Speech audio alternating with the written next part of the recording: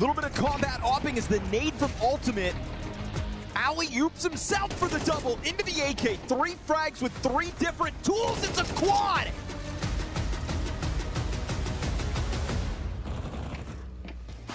Find that reopening towards this hut exit. Fast lobby flank. They know there's bodies over towards this vent, but they don't know about Nissim. Another chance to shine in a critical mid-round moment. Nerds on the recovery, down to 30 health. Oh, Nerds is gonna wait for it. His head on a silver platter. Wow. Nerds is able to close out.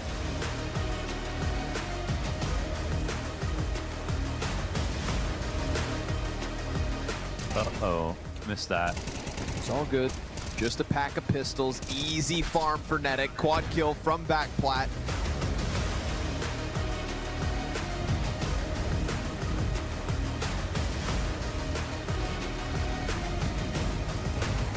Sits on party as they get that first kill. PR catching Vexite. Regali in from long. PR double kill. JKS starts to stomp, and now all of a sudden he's down. Bomb thrown out to the open. PR doing everything himself. That's the ace.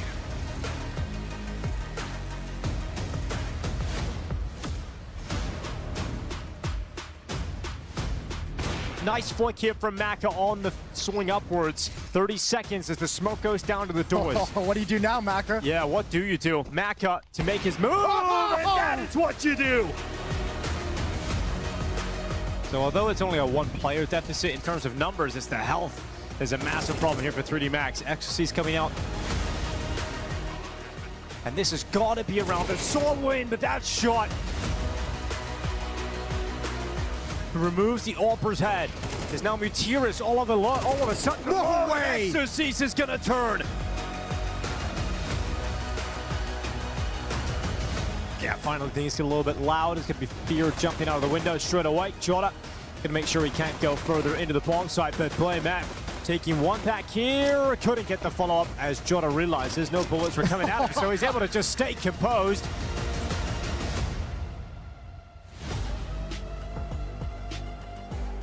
VG, the Battle of the Titans.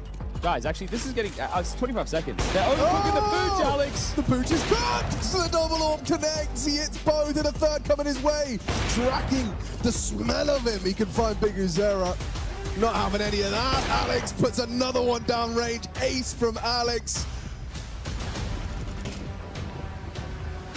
Live as the Desert Eagle starts to take some chunks. He missed his chances and falls away. Great bullets, one from the 5-7 of Snow. Martinez gone. To Davy G on the clutch. Nice find. He gets up to 3. One scalpel, it'll do it. He's the one that has 1 point. Oh, no! Davy G just adjusts. I think G would go a long way, but the boost is going to catch. Yeah. Nope. Run! Nothing. Now this is tough because we've got round. Oh, and it's the AWPer. Alcarin gets one. Asking a lot for the dog repeat. Gives you Jugs exactly what he wanted. okay, there is a smoke available on X-Club for this retake. A couple of flashes as well. We'll have to bait. Go first round. They've done it. They've broken the seal. Yeah, exactly. How many will they get off the back of it? Okay, there you go. All it took was a UJ's 4K. Inputs was left to his own devices. They're going towards that round. It's a good start though. We are going to see multiple kills here from MIBR and missed the round. They've done it. They've got themselves just as many rounds as they got on the previous map. It doesn't even need to. And it shouldn't have. Oh. And they, well... Kicker versus the... Oh! Let's see if he can show him that experience reigns supreme. Deals with the first. There's the follow-up for Kicker.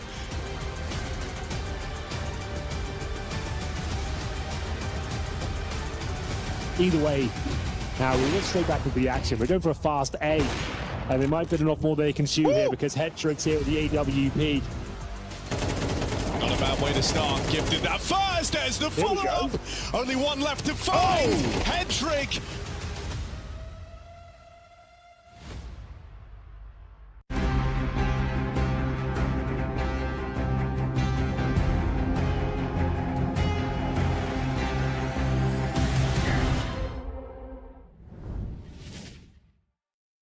Hello, ladies and gentlemen, and good morning. We're going to be starting another day off with Counter-Strike with Chatty B and me, and we're in Chad's house once more. We are getting situated, caffeinated, and we're ready for another day of play. And it's 9 a.m. on the nose, so people are starting work for the Monday. They've just had their weekend. They've decompressed. They've had their Sunday sessions, right? That's an Australian terminology for having beers. Sunday sesh. On a Sunday afternoon. Right. Because you want it not too late. Exactly. You need to probably be in bed at a reasonable hour, but you still want to have some bevy. So it's late arvo, early evening, and now you're out of bed. It's Monday morning. Maybe you're a tradesperson. Maybe you've already been out of bed. Maybe you start a little bit later. Maybe you work from home. Maybe you don't work at all. Either way, you're all welcome to join us. We don't exclude anybody here with any jobs of any type. We welcome you to the PGL Masters Bucharest to be, well, I guess, indulging on this Counter-Strike bonanza that'll be going on for the next week of play. Now, take a look on your screen. There's a lot of logos. There's a lot of numbers. 2 key details.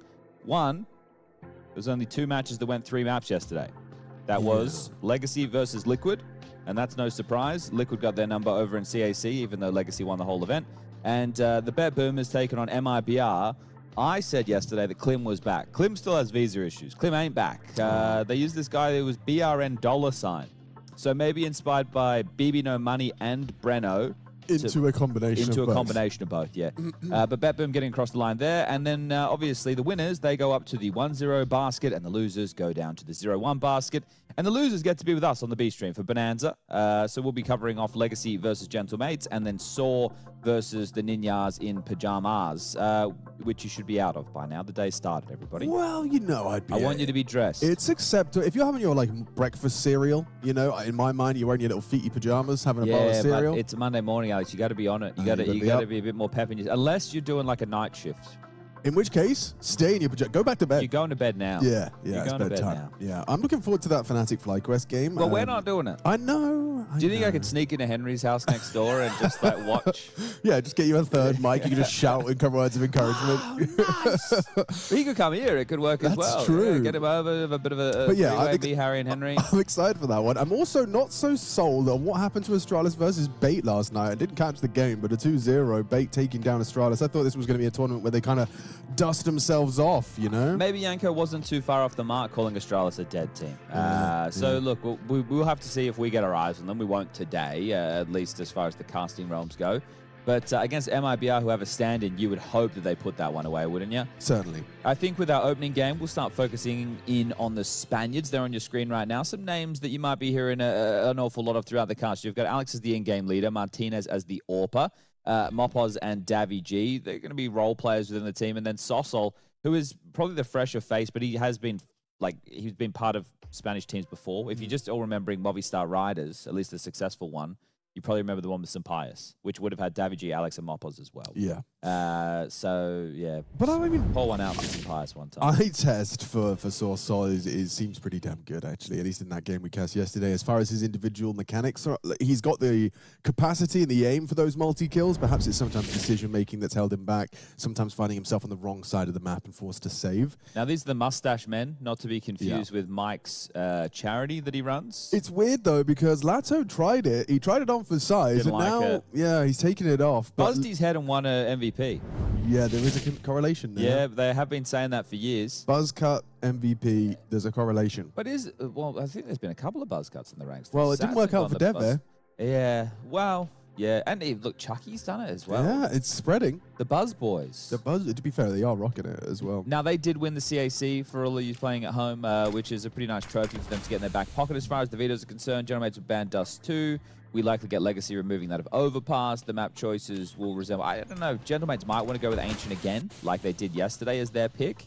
I think for Legacy, you could pick into Mirage because I think GeneralMates looked pretty average on it. There's the GeneralMates pick of Ancient. Lovely green. Look at that. Doesn't it look good? These could be like wallpaper. So careful with the cable, actually. Remember, oh, the cable. We've got that whole cable situation going on, so we need to be careful with that. And Inferno. Okay. Well, look, it is a good Legacy map. They picked it yesterday and they lost it against Liquid, so I thought that maybe they would go to something that's a bit more of a weakness for the Gentle Mates. Will this leave us with the third and deciding map of Mirage? It'll be decided upon right now. Okay, there you go. So it will be Mirage. Quite a fun map pool, right, in terms of being a bit more brawly. It's going to be very useful. However you want to make it to Inferno, it's a classic. Can't stop saying that. But, all right, well, we know what maps we're about to do battle on. Who's going to win? Yeah, I think it's going to be Legacy, and I think it's going to be quite convincing. Okay, all right. That's at least that's where my gut is pulling me. Not that Gentlemaids are coming into this one as a severe underdog. Obviously, both teams, you know, in that lower bracket for a reason. Liquid beating Legacy probably should put a question mark on that. No, because they look. Legacy had a problem with Liquid at CAC. So the same scoreline there. So they won the whole event, but they lost to Liquid during the event. So obviously something that Elige, as addition to that team, is giving Liquid a bit of legs over Gentlemaids. But I'm with you. I think Legacy are the favorites here. Whether it's a 2-0 or not, I think I was surprised to see so many 2-0s yesterday. Yeah. I was expecting a lot of 2-1s considering the type of field that we have. You can see on the screen right now, Legacy are the favorites, just ever so slightly. I was disappointed. I read a comment yesterday after the FlyQuest game. It was like another series that FlyQuest almost won. I was like, yeah, that is the MO, isn't it? Yeah, they get close, but we can't do anything with close. No, I mean you can talk about close. Yep. It's about all you can do with it. If ifs and buts were candy and nuts, we'd all have a very Merry Christmas. Yo, excited for Christmas though. Already thinking about those pigs in blankets. I know we've got a couple of months to go, but like, why can't I just have like a roast dinner now? You could. No one's stopping you. I might just break the rules, man. No one's stopping you. We're going to get this one underway. Pistol round, map 1, day 2, series 1, 0-1 column, and it looks very B-centric. Wow, this is very much a collision course set for B. 4 CTs start on the B bomb site. Util starts to rain over, but no commitment behind it. They go quiet. Molly onto site, forces Lux back to come around the edge and take a headshot. Soul trades, it's at the back of the site. Dumao and Lato just rack them up comfortably. No one can get it. Access denied. Martinez the last to fall. It's a clean shutdown from Legacy. Is that an anti? Is that just fortune? Oh, and you can see Dumao beginning already. We know that the people at home love Dumao's shouts, so we're going to make sure that we get all of his shouts through so you can all hear them as much as possible. Don't you worry. We know Twitch chat, big fans of anyone that raises their voice and shows expression of emotion. And Reddit as well. Everybody loves it, so we'll get plenty of that through. Will it be the eco? It will. Just a flash for Sossel. Maybe a late mid-pop to catch players trying to jump up. That's a little play. There's only so many options available in Counter-Strike, isn't there? There is only so many you know most of them. Here we go. One man and his FAMAS versus 5 players. Flash? The flash is already thrown. Oh, no. There it is. Yeah, you went up and down. What? All right, well. You kept him humble. They did. You ran at him. They got issues in chat again. I think at this point, it's just a meme. I'll report it. I'll message production. We've got the Crackle audio back. Okay, it's not us. It's not us. It's not us. It's not. You can see how insecure we are about thinking it's us. But because our headsets are new, we're worried it's us. But we sound great in our ears. Yeah, and we did this whole bit yesterday. We can't do this bit again, guys. We've already done the new audio equipment bit. It's been done. It has been done. It's not possible and it's not for us to do another bit. It's not us. We're being reaffirmed right now. Yeah. And so are Gentlemates with an A-Rush. This is an A-Rush, isn't it? This is it. Yeah. This is perfect. This couldn't be easier for him. Yeah. He gets 2. He gets and a ding half. on a 3rd. Oh, dear. Oh. First time, it's not looking great. Not looking great at all. Kept at the door. Double from Nissim upon receipt. And there's Lux with a nice little headshot to finish off the job. It's just Davy G, the late piece. He's behind the donut stroke. Work that out really quick. Gets himself started with the 1v4. Gets 2. And the money pull back up to big box. But peeks out into Confident swing. Yeah, Very like confident. that. Look, here's the thing. That call in itself isn't bad. Why do they do it? Okay, if a team's going to play heavy B lane, heavy middle, you catch them off guard. Nissim started tree. So this is the problem with trying to play pacey early, and now it's going to put you behind. So you have to take a partial now, then your next gunner is going to come out at likely, what is it going to be, a 4-0 score line? Before the guns come out, again, going into round number 5. So I don't have a problem with playing pacey. I like it. I think it's a great way to snowball, but you have to have a decent default to be able to work your way back into the game. Right. So, Gentlemates, you have 5 kills, 3 rounds. You've got a couple of investments going right now. So you want to make sure that you are at least able to keep this CT economy somewhat leveled out. A couple of kills right now would be nice. You've done cave smoke, you've done a red smoke, you've got basic control, you're creeping out.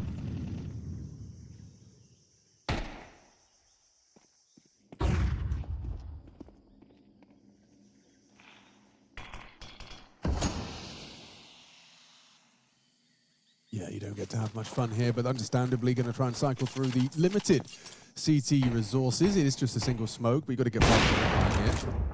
And you won't. Stands in, comfortable. Easy. I really think after you don't get what you want in a round like that, the way that you start there is, oh, that's not a bad shot from Sossel. That was very nice. It was crispy, okay. I was going to say, once you don't get what you want in terms of chaos, if it's not coming your way and you can't capitalize, you have no util, so you're essentially playing contact. There are 2 players on A.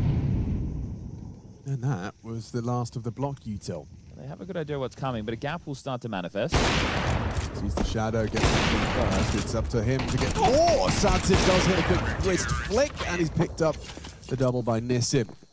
That's very good signs for Sadzin's AWP early, right? Those are kills that you want to be hitting, and he passed the test, right? You know, we see a lot of AWPers these days. There's a lot of conversations about misses happening. I think players are much better at, I was going to use like a PvP type term from Warcraft, like kiting shots, you know, but in terms of being able to jiggle bait things out, right? So if your AWP is hitting some quicker ones, especially in quick succession like that, it is a favorable start. All right, back into the guns. Is that 4-0? Oh, they're hitting me this time. Yeah, 3-man start. Fresh made the smoke, Monacy style. They've taken this one from Falcons. A 3rd HE, but he's already crossed. Yes, that's a lot of resources, right? And the elbow smoke was not even where it needed to land. Crosses the smoke, comes out heaven. So lovely team play! Flash perfectly synchronized. That's a bit of a mealer. Well, it looked great. It was a really cool piece of team The play. layering of the U2 was awesome. And the timing of it couldn't have been better. Now, however, Doomau's got to get this one. And he will. And by doing so, he can call B lane clear. Now, how does that free up the rotations, and where does that make Gentlemates finish? I think the problem is now the amount of time. So Gentlemates know that they're likely just going to have to sit and simmer. This isn't a position that you want to hang around in if you Doom out, because on the fade of that smoke, it's not very powerful. We get one done and traded. If he backs off, it's going to mean that as they come through the doors on the fade of the smoke, they have to worry about close, they have to worry about pocket, heaven, ramp, somebody deep. So this is actually a great play from Doomau, and the AWP's not too far away either. Sadzin has a molly and a HE to dissuade the plant, and they're gamble stacking. This is beautiful. Especially when Sadzin positions so perfectly. Doesn't pull the trigger successful, not on the second either. So he did perfectly for the multi. Doomau gets himself a 2, and there's the finish. Triple from Doomau, lovely work from Legacy, a recovery after a bit of a failed clawback. Davi G gets 2 down in mid, huge advantage for the mates, they can't convert. Yeah, I think I love the mid-round idea. Unfortunately, it didn't work out for them, but then they pull this one back. So the first round that they feel a little bit of pressure, and they're able to stick the landing so beautifully. I love how premeditated that is. That's obviously them looking at the tape, right? They're going, okay, well, Mompos likes to cross the smoke place here. They play on this type of a timing, and it looked good. So from a prep angle, you'd say this is good stuff for Legacy. Chucky happy with this in the background too. 5-0, steamrolling now and looking to pick up where they left off in China. This is Swiss, right? It's okay if you lose the opening round. Sure, the only ramifications ever become once we do the bracket for the playoffs. Right. Because if you want to be a 3-0 team, that's going to mean you're the highest seed. 2-3 teams, or 3-2 teams, excuse me. There'll be 3 of those. 2 of them will end up being the lowest seed. That's based on a whole bunch of stuff you guys can go and read in rule books everywhere around the world. I ain't explaining that. It'll take too long. We don't have the time or the brain power. Well, not really much firepower as far as this round's concerned for Gentlemates. They're doing the A-rush again. Yeah, no Nissim But on tree. think about the flow of these rounds, right? Nissim's just actually in the open. Yeah, they're prepared for these gear shifts in both occasions. And then when they wasn't the A-rush, they were playing heavy mid. Yeah, you're right. So I mean, they're This is reading the beautiful. economy and they're positioning accordingly. Yeah, so this right now is where, as an in-game leader, you kind of feel that you're in the opponent's head, right? Because you've probably had to say, no, Nissim, start at. Like let's not fight mid, let's just be anti... And by... Okay, Davy, hold up.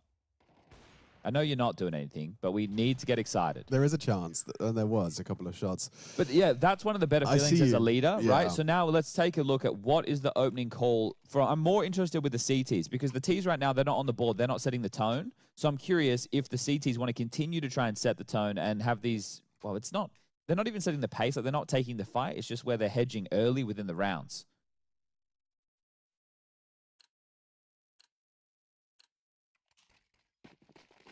Did Mopos not have his little mouse bungee today. Maybe Was he it left not it there? at home. Yeah, maybe he left it Oh, at home. I didn't take notice. Maybe he didn't like the way it felt. The bungee on the wireless cord. Yeah. Okay, so this is a 3B start with 2 mid. And Sadzin has found Martinez.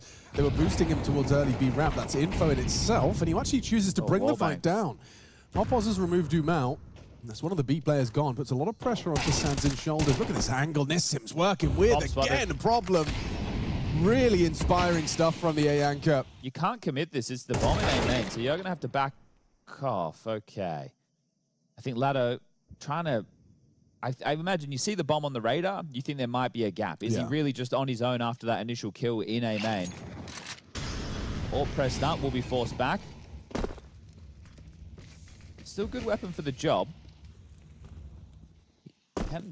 Yeah, they're going to be funneled up ramp here, so if he has the scope out, he'll be good. They're going to try and contact in. Oh! Sadzin real spicy with it. Gets the first player up close on the pillar. He's ready to dance. He's ready to tango. Gets 2. Still interesting though as the bomb will go down. Zorsol responsible. Smoke for the post. It's a 2-man walk up from Heaven's side. And they're going to wrap Nissim and Lux side by side silent. No info currently for those T's in the post. Martinez and Zorsol half magazines. Electing for a very solid post plant. And a peek down the ramp. Martinez should be able to catch Lux's side. And a side swipe, half gone on the bomb, still no touch on it. Gonna have to go loud, have to go noisy. They realize it's a passive plant. Trying to find the right angle. Wallbang Martinez on the long side does go down. Oh, there was a chance. Zorsol converts, and Gentlemate's on the board. They break their silence round 7. Okay. It was almost the Sads and Cha-Cha right there on the B bomb. So Yo, the little move, if he the little got a like third, it would have been shoulder barge. Really cool. Okay, well they do manage to scrape one together. This is the opening wallbang. That's a very fortunate kill, isn't it? Right? You're not getting that every day of the week. The response back, the push through, desperation station, seeking information, not enough of it, and then Sadzin's double snuffed out by Martinez's AWP on the other side of the server.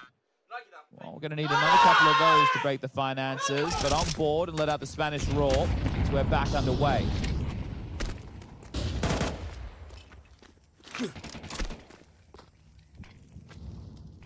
Donut smoke thrown out early, pumping mid. They want to go red for sure with this, unless the plan was just to jump up heaven, but it looks like they want to pipe up the guts of red. It does.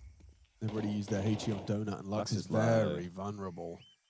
Can't see a world where Lux doesn't just go down here. Looks like they are expecting something similar, especially as that smoke's thrown out towards the B side of red. Crossfire established, hoping Lato or Lux can pick up the trade. That Lux baits them in. Double, lovely from Davigi. Okay, well, this one should be done now, surely. How do you work back into this? Timing. Okay, 2v4. Lost the B side. Yeah. And they're clustered together. If there were some stragglers to get picked off, maybe an opportunity, but knowing they need a save, Dumont will be able to drop one into the next round. Nissim will be able to buy something serviceable, and it should be all good. It's not going to be a great buy, but this time they do get away with the mid space that they were hoping to gather. And yeah, again, everybody, we are looking for our Twitch users of the day. I did say it would be YouTube, but maybe tomorrow. There's something in my contract that says I'm not allowed to talk to YouTube chat. So you guys have some hard work to do out there to see if you can get that rescinded. Yeah. We've got some new sound effects for everybody. Yeah, Chad was in the archives when I arrived. You can be the favorite Twitch user of the day if you know what this sound effect is. Terrorists win. It's a tough one. It's a tough one. Maybe some dude with like a baby on his knee.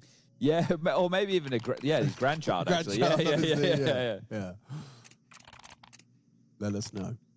Hit us up on Twitter. That's Machine Egg and SPUNJ on X. 2 in a row for Gentlemates. So look at what they're able to get together off the back of the saves, right? 1 M4 gets dropped, is given the Lado. Nissim is able to get into a Famus, and Lux is working with an MP9. So it's not great, but it's not terrible. But look at this. No, there's no util mid, at least not quick ones. Straight for the AWP, though. That's lovely. Sadzin. In absence of util, he posts on the line right at the start, catches the loose piece. Daffy G was feeling himself. I mean, he's 9 frags deep, top of the tables. He felt like he is the difference maker. However, now his death might be the difference maker. Ooh, easy there, Doom. Oh, you nearly went down again to the spam. Mopoz quite religious in his spams. It really limits the CT's positioning on site. If you can't tuck Cubby, a whole lot harder to hold ramp. Yeah, you'd assume as well off the back of that you have to have quite a few players B lane if you're comfortable going for those type of spams, right? Because the pushes could come in. Now, are they looking just to contact B for the finish? Couple of smokes. There goes a molly. I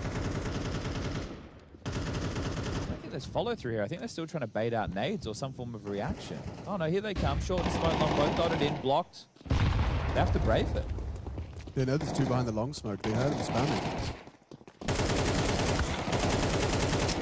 Oh, Lux wins out the spam battle. Catches nice pick off. 5v3, but the bomb does go down. There are kids for this. Mopoz needs to stay active. He knows he's got to play for a kill. Oh, now I'm not so sure about it. Playing at the time, tugs further back. Still knows that the AWP's on the line. Martinez does miss the first shot, and now from heaven, an easy pickup. Nissim's on the way in. Looks like a guaranteed retake for Legacy. And it does just piece together just in time. 5 alive. I wonder what the conversation of theory is there, right? Because Nissim is so slow. I feel if I was, and I'm not saying he did the wrong thing. There's obviously some conversation from the team. It's like, we'll just continue to take these jewels. Once we know they're pinned, you can activate. Because there's the theory with it is you need to be there to help clear out so your teammates get the angles, or your teammates can get the information, hopefully stay alive, and then you get to play as that late piece. Because he caught that B ramp player. Mopoz was thinking, why is he so late? Yeah. Not even considering it at all. So I wonder if it's like conscious theory of the team, like, hey, Nissim, play super late when we're in a retake like this. We know we have kits, we have time. Well, I mean, how often when you don't have access to long or short side and you don't have that speedway fight, you're going to find yourself going ramp. Getting funneled up, right? So, and that's when that heaven play, late arrival, really does just make it look quite textbook. Legacy 7. Gentlemates 2 to start us off in this series. Uh-oh, indeed. They didn't get it off the first one, so no one got it. They wanted it replayed. There it is again. What is that? I don't think anyone's going to get it. You might be surprised. I'll give them until halftime. Halftime? Halftime. Give them a map. Give them a whole map? A whole map? All right. Newer viewers, you know? The old heads are probably still sitting down. Well, no, they should be awake. They've been awake since 5. That's true. They have all their things and bits and bobs to do there. Let's see. I love how dynamic Sadson has been on the CT side. Like, every time we just check in with his start, it was Donut, it's been B-Ram, now A main, escorting an aggressor. And Lato, smart, wise, to block the cave, knowing his teammates are cooking elsewhere. Really good flowing of ideas, though, from Legacy, isn't it, on the CT side. Loving everything we're seeing. To have this A main space now just frees up so much of the defense. I also don't mind if you want to play off of Donut completely, because if you just play for like red focus, you know that there's a Donut gap. Eventually they're going to make some type of a sound cue walking Donut into sight, but Davi's going to walk into this AWP. Yeah, he's been trying to avoid him, and actually Sadzen has fallen off of the potential. They call him back. They've outlined the red gap. He has so much util. Yeah, okay. That's a nice pick off. Well, that's perfect from Martinez, just sitting and waiting for that. That's really set them up to succeed. Now they know A main likely occupied or potentially occupied. Nissim will hide out for the late arrival. Retake on. Different set of circumstances here. There is that lane duel about to go down from the cave side, and simultaneously you've got all of this action happening on A. So slow. It's so slow. So they're creeping in from CT side. Doom now really taking his sweet time. Doesn't get anywhere close. I think they were waiting to see what he did before they worked out what they did. Well, I don't think you can justify this now. Oh, you smoked the teammate off, so they'll look away. And he walks out. Well, they won't really look away, will they? Well, there were some ideas. Cool idea. And we love ideas. That's kind of what the game's all about. Okay, well, one and done. Money 4.25K. Hey, that's the TI admin. That's right. That's the TI That's admin. that guy from TI. He's always in the booths with the players at TI. There he is. What's he doing here? Oh, no, he didn't forget his dongle. Oh, it's still his there? dongle bungee. Yeah, no, okay. he's got his dongle bungee. Thank God. Wouldn't want it just laying there. TI admin, we'll call him. Because this other guy, he doesn't look like a TI admin. No, he's a CS admin. He's in the back corner. I haven't seen him before. Well, no, I have seen him before. Yeah, but not a TI. TI. Yeah. That's the difference. Stands for the international, guys. Yeah. Someone got it. We have a winner. $5 Rev got it. Shout out to $5 Rev. $5 Rev. It's huge from $5 Rev. Back in his day, it was only $5 for a Rev. It was the ICQ sound effect. Great job to $5 Rev. Great job to Alex as well, getting on the board with a frag. We only want to diminish, not diminish. We don't want to diminish. We don't. We only want to highlight the positives, and we'll leave the negatives. Yeah, leave them alone. They're negative enough as it is. So, that's what he says when he throws a smoke. And it lands. Well, if you win this, I think you've got 5.5, gentlemen. You lose this, you might be getting stuffed. Look at the start. Heavy B. Might be a ramp walk. It's looking ramp walky. That MP9 is itching to get pushing. Ooh, after the jump, they find the blind spot. They charge him down. No information. Damage inflicted. Mob wasn't still not revealed. He goes down on the swing, though. Nissim removes him. Aggression rewarded. Can they get away unscathed? It looks pretty good, but no, Lato has gone. And they want more. Oh. Martinez removing another. Sadzin caught out on the ramp aggressive. Now trapped is Nissim. Ooh, Sorsol brought low. Flames force Nissim into a wide angle. Burns to just 17. Oh! No! Sorsol burns down. It's chaos towards the B doors. Spammed him straight through the smoke. Yep, of course he did. Martinez. Okay. You ain't walking through that door. This is a frag. Oh, the G-Man. Yeah, you see the way he peeked that? Little rascal. Well, that should just be... Oh, hold up. Bomb is rotating around the world. Dumal's already playing ahead of this. Hello, Mr. Bomb. He's going to... He's going to get shot by the straggler.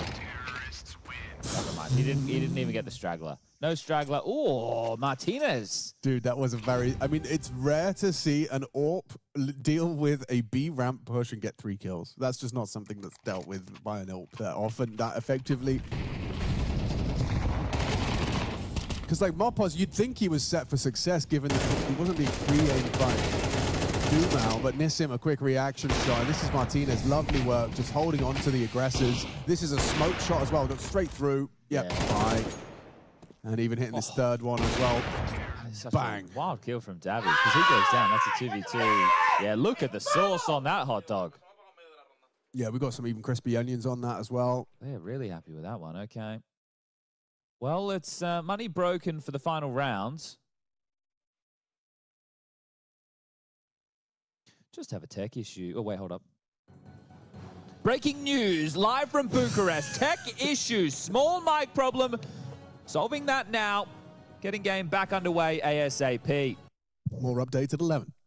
So that's, guys, that's the new sound effect for the day. That's news bulletin or breaking news. Always thought I could do news. Well, we'll set you up. We'll wait till you have some news. Oh, I'm itching. When you have some news. Okay, I'm ready. That's exciting. And tell you what isn't. Last round bye from Legacy. Watch them win it. They probably will. Look how many nades they've prioritized. Like, not a single greedy, like, FAMAS MP9. No, no. Full nades, heavy util. And a main stampede to start. Look at this. The Pulls G-Man them off again. Mid. Kick up enough of a fuss, kick up a stink. Donut flank opened up with the nade spam. I'd fall back. Get out of there. Davy G's going for a red. Oh, Look! lordy. Perfection. God, up against a 5-7 as well. There's ways in which that could have gone wrong. Instead, now Davy G and Martinez have got what they were looking for. Great recovery. This is a 6-0 start. It's going to be a 7-5 half, so have to be happy with this as they're just going to absolutely make mince meat of the defense one final time. Just Sadzin on the side, having a good old time as his booty's spotted, and Sossol will finish him off. That's 6 on the half for Sossol. I was going to go through everyone's kill counts, but then they went off the screen. Yeah. Yeah. No, that's cool. But did you say stands in? That was pretty good. It's just stands in on a sign? Yeah. Damn, that's good. It really has pleased me. Consider me pleased. But what a recovery. I mean, I was kind of settling in for, okay, Legacy about to stomp him out of Ancient. But yeah, a very admirable recovery. It was what, 7-0 or 6-0? 6-0, yeah, and then it was 5 out of the last 6 rounds. Oh, damn. So just taking a look right now, Nissim was great in opening duels. He was 3-0, also had 5 multi-kills, 13 kills for him overall. All on A defense, yeah. Yeah, so he's done very, very well. I think Davy had a tough time yesterday when we were covering off their match with opening frags. So it's good that he's definitely found a bit more of a dent, being given some space to work with. He was the top performer, 13 frags for him. So those are the high flyers on either side of the server at the moment, but we are swapping sides and getting back underway. You can work with 5. And the pistol isn't mandatory, but it would help. Mopaz acted like he'd never seen a fist bump before. He's like, or his coach. Like, who are you? what do you want from me? I put my Maybe fist... they already did it and the coach like, forgot and he's re-bumping. Yeah, okay, yeah. We don't do a rebump. Not straight away, anyway. All right, well, Jewel Berettas, smoking a kit. Flash from Mopoz.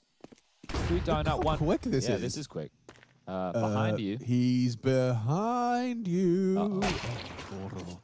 Lingers in the smoke and he gets the kill. Duma walks straight past him. They have got the B side. Wait. Yep, they've got the B side. Yep, they've actually probably got the round here. 3v5 turns on its head just like But that. there's a kid in the smoke. All right. So this one's still on. Bomb's just gone down 5 seconds past.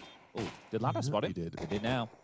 That's the info. Speedway, that's the kit goes down. You need the other one now. We need a clawback hit from Source Soul. Goes down to the Glock of Sadzin, now trapped out in the cave, trying to escape, but yeah, there's no chance here. Just a barrage of Glock bullets funneled into that smoke, and the job is done. So that's 5 kills between the 2 of them. Pretty damn well recovered by Legacy.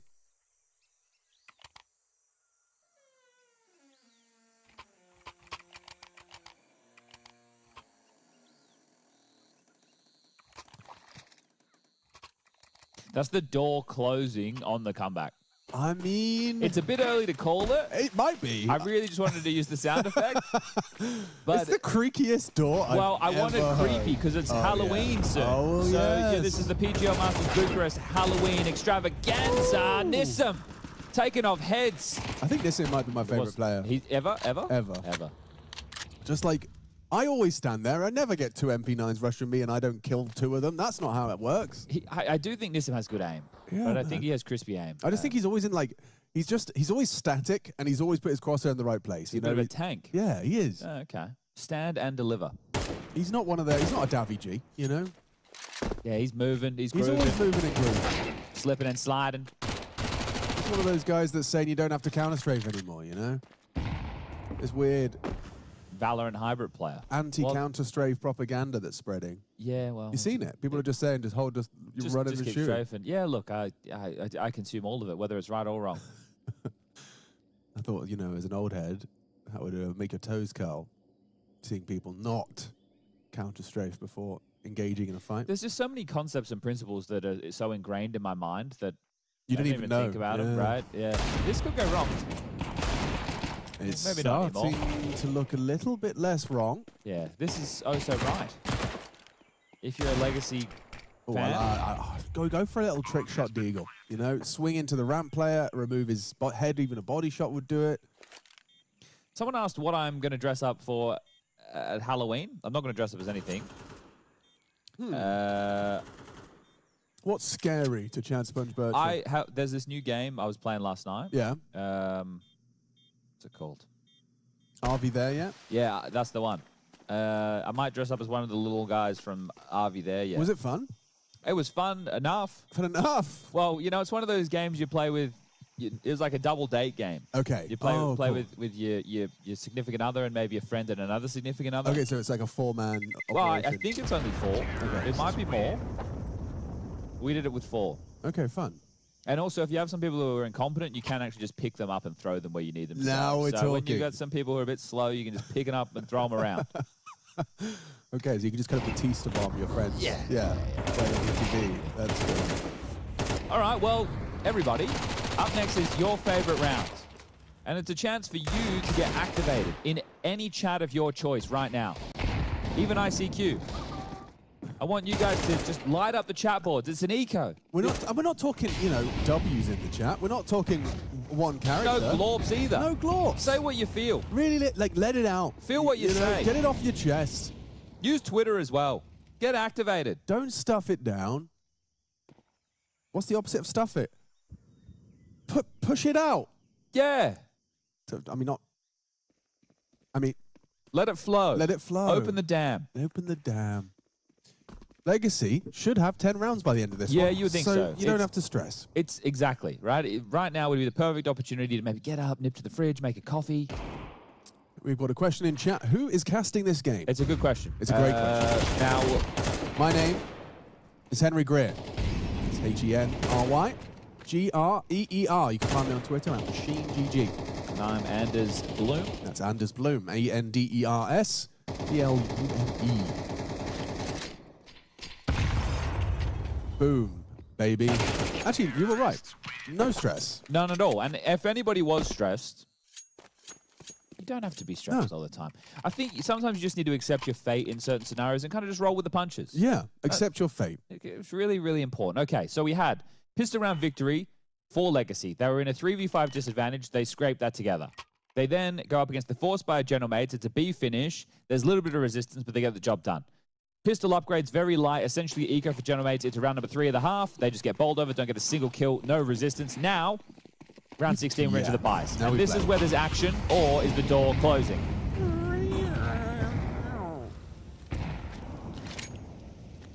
It's half open right now. Okay. If Martinez can keep finding output onto the CT side, I might have faith in a conversation about a competitive affair.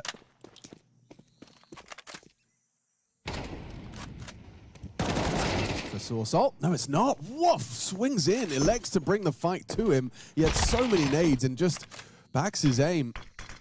G does the same and wins out. So does pull him back into a 4-on-4. Bomb not committed. Progressions towards middle, it seems. G taking Sorsol's spot towards the donut side. All of the responsibility for the A bomb site responsible for G. This is an interesting gamble. Normally, you would expect some type of info play to come up from the CTs. Right, Mopos is in a bit of a joker position being so aggressive in cave, and he's on his own. So, and Mopos does this a lot, right? He'll make these type of crazy plays through smokes and stuff. This one is just being removed from the rest of his team. And there's 2 players on B as well. So there's so many gaps. Like, so many gaps right now. And we're about to find G. Hey, first. Beautiful. Oh! Wow, he's actually gotten away with it. And he's alive! He's alive! He may have won the round. Mopos will activate. That's bomb. Oh. Now you're looking for Mopos, but he's behind you. Beautiful again, positionally from Mopos. He's leaving. Hey, guys, 10 seconds. Yeah, they have to get the bomb down, but they can't find G. They know he's still in that smoke somewhere. They'll have to throw out and burn their smoke, but they will be going for the bomb plant. Oh, and G down. Lux has actually pulled them into a winnable situation. Never mind that, an advantage. It's only Mopos left. Is there a kit available for him somewhere? How's he meant to win this without the This kit? is There's difficult. 2 mollies for the bomb as well. They could literally just use that as the 3rd man of this 1v2.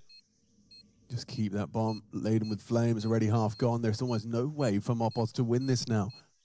Aside from crazy misplays, and there's the headshot. Legacy will take it. Damn. Thought G is handiwork in the donut was going to lead to a bit of a fire starter. Instead, collapse on Ancient. That was where the guns came out. You were supposed, yeah, timeout indeed. We know what time it is. 5 Spaniards missing in Bucharest. That one does really ramp up. It really That one ramps right. Like, it's very noisy at one point. It's already pretty intense. I like that a lot. We can get some more. So if we can get some suggestions of what sound effects within the break, I can try and get a couple more that we can work with. We've got the standard board as well. Woo! This is like dynamic casting. Yeah. Imagine this, though, but what it did was, instead of sound effects, it actually controlled HUD elements. No. So I could be like, here's the round timeline, as you can see, and then I could draw on it at the same time. Could you imagine that? Yeah, I can. That's why I'm gorping. That sounds amazing. Sorry, that's gorping, not glorping. Not to be confused with. But you could do either. You could gorp and glorp. You could gorp while you glorp. That's a misthrown smoke grenade from the CTs. Look at it on the radar. It's back essentially in CT spawn. A smoke CT?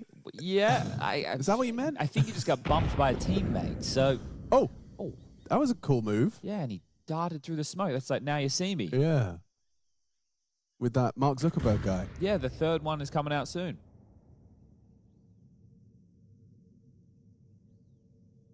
And they acted from Cheers. Okay, so this A main play, how are you going to ravel Martinez? It might be able to... Okay. I'm going to say send Lato back, but as we exchange on A, Lato, is he going to be ready for Martinez? I don't think so. I mean, Martinez might go down ahead. Never mind, he catches Nissim. Pulling out his Molotov now. Martinez with 9 bullets versus a fully charged AK that Lato's primed and ready for. Woof, 3 kills from Lato. Doomouch to plant, tasked with doing so. It's up to Mopos. He's had a quiet one. Lovely angle elevation as well from Lato just to provide the covering fire. Only an MP9 for Mopos, and his window of opportunity opens. He has got the timing to walk. The backstab. Lato's not prepared. He finds the upgrade, knows where the last is, but goes straight into the fight. Doomouch receives. Close, but no cigar for Mopos. Smoked. Davi's having a great game, isn't he? 17 kills for him, but it's not enough. Like, you're getting these situations. That's another number advantage situation in this second half that they haven't been able to convert. They're in mid. They have a back and forth duel. He now puts them one man to the good. They can back off. This here, right? They weren't feeling that much pressure on A, but I imagine if you're Alex, you're thinking, why is there anybody still elbow looking towards T-spawn? So he thought he had an open runway, but there wasn't info on all the players. And, well, this could be the final round of the first map. Certainly could be. Looks like it's a change-up. Going to be testing the B defense. A 3-man start for the Gentle Mates. If they just full execute, even though the stack's here, you probably win. Yeah, does it change things that they've got someone in mid? Is that just going to be a late piece? Well, I think because there's so much runway in mid, you might want to wait, right? Because if it is a stack, you do want to avoid it. Even though, yeah, well, you could pivot. You're blocked ramp, so he's up close. He's hearing the jump spotting red, which probably implies it's heavy. Oh, I call the timing on this. He's got him. Damage's trapped. Dumped on. HE. No, what is this? Got it. Spraying. Lovely from Dumal. Oh, that really is going to throw a spanner in the works. How on earth are you supposed to worry about both sides simultaneously? You're just flying blind. Double setup, though. I like this.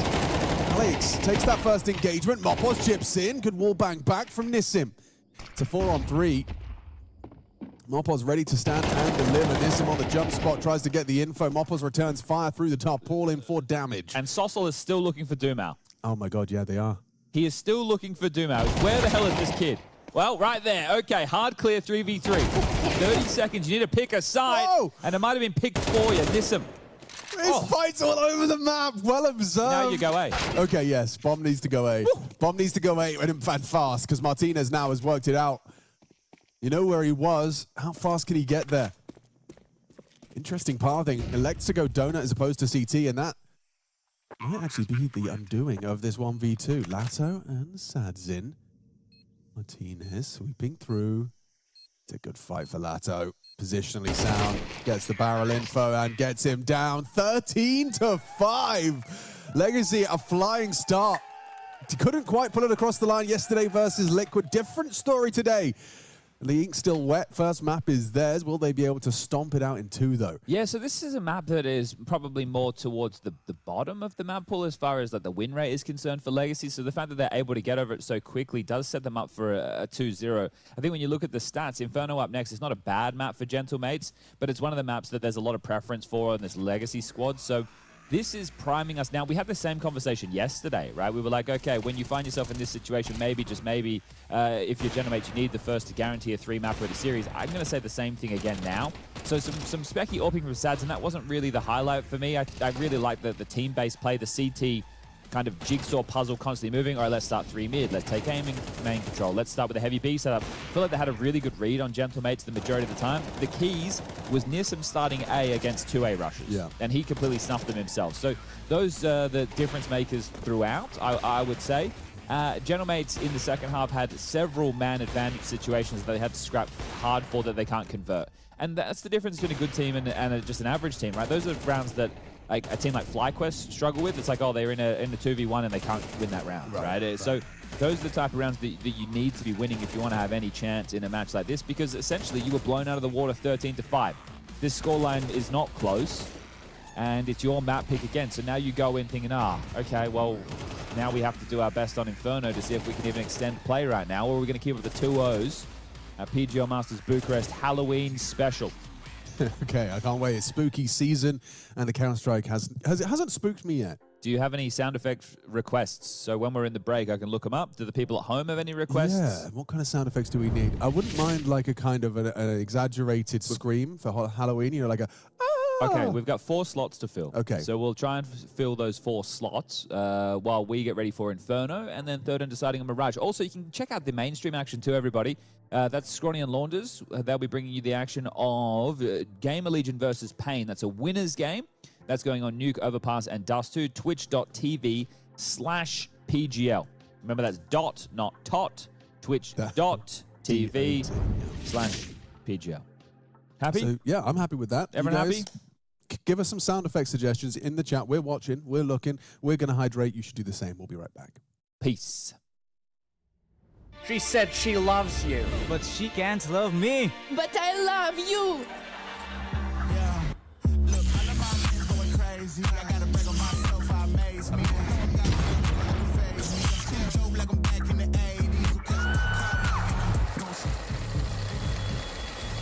I won't play window anymore. What's going on? Play your role. 1xBet. On to the next one.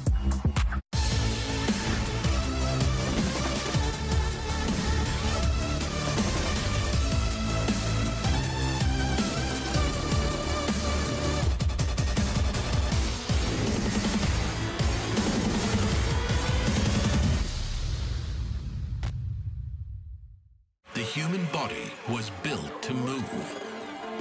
Not trapped at a desk in one singular posture for 12 hours a day. It's time your chair evolved. This is Secret Lab Titan Evo. Ergonomically engineered for you. Gamers, hybrid workers, artists. Backing your every move.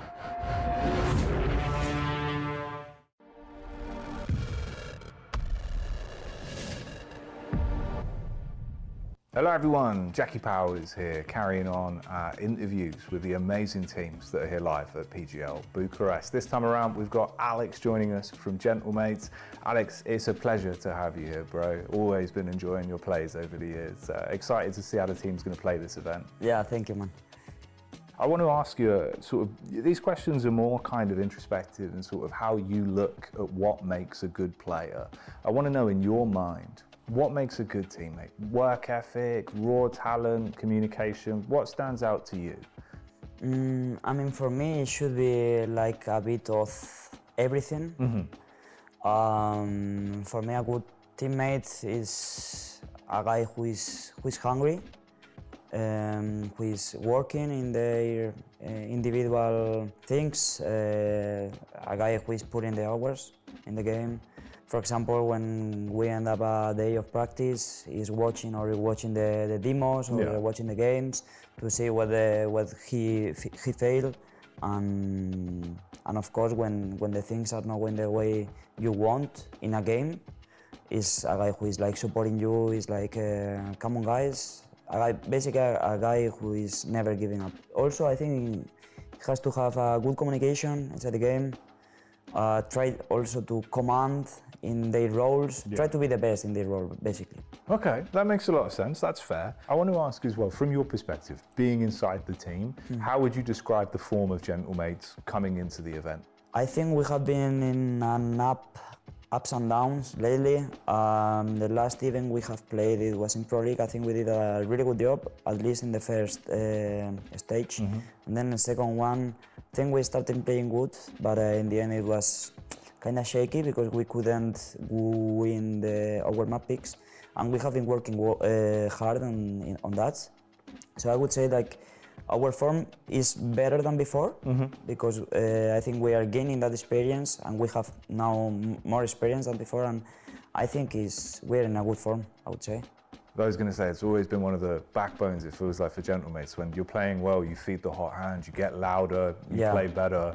It's felt like a very consistent trend that really works, that's unique to your 5. Yeah, it's part of us, you know, be like screaming, not to them, but to us, you know, to be like, to show energy. Yeah.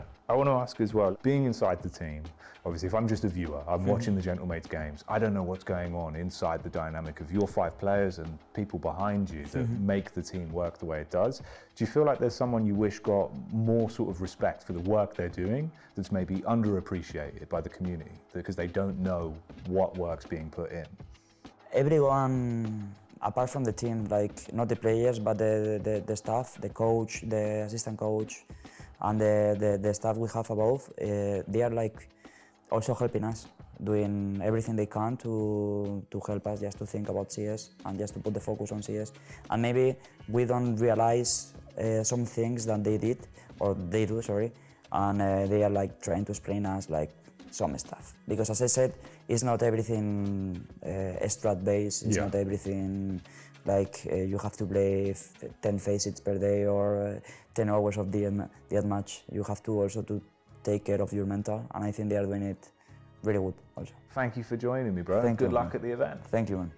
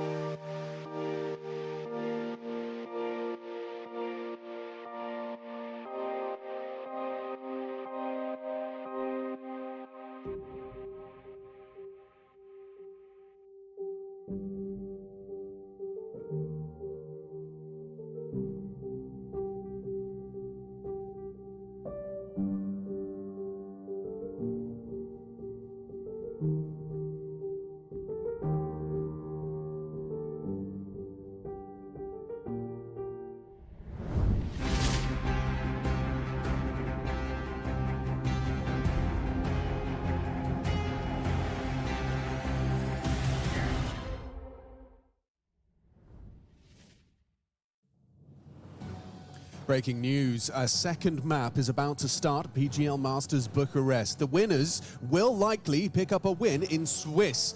I'm joined by correspondent on the ground, Chad Sponge Birchall, with more. Taking a look at today's weather forecast, sunny for some, rainy for others. We'll check back in later. Over to sports. Yes, indeed. Sports are thrown, balls in nets, and winners and losers. Trophies, perhaps, at Saturday and Sunday. Ancient was a map. Inferno is another map. Okay. That was fun. I really enjoyed that. Yeah, you like Thank that? you. Yeah, it's Wow. good to play make-believe sometimes. It is, Yeah. it is. Is it make-believe that Legacy 2-0 this now?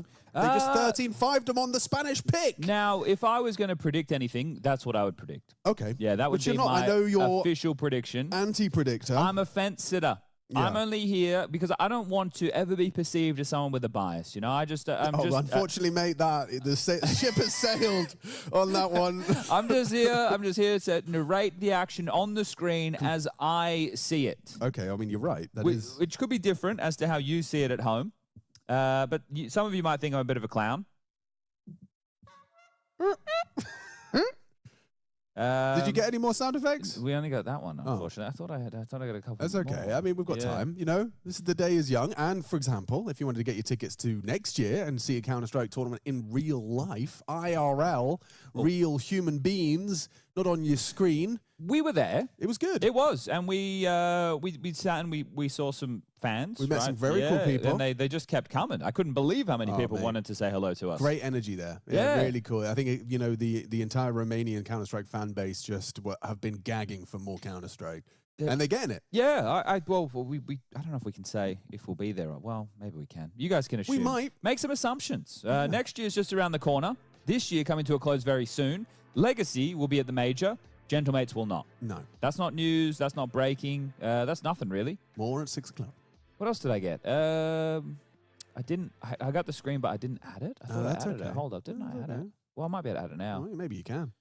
I could add it now, I think. Look at the Martinez prop-up, man. I still can't believe... I don't know if this is a new development, if he's always done it and we only caught it at EPL, but Martinez puts his whole monitor on his keyboard. It's it is unique. strange. Tell you what's strange, Chad, is how many nades. Is that not a single one Kevlar? No? Yep. Two Kevlars, 3 sets of nades. That's a lot of nades. That's more nades than you might need. Doesn't that just tell you it's a BXX? It kind of does, doesn't it? Now, with the nades, though, Alex, I guess we could decipher what type of BX. So there's a HE. You molly first, second. You molly new box. But what are you doing with the What are you doing with the nade? The nade is towards CT, so that the guy's half HP when you swang. Okay, so you're going to throw that before you execute? Yeah, you throw it like you boost on half wall. You throw the HE and then you run in with it. I'm just getting. Well, see this because I feel like one of these mollies has to be destined for coffins now. Oh, I see. Yeah, they can't be both backside mollies because you don't have a coffin smoke. Wow, they did that quite rapido. So that was a coffin's molly. Did they there was miss a nade. one? No, the nade. No, it's all good. That's a block smoke from the CTs. Oh, the CTs are coming in from Banana. Very quick, smart. They've been smoked off by a teammate. And now they're progressing forward. Small pass going around the corner. Doesn't quite get the moving accuracy he was hoping for, but still hitting shots. Now. Yeah, it is getting very interesting. Lux and Lato trying to delay. They realize the clock is on their side. Time, their greatest ally, and good shooting as well. Sadzin and Lux with a double kill. 3 from 3 pistol department. Keeping it simple. Yay! You brought out the scream. The scream's there. Well. Yeah. What do you say about the Gentlemates? You say that was a nice try on the retake. You can't. Yeah, but we can't be. It can't always be a nice try. Well, I mean, if you tried and you didn't succeed, but there was evidence that you tried. You would try again. I don't know. Yeah, they are going to force. I can't imagine this is going to go too well for them either.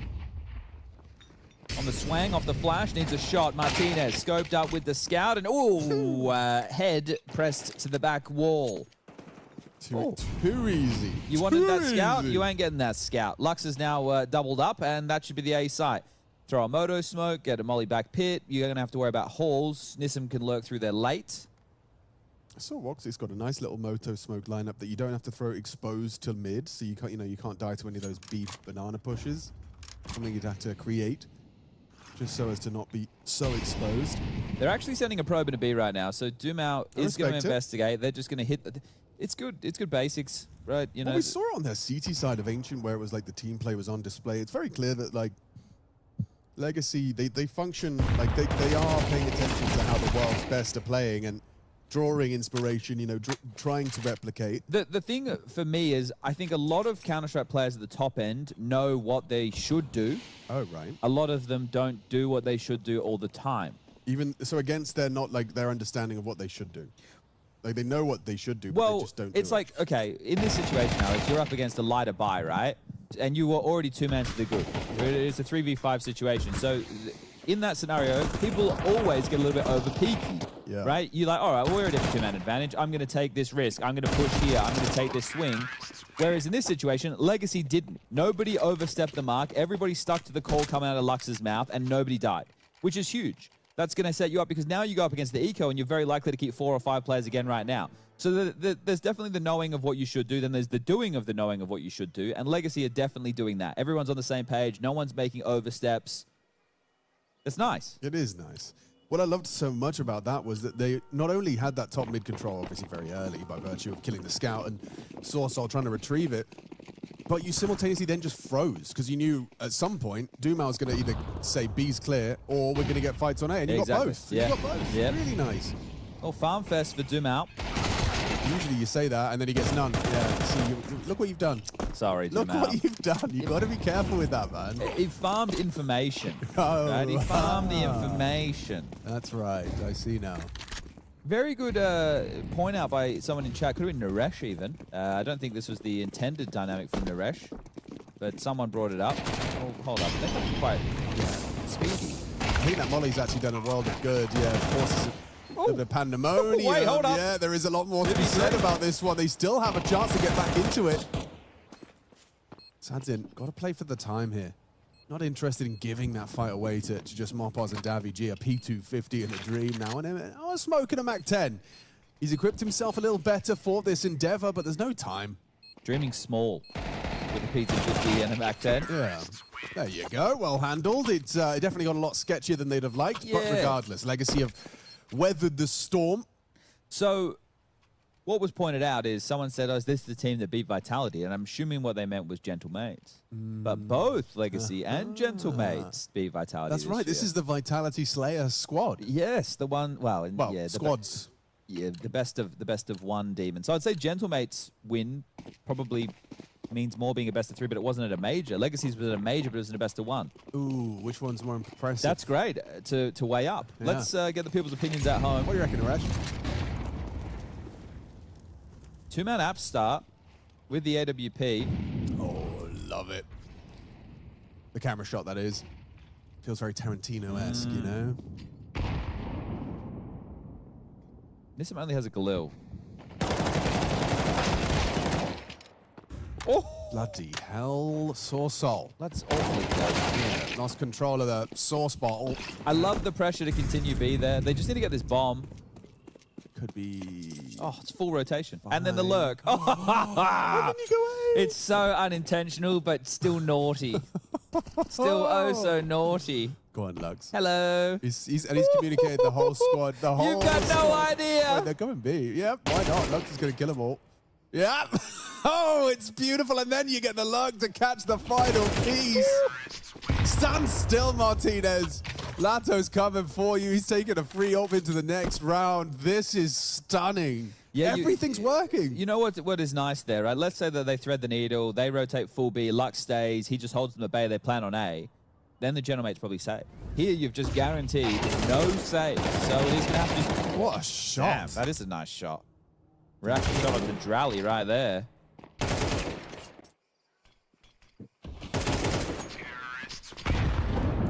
Up next, we have NIP taking on Saw. There's a bit of Portuguese connection going on there. Obviously, U-Jerks being in the NIP jersey going up against Saw, his former organization. Story's still there, so is Muterus, Agil, Aragon. And the new guy who I always forget. Gimli? Samwise. Samwise. Big up, Sam. Those food tokens go far. Little smoke top mid action. Now you're throwing that when you're up against like a potential half buy, potential force buy. You don't know what your opponents are equipped with.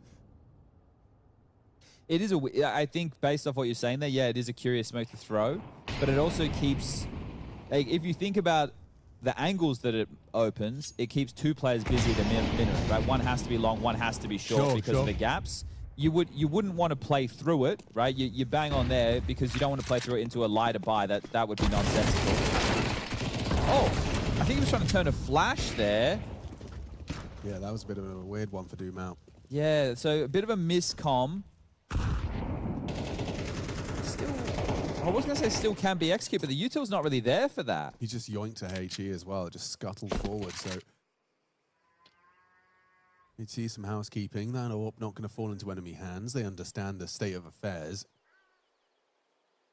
It looks like they're having a conversation, a bit of a dialogue as to how this one's going to be finished with very little util. I mean, a smoke and a flashbang thrown out by Lato.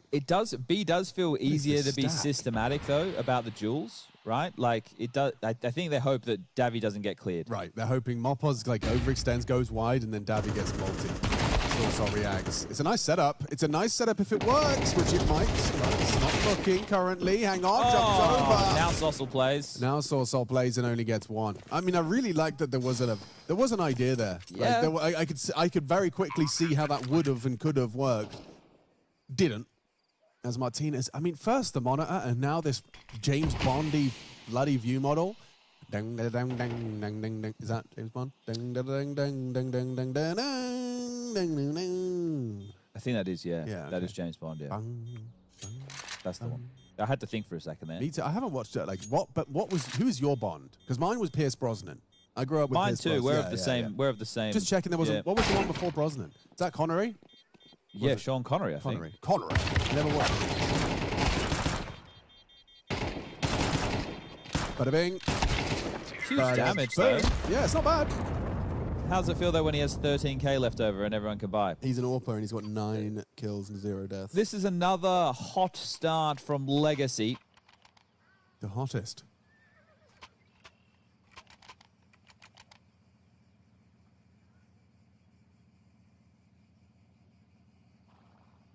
Burnt my hand on a saucepan yesterday. Oh, no. But it's not that bad. Like, it's weird, isn't it? Like, it was probably really hot. What, the saucepan or the hand? Well, both, but the saucepan that I touched. But maybe it was so quick that, like, it didn't, like, you know, bubble up and go all nasty. Okay. I don't know. I'm trying to understand Maybe give it 48. Yeah. We'll see. Oh, he's done this again. AWP apartment, same setup. Love it. Should be good for this. Oh, it's a GTR peak. Hits that crouch peak on him. Looking foolish. Davi G gets himself an extension of play, and Sorsol on the AWP gets himself away. Okay. Thank you very much, Mr. Martinez. Well, the acceleration off of that kill. Oh, hang on. Rotation's held. Rotation is held. Sadzin has another here. Yes, he does. Now they work together on the site guy. They know Davi G was around here somewhere. Double rifle for this. Has Sadzin. Davi G executed! It's beautiful from Legacy! 2 on 4! Just when Gentle Mates had something! It's taken away from them by the 2 men standing. Legacy convert. That is a heartbreaker for the Gentle Mates. Oh, they really felt like they had something going. Get the ambulance. They're out of here. But not for us. For them. Oh, no. They actually got booked as well. They actually got completely booked. Woo! That one goes for a while. That one does go for a while. Oh, that's a real backbreaker. You know, first map, you could maybe shrug it off if you started with a bit of a clutch or, you know, you converted your 2-man advantage. Yeah. I mean, it was well played. It was cool to see them isolate Davy get the info, like not making any missteps. Legacy are just playing good CS, man. Yeah, it is really nice to watch because the correct ideas are the ones that they're finding first. Yeah, right? yeah, Like, every time. It's just like, oh, if I hold this rotation to get this kill, then we can isolate the side guard. It's like, and the angles, they don't look pressured, they don't look flustered, they're not overplaying the hand. Oh dear. Very impressive. Oh dear. Bit difficult for Gentle Mates, feeling the pressure, feeling the burn of a well-structured Legacy. And we talked about Sadzin's finances. We are going to have these T-side AWP searching coffins, and if you uncrouch, you're dead.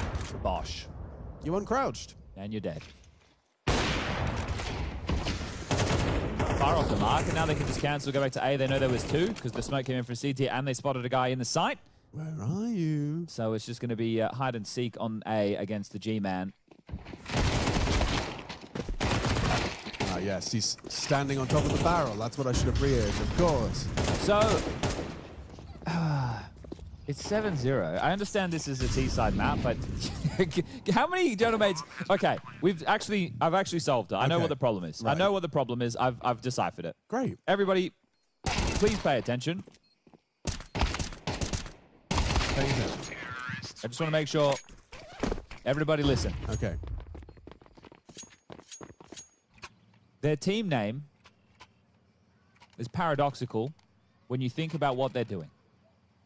They are killing people. First of all, they're in a competition. Yeah. And second of all, it requires you to eliminate the competition. I see. Now, first of all, let's take the second part of the name, mates. Now, mates could be used passive-aggressively. You know, I could be going, I could see you in Australia, maybe, or anywhere it could be used. Like if you're at a pub and maybe you're getting a bit chirpy, you know, mate, exactly. So, angle there could be aggressive. However, most likely, another word for friend. Potentially, yeah. Right? Like in the dictionary, yeah. So yes, so that's friendly, and you're already friendly, but now you're gentle as well. You're gentle and friendly in a competition of violence. I don't think that's going to work. I see. Well, Davy G, he's filled me with some hope after his performance on Action.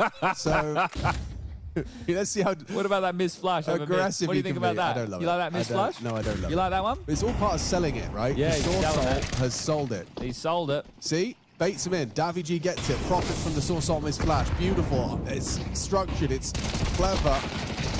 It's a really good flash, though. It's a really good flash, though. It's a great flash. I have to say that's a good flash. It's a really good flash. That's a good time. I saved it. I've got this one ready.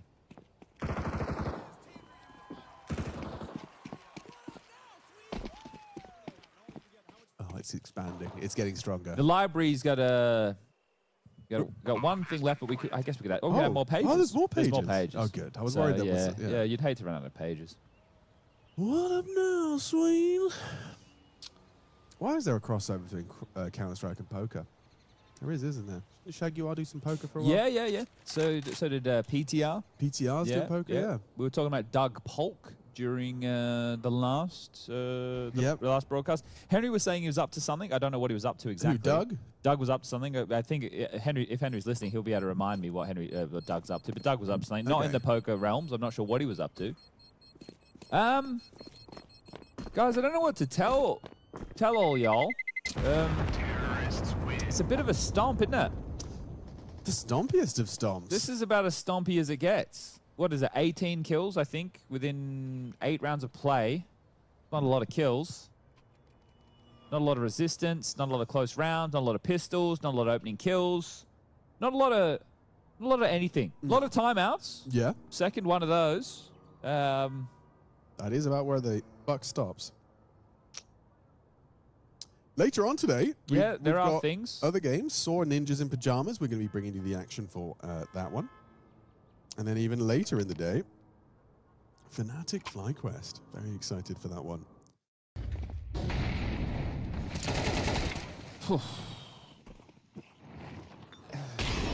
Good signs for Legacy going into the major, though, if they can keep up this type of stomping against this level of competition.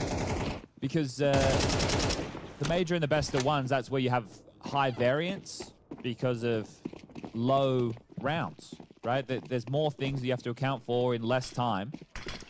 But, okay, some pistols, an M4, an AWP. And a dream, chat. A dream to C3. Someone told me to do a trade up if it's 13-0. I think I will. Okay.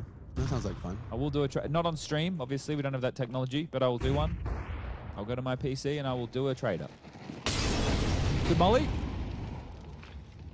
Looking for that stained Navarro. They are wrapped. Oh, the G-Man. Doubles That's up, what I'm arch side. saying. That's what I'm saying. They can't lose a 3v5. There's no way they can lose a 3v5. You've got Martinez's all posted on short. Like, you'd have to be geniuses to be able to, like, find a way back into this 3v5. Sadzin finding Sourceover, but like I said, Martinez's AWP was on the site and should have missed him as well. Davi G a third. It's the G-Man. G-Man's got it all under control, don't you worry. 4 kills in the round. Davi G is the only thing keeping Gentlemate's hope alive. How good do you think Gentlemates would be if they added Simple to the roster? I think at least 4. 4% better? Or 4 Just rounds? 4, I don't know. 4, okay. Yeah. All right. I mean, you know, Davi G's kind of got the one in the name kind of thing. That's his. True. That's kind of his thing now. Well, we did have the Battle of the David yesterday. Yeah. Davi G Deus versus G. Davi G powered by Summit. Vamos! Davideus powered by Jesus. And, you know, we got to the result that was Kane winning. Sadzin not needing to AWP to find the openers. So much beat pressure. Alex going to be forced back off the line. Still 2 players here. Up to first Oranges. The onslaught on the way. If they don't, I was going to say flash the corner. The AWP of Mopos of all people. Ah, yes. Mopos of the AWPer. Picked up from the corpse of Martinez. But back to A. This is a quick reroute. They could do a apps pop. There's 2 players porch side. This boost is probably good for 2.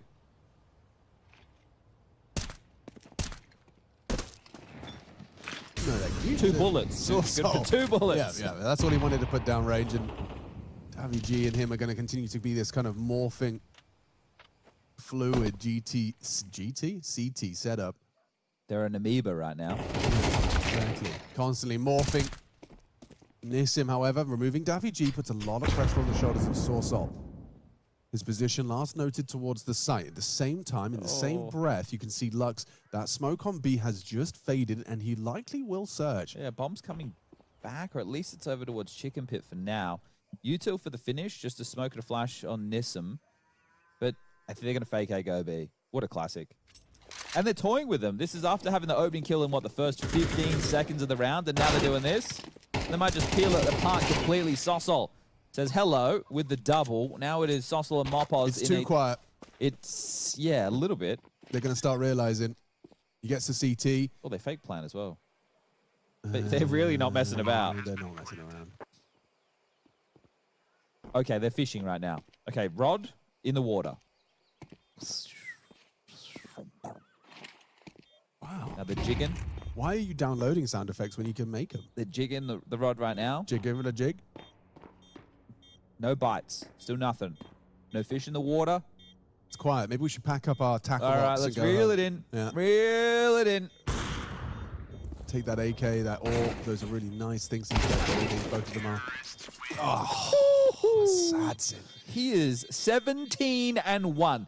We have had some mammoth performances on the Bonanza stream so far. xFloud, highest rated player in the tournament after yesterday, averaging 30 kills per map. Just a ragdoll in those ninjas. And now look at the odds. Jeez. Yeah. This is a team effort, but Sadzin, he's got, you know, he's at the top of the team. They're getting blown out. Oh, mate. That's because they're trying to be gentle and be friends. I told you. You're right. They're You're getting their back absolutely doors blown off right now. You need to be angry mates. Yeah, angry mates. Like angry birds. They were still happy and angry at the same time. Oh, just be nice to them. Give him, I like that. Give him 3. Let him have 2 more. Little boost on the half wall. Alex, give him 2 more. Yeah. You know they deserve it. Little 9-3. Little 9-3. That's like, you know, respectable. T-sided map. You got 3. Lost the pistol, obviously. There you go. Nice opening. Do now trades it. Straight through the smoke. Damn, just responds. Puts bullets into the board.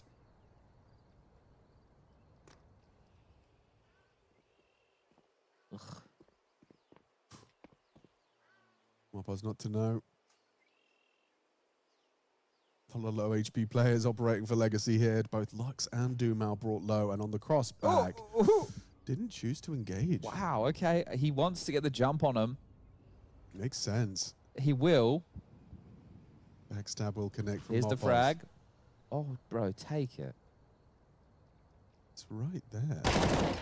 You're 9-1 down. Okay, now does reveal the fast flank. There's the info. We knew where you were coming from. And that's the power of info. And friendship. And friendship. They've got their little bracelets. They've got, Well, they're the gentle mates. got their matching jerseys. Oh, dear. Okay, so 2's all right. No, it's not. It's not enough. No, it's not. Why? Why am I lying to the people at home? They deserve better. People need authenticity. You guys deserve better. I'm sorry. Don't lie to them. I can't believe you get to that. No, I can't either. That's really not fair.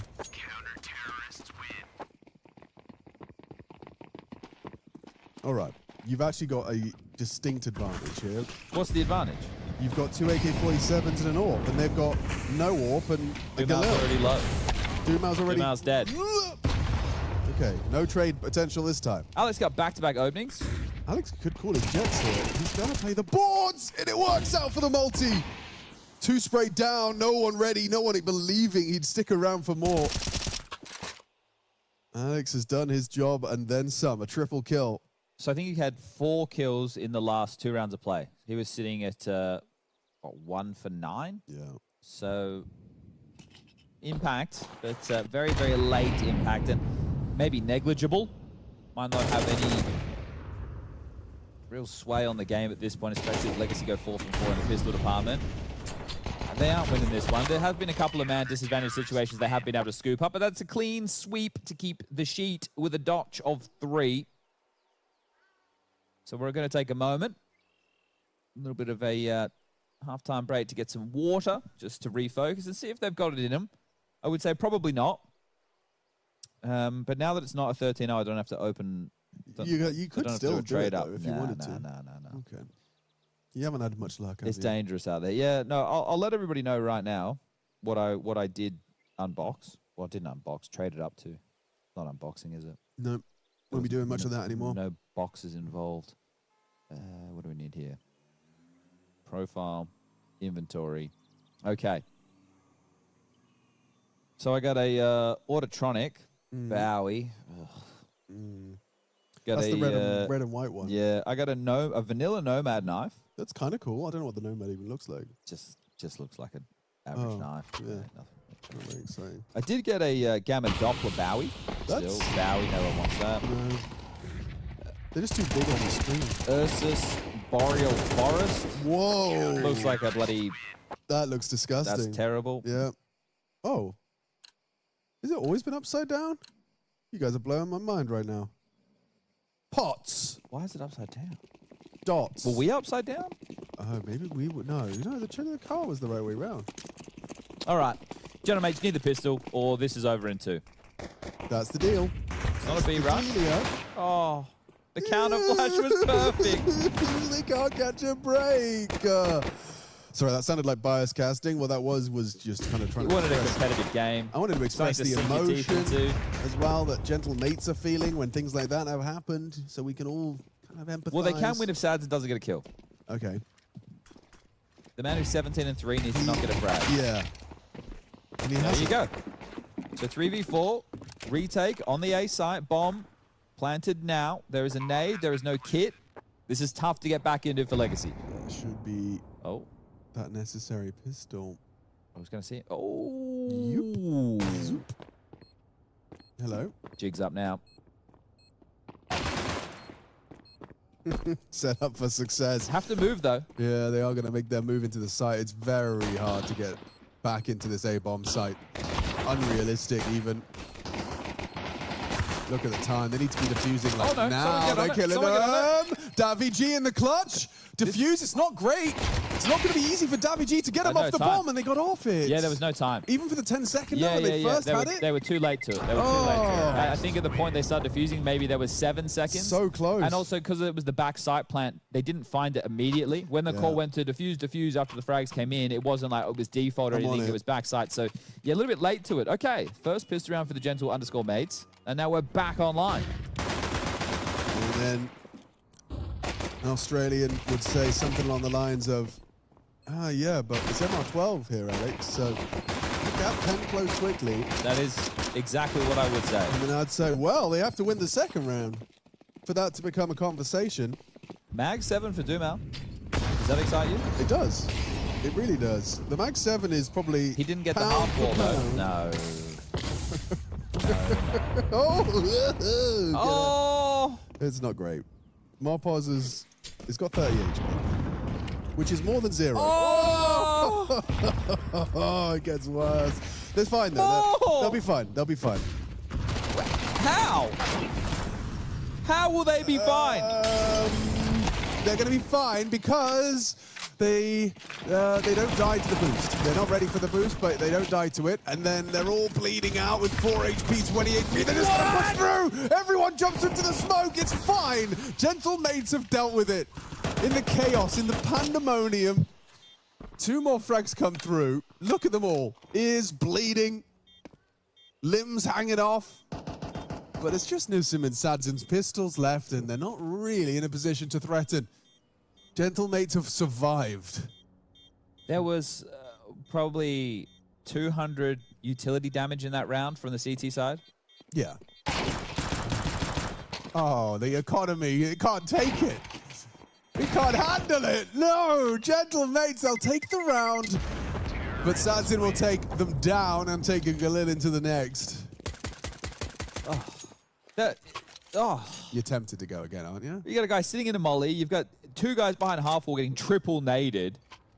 You still execute into the B bomb site. That was...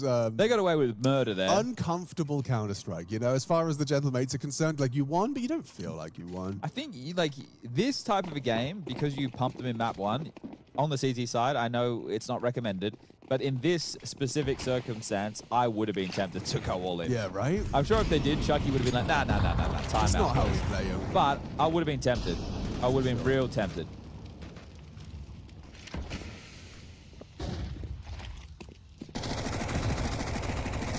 All right, drawing out block utility quite quickly. That's why they got the pep and the step-up banana. The control has been taken fully. Everybody has joined this party. Ready with the flashes is Dumal. Here they come. What you got for us, Marpaz? Should have a nice blind. Well done. Lato just staring at the wall. Good pathing. Good understanding of the situation. And that'll be rounds. So 9-6. First gun round coming up next. 9 is all they get.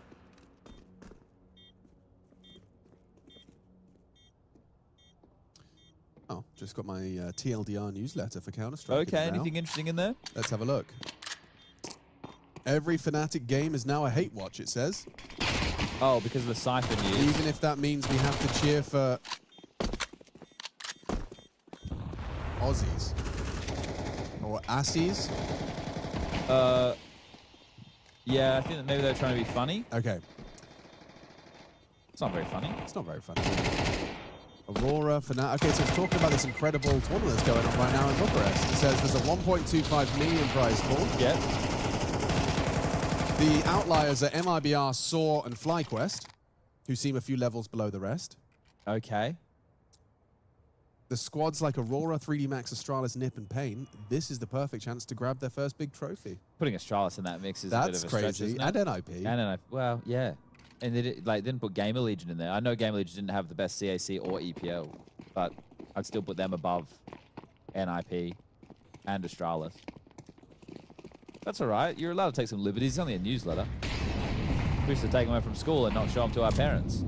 All right, first rifle round. Maybe some importance here. Gentle Mates win this, we might have a game. So far, this has been an absolute drubbing over the course of 1.5 maps. Dumal, full banana control has been taken. Rotation point back on over. Lux will be joining it to be 3 strong on A, but still just dipping their toes in the water into round number 16 are Gentle Mates, filling things out, baiting out protocol utility and going through their own motions. Cluster of 3, still T stairs. Only 1 man on the other side of that smoke for now. Is starting to dip on back silently. Heavy A setup without any brackets control. So right now, Legacy reading the play for an A execute. Long smoke dropped, it's fine. They had already given up that space. So now it's confirmation that they are just starting to take that territory. Dumal can't die. If he dies, God, I Sight can't believe lost. he's crouch peeking half wall. I can't It's believe a he's hanging solo around. behold. I can't believe he's hung around here. Yeah, and Mopos can't either. That was the easiest he's going to find. Okay, good kills from Mopos on the Mac 10. Yeah, he's working it well. He's just going to walk in. And look at this pathing. Needs another. He needs another. He is looking for the multi. Getting run at. Clean headshot onto the second. There's a third available to him. It's Martinez who stabilizes. Sorsol finds it.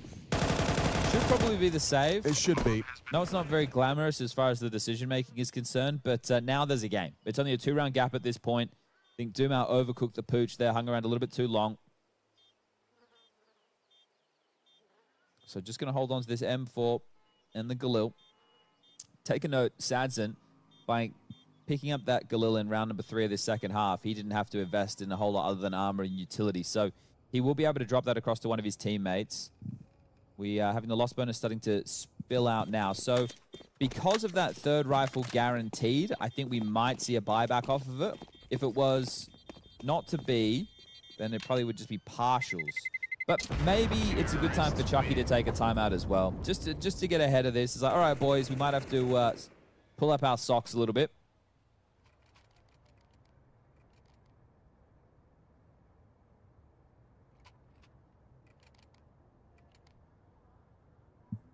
That's in T-spawn. The ambient noise, you can hear the street. I could hear, yeah, I felt like I could hear like a plane flying overhead. Yeah, yeah. Huh. A lot of sound effects in Ferns, bruh. Okay, so Sadzen gets out of the AWP. They didn't take the timeout, so I'm curious if Gentle Mates will be ready for this. Let's see the pace on that. Oh, they go straight into an eggs. 3 up mid is telling us something faster towards A. No, okay, they're just silent. They didn't even silently. Careful, Lux. Yeah, Davide might be ahead of the timing. They're on high alert, though. Here they come. Oh, there's follow-through. Yeah, straight swing into it. Good nade. Team Lux, block, though, bro. swings on it. Yeah, gets blocked by his teammate. Results in a Lux opening kill for the CT side. Look at the rotation off the back of that. A very knee-jerk reaction. I think they've realized that the mistake was made, but Sorsol is going to be given an opportunity to try and threaten. He had either the lurk or sell, and trying to sell an A fake. He's definitely sold it. Yeah, I mean, look, there's only one guy here. A half-hearted AWP towards Ruins. Smoke CT. They contacted through the smoke. AWP has to go through coffins. Wow, this is going to He has a line, though. Oh, misses his shot. That was his opportunity to really, really shift the odds in favor of Legacy. Instead, now... This is a tough retake. It is a tough retake. Now, is there a flash for half? Grenade damage finds Martinez. Oh, great flash. So blind. He's done well to get something there. Got a smoke and a kit. Alex has a kill towards the CT side. AWP still noted towards Ruins. Now time is of the essence. Good crossfire. You can't break through. That is the power of the B site. When that bomb goes down, it's going to be a one-round game. Yeah, a really good understanding there from Alex as well of the situation, knowing he needs to isolate fights towards CT to give them a bit more of a buffer there. They'll lose everything. And that was a round where they started with the opening kill, right? Davy G with the movement. Clunky moves into a teammate, goes down, and they have a 4v5. It draws a full rotation, and Gentlemates capitalize off the back of it. So very well done within the mid-round. And yeah, we definitely have a game now. No more questions about that. 13 kills on Sossel, 12 for Alex, 12 for Davy G. Those are the 3 that have hit the double digits for the T side currently. Sadzen was 17 and 1 at one point. I think the only kills he's got in the CT so far have been on a light buy. So yeah, this is. Wait, okay.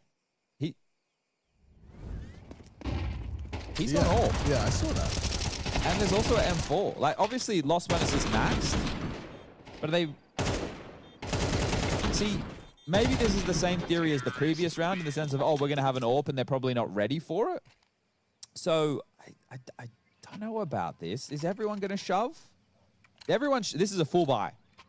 This is a full... And I think this is only done because they do have this AWP. Otherwise, I don't know if this is the move. FAMAS, MP9, 2 M4s, and AWP. You have to win this one. You don't really have a choice. Yeah, let's see what they can do about it. And yet to get a CT-sided round on their map choice.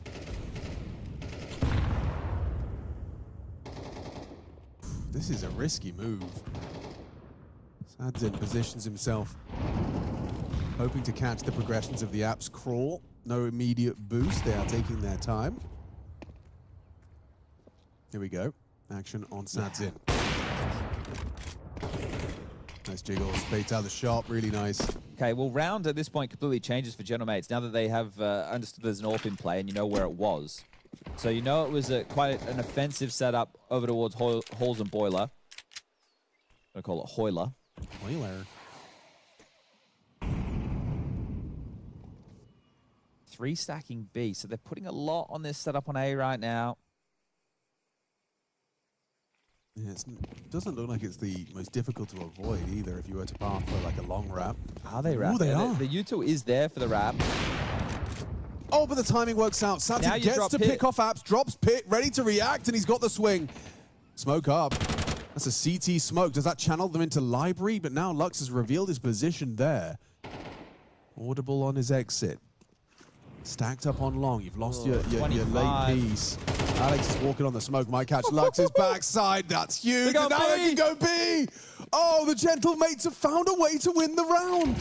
Damn, okay. Banana, Dumao, the only one that can really stop this. Oh, you got your nades out, mate. He gets caught, Nissim pantsed. Lovely decision-making from Alex. Oh, mate. I guess because you know that they're arch side, you're just thinking to yourself, they're kind of marooned. They have to go A. But no, okay. General Mates starting to give Legacy a taste of their own medicine. Some of these situations where they shouldn't be winning, they're able to pull off the miracle. Brilliant. I mean, Lux is going to be so mad at himself that like, he can't believe Alex has walked through the library smoke. He knew he was there. They knew he was there. It's just, caught him off guard because of the potential for the arch wrap. There was potential for them to do so, and they nailed it. Yeah, like, again, you can understand why they want to help out that A-side defense because only 2 players there for Legacy. It's just like, you have to thread the needle perfectly, and that's exactly what was done there from Gentle Mates. So, AWP saved. This loss bonus does not change. You could drop 2 guns with the 2 players that saved, and you could have another buy. But again, I'm saying it has to be a timeout. I'm not sure if we've seen one come through. Gentle Mates used 2 within the first half. Odds now. Leveling right up for Inferno. Mirage. Third and decider if we need to get there. So, buy round again. Nissim is just going to operate with an MP9. Was strong on Ancient. Only 5 kills for him so far. And right now it feels like Legacy, as opposed to their CT side and Ancient, where they were reading the situation, they were in the place at the right time. Right now it's the opposite. Don't have a good understanding of some of these scenarios and how they're unfolding. And even when they do, General Mates find a way to work through the rounds. Oh, you don't want to be here. No, you don't. Dumao is such a berserker, isn't he? He just wants to brawl. Oh, like, he's fine. A bit shallow, though. Yeah, it's pretty spooky, for sure. The creep-in potential, very high. But it is crazy that he's sitting there and going, no, let me take this fight first. Yeah. And then smoke once I get in trouble. It's like, bro, you die. It's over. Yeah. And gets mollied and flashed and still gets one and is alive. I mean, you need a soldier on B like that. That's really impressive. I think Mopos is cut from the same cloth in terms of happy to make a crazy play. So you're likely to see him just hoover up a lot of space right now. Yeah, not afraid to look foolish. I don't have that. But this is another man advantage. This time you have to stick to landing. You've had a couple of these. Yeah. That's Legacy, that is. Every time they've gone back to B and finished B, it's not been difficult. There's 2 smokes. This will be difficult. Oh, there was 2 smokes.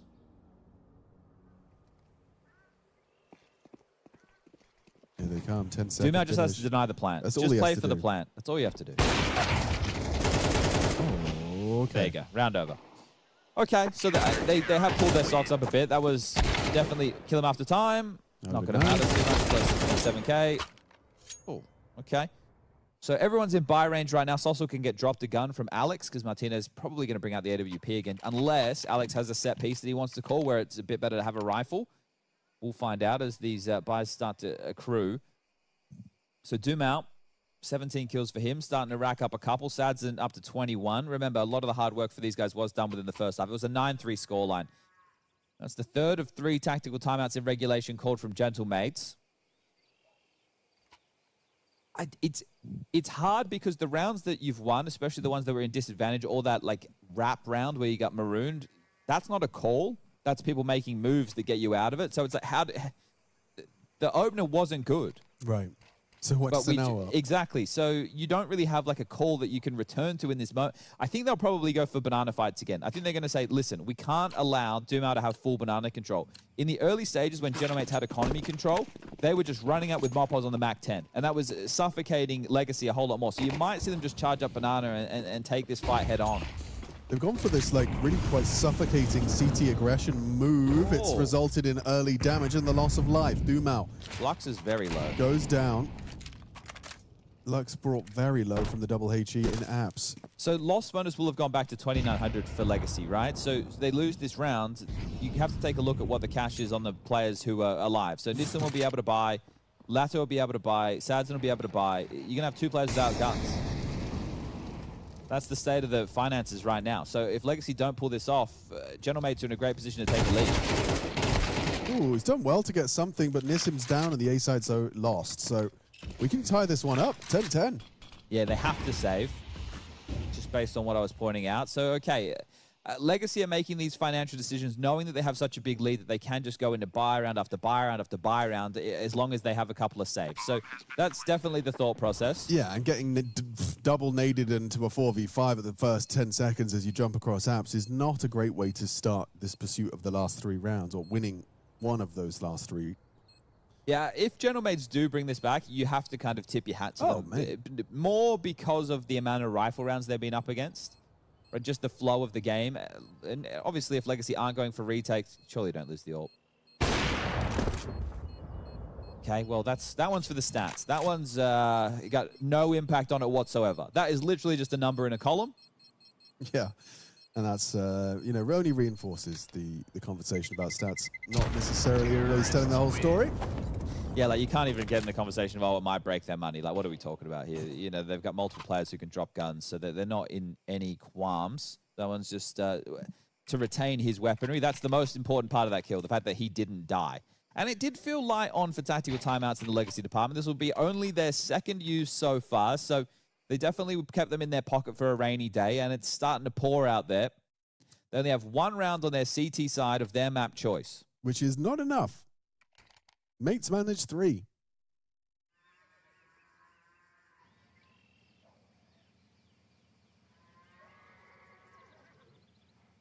That's not our soundboard. That's actually from the streets of Malta. Yeah. There's farms everywhere. There is, actually. Those cows are mooing. Cows be mooing. Maltese beef be brewing. Horse be neighing. Horse be daying, for sure. And we're galloping into round 21. Let's go. Let's gallivant. We call that one the Madja. That's the Madja. Smoke's close to half wall, gives him something to path through. He's going to fight for it then.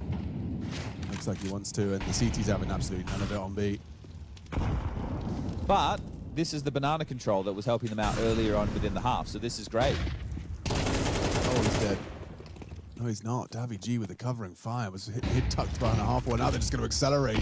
There's nothing Lato can do. He's alone on this site. Good HE connection. Does control the spray trap for the flames. Pathing to find safe haven. 2 HP. Lato lives. Ooh, weird one now. The HEs don't do too much to Alex. Finds a way out. No, he doesn't. Lux synchronizing with the smoke spam. Now it's awkward. The crossfire flash. The smoke up and breaks it. Nice opportunity for Lux. He hasn't finished his meal. Somebody needs to kill Davi G, and now, yesterday. Good find from Lato. How is he getting more output from that position on Ruins? He's going to be flashed out, pair of them. Into the smoke they borrow. Sadzen may not be ready for this. Go! Misses the quick scope. Davi G gets output on the low HP. It's Nissim in the clutch. Needs the transfer. Davi G steps up once more. 4 kills for him within that round, and the most important was the one saving Mopos top banana. Gives him the opening kill, and I'd love to see it.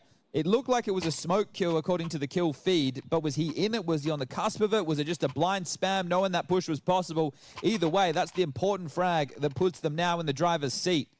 They lose everything on the CT side. They can buy again by virtue of these saves, but Davy G, the hero of that one. Outstanding performance. You're going to feel more desperate to find an opening kill right now if you're Legacy, which means you're going to go for more aggressive moves on the CT side. How about a quick apps flash play?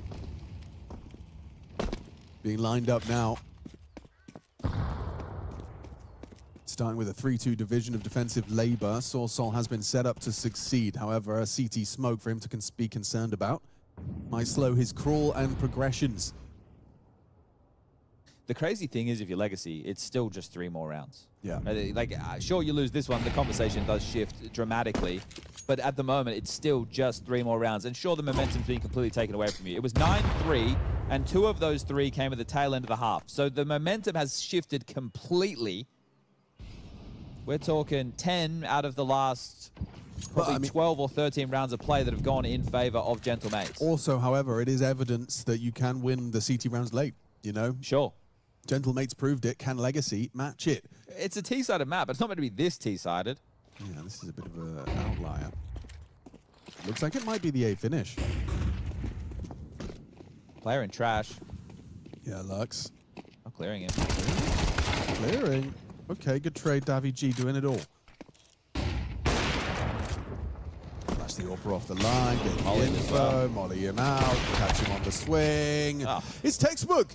Neeson's on site. Gets cleared and down. That's Save. the trade. That's the save. That's the round. Like, they should save, but they're probably going for it. Yeah, I do know. He's coming up short side. He wants to have a go. He wants to have a look. Maybe Lato's kit inspiring them to at least put the rod in the water. If they stay quiet for another 10 seconds, they might assume the save. They might get now, like is an it backside plant? Yeah, they head pit. So, yeah, he might catch them as they flee to pit. You need to make no noise, though, if you're Lato.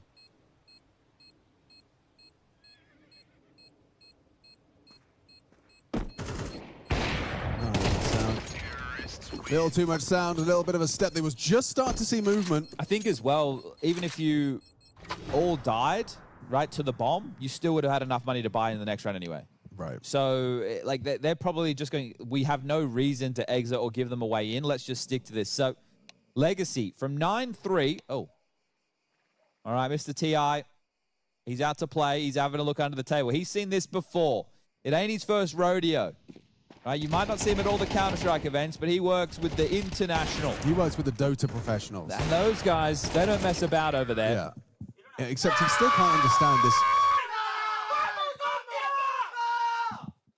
That makes sense. Yeah, that makes a lot of sense. Gentlemates, I mean, completely justified in their celebrations. That's if they pull this off, it's going to be one hell of a comeback. 9-3, was it 9-1 in the hole into 9-3 in the hole?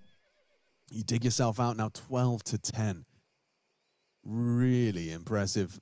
But, you know, I think in Dota, they don't have TeamSpeak issues. I don't think they use TeamSpeak. Nah. Looking at Dota players, I don't think they even talk to each other. They don't even know. It's all just like kind of mind reading.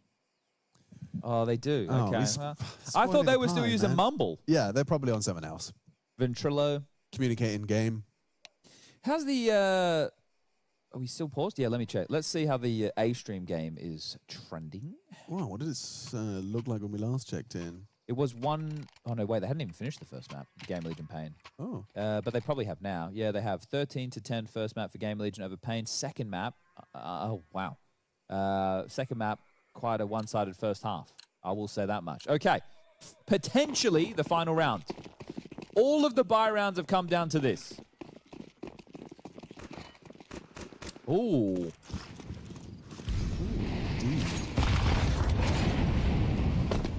Not the time. Too much noise. Breaking news. Martino celebrated so hard he unplugged some stuff from the PC. Yeah. Well, you know, it didn't sound as good. Didn't have the bulletin. But this could be the final round. It could very well be the final round. You've dealt with harder rounds. These guys only have Famases, one M4 and an MP9. All of your hard You've work. had AWPs. Incredibly arduous task of coming back from down 9-1 to now up 12-10. Yes. Get past Dumao's MP9 if you could just do what you've done. 8 times already on this T side. And you'll go off to third. Allowing them to use the U2 early, seeing if they're going to make a desperation push. That's now seeing the Gentlemates working with sub 60 seconds, but plenty of nades for them to find the finish. Long smoke. Nissim's had a little tougher go of things this time round. There he is. Dumat just run. What? And Nissim flashed him. Just as I was talking about the lack of kills, that's impact. That's impact right there. Boys, you got to hold on to this. He's giving you something. You know, in your more than desperate need, he's giving you a double kill on an MP9. Sansin built around it. Swings on in. Nice trade from Nissim. Confirms there's only one left. Saw Salt. Where is he, though? Found him. Nissim delivers. Legacy past the first of 2 tests. 3.7, 3.6, 3.6. Not good. Not great. Not great. Not happy with that. It'll be Galil's or Mac-10s. I think, again, win out this banana control. Duma had all that space. The fact that they have that little pocket play, flashing him through the banana smoke with the flash coming from balcony on A. You were waiting for it. You were waiting for it. That must have been some flash. I was wondering that, because I swear we saw Nissim. He is on the other side of the map. He was on the balcony. How on earth has he got on a flash assist at the banana push? Must have been... Oh, look at it. They haven't gone Mac-10s. They've gone Galils. We've got 4 Galils and 1 AK. Ooh. So, gentlemates, you've come so far, but for what? Overtime or the map win? Mirage up next. What will it be, boys? What will it be? Sorsol working on his apps control. Nissim trying to be a disruptive presence. If he goes down, though, he loses all of his nades. Luxus gets his. Sad's in as well. Oh, no. Yes, indeed, Chad. After all of that hard work, maybe OT's just going to actually be required. There is, however, a gap on B. Running as fast as they can. He's going through that. He's going through that. Dumps his util. Mopoz hits the brakes. It's a nice find from Lato, and we're off to overtime. Legacy find their footing just in time. Wow, okay. Well, both teams deciding to get the lion's share of their CT rounds in the final in the last two.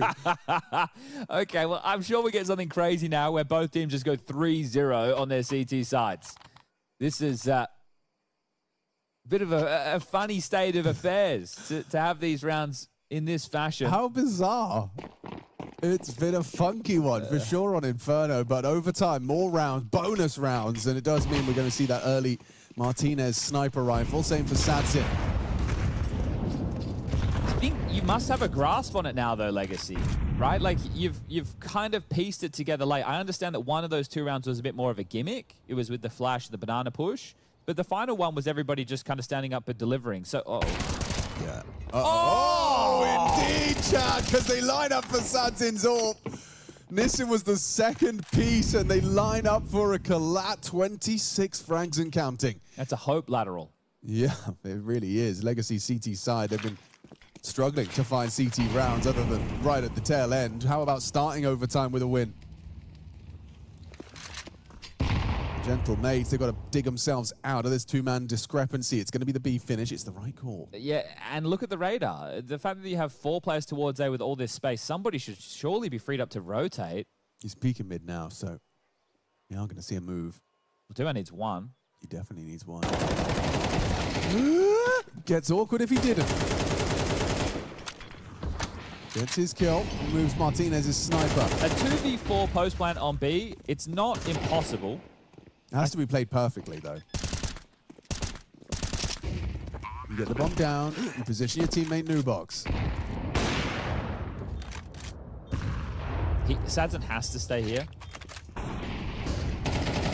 Coffins. Coffins! Traded. It's just Mopoz. Doable. They know where he is. Towards the second oranges. Now they're trying to pull him apart, distract him, destroy him. Nice shots from Nissim. Okay, so... yeah, you can see how dicey it is. Imagine Duman doesn't get a kill in that situation, and it's 3v4 retake of the B side. Right. That's a winnable round there for Gentlemate. So Legacy, 3 consecutive now. That's the first time for either team in the CT side we can say that. That definitely alleviates a whole lot of tension when you get that triple kill. Sorry, double kill. Haven't seen a triple AWP kill in a while. No, been a long time. I think we've seen the double and a leg shot. Sure. That happens quite frequently. Like everyone's health just disappears and you have to try and understand how. And Gentlemates will burn their only tactical timeout. You get your extra now to MR12 and to OT. You get yourself a bonus timeout. I'm interested to see it now, right? Because it was the CT side where they had the issues, not the T side. Precisely. So to use it now either says to me that there's a real shift required in the gameplay because you have technically lost 3 rounds in a row, even though it's 2 in regulation, 1 in overtime. Or there's an atmosphere dip, and the coach needs to get in there and say, listen, we just brought this back. Everyone focus. This is still very winnable. So it's one of the two. 3-man B start. Scuttle the top mid smoke. They might want to try and play behind this. Softening of the nade. Banana controller could be taken. First peek, then the boost. If he mantles up, might have a chance. Oh, that's lovely AWPing from Sadzin. We haven't been able to say that too much this map, right? No, like, truly. it's been a lot of rifle work from him. His AWP was very tidy on Ancient. But, I mean, finding that fight requires a lot of different things to go right. Turning the flash, reading the play, and he pulls it off effortlessly. This would be tough for Gentlemates, wouldn't it? It can't go down like this. Well, it can and probably will. Nah. No. Clawback kill from Davy G when they were last in trouble. Oh, God. They're going to double swing him. Even triple. Okay, Lux and Lato on low. It's too easy for him.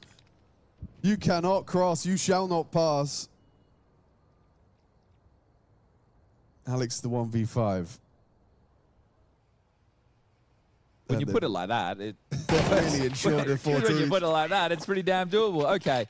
Yeah, that's tough.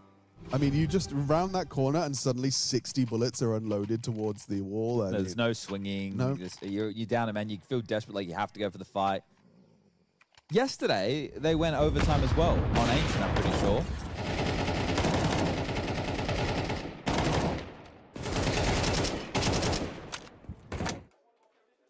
Yeah, it was double OT against Pain on Ancient, and then they lost on Mirage 13-10. So it was a close series, whereas this one, the first map wasn't close, and the first half of the second map wasn't close, but it's ending close. Yeah. But they could still push it to a third. It's just now a drought of T-side rounds. It's 4 consecutive for Legacy.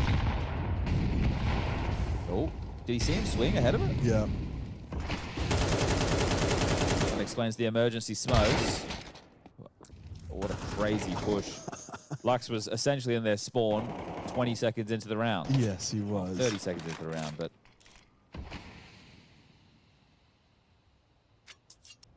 So I guess you could say you've given them a 5v4 advantage to the Gentlemates. The Spaniards were doing pretty good when they were getting opening kills against Legacy throughout regulation. They've cheated heavy B.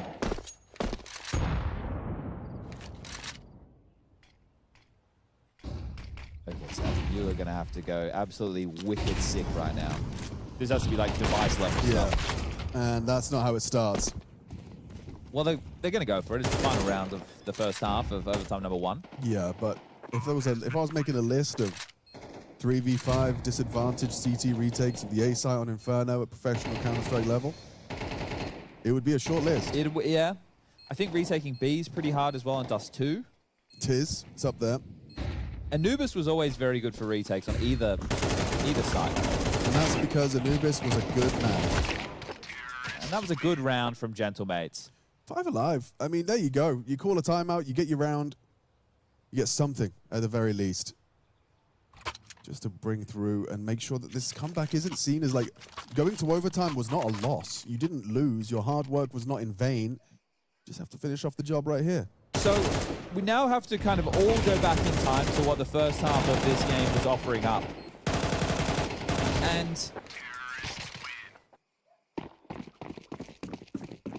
Sadzin was doing a lot of rifle work. So to see him have out the AWP, they were just getting like free entries up Banana. They were spamming Alex through smokes. So look at this, mate. Straight into AWP head-to-head. Crazy. Flashing off the line. Dumo. You might swing back into that if you're Martinez. Yeah, you would. And I can tell you why, and I'll do it in a second.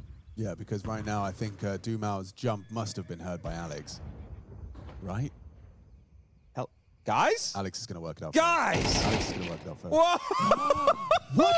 What? He wasn't trying to move? He wasn't like just testing the waters? Like, why can't I move forward? That's weird. Maybe I'm clipped on the wall. Oh, yeah. Funny. I don't know, bro. That's funny. That's a horrible, horrible exchange for Alex. Lux handing out headshots as well. Look at the fragging like distribution. Everyone's had a moment in the spotlight. Nissim, a quiet game maybe, but... Now, but don't forget about his flash. Let's not forget his flash. That flash actually A to mid. To mid. For the Doom out push. Yeah, it was good. Actually was. It was. Yeah, we're not being facetious. Well, that's 15. So you wouldn't expect if you're Martinez and AWP to charge straight at the guts of middle and take the line. Even though you get flashed off, you're just assuming that it's a rifle flashing you off, maybe working on some boiler control or something quite quickly. And yeah, that's right there is the kill in. So here it is. Is this Martinez? Wow. So he pushed up so far. I thought he just stayed on that same line. Sads, and take a bow, mate. You are having an absolute showing right now. Beautiful round. Loved every detail of it. Definitely had the legacy branding, right? There's the level of attitude and aggression. Lux has gone down to a nice double stacked HE from Gentlemates. Stood on a landmine. Yeah, it's going to lead to an opportunity for, well, leverage in this one. Marpaz going down to half with a nade back. But yeah, stack nade logs. I think removing the captain. My call right now. Oh, okay, nice. Hey, go B, accelerate through that smoke. Yeah, there's Davy G here with an incendiary to try and buy time. He's hearing it. He's trying to hold on to it. He's going to just exercise this little bit of caution to stays tucked, hopes to be overlooked, hopes that they catches a good timing on his clear. Okay, that's awkward, very awkward. Davigi still gets himself one onto Nissim, but no one wants to be retaking B. It's a lot of utils. If Martinez can get away from the AWP into a rifle. That's the fight. That's the fight. Doomhouse so quick on the draw. Damn. That's his third in the round as well. This impact just flowing from Doomhouse as it looks like Legacy have broken through and handed an L to Gentlemates. Oh, Martinez, try as you might, mate. You're going to have to pick up that rifle on the ground, I'm sure. You can't go in with the AWP, buddy. There's just no way, no how. From 9-1 to 12-12, it's about to read 16-13 for Legacy. It was a map that they almost fumbled, but it's Sadzin to put the final kill on the feed. What a showing from him. What a map. Yeah, great performance from Sadzin. I mean, I even just highlighted in that last round or the round prior, the penultimate. Just his aggressive AWPing. He's got such confidence in his playstyle. I think that's something that Legacy definitely embody, is the power of confidence in Counter-Strike. He was 7-1 in terms of opening kills. I mean, what is that? Like, that is a massive performance. Doomau involved him a lot, was 5 and 6, right? So your aggressive player and your AWPer both having key success. And Doomau is going to give some up. That's just the nature of the beast right there. On the other side, like you look at Mopos as being quite aggressive. He was 3 and 4. So yeah, a lot more openings found for Legacy throughout all of that. And I feel it would have been a real choke if they ended up losing that map after being 9-1 up to a 9-3 first half in their favor, only getting one CT-sided round.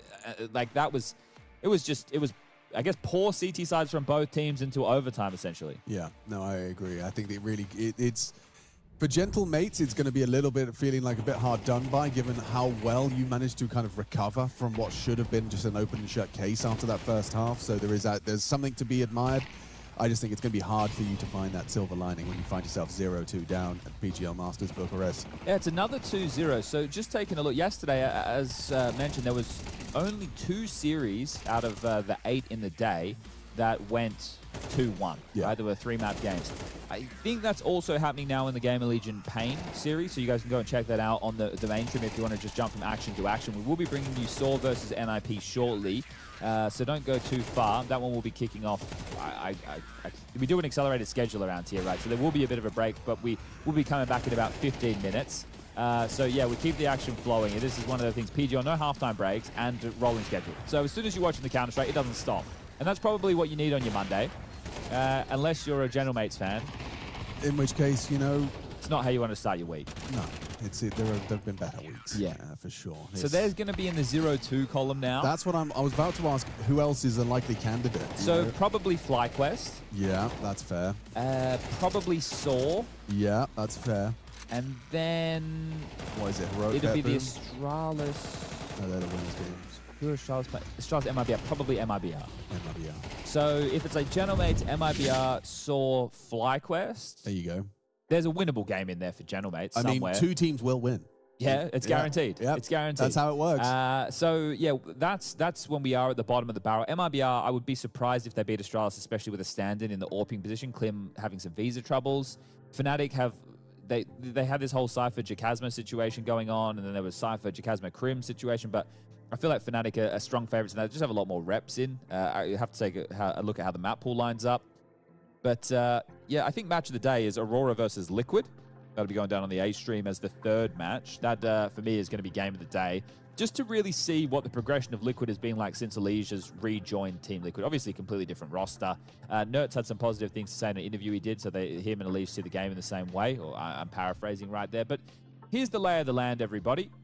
Right now, Legacy move into the 1-1 bucket. They'll play another best of 3 tomorrow. Won't be for progression or elimination. Will just be to put themselves in one of those 2 categories. Aurora Liquid, by the way. Yeah, I was just saying. I was just saying that, yeah. You go, that's the game of the day. Definitely. Not even close. Not even, but that's one to look forward to for sure. But from us, we are going to be taking a break, and when we do return, we'll be bringing you that next game. We're very exciting to see Saw back in the server. We've got that little Portuguese flavor on both sides, the ninjas with you jerks. Wait, hold up, Alex, hold up. Before we go to a break, someone said not true yesterday about the thing. He said 2 games went 3 maps yesterday. That's what you said. Exactly. Yeah. Okay. So Anthony Fabriz, you were wrong. Yeah, that's what he said. And Anthony, you've got this whole break to think about why you were wrong, how you were wrong, and how you're going to apologize to us. Your apology needs to be as loud as your disrespect. I want it handwritten. Come on, Tony. Get to work. We'll be right back.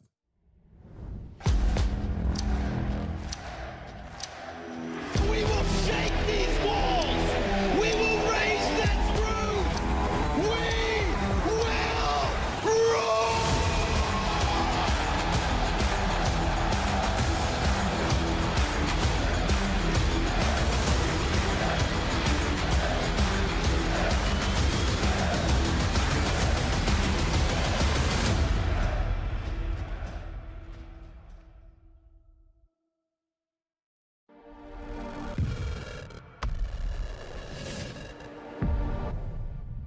Hello everyone, Jackie Powers here, back live at PGL Masters Bucharest. This time around joined by the legend himself, Muziris, of course, from Saw.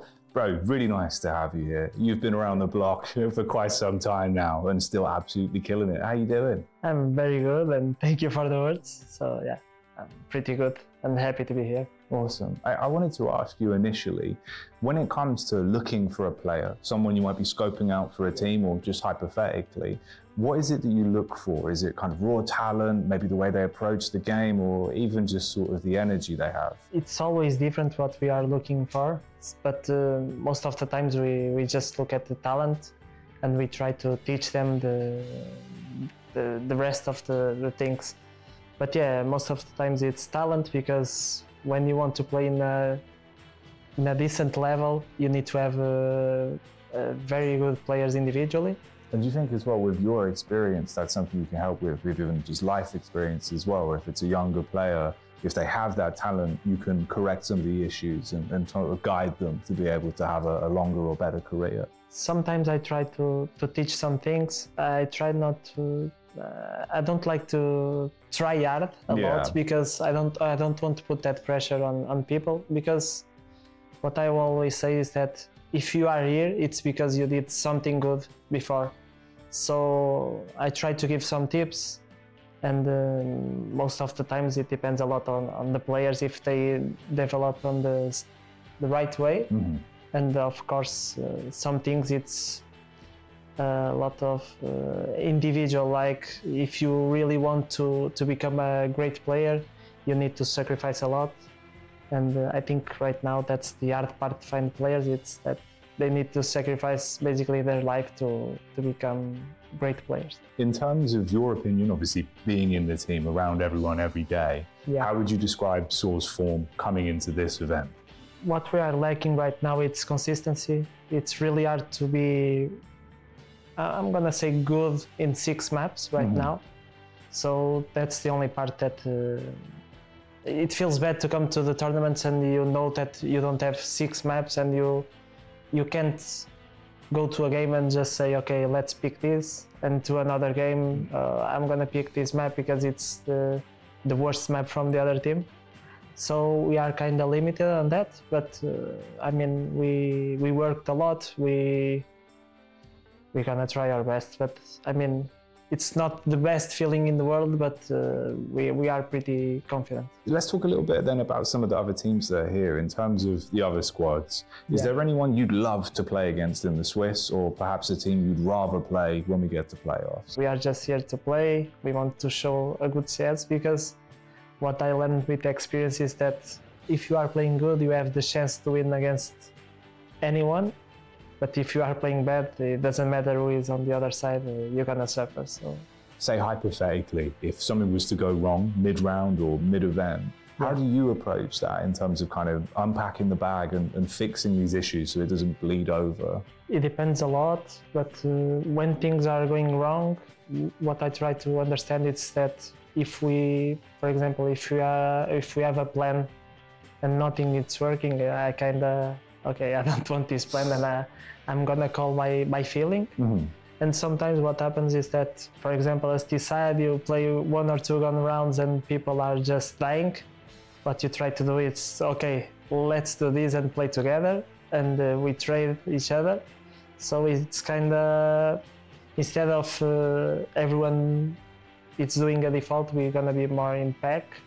So, I mean, it's just little things that as IGL, you kind of feel it on the game. I do appreciate you taking the time to talk to me, bro. Good luck at the run of the event. Excited to see what Sora are going to do. Yeah, thank you.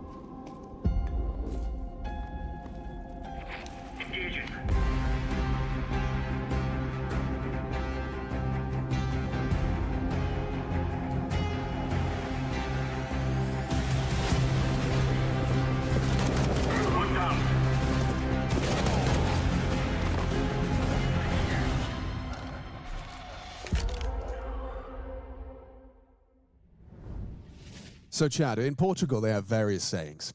Various sayings for not giving up and persevering. Okay. One of the things they like to say is, aos poucos se anda longe, which So means, if we hear that, yeah, little by little, one walks far. that is probably Muterus in the team huddle. Yes. Or he might look at them and say, I'm not going to say it properly. But you're going to do your best. The grau grau, a galinha enche o papo, which means, grain by grain, the chicken fills its crop. The proverb highlights the power of accumulating small efforts over time. It's a reminder that consistent action, no matter how small, can lead to a significant result, which would be lots of grains in the chicken's crop. Okay, this is a bit like Muterus' career, really. Exactly what I'm saying. So basically, he never gave up, and here he is. Here he is, with Story, Agil, Aragorn, and Crazy. And here you are, watching the PGL Masters Bucharest for 2025. The year is coming to a close. This is one of the last tour stops before we get to the major just around the corner. And Saw, they won't be there. No, but they have been. They have been. The team on the other side of the server that they're going up against have also been at the majors. What's happening with Stadodo these days? Stadobro. Stadobro. He's my favorite Pokemon. The Ninjas in Pyjamas, a legendary organization of major lifting trophy fame. Well, they've returned, right? They started off the year with a whole big roster reboot, and they've made some pivotal changes throughout the year, bringing in Mr. Kaspersky throughout the year as one of the nice pickups. And now they've worked their way up the VRS chain to actually have qualified for Budapest. Rumor has it that Wrinkle was so inspired by the Counter-Strike that Kaspersky was putting down, he decided to try and copy his haircut and has since lost his power. It is his birthday today. It's his birthday? It's Wrinkle's birthday. Happy birthday to Wrinkle. Well, I hope he puts on a birthday boy performance. We've seen multiple birthdays in Counter-Strike. Believe it or not, most people have one. Yeah. And do you have one? Let us know in Twitch chat right now. If you also have a birthday, that would be shocking. Let us know, please. Let us know. So we've got the world rank 42 versus the world rank 24, according to HLTV.org. Okay, what about, is that VRS or I'm glad it just says world rank, which I'm going to assume means HLTV. Okay. 24? 24 is NIP, yeah. So it's cool that they're kind of like the same number, but not. They're 26 on the VRS. The verse. NIP. Yeah. So NIP are the favorites in this one, but yesterday we had the pleasure, or maybe displeasure, of covering their start to the day, which was Nuke, their map choice. Started T-side, managed 2 rounds, looked bad. Yeah. Didn't look good at all. But the last time we'd seen them play officials was back in Star Ladder, where they were in the final against Na'Vi. They didn't win that final, Na'Vi did. So, yeah, they've been out of the server for officials for about a month. This is the type of opponent who you would love to see them 2-0 if you're an NIP fan and have any hope for them at the major. Also, just want to return to one of the little tabs that we left open. And Anthony has come back in. He's done his due diligence. He said, just rewatch the VOD.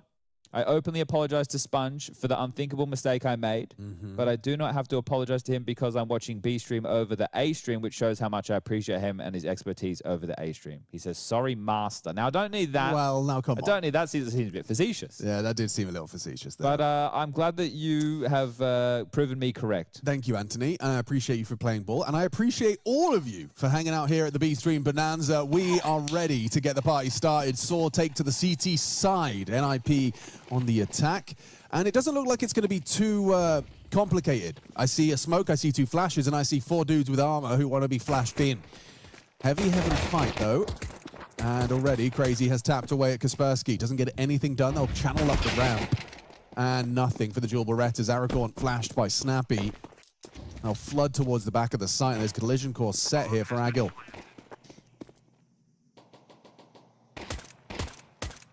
Oh, gets one. There's a chance back in. Crazy. Dancing with the doors is dead, and that'll be that, won't it?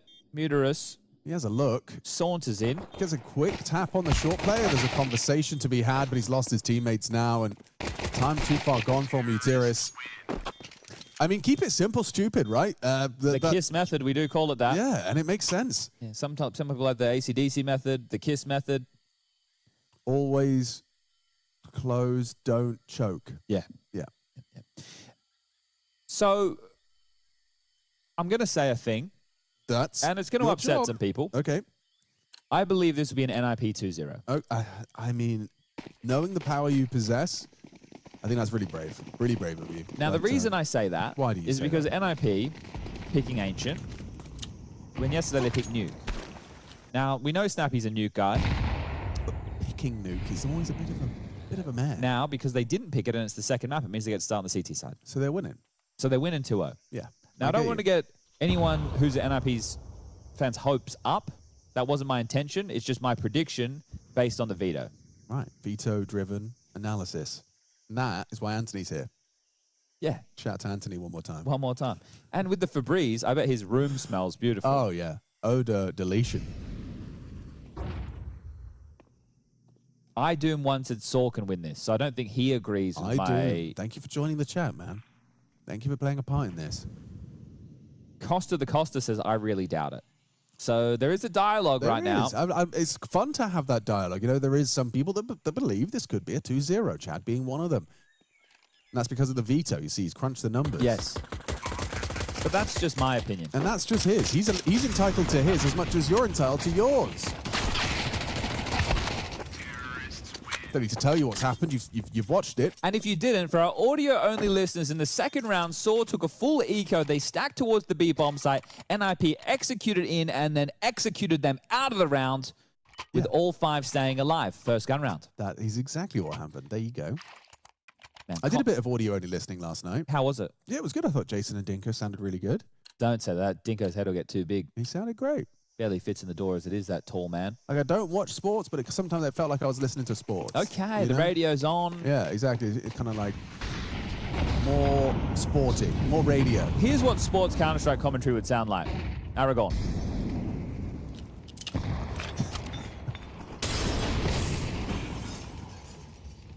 Mollied now.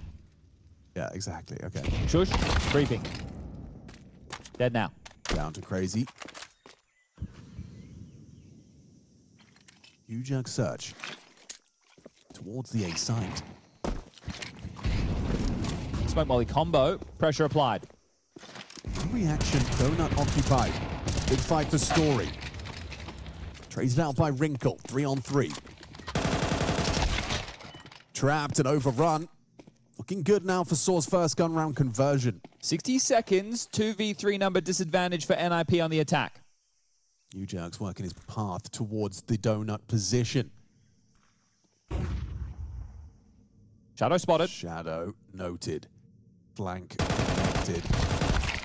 Oh! Ay, caramba! Ay, ay, ay, ay, Shoot him in the head, dude. He dies quick if you shoot him in the head. He's not looking at it, so you don't have to just rush. shoot him in the head. Take your time. And if you are going to shoot him in the back, make sure you kill him. Shoot him a couple more times. Because you've kind of shot your countryman in the back by joining NIP anyway, you jokes. You used to be one of the Portuguese boys. Betrayer. Now you're an international man. You betrayed your people. And that was bad, man. Yeah, but now NIP are going to win the major, so who's going to look silly then? That's true. Shush. Lifting the trophy. Mate, that would make him happy for sure. Love a bit of aggression. Especially when you get info. How about more than info? You say B lane's clear and mid is dead. Oh, come on. Then you block A. And then everyone's winning. Everyone's laughing. Or you pipe into A and you lose to the donut fight that you didn't smoke. Actually left the donut open with no flash for the swing. And Savvy has a smoke as well. The bomb swung. What in tarnation is that?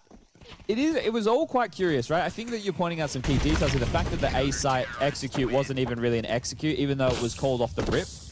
So it is just a moment in time that NIP fans will forget. Aye, aye, aye. Now, you've invested in 4 smokes, have you, NIP? You've invested in 5. What are we doing? We're going to... You force 5. Yeah, more news at 8. Snappy calls a force buy. What a comment. That was so That's sick. Commenter of the event so far. Yeah, man, it's going to work. I can't believe they're force ball. It's going to work. They started light 2-2. Snappy's got his lineups. You do need to not die to this, though, and mission accomplished. Oh, wallbang. Never mind, Bucharest gets him. Aragon gets the wallbang onto Kaspersky, and yeah, this round's already over. If you don't get to thrive in the aggro, then what are you really doing? Look at this. Malt Bucket crazy behind him. Should peer on up. Yeah, well, you see X-Ray toggle perfectly timed. It's going to be Muterus and Aragon with the crazy on top, and you can see it in his eyes. 3-2, Eco now. I think Saw are going to 2-0 this one. Oh, okay. Is it based on the veto? No, it's based exclusively off of the way NIP played that previous round. Yeah, there is a huge disparity between the quality of we just watched, teams like, out there, isn't dude, there? Legacy, General Mates, like, Yeah. Legacy were making everything was the right decision at times. They look like a Counter-Strike team. Yeah, they did. Like a proper, a proper team. With like jerseys and... Yeah, salary, unity in their decision-making, playing like a team, not just like a bunch of players. It's hard to do that. It is hard to do that. That's why, you pay the best people in the world to do it. What has Wrinkles Deagle done? Barney Runk over here. Absolutely nuts to get 2 already. Yabba dabba doo. I don't know if it's going to be enough, though. It might just be a couple of pebbles, not the whole rumble. Oh, wow. Oh, damn dirty Deegs. Okay, well, Crazy, your mission has changed. You'd be crazy to go for this one. I can't believe they've done it. Wow, I thought Wrinkles double Deeg was where it stopped, but Snappy and Shush get one each. Just beautiful mowdown in mid. Look at the X's. All the corpses littered in heaven and middle. Shush has got an M4, he's got the info, and now should have the round. Finishing it with the Deagle, that's just for style points. Doesn't need to go any further afield. It is insane to me that none of his teammates came to help, right? The immediate is to cut off for the save, right? Because he can still go for this. He has a smoke as well. Oh, and a kit. Like this right now, instead of them just setting up a crossfire with Shush, this is... You better shoot him soon, Snappy.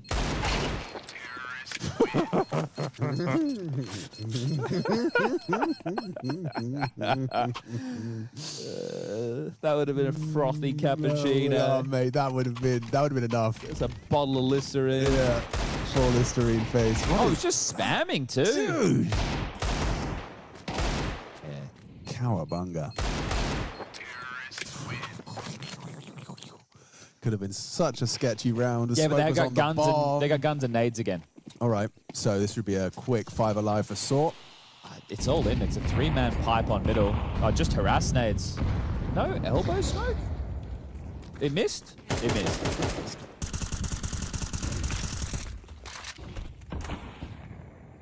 I don't know, the way they're spamming their guns, that makes me think like they want to try and jump back up and go cave. Like they don't want to sell that we could be red room and have them more nervous. But it looks like actually Kaspersky's going to have other intentions to start. Re-smoke red and walk through it. Yeah, nice reaction. Muteris and Crazy are going to partner up. We've got a donut double. Oh, what a shot. Orpa peeks into an AK holding the line. Kaspersky gets info. Surely this player pushes red. He wants to help. Oh, he's just better. He's done it all. He is just better. Still 2 on B though. Oh, he's just the best! Kaspersky, how do you get a third there? 3 bullets, mate. Take a reload. Why is he going for more? Take the reload, guy. Oh, okay. I mean, he got info on the last, knows where he is. Okay. Yeah, Muteris has made the 1v3 a 1v2 and quickly going to repause. Well, he'll reload that AK. He's going to have to. Oh, he's gonna realize too late. Yeah. And then it's gonna be an audible range. Yeah. Now he's realized. Surely he's realized. No, Did he reload? Teammates are going to tell him. Harder now. Saving now. Okay. Well, NIP win a go round. Yeah. That's good. Thanks to Casper Sky. Yeah, shout out to Casper one time. Damn, dude. I just love the way he engaged in those fights. The first is impeccable, just pure reactions and vision and aim. But the second, the way he kind of just, he knew where the fights were likely coming from. He knew there was one red or a suspected one red. Suspected a second donut. Why would the Orpa be there without help? Well, it results in a very nice sequence from Kaspersky. Orp save. Muterus can drop that. Crazy can buy himself. Story can drop an M4. They have enough for a buy. They're going to take a timeout? You don't really need to talk this one through, boys. Surely you haven't all bought you. You have to be taking a timeout. Take a timeout if you haven't full board up. Just there you go. Thank God. If you haven't full bore and there's like 3 seconds left, they're definitely taking a timeout. So I don't even understand what the conversation is here. Muterus dropped the AWP back to Story. Story drops an M4 to Aragon or Agil. Crazy buys himself. Muterus buys himself. And actually, Crazy also dropped an M4. So unless they want to run double or... No, well, they can't run double all of a sudden. They have to sell back. So everyone will have an M4. So is it just discussing what the opener is going to look like? This wasn't rocket science, guys. I could have done... Yeah, how much of a hard time managing the money? Maybe it was. They did because someone even bought an MP9 and had to sell it back. So they could, guys. Yeah, they're working it out. They got the abacus out. But you do that it has to be about the move, not the buy. Because if it's about the buy, I can do that in freeze time with less time. It's got to be about the buy. So I'm sorry, not about the buy. About the opener. About the opener. Let's see what the plan is. Okay, you start heavy mid.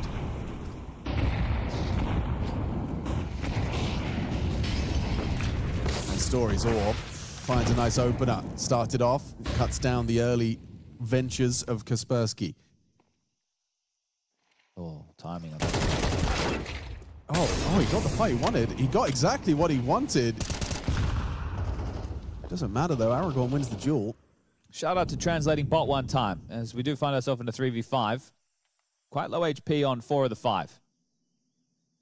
So there is a chance. Doesn't have to be headshots. Well, we'll have to be in this situation. Yeah, look at that. That's always a tough cookie to break. I think the issue with this, not enough nades to deal with everything right now for NIP. Nice. Boosting on the box, you can get a sightline towards the ramp, and Aragon's done well. Last two audible towards B, their intention to clear. And the covering fire is there, but Snappy going down just puts it all on to Wrinkle. Great double swing. Yeah, needed that. Agil just gives him no time to react. Okay, so a bit of back and forth. I would say at the moment, Sora doing enough to make this a competition. Certainly.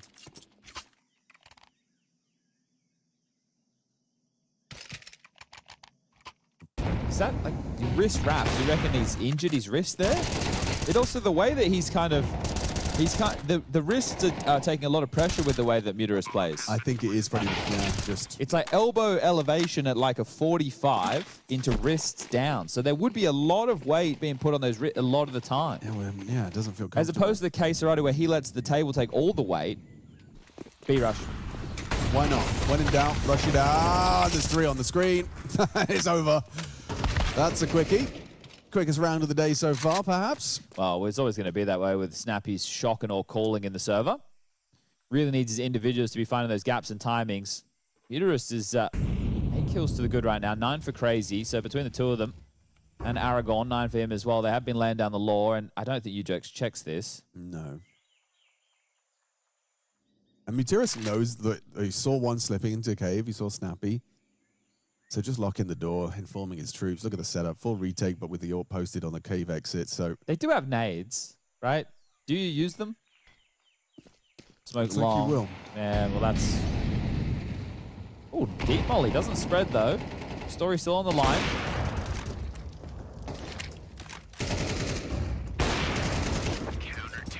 It felt weird that they weren't expecting so many players from NIP, right? You were going to have to fight through... fire and brimstone to get that bomb down.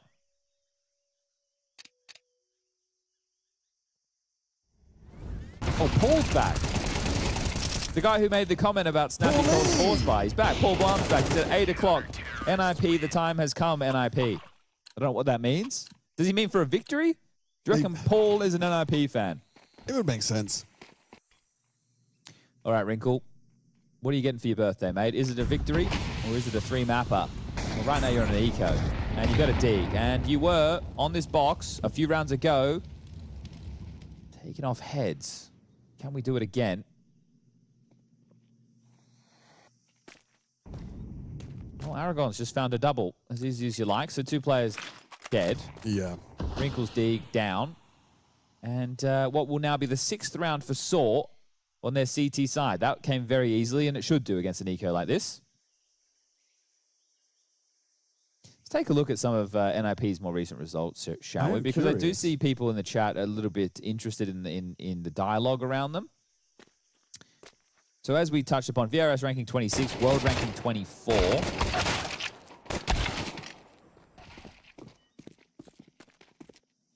And recent matches, there's... They have played 41 maps with this roster, right? These 5 players. Which is not a lot of maps, really, as far as officials are concerned, if I'm going to be honest. Like, for a team that finds themselves in this position, you'd expect a lot more grinding out of them. Yeah. They have played in a handful of events. So they played Cologne, they played Bounty, they played the CAC qualifier that they didn't get through. They played Draculand Season 1. They tried the TWC qualifier they didn't get through. They came second at the Star Series Fall event that we were talking about a little bit earlier. So, yeah, it's a bit all over the place for these boys. And then if we take a look at the caliber of teams that they're beating, we're talking about your Bates, your Parry Visions, your OGs. It's a lot of red, to be honest. A win against Heroic, 3D Max. Yeah, it's ups and downs. The ups, I think you would hope that they're coming. And if you want to be considered as a serious player, I feel that you need to be taking down Saw. Now, it doesn't have to be a 2-0, but you have to be beating them. Otherwise, I think there's not going to be a whole lot of hope in NIP finding too much traction come the major. They are in stage 1 as well. Oh, it's going to be cutthroat. Yeah, so they're a little fish. Did Agil's steps get heard? Nope. Never mind. He's got to overlook completely and overrun now by Snappy. He's not happy. Molly back bomb and reset. I think it's just the calling is all in.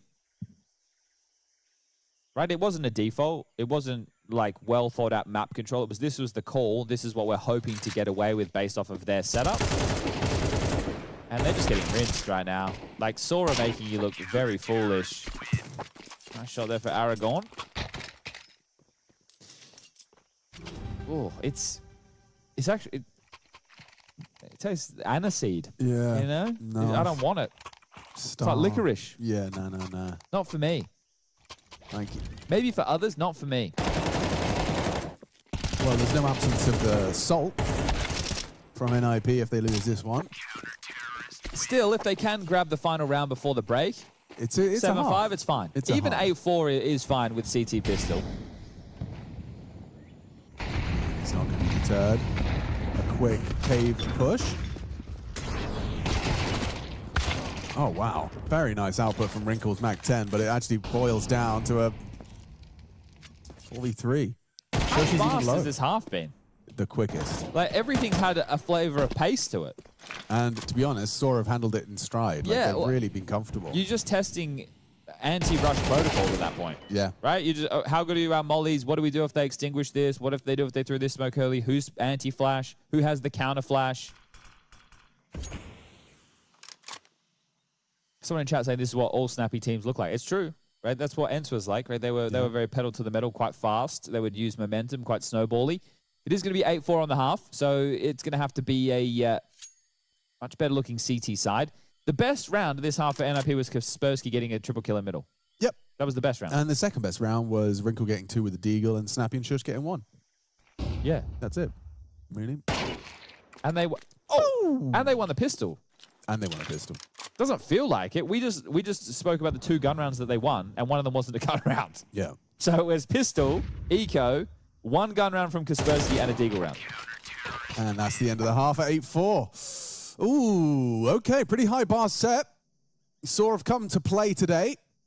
And in the absence of attending the major, why not make a deep run, you know, at the tournament you are attending? Exactly. And I think that it is worth saying, right? Because for Saw, any wins that they can pick up here can help put them in the bubble for invite range, for events that are coming essentially 2 months away, right? Because most tournament organizers are inviting with a 2-month window. Right. Okay. So this event won't come to its conclusion until, I believe it's the 1st, Saturday the 1st. And then once it comes to its conclusion, then when the ranking updates happen, these TOs have to announce ahead of time for their event what date what Monday it is, essentially. They want to take which week of the VRS. The reason it has to be in the rule book and written out beforehand is because if it's not, tournament organizers could manipulate choices to events based on, it's like, we're 3 months out right now, and it looks really good that we can get these orgs at our event if we pick now, right? So it has to be some type of way that's fair. So it needs to be predetermined, essentially. It's a long way of saying that. Yeah. Well, it's nice to valuable to understand why as well. Most of us function better with the why. There's a lot of things that go into the VRS and the way things are done at the moment, and I'm sure we'll constantly be ironing out more and more little details and kinks. Red smoke, and you've got a second full bell on Aragorn. Sword, take it to the T side. They're going to probe Donut onto Shush. You have to let him go, Shush. Had to let him go. After you missed the first 3 bullets. Tuck and call for backup. Yeah, let him go. All right, NIP. Maybe when I said you were going to win 2-0, what I meant was I agree with Alex and that Saw are going to 2-0. Yeah. That's what you meant. That is exactly what I meant. There's no way in which this... Oh. Hold up. Barney Runk. Because it's just weird looking at the map right now. You've got 2 players focused on the A side of the map. And that's the bomb. The bomb's just gone down outside B doors. Well, both approaches don't appear to be great approaches, do they? You have NIP run into a brick wall. We have Saw divide and conquer. And this is just the pistola. Fine to divide and conquer. Let's just keep the objective away from prying eyes. Okay, there's one back. On his own. Swing and cave. Well, maybe you don't clear this. But it baits you in because he does react to U-jerks in time. And the smoke is up and you've got free pass. This was all part of their plan, Chad. I see now. Oh, you do? I see. So, yeah, you give up the bomb, doors, and then... Oh, my God. Guys, this is some terrible Counter-Strike. Oh, no. I'm sorry to everybody. I have to be honest with you. Oh, wait, we didn't give Crazy the soundbite. Crazy gets 4. There you go. You can put that in. Okay, edit that in. Edit that in. Yeah, don't clip the part where I said, guys, I'm sorry. This is some terrible counter. Don't clip that bit. No, we'll layer that bit over there. Over the top. Yeah. I mean, let's see it in the replay. Oh, Crazy. Just mows him down. Oh, even spins into that one under Snappy. Crazy. No, it wasn't. Snappy, it wasn't on him. It wasn't on him. So what we're going for now is it's going to be an AX the second round. Yeah. But they throw a donut smoke. And no one's home. See how much more effective this is. Oh, yeah. So the donut smoke, what it does is it denies the vision. Wow. And they just get the bomb down in a post plant without anyone dying. Yeah. That's so sick. It's crazy. No, wait. He's the player. This is Agil. Yeah, Agil.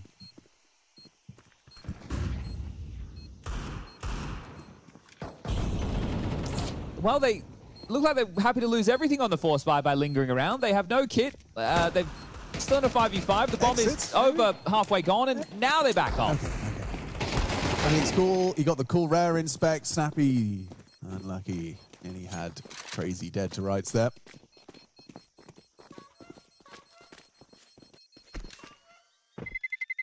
The wild ninja pajama, I believe, is its colloquial name. That's the Latin. Ninjama de pajama.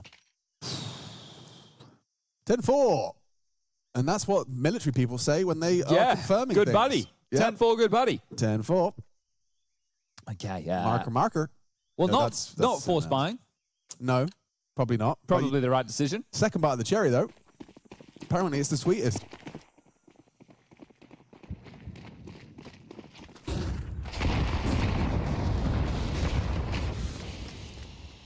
Oh, look at him. Look at this little demon. Sees that smoke on Donut and takes it as an invitation. He's found a gap, not a gap, a gaping void on the A side of the map. This is great, quite concise. I mean, the round's already over. Yeah. Like, just by Mutiris walking through a smoke. That's it. Yeah, you didn't even get a chance to like use the deagles or the pistols, try and slow anything down. Just immediately out mid, they get the space, they go through the smoke. It is a risk, sure. Now, to really salt the wound. We keep 5 alive further. Yeah, this is 11 rounds already. It's going to be some form of a comeback. I thought Heroic were just like in great form.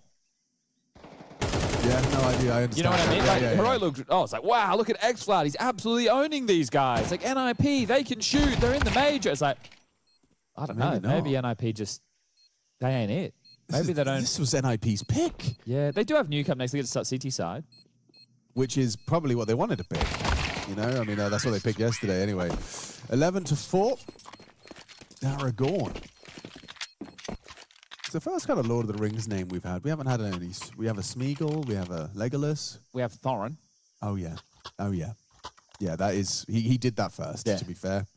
But a second Lord of the Rings name. Yep. You know?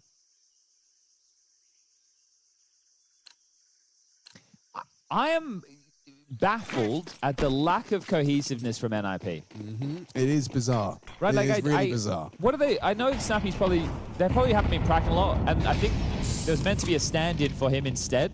So that could be the case too, because he was having a kid. That's right. Okay. But so now he's here. The kids happen. But also, like Snappy's got 8 kills. Yeah. Well, U-Jerks, still has 8 kills. Yeah, that's not a nice start. No, but at least the map will be over quick and put NIP out of their misery. Yeah. I think that actually might serve everyone at this point. Crazy with 20, Aragon with 18. Right, That's the names. right. Well, he didn't clear, but at least he has info on 2. So right now you try and barrel down on A. You've got 4, which is Muterus to do with the rotations. 2, which is Stoic above putting pressure in. Oh, caught off guard there. How has Kaspersky got 1 He's done well on low HP. Very well. A minute left on the clock. Wrinkle behind. Oh! Please kill him. Kill him. Just for your mental. Just kill him. Just for your sanity. Just kill him. It's for your sanity, Wrinkle. It's your birthday. Oh, you got him on flash. That's so fucking crazy. It's his birthday. Yeah, you gotta let him have that kill. Oh.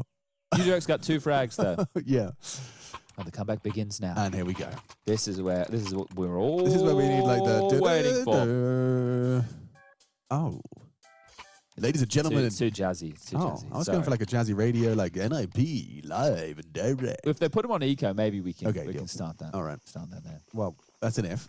Let's find out. Ifs, buts, and maybes. We'd all have more death and destruction. Muterus onto Shush. What did he even say? I don't think he saw it. He saw sound perhaps. He heard a shot. Just reaction. Lizard brained it. Nice shot from Crazy. Catches Snappy's walk down ramp. He did that unassisted. I mean, I suppose the crossfire just didn't manifest and he committed to it.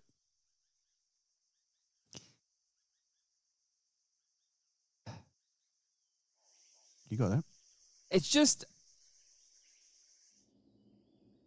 You've said it already, haven't you? Yeah. Yeah, it's exactly the same as the last round. Yeah. I'm pretty sure it was a 5v3 then as well, or maybe it was a 4v3, but either way, it was a number advantage for Saw. They park the bus, they wait for reaggress. They talk about what type of finish they have available. Smoke, Molly, couple of flashes, HE. Low HP on Muterus and Agil, they can go in first and be traded. Probably not Muterus because he's an A main, but the rest of them can group up towards B and set... Now, we should know a whole bunch of utility here, boys. We do like, okay, we're doing Pillar Molly. We did short smoke. And long smoke. Are we going, though? What is Muterus doing in main? Because he can't help, and he's not playing actively on the lurk. So it's a late flank. So he's in A. Does the bomb go through heaven? It can't. Has to be B. It's all good. Dealt with. And then if you wanted to try and save, Muterus can flank you, and Story can shoot you on the cross back. Never mind, Saw 12. Well, the combat conversation didn't last long. No, 1 round. That 1 was round fun. worth of... at least they're using a tactical timeout. Yep. Let us know what you guys are doing at home, would you? Get activated in the chats of many different varieties. Let us know if you're an NIP fan, and then maybe you can tell us why. Yeah, I'd appreciate that. That would be very helpful for all of us. What else have we got going on here? I'm checking the Twitter sphere to see if there's anything happening. Any news? Any breaking news going on HLTV. Checking the dirt sheets. Oh, they're excited for Aurora Liquid too. Yeah, they should be. Yeah. Game of the day. Game undoubtedly. of the day. Especially Aurora. Like, they feel like they're a bit all over the place at the moment. They would love a victory in Bucharest. And just seeing a Liege back in a Liquid jersey. Is it better than seeing Twists back in a Liquid jersey? Good question. For me, it is. I think Twist outgrew the Liquid jersey. I agree. Whereas a Liege, it fits snug. Yeah, it fits right. Alrighty, final round. Well, it's an all-in. It's an all-in. Here we go. Let's Go fight. Just throw caution to the wind and run at them with MP9s. Crazy just got team-nated. Okay. Shouldn't be too comfortable. This looks like one of my games. So he got pushed off the line. I think Aragon went to nade open the smoke so they could see. I don't know if he missed, or I don't know if there was communicated. Maybe Crazy didn't know how low he was on HP. You wouldn't. Why would you go again? Wow, he's lucky to be alive there. I think Story could just hold this, and the rifles can work. Agil is going to get a fight in a second. Shush taking some space back. Okay, so that's split the defense right now. Donut to A, you know Shush's A defender still alive. There's 2 MP9s on the B side of the map. They know they took lane. Yeah, so going back, you have to clear cave, pocket, through the B doors. Lots more to worry about. I think A should be the finish. Yeah, the fight's actually come to them because Shush just died on A main. This is the power of a freeze. You know, when Chad keeps talking about people standing still and praising it, there's a reason for it. Bosh. Because the whole round has been come to them. Every frag, they don't have to move a muscle. A little smirk on the face of Aragon. You know he put in a good shift there, but coming in as underdogs, saw completely slaughter the air quotes favorites. Ninjas in Pyjamas yet to get out of bed. This is where the tweet is NIP picked Ancient, right? That's the tweet. That's the tweet. That's what goes out there. It gets all the likes, all the interaction. People are ruffle mayoing, and they're having a great time. Lamauing. Yeah, Lamauing, ruffle coptering. Everyone can't believe how easy that was. It was a pistol round to start for NIP that I'm pretty sure they clawed back into. Then they win against a full eco with all 5 alive, and then from that point open, essentially the floodgates open. This is my favorite Kaspersky round. It's probably the best round for NIP in the whole game. Yep.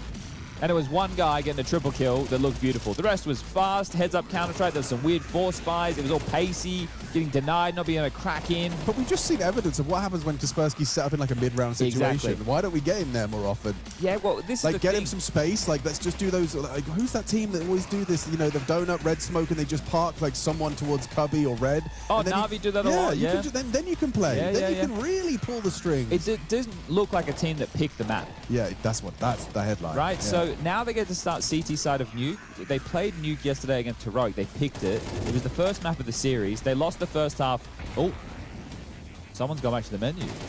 Are they opening cases? Is that case opening? Start opening cases. If you're opening cases, share the screen. Yeah, and share the screen. Yeah. X-Flood did own them. Like X-Flood was absolutely bonkers. He had 33 kills, but it didn't even feel like NIP were doing anything.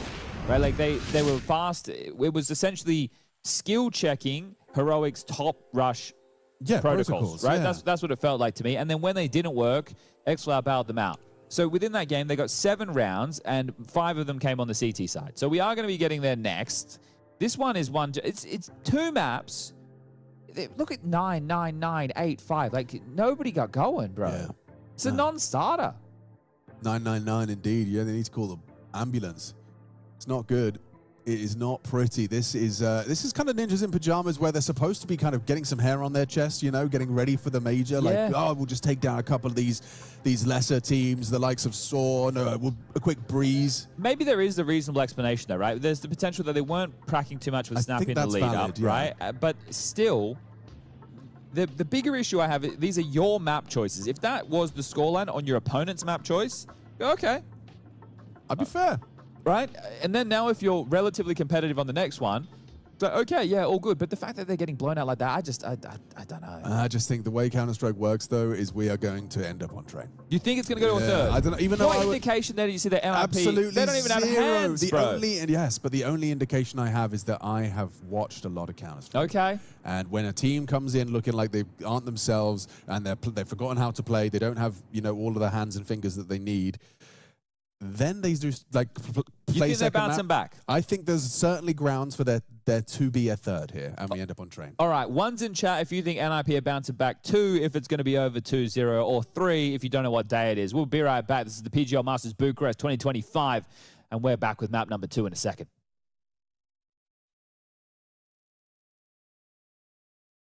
She said she loves you. But she can't love me. But I love you.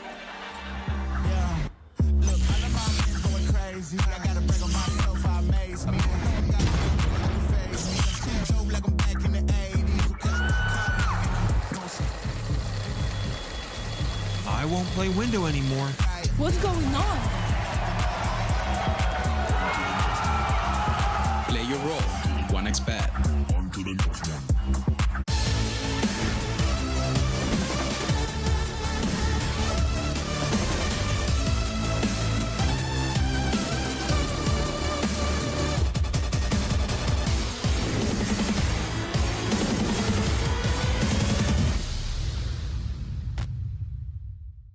The human body was built to move. Not trapped at a desk in one singular posture for 12 hours a day. It's time your chair evolved. This is Secret Lab Titan Evo. Ergonomically engineered for you. Gamers, hybrid workers, artists. Backing your every move.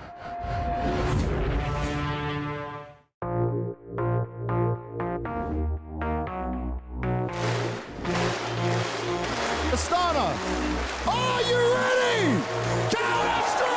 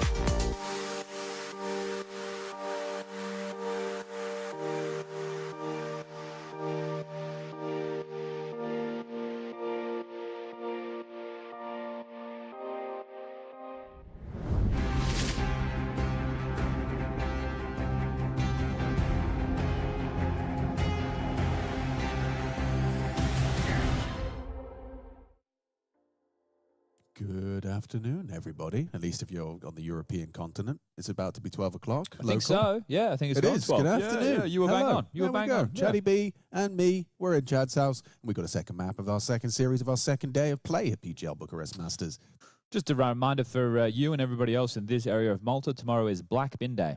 It is Black Bin Day, and that's good to know. That is good to know. That's It's my responsibility. Yeah, you got to take the bins out. man. You got to take the bins outside, unless you have like a rubbish chute. That would be cool. I'm on the top floor. I have always considered, like, if I hit the shot perfect, I could probably get it, like, semi-close. I would hate to see garbage spill all over the streets. 'Cause it might look a little bit like NIP on Ancient. It was so bad. I mean, it's not something we normally, you know, I like to put a little bit of, like, Vaseline on the lens when I'm talking about a performance on a map. But, yeah, that was just, it was not what NIP, a standard that they would have set for themselves. I try to be very charitable and look at things from multiple different perspectives. The main one I can run with is maybe they weren't playing with Snappy in the lead-in because they didn't think they would be using him, but now they are, and it just doesn't look great, and he's the leader too. So either way, it's leaving a lot to be desired in the NIP camp. What about Exist is also now away because he's got a kid on the way. So you think that there's too many issues? There's just there was like too many babies. Yeah, like as in Marco's doing this thing, and then Exist has got to go, and you know he's got that whole reproducing thing going on and happening. Yeah, so I think it is distracting. It probably did pull you out of like let's grind. Yeah, you know, for sure. There was probably a few less, you know, bits and bobs, a few less texts from Exist, keeping them humble, keeping them honest. We'll have a quick shout out to some of the people contributing in Twitch chat right now. Yes, thank you for your help. Subasar777 asked the question, you guys casting at home? Yes, we're in my living room right now. You have Henry G and Harry Russell. They'll be casting from there. I don't know if it's their living rooms, but they will be casting from their homes a little bit later today. Liam G, he's a bit of a G. He's always floating about. He said it's bin day tomorrow in South Gloucestershire. I'm glad you didn't say Gloucester. That's good. Well, we do the same. We stole We're kind of the same as you. We're the same as you, yeah. But anyway, hope everyone's doing well, and let's get things underway. Map number 2. It's got to be better than map number 1. It's hard to be worse. It's CT side on Nuke, a map that you can play. Allegedly. Starting well. Very strong. Ancient started with a pistol as well. There we go. Some pep in the step. You jerks with 2. The same for Barney Runk and Kaspersky putting 1 on top as well. So no plant. Force by not really there. Now if we reflect on Ancient. Did Wrinkle not spend any money on the pistol round so he can... He had 4.2. How many kills did he get? 2? He got 2 kills. Okay. And if he didn't take any damage, gets cheaper upgrade. Cheaper upgrade, that's right. So... Because he's got a full bloody belt, mate. Yeah, it's quite nice. It also depends on positionals. The positions you play, you'll be donated certain utility. So as the AWPer, it'll be rotating here, there, and everywhere. Let's see. They shouldn't have any issues with this. We did have a similar start on Ancient, just with the side swapped. Saw lost the pistol on the CT side, then took a full eco. They play a lot of Nuke to Saw. Just having a little bit of a look. Their last match on Nuke, they lost. It was to 3D Max yesterday, but before that, they were on like a run of like 10 in a row. Oh, that's the bomb. He's gotten away with it. You love a plant. Looks like he's going to get run down. They should chase him down. Yeah, they shouldn't give this away. There. But there's a lot of gaps that open up. If you had P250s, you might be able to slink on in and cause a couple of issues. But no, Farm Fest. And that is going to be 1 kill in 2 rounds. So Saw getting nothing done on the Eeks.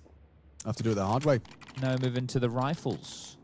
I mean, this is when you want, you know, for the ninjas, this is exactly what you want. You win the pistol, you get a clean conversion, and then you take the first gun. And then the CT setup, your CT economy, everything's booming, Wrinkle's getting AWPs. Everyone's happy. You just have to beat this one, where we are going to see the guns, likely going to see the smoke walls, and we'll see a taste of what Saw's gun rounds are going to feel like. Look at this, there's so many nades in the sky right now towards that yard position. I think if they play a lot of Nuke, right, it's... was that Squeaky? Can't see the X on the radar right now. No, neither. Yeah, it was. Okay, so just spam straight through. That is so unfortunate. Damn. That's insanely unfortunate. Yeah, that's crazy. I was about to say, because Saw, this is their home map, I would expect very good map control and a lot of forcing rotations with smoke walls. But I would also expect them to have like a nice pocket strategy for an AXQ with great flashes too. So I think we'll get the full smorgasbord. Yeah, it might be the role reversal as well. You know, you say playing against snappy teams, you've got to defend the top hop, got to defend those pace changes. Just test your anti-rush protocols. You know, it might be the other way around here as well to see what NIP can do just to thwart that. So they throw this squeaky smoke and then what? Walk out? Contact. So CTs think it's blocked, but it's a massive gap. Oh, it's a really nice find. Shush is in so much trouble. He's in jeopardy. HE blows up. They peak in unison. Now what? Snappy coming in from main, smoked off, can break, but looking to do damage with the HE. Lobs it in. Nothing found. Hope starting to wane.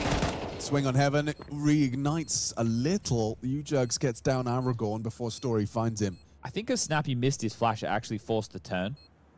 Ooh, possible, yeah, because he just bounced it off. Right, because the flash is meant to land back sight, and it missed. It wanged off the wall. Then you hear it hitting, and then you turn, and then you actually get caught in the open. So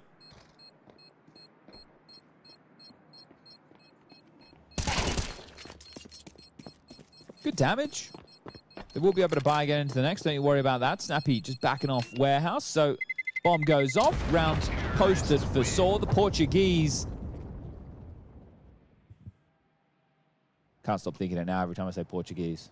What's that? Portuguese D's nuts. Portuguese nuts, bro. Oh, yeah, I don't put D's in, do I? Yeah. Oh, okay. So it wasn't just smoke spam there. Had vision on. Definitely subverting the expectation by walking through that smoke. Cracking into A, but a lot of casualties there. So drops do have to come through. Obviously, only one available, with only one player staying alive. They can break through NIP's money right here, right now. Stage 1 smoke comes through. Standard harass through squeaky door. Is there an immediate call, or do they want to just wait out the block utility from the CTs? Aragon ready for a ramp push. And diagonal smoke wall. This time opening kill for NIP. I had to double check that because it's Ujo's getting the frag. Once upon a time donning the sword jersey, needs to double up and can't. Backs off. Yeah, he'll be able to get away just about. God, they're in hot pursuit, aren't they? They're charging towards the Ujo's is called for backup. And a shot from Aragorn. He's really delivering. Big rotation. Oh. Double doors players Molly going to bounced make a off the head. decision. Okay. Kaspersky with one from the single door side. Have to plant, boys. He's opened up a hole. Aragorn. Oh, actually, it's crazy that puts bullets down through the hole. Kaspersky with a response. 50 seconds. Snappy. He's going to get into dark right now. This isn't going to be noted. Slipped through, spotted, and found by Aragorn. That was the way back in. Kaspersky in a 1v2. Okay, last seen towards single. Since relocated, gets that flank. Nice work. We're looking for a massive clutch. Would it be expecting vent right now because Mutas was lurking lobby? So with the time, Kaspersky should have this one. Yeah, he's done the hard work already. Most impressive talent on the Ninjas in Pyjamas roster. Kaspersky, the impact frags just keep on coming. And now, very awkward round for Mutiris. He hasn't got the answers he needs. He hasn't got the time. He does have to stick the plan. Kaspersky's going to make a run for him. Start spamming the smoke. Mutiris is going to try. Oh, and he's going to succeed! That's he was not running fair. as well. That's not fair. Oh, dear. Oh. Crikey. Oh, that's not fair. Like, what if you're a hindsight Andy, what's Kaspersky supposed to have done there? Like, let him plant? Yeah, you don't. Well, no. Smoke spam him correctly? I guess smoke. Like he unloaded. I don't know how many bullets he had. Did he run out of ammo? Because he's. I don't know. Maybe he's thinking he's saving. Either way, it's a ridiculous situation. That's so gross. Well played to Mutiris, though. I can't take it away from him. It's just, oh man. Breaking news: NIP at 4 sport again. Or at 12. Look at the synergy. 5-7 spams, he knows the play. Does a bit of damage, and ooh, Aragorn managing his angle as well. He's going to be in trouble, though. HE and bullets find him. Wrinkle puts him down. They are down secret, though, and it does look like it's going to all fall to Kaspersky once more. He started lower with the best gun. I say that, Wrinkle's M4, obviously.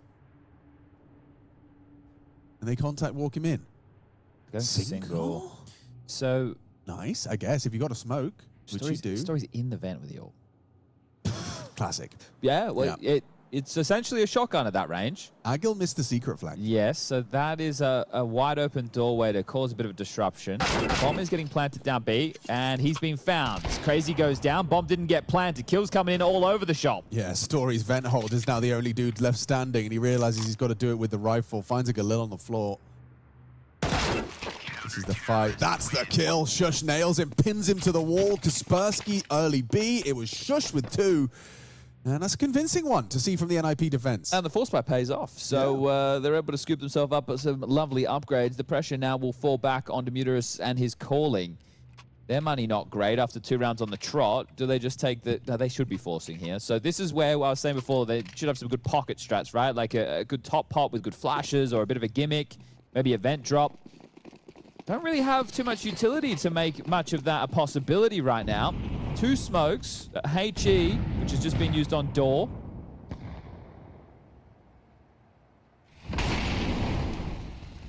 Oh, really aggressive work for Squeaky. Because they have 2 smokes, they... Oh, okay, maybe they smoke warehouse. That was a flash. They want to get across to red, right? And they want to get across without losing anybody, which doesn't look possible to me. Certainly not with Wrinkle where he was. That makes it work. That does work. So you will have to use the smoke wall while it's up. There are HEs available to break this. Oh, what? Oh, must have been top silo frag from Wrinkle. And everybody gets knocked on over. NIP, keep 4 out of the 5 alive. Force by dealt with. Eco now. There you go. It was top silo. That makes sense. I was going to say. There was no smoke. Yeah. Yeah, I don't know if the smoke was misthrown there, but the angle just to spot the first cross from main. Yeah, it had a bit of a gap. It did have a bit of a gap. Whether it was misthrown or by design, I don't know, but exploitable. Eco now. Someone said was forcing really the play. In that situation, you kind of have to force because you didn't have many players staying alive in the rounds that you won. And your loss bonus bottoms out to 1,400 because you won those rounds. So, you know, if you take the 1,400 save and the 1,900 save, it doesn't put you in buy territory. So that's why you see teams go for the 1,400 force. Then you save on the 1,900 right now. And then next round you get the 2,400. So that puts you in buy territory, right? Because it puts you just over 4K. And that's obviously not discussing kills or plants, which there are very limited of. But if we're setting the bar, Saw probably need 2 more rounds on this T side, so NIP are doing a good job. Right now, Saw are what I would consider in the financial washing machine, and I'm not talking about laundering your dollar bills. I'm talking about not being able to find a chance to get their head up. Right, we were talking about it when you get dumped by a wave, you're in the wash, you get tumbled. Maybe tumble dry is a better one, but you get thrown around and you're not really... You don't know which way's up. You can't, like, find your bearings. Precisely. The motions you just did were perfect. Yeah. Oh, I understand. I used to do it to myself. I used to go and deliberately put myself in the tumble dryer. Okay, well. Yeah, that was how I spent most of my summer holidays. Was your step family around to help with that, or...? No, man, I'm just getting dumped by waves. It was fantastic.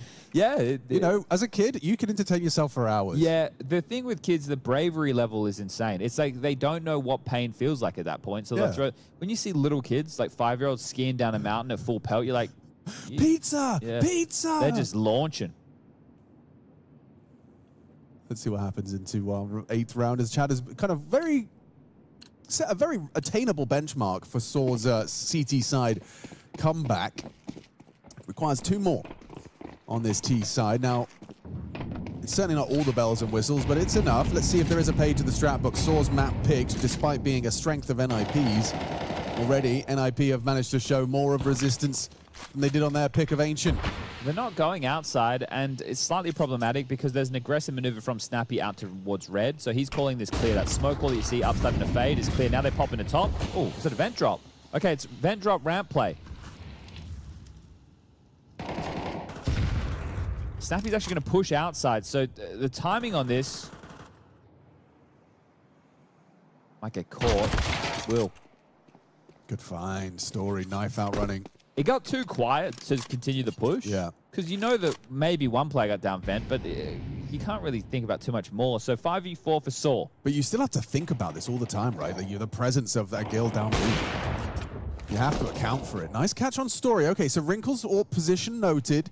Quickly darts back towards Hell to maybe lend a hand to any pace changes, and we can see them. They're starting to accelerate. Yeah, he's going to be there in time. Wrinkle, that's what you want to see from your CT AWP. He rocks up. Ujux doesn't reveal himself. Oh my god. Ah, this is brilliant. He's got all the backs turned. Brilliant setup. Set up for success by Wrinkle's rotation. That's very frustrating deaths. Won't get the plan out of this. It shouldn't. Wow. Might now. Yeah, first kill, door open, closes the door, faking him out. Now he gets the plant. Doesn't commit to it.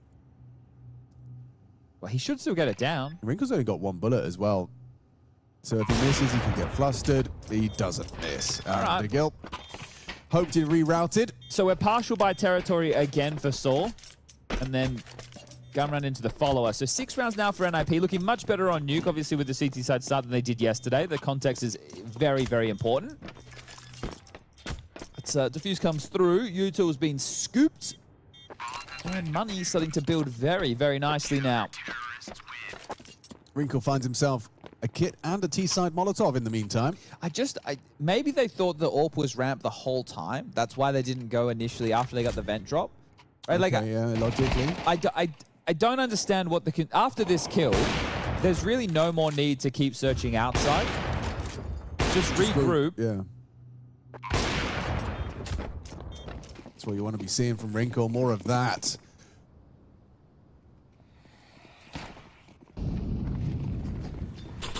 This is pacey.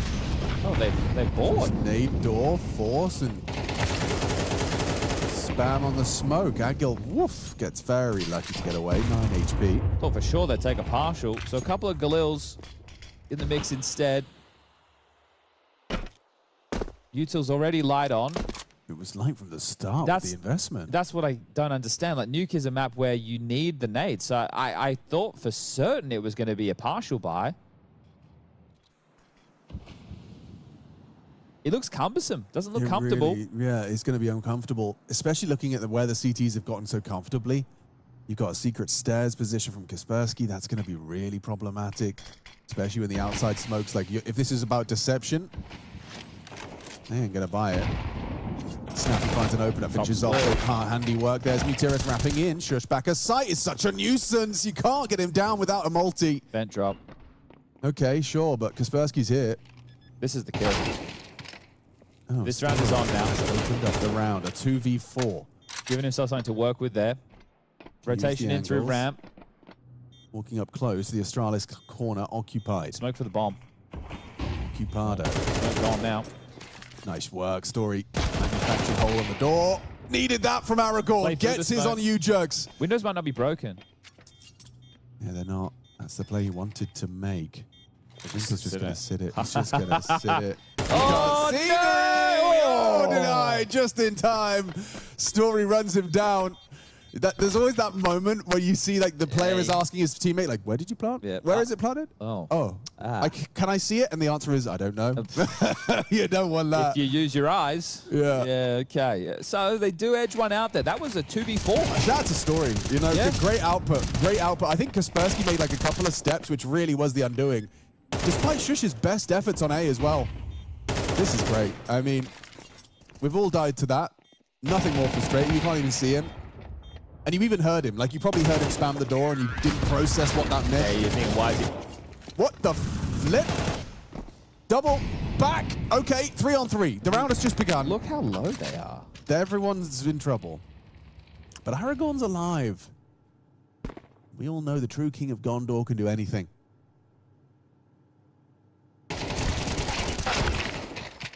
Apart from kill Snappy. Okay, he was the full HP player. Yeah, that was not ideal. Very good find from Snappy. Cool. This is a kill. Yep, that's a free one. That's the bomb. And you now need to find the AWP up. Okay. He got heard? Did he? I don't know. Maybe not. I thought Wrinkle was reacting to sound. He may have just decided to He will check consider this too.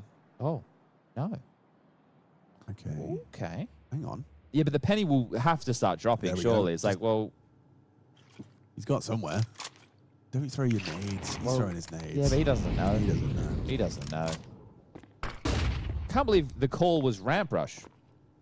That was the call. I mean, maybe they went to Snappy's School of Counter-Strike and they liked what they heard. Andre, if you're listening, the chat is saying that the mics have gone funny again. Well, it's not the mics, it's the sound. As we've covered, the mics are good. Yep, not going to talk about it again.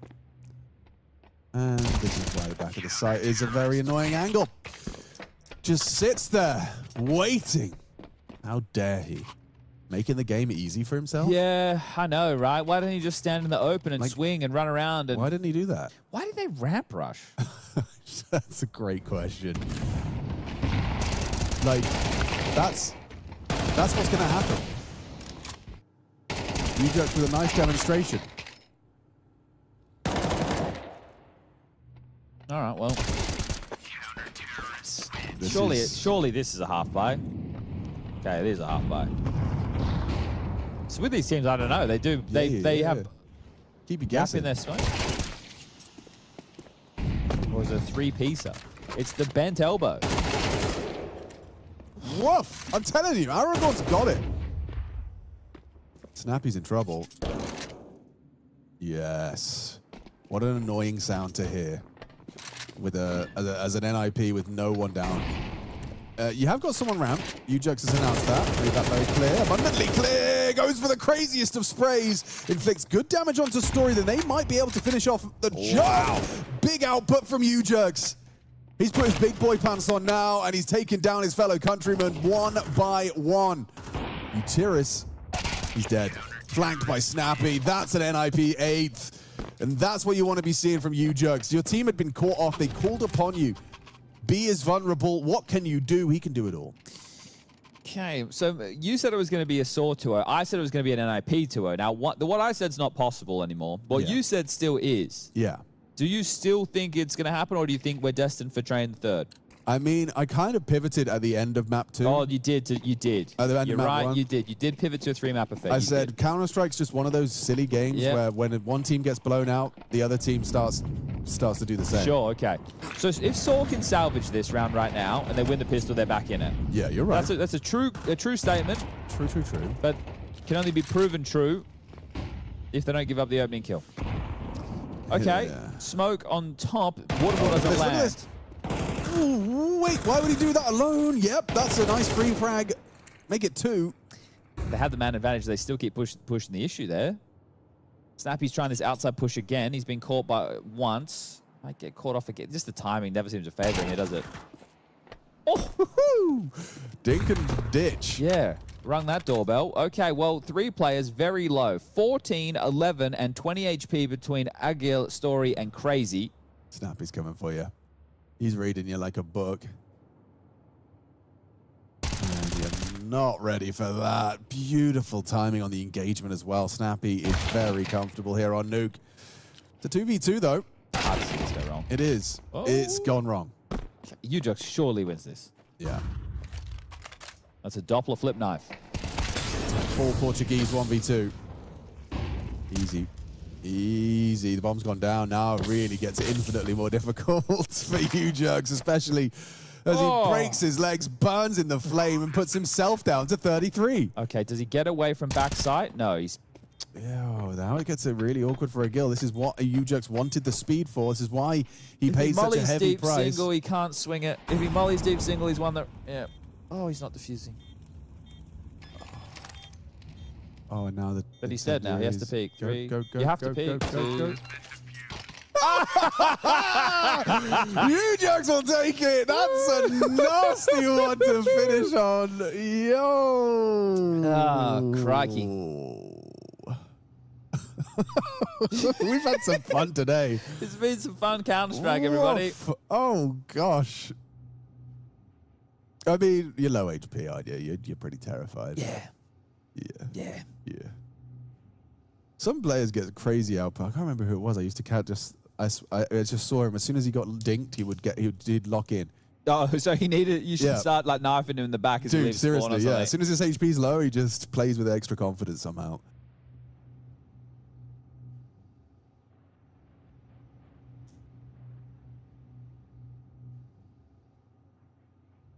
Okay, we're hydrated. I hope you guys are at home. And we've just had a 9-3 half. We've had a couple of those today, to be honest with you. If you missed the Legacy game, they were 9-3 up. An Inferno game ended up concluding in overtime. Still a 2-0 for Legacy. They bounced back. The CAC champs started with a loss yesterday against Liquid, but right now we're on board with two of the losers. And their opening campaigns, 0-1, Soul falling to 3D Max, NIP falling to Heroic. Map number 1 of this one was a bit of a fiesta on Ancient, NIP's pick, but they've got to start on the CT side of Soars, and they're 9-3 to the good. So let's see Saw. Oh, let's see Saw. Let's see Saw. Which, as you know, goes down, then it goes up. Heaven Smoke. Has he landed it? Oh, the judge is happy with that one. He's done it. Very technical pistol. Very technical. And then you're supposed to, like, plant in the smoke, I guess. The smoke on the corner to guarantee a nice-looking force buy. Yo, like I know it really didn't work. Like it's pretty cool though. Very cool though. Yeah. Lots of thought went into that pistol. So they smoke Heaven, and then where did that second? It was like a lurk do they smoke. scoot that out of hut, or is that thrown from spawn? You could. I don't know. I'm not sure. Like a skylight, you could do a Jimmy? skylight. You could throw something similar out of hut, like off a wall? like a trickle smoke, like Yeah. you do a flash in a similar vein. Yeah, okay. I'm curious. That feels new to me. I haven't seen that idea. I mean, not smoking Heaven isn't new, but the whole pistol idea is, yeah, very much. They're essentially just like trying to isolate backside player, right, and guarantee the plant there. The fact that they weren't able to even get the bomb down in a cheeky smoke is a little bit unfortunate, but as we know, Snappy loves a force. He's got 4 of his compatriots outside looking for room. U-Jerks felled to Story. Snappy's not going to let go of W, I reckon. He's just going to keep trying to hoover up the space. Rotation's in already.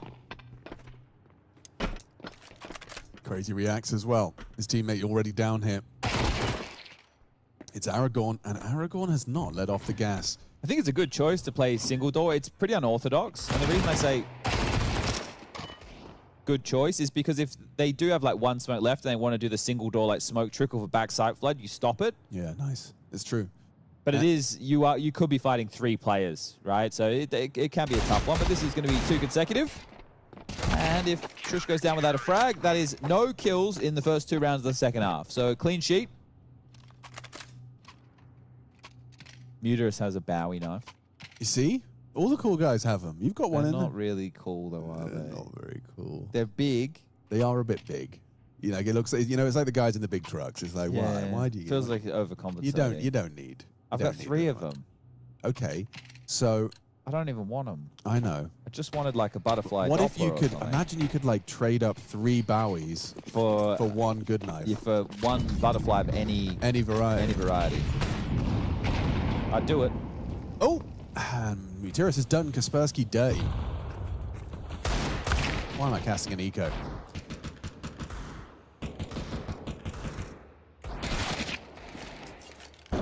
This could be no kills in 3 rounds. It could be. So that's a lot of cash money. Wait. There it is.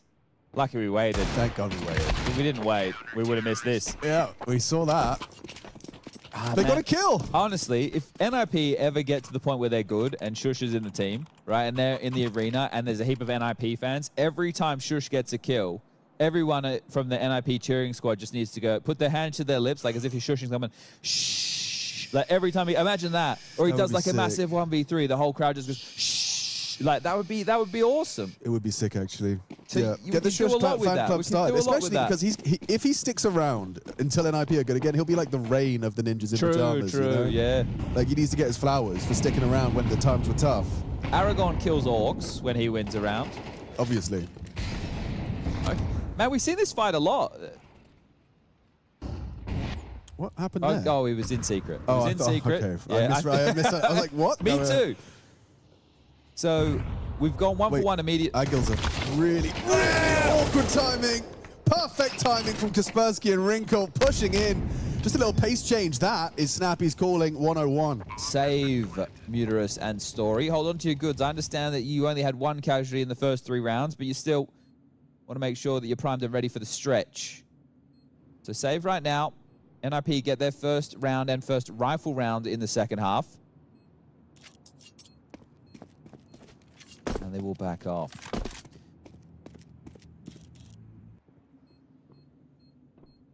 Yeah, so I think Aragon might make sure the smokes are up towards Squeaky before he goes for a swing behind that again. That's how the opening kill came in for Shush. Mutera's got one back, which drew it into the 4v4, but the top side was just a little bit too weak. Waltzed out upon and bowled over. Would you like to learn about Aragorn?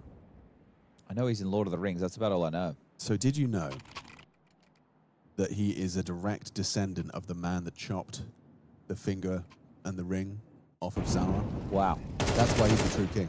Okay. Did you know that his full name is Aragorn II, son of Arathorn, heir of Isildur? Sounds like the Portuguese you were doing earlier. Yeah, it does actually. Yeah, there's some crossover with my Elvish. But yeah, he goes by many names. We could call him Strider. Oh, I remember that one from the movie. Yeah. Yep. Over in Bree. Yeah, Strider could work. Strider. Sounds good in your accent. Strider. Strider's the name of that guy's dog who does he lives in Western Australia. Yeah. He's got a Strider. You wouldn't. I think. Hey, Strider. Youngbloods. Youngbloods. Yeah, yes. his dog's called Strider. That's right. I wonder if it's. It probably is. Wow. Well, because Aragorn was an adventurer. He traveled everywhere. Ah, it all works out. He spent years wandering Middle-earth, in fact. All right, well, Saul, as mentioned, have the money to buy behind the saves.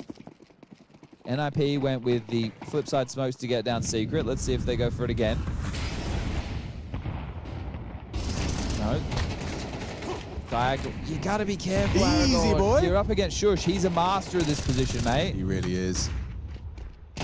Oh, sweet Jesus! No! Oh, Mutiras gets Goomba'd. Wrinkle just lands on his face. Oh, they've gone through they're through the mold. Yeah, yeah. Oh, crazy. You got to give it over, lost mate. Control, yeah. And you get sandwiched. Oh, this is so beautiful. Oh, team well blocking. structured, yeah. NIP have got them causing chaos in the ranks of Saw. Everyone's discombobulated. The round is already lost, and now you're losing bodies as well. U-Jokes lingers yard. They're getting everything they wanted, everything they needed. Oh, the wheels come off on this one, didn't they? Story trying to get away. Crazy blocking him. Crazy wants to help for the kill because he knows ramps lost, so he knows that we need some space. Crazy's the one who goes down. Story's the boy who lived.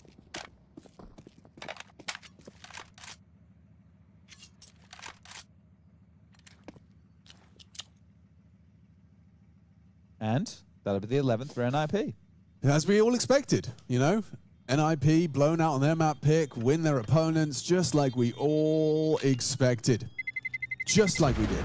Well, if NIP pull up their socks after being blown out on map number 1 of their own choice, there is a little bit of redemption to their name. There is. But they were playing some very average Counter-Strike on Ancient. Below average Counter-Strike. Whereas this is better. That's so funny, isn't it? I should be on a lower elevation Why am I than not this on right the now. floor? And I like Train. I like Trains. I think Train is probably one of my favorite maps in the map pool at the moment. Yeah, it is a good map. I think it's probably in my top 3. You ever watch the ASDF movies back in the day? No. Oh my God, I'm going to show you something in the break.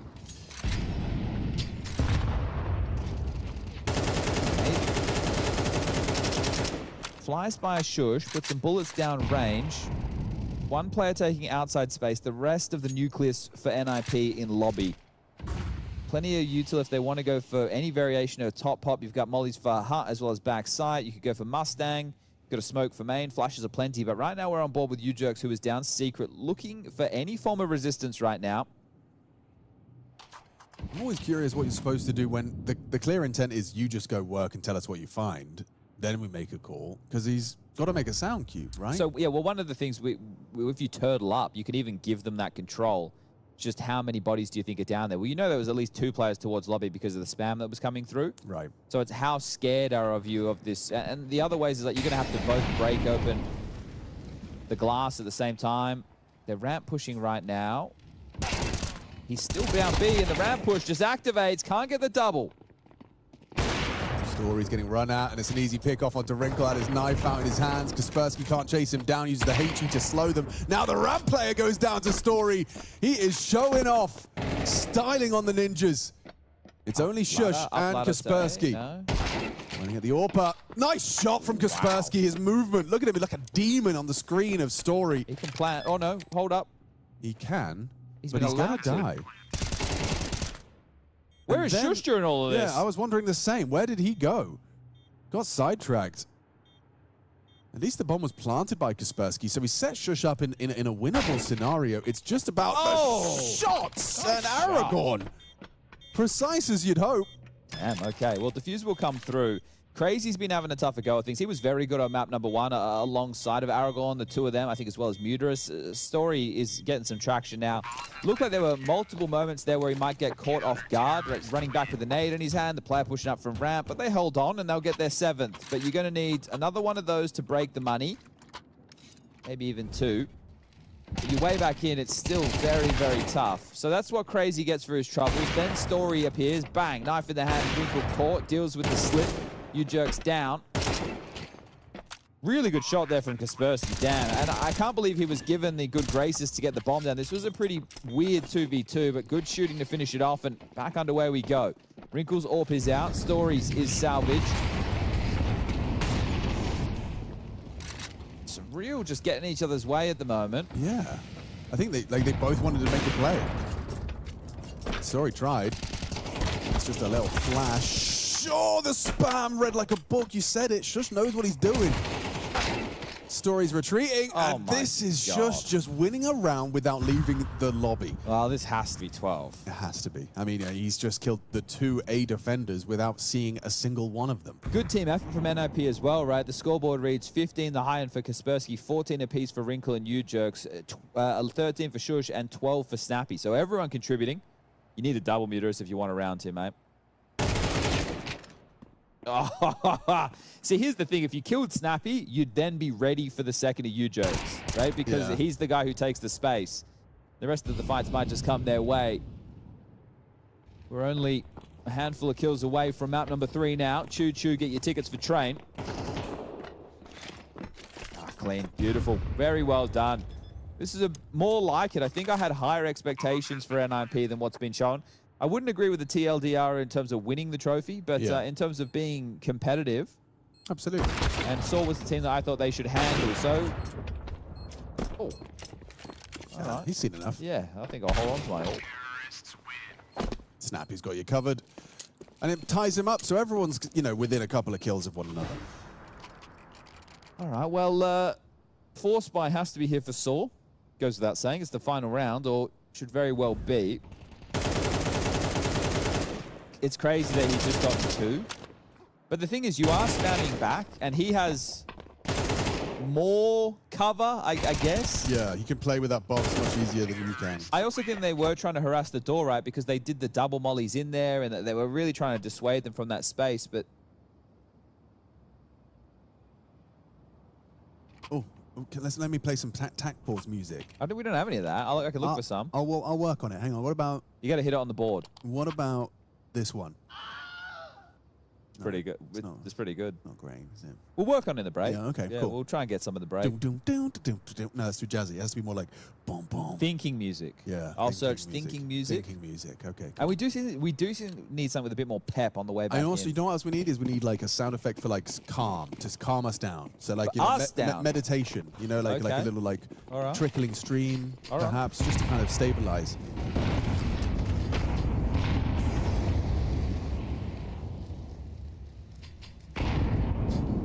I wouldn't mind the call into the ramp go right now.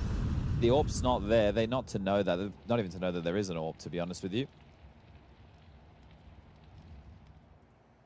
But if they do play into ramp, it's Crazy who... Oh, now they know there's an AWP. And you missed that. That's unfortunate. It's really not going to make things easy. Done very well. Crazy. Very well. He does get away with murder. Double kill. Ramp lost, but at what cost for the ninjas?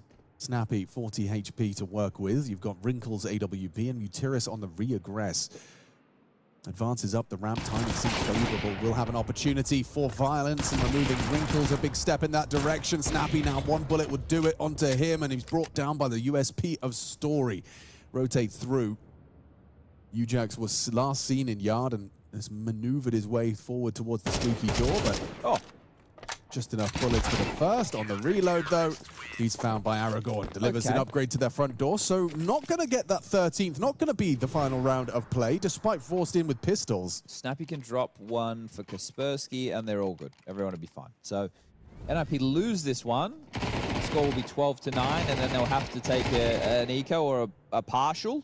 And then we could be seeing the score quickly get to double digits for Saw. So it is CT side of Nuke. The overtime is possible. They have to get past this one. This is the indicator right here, obviously. Every round at the moment, we're back to the wall. Is it a snappy top go? Looks like it. It really does. Just smoke main, throw out a couple of flashes and die to a Gills. Perfect positioning. It's too easy. Go back, try again. Scratch that, because your best shot at closing Nuke has just been shut down. Yeah, you see what they're going for, right? They throw the util in as the CT's protocol nades start to fade, right? As that molly's starting to run out of its half-life. They're throwing in util as well to be jarring, to just isolate the amount of positions that you're able to move to. Because normally what happens, you throw those nades, you wait and see, then you start transitioning to spots. It's like the second time you want to catch it. Wrinkles grabbed the first. Crazy's giving him an M4. Not the biggest of upgrades, but how much more value can Wrinkle the birthday boy get out of this? I like what they've done with the tchotchke. Feels like it's a matching dongle. Yeah, matching dongle. Very nice.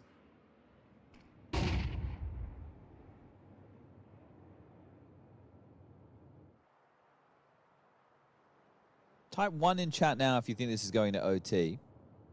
Type 2 in chat if you think NIP are going to win and take us to a third of train.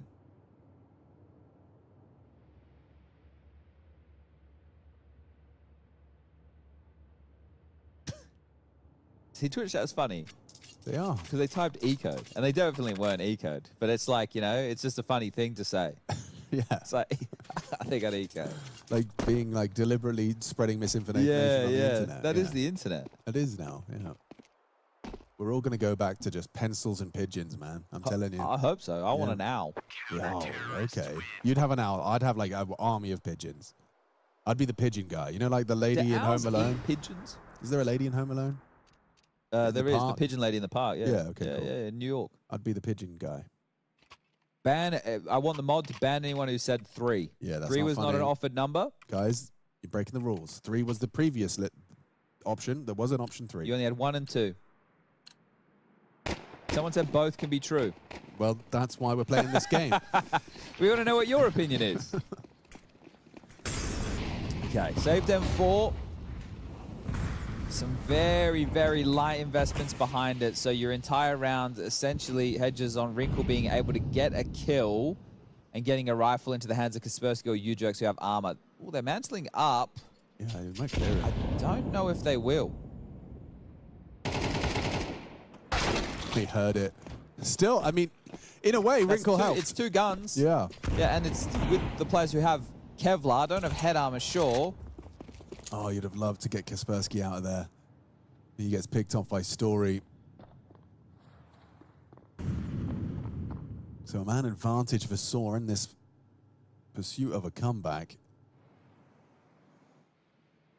What about that tchotchke placement? Oh, I didn't see it. It was on the end. It was just on the. There it is. Yeah, I don't love those. Don't love those.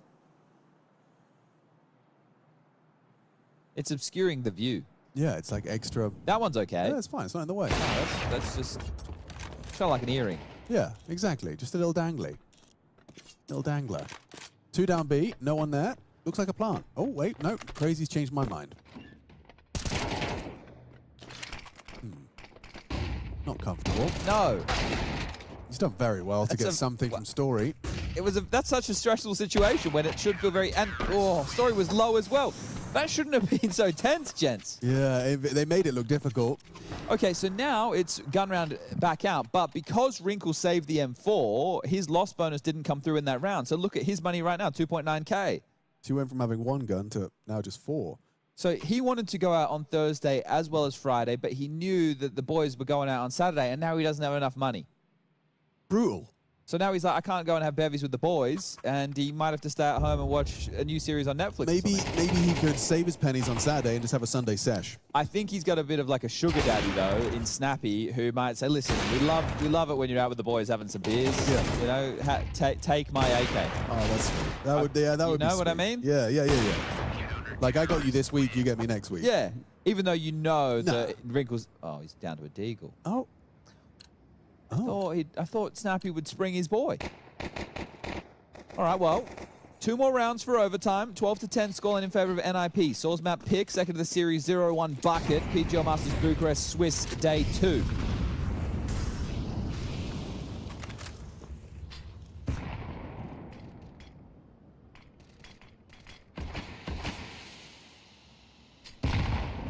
Jerks has been getting across. Will be dissuaded on his timing for now. There are more bodies behind that. A flash. There's no fight. Nobody poking the nose up secret. Top fake utility at the same time to keep them guessing. The rotation under is already underway. Muterus is over towards the single door side. Yeah, fully committed to this. It's respectable from Muterus. Even after the top pop utility, he didn't like panic or overthink it. He committed to it. You're hoping though that Crazy comes down to draw first distraction. Oh, bomb. Coming single. All right, mate. This is the clear. And that's the bomb. Trade attempt from Kaspersky. He gets the job done, finds the upgrade, and gets into the site with a kill from Wrinkle. That should seal the deal. Look at the positioning from Shush. 2v4 to keep the map alive. Yes, this is really not looking good for Aragorn and Story. Does look like the third is being locked in here by the Ninjas. Access to the B side granted. Shush will find the backstab. And he drops it to the vents to finish. NIP take map 2. Nuke is theirs. And a third train to separate these two losers and getting deeper in that hole in Swiss. Well, that is the definition of a cosmetic comeback there, isn't it, right? Yes. Like, they have made the scoreline look a whole lot more respectable, but it's Wrinkle's birthday, and they've got a map in the bag. Now they just need one more for the young man. Can he celebrate in style? Can he celebrate with a smile? Well, after that performance on map number 2, it's starting to look that way, Alex. It really is. It's got to be feeling a whole lot better, shaking off the ick after map 1. They're going to be feeling a whole lot better about their performance, about their individuals as well. We saw Shush with some stylish shooting, Kaspersky just a consistent presence in the Ninjas in Pyjamas ranks. And all round, just good vibe tribe for the Ninjas. I mean, they did a lot of the heavy lifting in that first half, and that's the power of not picking it. Get to start there, get the momentum on your side, and yeah, that was a funny one. It's a great way to stop bloody noses as well. Yes. So keep that in mind out there. If you're wondering why is your nose a bit bloody all the time, well, stop picking it. Just leave it. Yeah, just leave it alone. Yeah, you're going through the highlights right now. This one? In Classic? case, yeah, this one was a bit of a funny one. That was maybe the funniest one. Yeah. Of all the ones, that was the one. That was funny.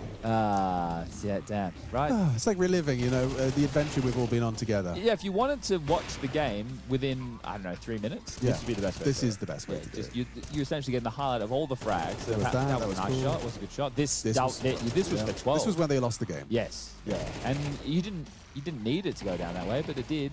This is where Crazy was like, I ain't going down without a fight, boy. He showed a bit of heart. Yeah, 2.5 in that one. And then this got a little bit dicey than it had to. And then as we get into this final round, this is what I was worried about, right? Because you get one and done. And then you're hoping your ramp player, this guy right here, Crazy, gets there in time. But it was a little bit late. Not a great map from Crazy. By positioning where the way Muterus did, is he banking on them not clearing single first? He's assuming they're going to go window and double doors side. Somebody just watches vent because it's very rare that somebody plays single. Yeah. And then at that point, you do like the smoke molly combo from the window side to block off ramp, and then you clear the side like that. So he was hoping to activate as a later piece, I think. As opposed to the only guy. Yeah, because he didn't play for info. He wasn't jump spotting. He wasn't playing actively.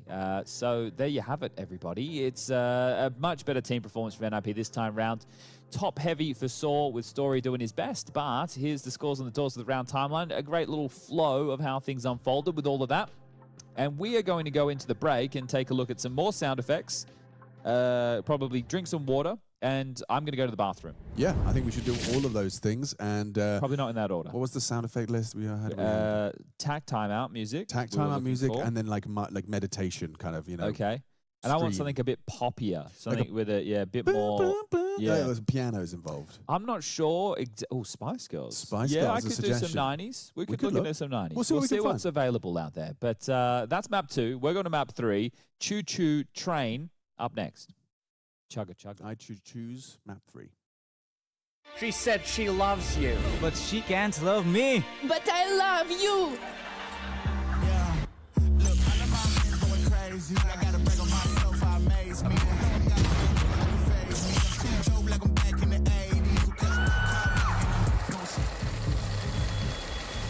I won't play window anymore. What's going on? Play your role. 1xBet. On to the next one.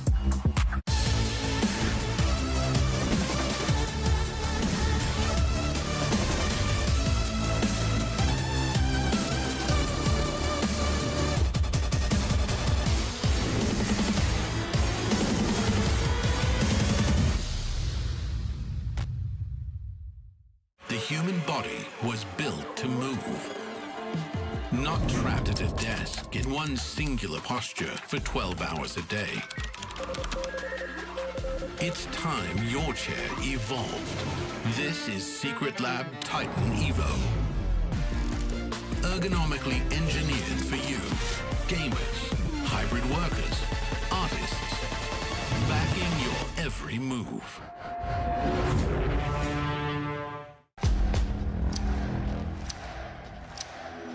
We will shake these walls!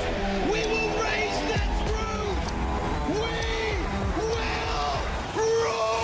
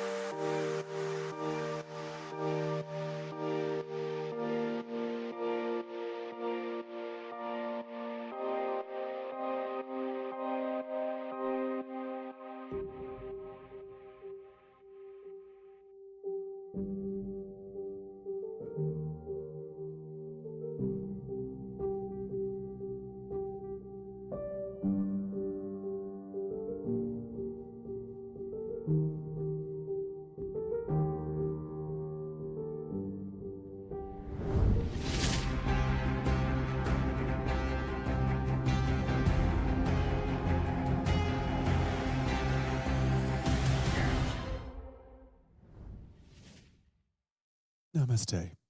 Welcome to the calming waters of... It's okay, hang on. Namaste. Welcome to the calming waters of Train, the third and final map for us all here. Before we indulge in the Counter-Strike excellence, or the Counter-Strike rather, let us all inhale through the nose and hold, exhale through the mouth. And we're going to do a couple more of those for you at home as we calm ourselves, center ourselves, find our chakra, whatever that means. Let's find it together. There it is. I can find it. I found it. And with that found, we're ready to discuss Counter-Strike. Chad Birchall in the building. We're in Chad's house. Woo! Yeah, we got a bit of 90s funk as well to bring us into what is going to be the third map of the best of 3 of all time. Maybe you've been watching, maybe you haven't, but we're here at 13.37 radio to bring you all the updates that you may require. Ancient, the map choice of NIP. Took to the T side, started well with a pistol, got the conversion, but from there it was the Aragon and Crazy show. They picked that map up, took us to Nuke, their map choice, and they couldn't get the business done as we start to turn our attention now to the third and deciding map of Train. Choo Choo, all aboard. I'm ready. I got my ticket, and we'll see if Saw do, because I don't know. Like, we were left with a lasting impression from the Ninjas in Pyjamas Ancient. It was so bad that I assumed the whole team was bad on every map. Like, It was really bad. It was bad. It was inexcusably bad, I would say. So that kind of warped my entire perception of the team, and I've made some sweeping generalizations and assumptions about their performance for the rest of their careers. Okay, off of that one wow. map. Yeah, so fair enough. Those are the sweeping generalizations. I've made them. But they have to win for Wrinkle. They must win for Wrinkle because no one wants to lose on their birthday. No one wants to lose, but especially not on the day you were born. That's apparently important. Yeah, apparently. And, you know, so many years from today was the day that this man birthed. Yes. Yeah, and that's something worth celebrating, allegedly. It being brought into this world. From the other one. More at 10 o'clock. Let's talk about that. I like this. They've Ooh. constricted the rotation with a cheeky con molly, but there's only 2 players here. Yeah, and our Guilt just going to click on some heads.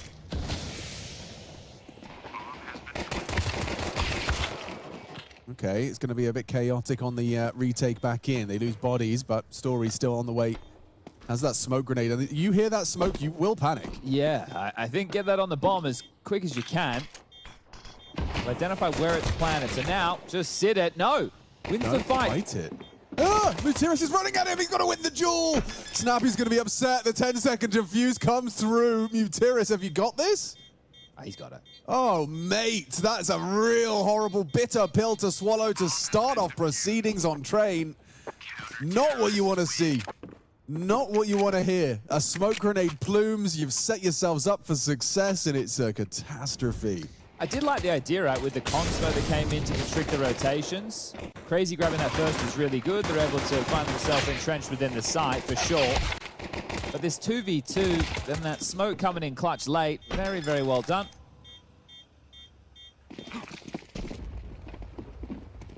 All right, well, we are underway with a Force Buy, of course. 2 Galils, 2 Mac-10s, and a Deke. So it looks like they want to get pop control. That's part of the plan right now. So Wrinkle will gallivant in there quickly. Ego was playing to block. They've given them the space. This is what you'd want to do in an anti-eco setup.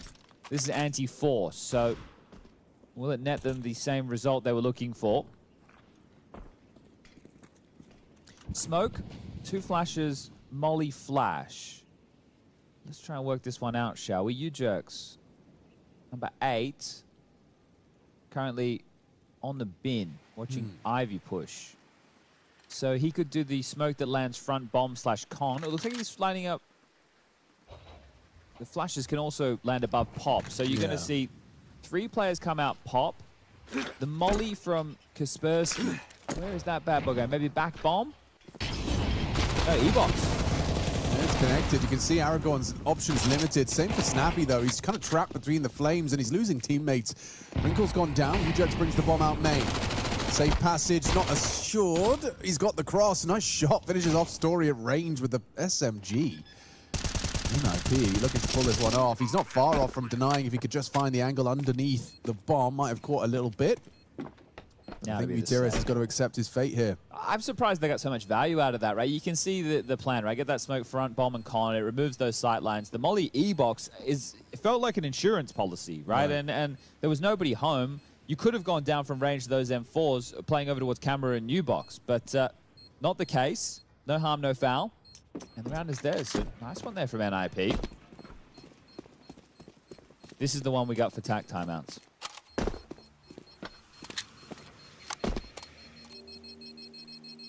I don't know about you, but that makes me think. Oh, I like the dramatic fade. It's very long. No, but that's perfect. We need that. Yeah. Like maybe a technical. Timeout. Yeah. Or a tech. Technical. Yeah, or a tech. Yeah. Yeah. Okay. Well, plenty of options available to everybody. Oh. Actually, Kaspersky had that round. He did have that round that you and I were casting. He did have that round was absolutely bonkers. Yeah, and that's why I've got a bucket of glaze to be pouring. I think he's great. I think he's really sharp. Bonkers. Cool. Well, Dizzy Rascal. Force climb back the other way, of course. Want to get control of the economy early. This is an important round for Saw. You want to hold on to this after winning the pistol. You felt like you've done the hard work. This is train. You want to limit the T's to about 3 to 4 rounds.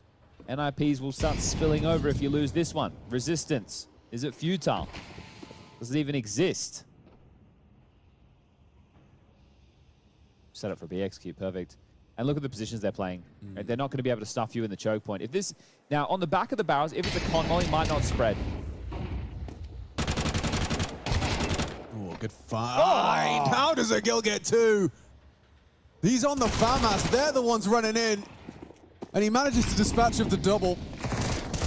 Bucharest, you have been here the whole time. Still gets 0 output as the bomb gets planted. Clear preference for planting on the top of the train from Snappy, not the default plant. Double oil swing. Wrinkle's not ready for this. Just sideline, side swipe. I think he was under the illusion it was covered by Snappy, but not the case. Still, Snappy makes up for it. Good output from him. Caught on the reload, 1v1. Ujux, the smoke not on the bomb. Bad noise. Yeah, he wants to get spotted out. He wouldn't just go for that 10-second stick, would he? There's no way. Yes, Ujux works it out. Interesting. I was wondering why they might be planting up there, other than, of course, it's more difficult to smoke on a whim. But the sound cue, like you hear a real sloshy step. I think also if you plant default and your teammates are dead, when you stand up after the plant, you're so pinned in the back of that bomb. I understand you're on the bomb train, so you feel more committed, but you do have more cover, especially your head. Yeah, no, that's valid, especially because they can jump on those elevated points, and really you are sticking out. All right, well, there you have it. Money broken through. NIP. Here we go. This is what we're talking about. It was a... Do it for Wrinkle. Yeah, do it for Wrinkle. What's he supposed to do? Go celebrate his birthday after losing to Saw? You couldn't celebrate your birthday after losing. Losing. You can't be doing that. You want joy, jubilation. Yeah. There's no such thing as a loser cake. No one makes a cake for the losers. Decent output considering it's just the starter pistols there. Yeah, it's solid. You'll take 2 kills. And we'll get underway with the gun rounds now. So there are going to be some real dramas for Saw in this round. Now, Story has enough money to go for the AWP, but won't have any armor whatsoever to go with it. It means he only has a smoke as well. There is a kit, but only one. So these are some of the things we have to monitor. Util-wise, it's almost all there for the riflers. It is just crazy lacking a flash. Oh, okay. Smoke. Lob that immediately, which tells you they don't want to fight for main control. He missed it. Oh, it's serviceable. It was... It works.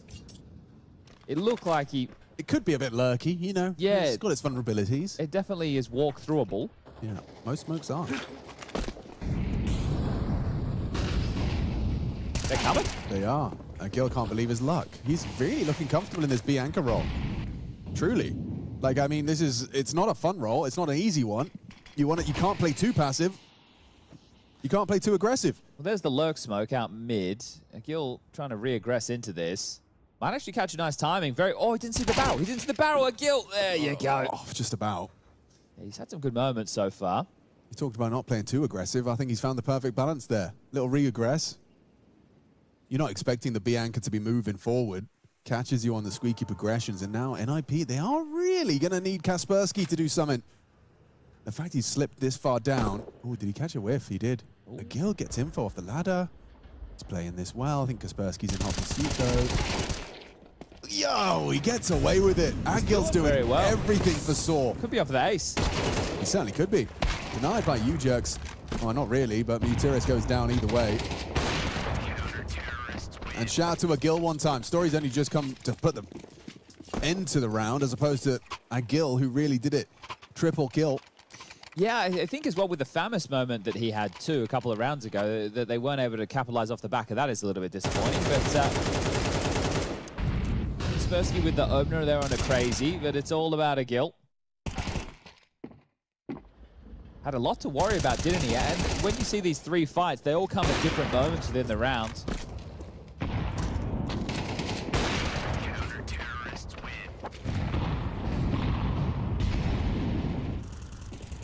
Full main control again. They clear out Olaf with the molly. Muterus says sector clear, boys. Do you really want to keep heading to Agil's turf? He's done a decent job of holding you at bay so far. Camera smoke's just been deployed. They have all the Ivy information with Story.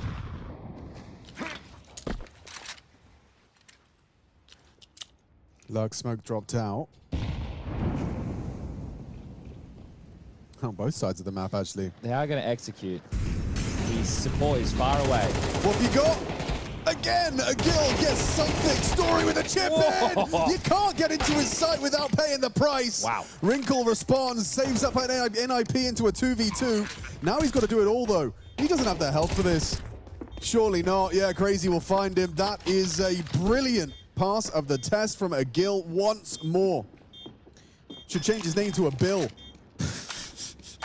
Because, yeah, he's a G on B, but man's crazy. He's definitely having great output, isn't he? And they're executing into him with all 5. So that your job is to slow them down and take as many as you can with you. So he's definitely achieving that. 7 and 4 at the moment. We'll catch it again in the replay. You can see the Flash is fully blind, understands the situation. Mo's down 2. Come on. Wrinkle hits a really nice second shot as well. Okay, devil's advocating myself here. It's just that you are also playing against NIP, who do a lot of these all-ins. So running it down the ramp into B, yeah, you know, true. It's not going to be a... You play against Paravision. Play against... I don't know. I don't even know if they play train, but I know they wouldn't do that.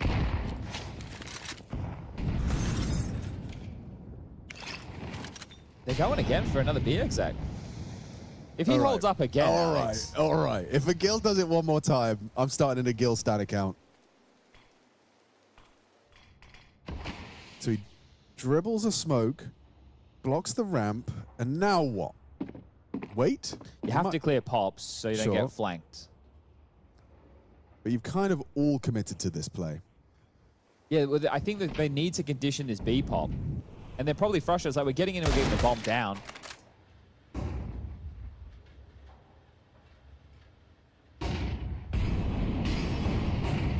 Oh, wow. Full dry run going into the B site.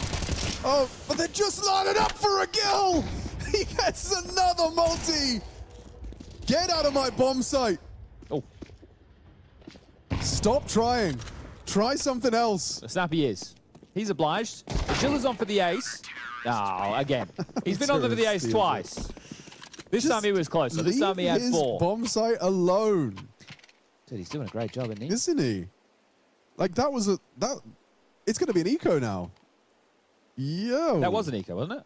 I don't know. Looking at their money now, it didn't look good. Did Snappy call a force again?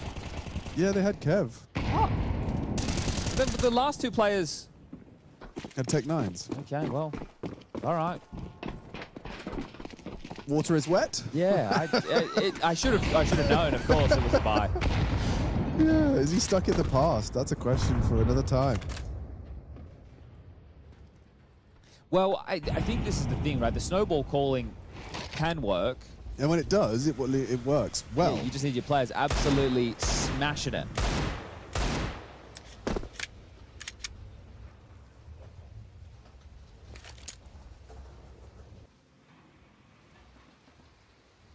Boys, let's go B, maybe. I think it's probably a good idea. Let's try go B. Let's give it a crack. We're just going to try and go B through Ivy. That's what... Agil can't be there. It's true. Who is Ivy? Absolutely no one. Well, it's held actually from the camera. You'd get the AWP to take it traditionally. Yeah. He is going to pick it up. Hello. Nice. Oh, they're coming. They're ahead of the incendiary. Story doesn't know that. Story doesn't know that. Beautiful proactivity from you, Jugs. He can't get both. Crazy can. Swings in. Goes down. This is an eco loss. This is an eco loss. This is where you could actually type E-code in the chat. Yeah, and it would be sensical. Yeah, it would make sense. But here's the secret, right? If you want to win rounds against Saw's CT side on train, don't go B. Don't go B. That's it. That's it. Look, Agil is still alive. And he's heard one. Now, does he just be a good teammate and save the AWP? Probably. Yeah. But considering how well, like, I know he doesn't have time, and there was probably no way, but I wouldn't mind seeing him ego it. Yeah. A stone cold Gilla. We will probably get a close map this time. It looks like it, doesn't it? I think it's just by the, like, obviously there's some overlap in the map pool because NIP picked Nuke yesterday.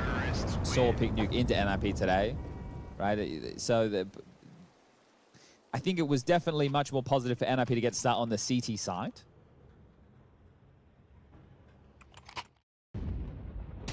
Didn't have to worry about just, oh, that was a nice shot on the replay, wasn't it? So this is actually an eco. And a Shush's dig to do some dastardly damage. But the money not completely dented through just yet for Saw. They're going to take a tactical timeout. They know that they can be broken if they lose this one. Now, I do wonder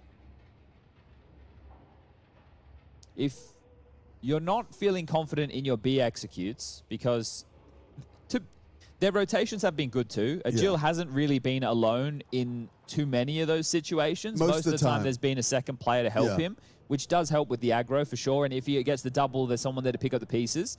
So right now, I don't think you're too worried about the B side, which means you probably don't need to play aggressive pop either. So your util right now, your util usage from Saw is what I'm going to be looking for, right? How long are you able to hold onto these key pieces of utility?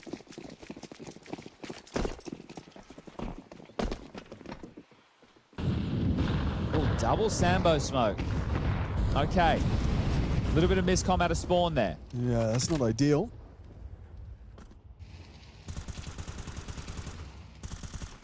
Ready for the bin. We'll get flashed off. Stares at it and gets away. Under a bit of pressure, though. He's pre-aiming for the wider swing. Doesn't get it. But see how light they are towards B? They don't have any pop presence. They're not playing anybody in brown walls, so they're essentially just forgoing that completely. And they've held on to a bit. Yeah, like the problem is you can't stay aggressive on the CT side in main with no nades. But look at the radar. Saw have actually heavily gambled. They currently have 3 players on B, just 2 guys on A. It's a very light defense. Sure, Story can just nip back through CT spawn to maybe pick up Ivy. He will do that exactly now, and just hoping that Saw push into their demise are NIP. Now lining up the execute. Sandwich smoke in. Lots of flashes to make this possible. Blocked in main. Story removing a U-Jerks. Does that really hamstring them here? Feels like it's going to be their A commit. More util, blocking them, slowing them. Shush working out pop. No one on site, nothing to report, but so many bodies ready for you. That sandwich smoke fades, you're going to be in trouble. Aragorn, what have you got? He's got a headshot, that's what he's got. Converts it, that's the bomb! Snappy swings with it. Wrinkle caught in transition, and now Kaspersky could go massive. Has to, can't, no time, no chance. 5 immediately taken by Saw. Given so much room outside, so right? Much yeah, space. And Saw respecting those smokes right there. The fact that Snappy swings, you can think, okay, he's going for the trade, but also planning on the other side doesn't feel safe. I know the smokes are up, but they're about to fade, so wanting to try and get himself a little bit of a haven. I mean, he heard that second trade attempt coming a mile away. Yeah, it was Stampede. And when you're a bit lower on the time, you kind of have to make a bit more noise, don't you? Yeah, true, true, true. Orb, AK, Mac-10, Deagles. Bit more efficiency this time from Nip, you know, just the one sandwich smoke. They still don't want to go B, though. Look at it. It's a 3-1-1. At least they don't want to go B in the opening gambit. Agil's done more than enough. Oh, Story's walked into that, not expecting the orb. They're out soft side. It's like a Rust term I think they use when they're raiding bases. Soft side? Yeah. I like that. Used to be sunny side or something? I heard you say that. Yeah, dark side and sunny side. Dark side, now sunny that the map is clouded, it's not really like that anymore, but because the backtracks was always undercover, so you'd go dark side or you'd go sunny side. Okay, dark or sunny side. Okay. Yeah, that's kind now of it's like camera side. Yeah, I guess you just say he's going hell, because it's just I feel like we need more comms for some of those the bits and bobs on that. So many angles on the Ivy hold. Take a look at this. So Agil has completely given over his bomb site. Yeah, I see. He's in spawn. Now, do they clear out Pop? Snappy's coming and having a look. Aragon might get timed here. Oh, he's aware. And he gives up the respect. So for this BX... Ooh, not a B execute. Blocked in Pop, might change plan. Are you going to go through this, Snappy? I know you have a Mac 10, but you have an AWP behind you. I don't feel you can. 35 seconds. Surely. They're going to wait out and go. 2 Mac 10s, it's screaming to go B. Yeah, but I'm with you, but they're gambling on this. Wow. Aragon, this could be one of chunky HE onto Wrinkle. Yeah, exposes him as well. It's perfect. Saw a 6th round. It's theirs to be secured only in a moment's time. There we go, 6-4. Yeah, once Kaspersky gets out in yard, he can really turn it into an aim map. But that's right now. I want to say Saul recovering the half. This is Train. You're not going to be happy if you get anything less than 8 at this stage. Now you've done the. Never mind. Of course they're not ecoing. Why would they be ecoing? They're never going to eco. No. This team doesn't know how to spell eco. It's only a 3-letter word. They spell eco N-O. So, like, Kaspersky's gone all in, essentially, and everyone else is just partial ball. I see. Okay, so they want to have a hero rifle to do some damage. Leverage something. Shush looks like he's lining up that Apex wallbang we saw. Towards the player outside of Pop.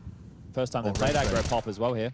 Yeah, it's good guard. They weren't clearing that. Snappy wasn't at least, but at least it leads to Kaspersky getting into the rifle, perhaps for his teammates. None of them have any armor besides him, so it is still nice. I'm not saying you can't do anything with it. Just they need to win their fights. Oh, cleanly. Like that. Wrinkles Deeg onto crazy. You can't. You already lost an eco. You can't lose another one, boys. Story getting run at. That's all it takes. Shush with the recovered M4. Doesn't matter if you got no Kev if you don't catch a bullet. And now he gets info on one of the two. Oh. Never mind. Agil. One of the one. Yeah, well, yikes. This is looking like a 6-6 half now. Yeah, it's really shaping up nicely. This is a good haul from NIP already. Extending it and furthering their advantages. Mutiris in the clutch is held, and nice angle from Wrinkle. Okay, so 8-4 would have been a respectable half. 6-6 is definitely not. 7-5 is bare minimum. Yeah. No, well, that's the thing, right? Like, there's no head-to-head between these two teams. Yeah. So there's nothing that we can really go off in terms of past matches to help equip us with the Counter-Strike maps. Right, coming into this, you would have said that NIP are the favorites in this series. Yeah. But they haven't played like the favorite, right? They were rubbish on Ancient. They were better on Nuke. I think that there's a couple of rounds that if it went in the favor of Saw on Nuke, they definitely would have won. Some of the ideas I think that we've been seeing from Saw as well. Oh, okay. Kaspersky's just opened up the round. Now, question if he will close it. That's not how you do it. Aragon gets caught on the ladder from the Pop Dog angle. Snappy just removes him. It feels like the 6th round has been as good as secured. The only formality now is getting that bomb planted. Actually, Crazy is flanking. Trying to get some output from his Ivy hold. However, they do know he is the Ivy player, so it's not going to be a surprise if he ends up and shows up in main. Agil. No kit. Easiest frag of Kaspersky's day. So essentially, when they stopped, they started winning the game. Yeah, they learned in real time. Yeah, we should not go to this guy's bomb site. Very proficient, apparently. Well, that's all they're going to get. 6-6 tied up at the half. NIP are in the driver's seat of this one now. It'd be nice to see NIP work into the tournament, right? Yeah. Because, I'm making some assumptions based off of the whole Snappy scenario. Exist is not there behind them at the moment either. so they will get a minimum of 3 best-of-3s. If they win this one, they get a minimum of 4 best-of-3s. Yeah. And then let's say that they're able to eke out one of the top 8 playoff spots. Because realistically, if people look at the field of teams, there's probably 3 or 4 teams that you would say they should probably be a sure thing. Then after that, it could be anybody's, right? Like, I think they're the 3 I'd say that quote-unquote should be sure things. Should be Aurora. Should be 3D Max. Should be Pain. Like, I haven't seen enough of New Liquid yet. I think New Liquid will be good, but I haven't seen enough of them yet to know and make that call. GamerLegion are still looking to piece themselves back together. It doesn't look like Hypex is the AWPer that they need either. He's also still having a tough time out there, but he's just had a few sprints of events since he joined the roster, so we'll give him a bit more time. We'll see if Ash does as well. Okay, pistol round, second half, third map. Julie's for Kaspersky on the defense. He's got a flash. Snappy's got a HE. Everyone else has got Kevlar. Aragon. Very unique to see Molly no smoke. Like, it's Molly flash flash. So, like, interesting. Is it a B fake? And then you use the Molly to progress IV. No, it's good. So they're gonna do a B fake here and hope that it draws rotates. Then Ivy tries to come out and take the gap. Look at it. Look at the radar. It's worked. And you get this space. Oh, he was not ready for that. Wrinkle completely pans by the Ivy fake. And then you creep on out, and no one's home. Main is occupied. Yeah, main's the problem. New Jackson con. Yeah, and Gil seems on very high alert for this on the red. There's no slouch, and he's likely to get something if you give him anything. At this range? Yeah, not looking good. Story hits the shot, and it looks like Saul will be taking this pistol. So, if you look at overall gun, if you look at overall gun rounds, I think Saw look better, but they've lost to 2 ecos. Yeah. That's why the score reads 6-6. In terms of who looks more technical, I would say Saw as well. I think NIP are probably, again, people have been talking about this in chat, like more shock and awe, more like classic snappy calling, more like brute force breaking in, whittling you down, war of attrition, like always in your face style. So this could bode well for T-side to train for Saw if they really take the pace out of it. Remove the ability for NIP players, the stars of Wrinkle and Kaspersky, to play super heads-up Counter-Strike. Like, the faster you go, that's where those two individuals, I think, will thrive. If you really draw the clock down and take all the util out of the rounds and have the comms all over the place, you can isolate those fights. You don't even have to shoot them head-to-head. You can shoot them in the back. That tracks.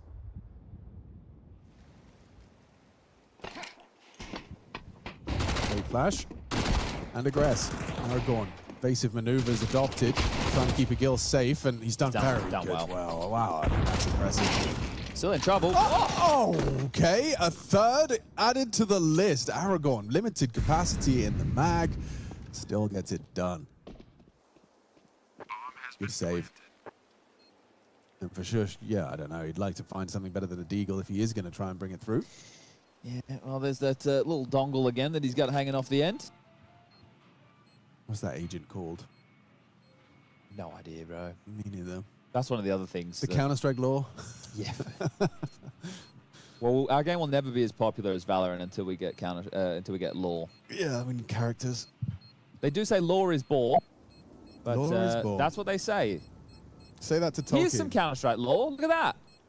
Old train. Old train. Not the oldest.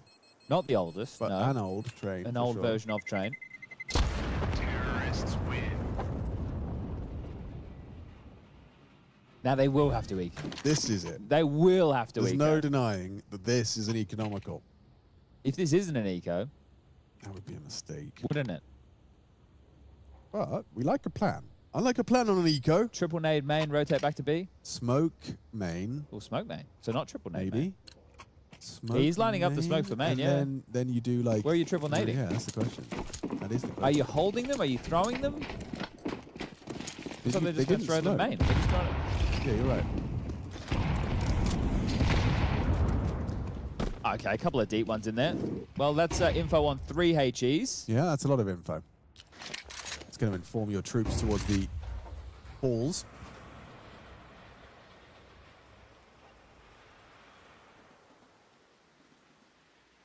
I think with the util advantage you have in this situation, just to be execute, everyone's grouped up. No need to complicate it. No need to open up too many crazy angles. As long as you're very diligent with your util right now. Get a con smoke in. Con molly as well. They've just used one to clear out high ramp. I don't know about the lurk smoke after throwing the molly. Because of this. Yeah. He's behind you. Whoa. Doesn't matter if you get output. He even flicks into Kaspersky. Oh, you thought you'd been punished. You thought you'd managed to find a gap in the lurk smoke, but Angel's here it is. Finally, it was denied time after time. He's having a time of his life on train. Damn. Okay. Look, he had, what, 2 other opportunities in this game to take the ace with Finally. the heavy lifting, and he got it on his bomb site too, Yes. just on the attacking side. Yeah, you'll take that. I mean, lovely shooting as well. Not easy shots to hit. He had to flick around for number 3. Attack timeout for NIP. This one. Number 2, great. Number 3, you can see Kaspersky. I mean, just playing around that smoke. Oh. Then you fade it down. We're back alive. We're ready to go. Yo, you're doing it, man. You're an audio DJ Like a mixer. DJ, yeah. I'll get a job in a radio station. I think you've got it, man. Now, it was an eco ace. I don't care. It was. Yeah, I'm just for context sake. I'm giving that to a Gil. He can have that one. Is it a Gil? Is it a Jill? We'll never know. I don't know. We'll never know. A Gil feels more different. A Jill just feels like you gave up spelling agility. That's a lot of HEs. That is. The whole kitchen sink. The harass utility from the T's does nothing. It doesn't. The CD protocol nades don't do anything. What does Shush do? Well, what this setup is Wrinkle takes contact, Shush swings. That makes sense. But Wrinkle can only stay here for so long. So Shush might have to probe for info. What puts Wrinkle on a timer? Because he has to be other places? He can't just sit low ramp the whole round. Nah, good point. Well, actually, he could, but Shush has to rotate. Oh, Kaspersky just got a taste of his own medicine from a Gil.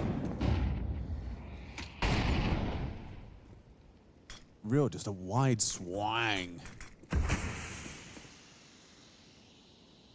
Oh, you getting cheeky with this, Snappy? It looks like you are. He was trying to stick around a little, find a little bit of info. He has just the whole time. Yeah. But that meant Shush did rotate. And you doubted his capacity to stand still. That was what he was waiting for. Oh, Gil's having the time of his life. Nearly finishes off Shush. This boy just have to finish the job. Just have to finish the job. There we go. 10 Get rounds. past the AWP line. Yeah, and he's going to be wanting to save. So if I'm Muterus, I'm probably calling the boys off the hunt. Sending them out. Take away this AWP, because that is a thorn in your side going into the next. So if you're able to remove this, and you have plenty of time to do so, start fanning out now. You can see Story heading over towards CT spawn to make sure there's no way back through Ivy. Crazy's going to get first contact. He's the lowest. Does he jiggle? He doesn't. He doesn't. I don't blame him. Walks on round, finds the AWP. So, you know, mission complete as far as finding and pinpointing Wrinkle's location. It makes it infinitely harder now to pull off the save because they're coming for you. Every angle. Oh, it's horrible. Wrinkle overrun, AWP removed, even retrieved. And we are looking good on the Saw front. I think the history books will read deserved. Yeah. Right? If NIP are going to be that rubbish on their map choice of Ancient, it could just be hashtag deserved. It's left such a lasting mark, man. Hasn't it? It's just, it was, you weren't playing together. Like, it was like a solo queue game. Yeah, it did seem like a pug, for sure. It definitely was disconnected Counter-Strike. And to Saw's benefit, they didn't give anything over, right? No, they didn't allow that type of game to be played. But I think NIP's calling made Saw look better on Ancient than they are, you know? It was just such a abysmal showing. More competitive in the first half of Train. But right now, Saw have just kind of hit the ground and sprinted towards that finish line. 10-6. It is wild again. I just want to return to the first half losing 2 ecos. Yeah. So this type of a lead, it hasn't come easy. They've had to do it the hard way. Agil is sitting at the top of the board, 22-9. He had a mammoth performance on the CT side, just dispelling them. And now on the T side, I think he's just because he's just desserts. You know, you take the eco bash ace, just add it to the stats. You've done a hard graft today. So he had 2 players swing Ivy. Oh wait, they're eco again, Alex. Oh yeah, you're right. Got to be careful here. You can't lose 3 ecos in one game. Why not? Because that would be silly. That would be, dare I say it, crazy. Nature teammate. That was crazy by story. I can't believe he's gone for that. Neither can his teammate. He's just ran at him with a Sorry, P250. what, bro? Throws his AWP on his back. Hold up, man. I'll be right back. Yeah, I'll go get him. 1 sec. Okay. Crazy. Now, Shush is in the pop smoke. That's not going to last forever. No, the main flank is what's enticed me of interest. Yeah, I see him cooking. He might overcook, though. I think he left the pop on. Oh, and mollied out. Not great. Not great. In fact, probably the most cringe round. Oh. Unless. Oh, heard it. Did you hear it? Hello? Hello? Oh! Don't need to hear him if you can just flick to his face. Denied at the final hurdle, but Kaspersky, always a showstopper, always one to watch, one to hold your breath as he attempts a clutch. How has he done that? And where is the comms? Why is no one screaming at him? You heard him. I don't know. He definitely fell off the barrel, right? I'm in a different country and I heard him. Yeah. Through like 6 different layers of internet relays and delays, and I can still hear him. That is an insane shot right there. That is a crazy one. How the hell has he pulled that off? He's just got that like flow state feeling, you know? Well, it's not getting them too far though, is it? They're better with Deagles. Yeah. But if you've got one player that's so clearly able to go toe-to-toe with your adversary, do you set him up?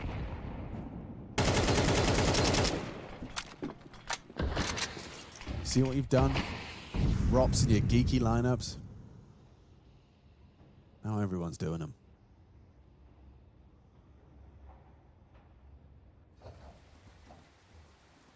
Oh, yeah. The AWP should have Aragorn dead to rights on the swing. Just fell out of the line.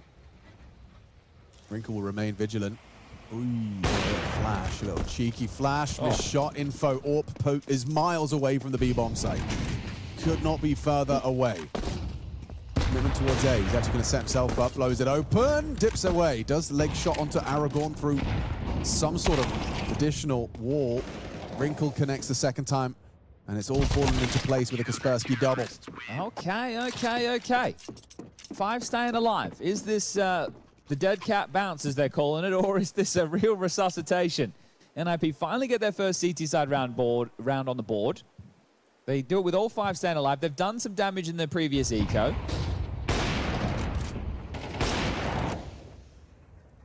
They don't know the difference between you and me, Alex. No, they don't. No. That's probably for the best. Yeah. We're just names. Yeah. That's my favorite is how many people have called me Harry.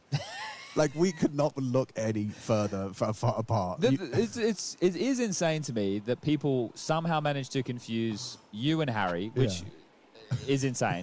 But then even the Hugo and Henry one, they're not even close. That baffles me, but I could see tonally for a non-English speaker why they go, oh, it's the same thing, but it sounds so different to like a native ear. Yeah, but that would be a charitable interpretation. It is, there, Alex. it is, yeah.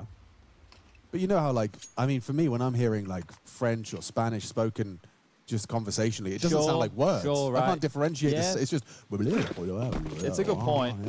They are just tonal ups and downs. And so from the tonal standpoint, it probably does sound similar. Okay, so Saw took the timeout, and they just want to get this done now. They don't want to allow any foot in the door. Aggressive pop from Wrinkle this time. It was Ivy in the previous. This time it's pop. Looking to stay active. Set it right now for the CTs is a 1-1-3. Yeah, Gil's not going to be anticipating an AWP posted on this so early, right? That's a very deep line. So this sucks again because someone has to stay there, Alex, and I feel like the best weapon for the job is actually on Wrinkle. Ivy pop. Okay, we're popping. Like it's hot. And it is actually burning a lot. Crazy. More down to the flames and Snappy as well, but chips in. They tried this Ivy twice now, and it's fallen kind of in the same way twice. Doesn't seem to be working and flowing too nicely. There is an opportunity, though, with Mutiris' frag onto Wrinkle. He's got the B site, but they've got the bomb. So what are you going to do? What are you supposed to do? Lose. I want to say probably save. Yeah, it's either lose or save. But So Story should play to save, and then if Muterus continues to do that, another one you're enticed. So now you can go fishing. Yeah, but it's T-side fishing. But also, this is a kind of player that I feel like an AWP is pretty well suited to. But Kaspersky's so rapid, isn't he? The death POVs, when you see people peeking him, just gets shut down. Now Muterus is his priorities shift. I'll take corners I would never clear. Yeah. For 500, Alex. That's just, I mean, you're not. And he can just stay there. He'll be fine. Can't he? He'll be all right. All right, well, that is going to be the 8th round for NIP now. So drawing it back to just a 3-round game. Counter-terrorists win.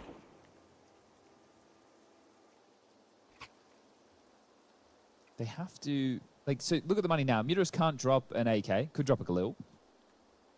So if they do want to go, this is the thing though. If you don't, you just take the loss versus and then everyone can buy.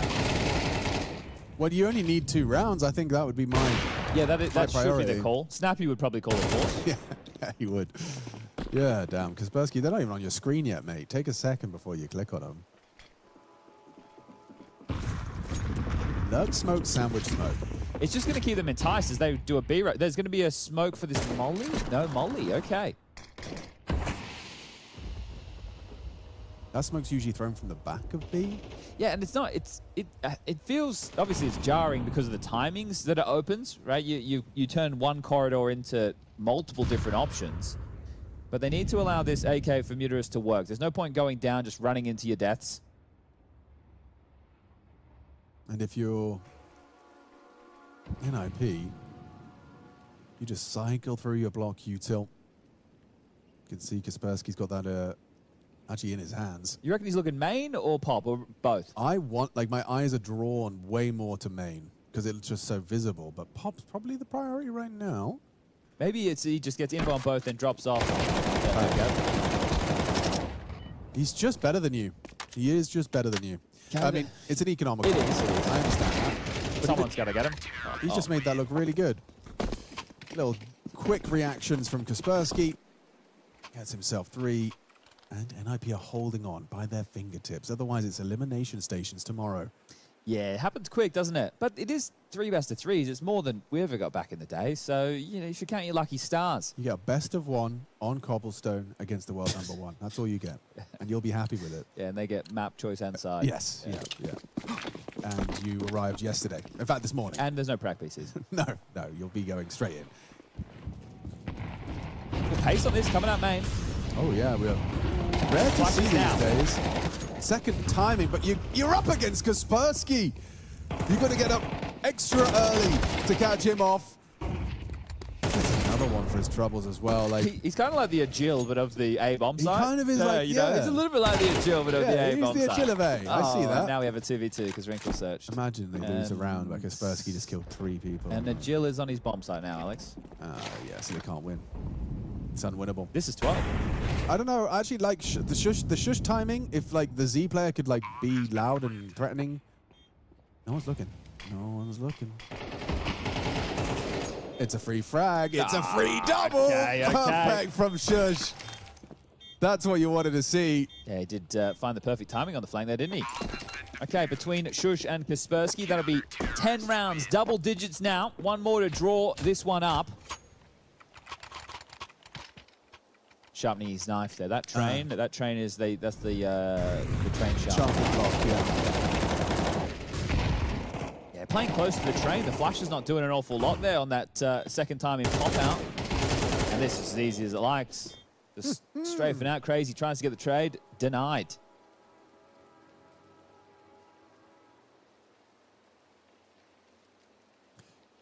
I think during this attack pause, thank you.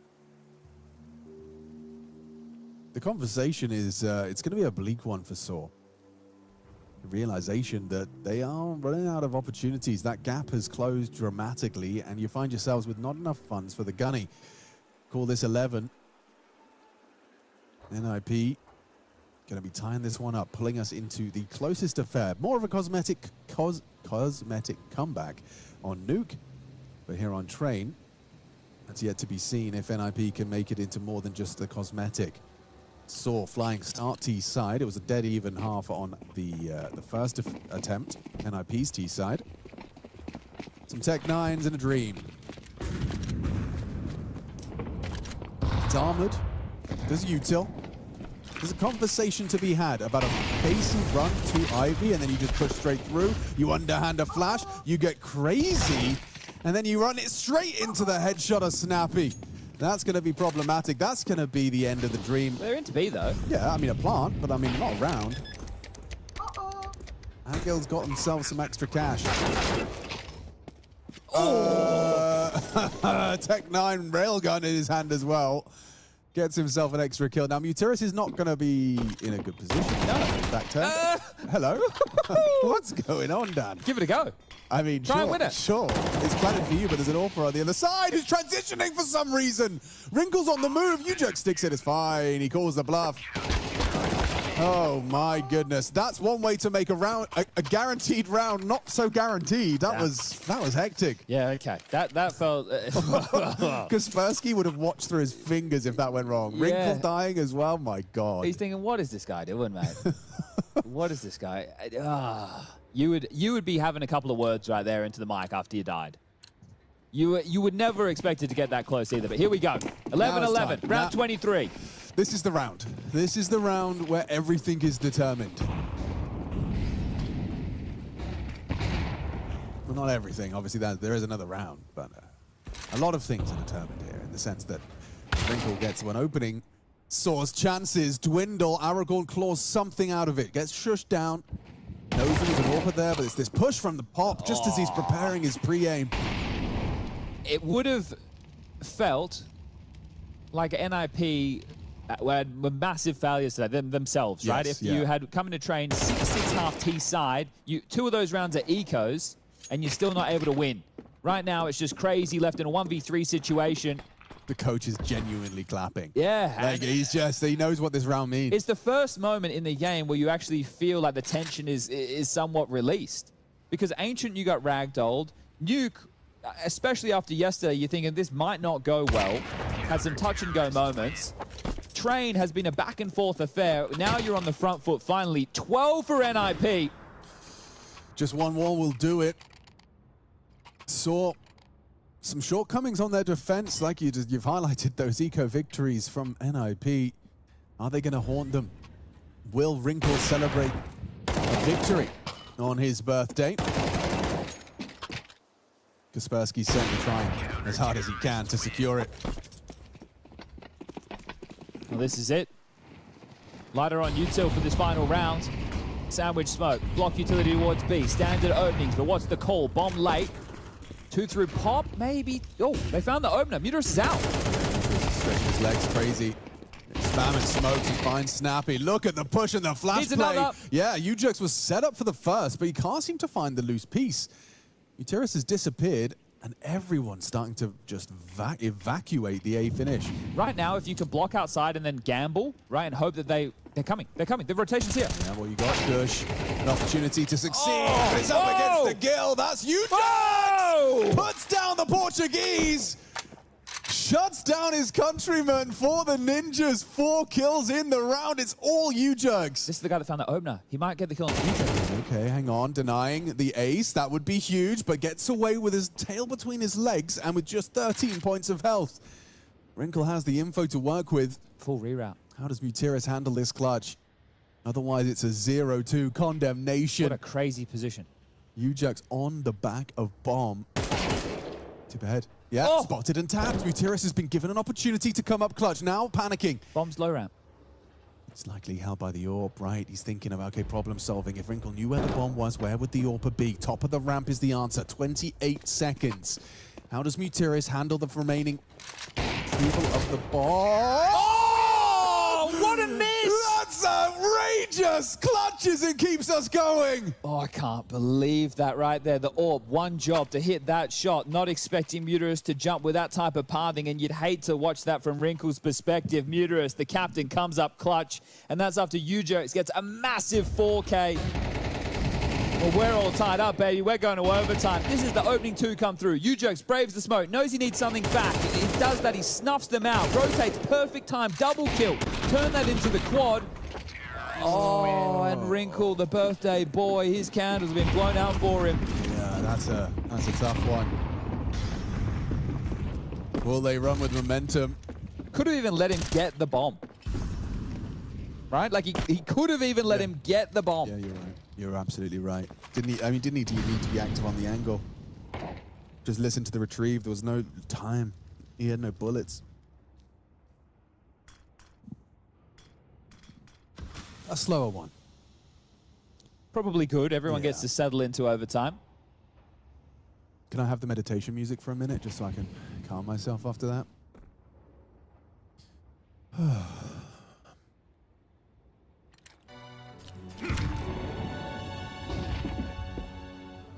Thank you.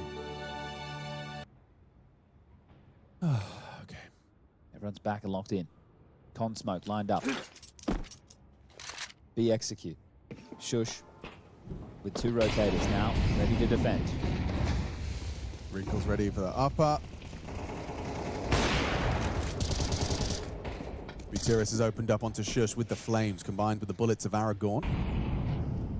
Trying to get across from the AWPer though. He turns the flash and nearly gets his eyes back on. And Bucharest happy to oblige in a stand-up duel. In fact, crouching down to make him easier to hit. There's a clean one. NIP comes around too late, but they find a very clean shutdown of the B finish. I bet Wrinkle's hoping he hit one of those in the last round. Yeah, right. Yeah. Just one. It's worse if you lose. Right? You can put that on a bumper sticker. That's great. Yeah, drive around with that one. No, but obviously, right, he's going to be kicking himself that the game could have been done there. But if you lose overall, then it's going to feel infinitely worse. Like when you all sit there after a really tough overtime loss and everyone just says the round they could have won. Yeah. Oh, I should have done that on that round. I just got a bad time. No, and I could have said, if I threw that flash, I threw the flash properly, it would have been fine. Like you all just sit there and like, it's my fault. No, it's my fault, actually. It's my fault. No, it's all of our fault. It's all of us. Collective. No one's having any chicky nuggies tonight. No nuggies. In fact, yeah, it's just going to be a slice of bread and a cup of water. That's all you get. All right, well, timeout is done. Let's go. Shout out to Wilhelm one time. Okay. Oh, is that like a missing chick? I didn't notice there's a sexy duck called Henrietta. I didn't know that either. Henrietta the duck? Oh, there's law. I've changed my mind about Counter-Strike law. What the duck is that? Oh, didn't catch him. Owned, as Hugo Byron would say. Oh, that's good. That is good from Kaspersky. Just an absolute rocket. Swanging in. NT story. NT, mate. Virtual's done a Martinez. He just jumped out of his chair and unplugged his headset. I just couldn't believe he's so audacious to use Hugo's catchphrase. I'm sorry about that. I overstepped. It is, it's trademark. Pop clear. And Jim, he's been great. Needs to be better for the double. Kaspersky mops it up. Snappy does the damage. Kaspersky gets the kill. And he's still moving, just grooving around. He wants his 30 bomb before this series is done, before this train is wrapped up.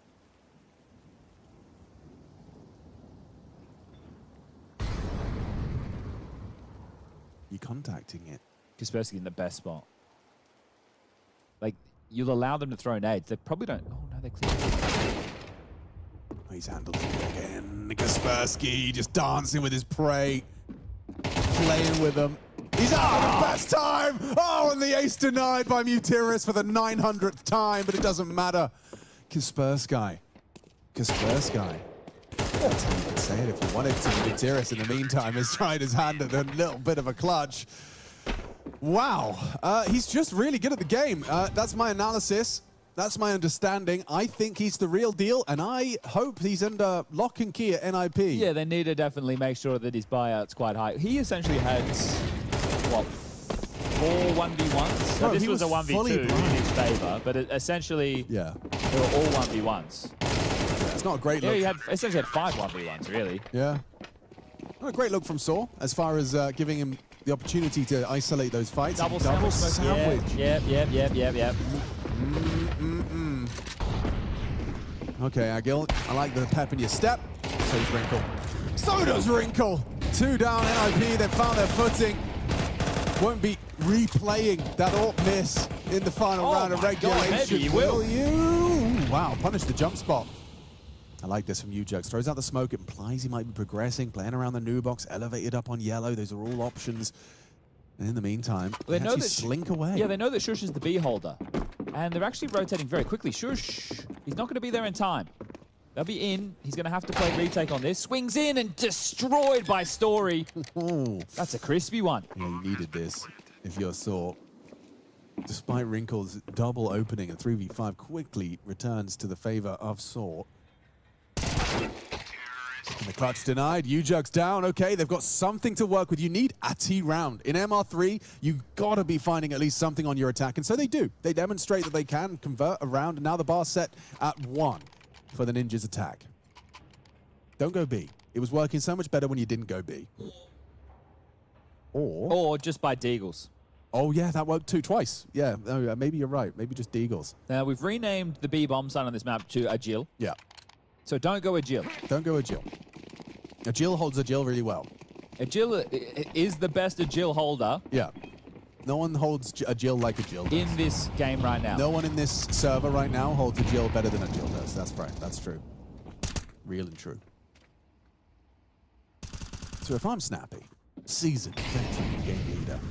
Or do you call and hit Agil because you think they don't think that you dare have the audacity to go Agil? Ah, good point about hitting Agil when they're not ready for you to go to Agil. Because why would you go to Agil when every time you went to Agil, you were shut down by Agil? Exactly. Okay. Pop, pop. It's a pop, pop. It looks good for the CTs. Saw have handled it. Late pieces out. Ujugs. He's left alone. Kaspersky just tried to go for a swag. Nothing for Ujugs either. So first of 3 challenges for NIP. This one, a clean pass by Saw.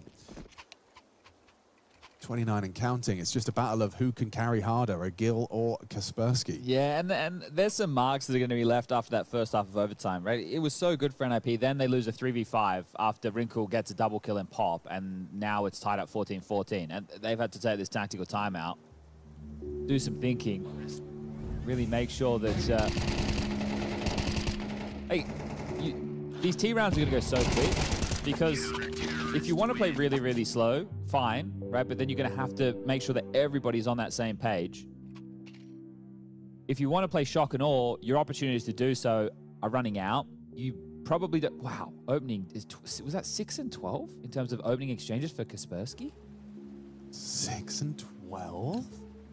As in, he's participated in 18? Maybe. I'm going to check right now. Yeah, let's just double check that. Let's have a look. But either way, we're getting into the 5th round of our first overtime in our 3rd map in our 2nd series of our 2nd day. Yeah, 6 and 6. Okay, that makes sense. Checks out. 12 total.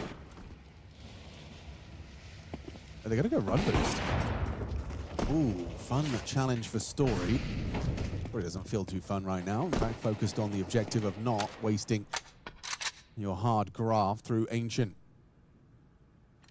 They picked up the first map in this series. A response from NIP on Saw's pick of Nuke puts us here in OT1. Dead even as it stands, 14 each. It looks like we are going to have a little bit of a pop crawl. That couldn't be more passive from Shush. No, it couldn't be. Right now, it's not a gap. It is being mildly monitored, but Ivy is the weakness at the moment. Crazy's so passive. He's playing it from back of bomb. You're hearing nothing, so that they have opted for this slow approach. So with about 50 seconds left, it's a very good time to take stock of what Saw's util is. Still a smoke for Aragon. Oh, brilliant. Kaspersky gets dinked and main is smoked deep. Now they throw a big Ivy barrage. Reveals at least intention. That's awkward. The Molotov positioning. Agil still has vision over the top and gets 2. Shut down of the Ninjas. Back to spawn. One last try. Can they do what Saw did? Posted around on the T side. NIP, 2 attempts and 2 fails. Well, look, if NIP won't go to Agil will come to NIP. Yeah, right. So that right there is the man, the myth, the legend of Agil. 31 kills deep. And if he can just deliver one more impactful round, Saw will have put NIP down 0-2 in the Swiss here. Do you go B? You probably go B. You might have to. It looks like they're going to try. Yeah, you might have to. You get flashed, you get naded, but you get to pop. Yeah, and I think with the stance right now that Saw have, they don't have too many sound cues available to them other than that opening set of util. Nobody's close pop, nobody's close low ramp to hear the nades or the footsteps. Well, he's missed it. He's been throwing that pretty consistently and hasn't had too many dramas. We'll get a look at it as we return back to Brown Halls. Oh no, okay, he hasn't missed it at all.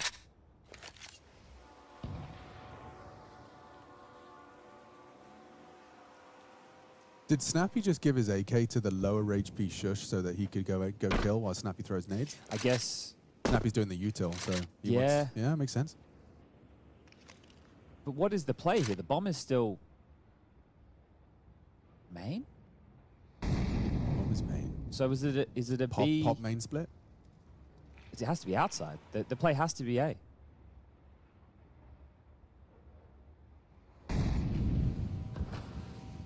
Camera is smoked. They start their crawl. 35 seconds as Ujugs throws out the connector smoke and the flash to get them going. I mean, you can see it already. Aragorn is not going to be blinded by this if he's looking at the red train. Tested on Olof. Pivoting around. Crazy receives the first. Aragorn yet to be detected. Kaspersky finds him. That should open up the sight if Crazy goes down. There's another where that came from. Not ready for Mutiris. And Story finds him in the smoke. Kaspersky's gone. It's not looking good. It looks like the Ninjas are down to 0-2 here in Bucharest. Ujugs, you ain't got the time, mate. They've won it. Saw have done it. First on Ancient, now on Trade. A Gil puts in a shift and they take it. The fake crowd goes wild. And for the rest, that is a moment of reflection. Wrinkle's birthday plans scrapped. You can't go to the bowling alley now. No. At least, Snappy doesn't even take his bloody headset off yet. Yeah, this is the type of loss for NIP, who are heading into the major in under 30 days' time now. They were likely expecting to take Saw down with ease, but Saw putting up some resistance here. Looked great on Ancient. That was NIP's map pick. I think they had a real chance to win Nuke if one or two of those rounds in pivotal moments went their way. And here on Train, it was back and forth. They suffered 2 eco losses in the first half. The highlight of this is obviously Agil's B defense. It completely changed the tune of how Snappy could call. We saw it right there in overtime. Out of 3 rounds, not a single one did he even bother harassing B or going B. He had so much lack of confidence in their ability to take that site. So you have to really credit that a lot to, obviously, Agil's holds and the rotations that Saw were getting away with. Congratulations to them. They now find themselves in the 1-1. NIP down in the 0-2. And we'll recap all of this in the highlights. You will see this early action from Agil that we were talking about. Yeah, there's a reason we were talking about renaming the bomb site. I mean, just time after time, he passed the tests. That wrinkle miss now comes back to haunt you, doesn't it? It does, and that's the one that he'll be replaying. I mean, an opportunity to end it in regulation, a 1v1 with a one-shot weapon poised on the bomb that you know your opponent must retrieve. Yeah. And it's just... And what's agonizing is that you were right when you said he didn't really need to give him the fight. Didn't even need to be in a position to be taking that shot. At least not there, not like that. Yeah, I think it's a tough one, right? I understand why he's just like, I kill him here, I win the round, right? If I give him the bomb, I'm going to have to potentially play out a tricky 1v1. He throws a smoke or something, yeah, it's weird. You don't know, this was a nice ace. Even though it was against an eco, still a lot of poise here. I think it was a 5 headshot ace in 1 mag as well. So really nice shooting there from Agil. But yeah, he was the mauler in this one. He was here, there, and everywhere. Yeah, I mean, you can see the shots he was hitting. Like, it's not like NIP slouches. They'll punish if you don't play it right, play it down to a T. And he did. He really did. Wrinkle, obviously, lots of hits, but he'll be thinking about the miss. Yeah, we'll catch that in the highlight package in a moment's time. This was a nice little well-timed flank there from Shush. That was around, I think it was a 4v2 that became a 2v2 very quickly. And this is where it all went wrong. This is a 3v5, right? Yes, so, correct. Ujugs is going to go kill 3 more after that. Yeah, and then at this point, it's a weird 1v2 for Mutiris that he is able to stick the landing on. They're split up, the bomb's down. It was That's right. You even had Ujox playing at the bomb train inside. I think he got spotted by Mutus or one of the teammates coming through Con, and yeah, just a weird one overall. But you can see that one from his BOV, straight no-scope through the smoke. 16-14, it's a MR15 scoreline, so everyone at home should be happy. Kaspersky try as he might, 31 kills for him was not enough. He did match the output of Agil, but the victory goes to the Portuguese. Ujox fall into his countrymen, the team that he was once a part of. So that's it for the opening 2 best of 3s of the B stream for the day. NIP will fall down to join that of Gentlemates. So it's NIP, it's Gentlemates, and then it will be the loser of Fnatic versus FlyQuest that we have coming up next, and the loser of Astralis versus MIBR.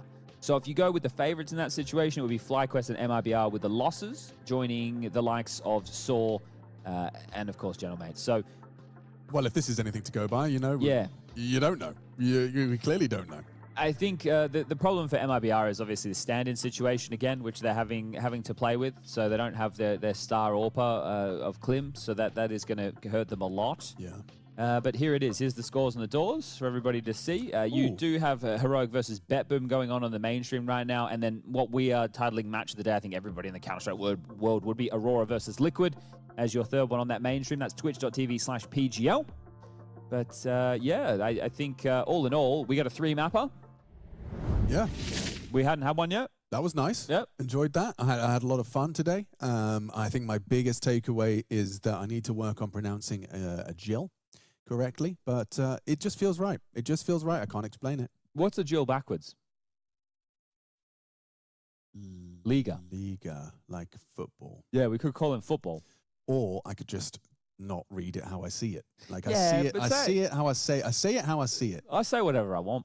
A Gil just because It comes to you. If he had an E at the end of his name, Yeah, it would be agile. Agile, Yeah, and I'd yeah. use the right pronunciation of the G. But it's just because it's not. What if you assume there's an E there? What if it's like a ghost E? Because I'm giving it like aggro. But you know, there's because it's some followed by a words consonant. that have a silent K, like known. Yes, yeah. I mean, there's definitely exceptions in the English So, but language. we could do like the inverse. Maybe of the it. G is silent. He's just ale. Okay. Ale. Ale. Ale. Okay. Basically, change your name, mate. That's what we're trying to say, please. No, congratulations, though, to them, and commiserations to NIP. You're not packing up your mouse and keyboard, you know, for the last time, but you're probably Almost the last time. You're feeling like it might be tomorrow. Yeah, you're not happy with the performance that you put out there. Nah, There's plenty. Look, I'd love to see if we get a HLTV interview with them, right, at some point, so that we can see, you know, maybe what's going on in the last month. Yeah, Since, it'd be good Salah. to understand that. But that'll be the end from us. PGL Bucharest. Now we're gonna take a nap. Call that a post-CS rest. It's going to be more Counter-Strike, everybody. It's coming your way. Henry G, Harry Russell up next with the B-string continuation. FlyQuest taking on Fnatic. Let's go, Josie. Goodbye. She said she loves you. But she can't love me. But I love you.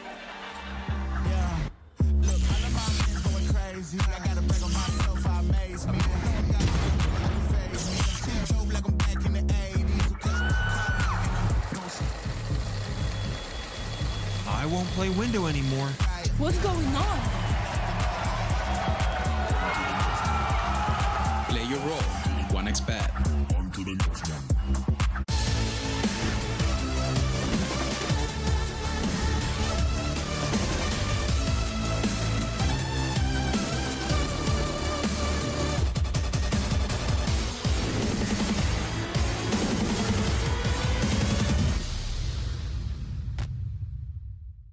The human body was built to move. Not trapped at a desk in one singular posture for 12 hours a day. It's time your chair evolved. This is Secret Lab Titan Evo. Ergonomically engineered for you. Gamers, hybrid workers, artists. Backing your every move.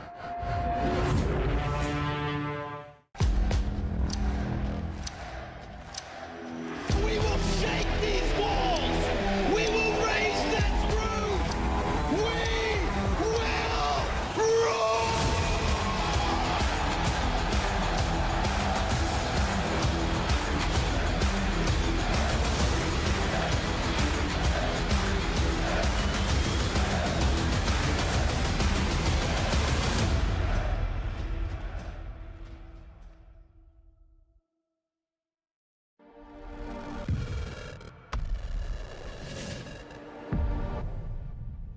Hello everyone, Jackie Powers here, back in the building at PGL Masters Bucharest. This time around we've got an absolute king of the game in the building with us. Of course, it's Crims from Fnatic. How you doing, man? Oh, doing good. How are you doing? Yeah, feeling pretty fresh. Better you're here. I'm glad to see you. Yeah. How you feeling about the event going into it?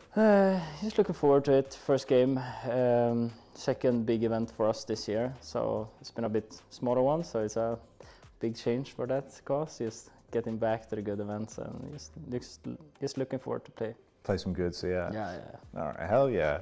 Crims, I wanted to pick your brain a little bit. Obviously, someone that's been around the block for many years, you play with a lot of different players, younger, older.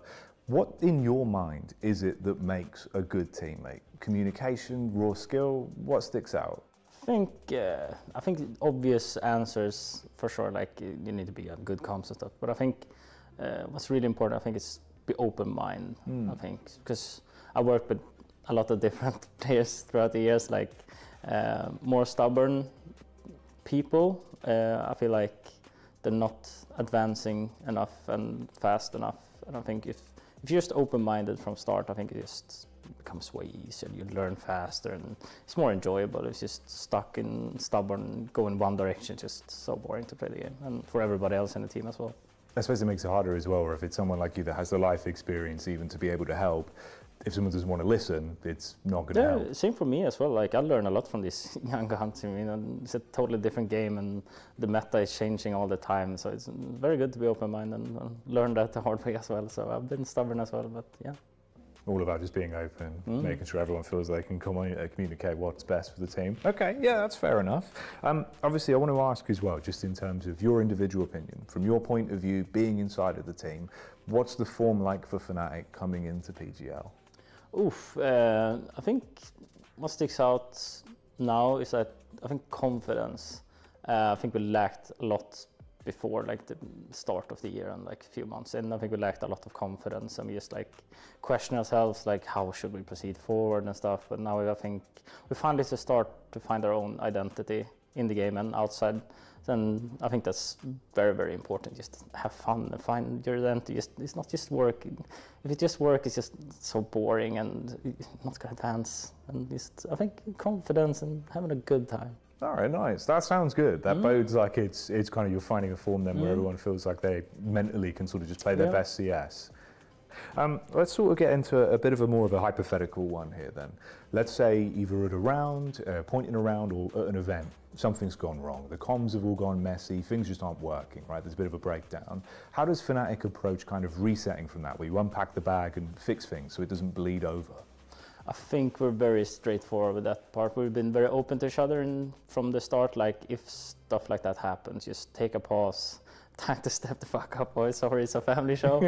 No, it's been very straightforward. It's time to step up. I think when you have that mindset and everyone is on the same page, I think it's easier to just have like keywords so you can like let go of that round or miss really huge mistakes and stuff like that. So just move on, go to next, don't get stuck in past rounds. I think that's the worst. Just let it go, sort of think about the future and focus on the crosshair, focus on the round. Yeah. Okay, all right, that's fair. Crims, you've always been a legend. It's beautiful to have you here, buddy. Excited to see what Fnatic are going to do. Good luck at the event. Thank you so much.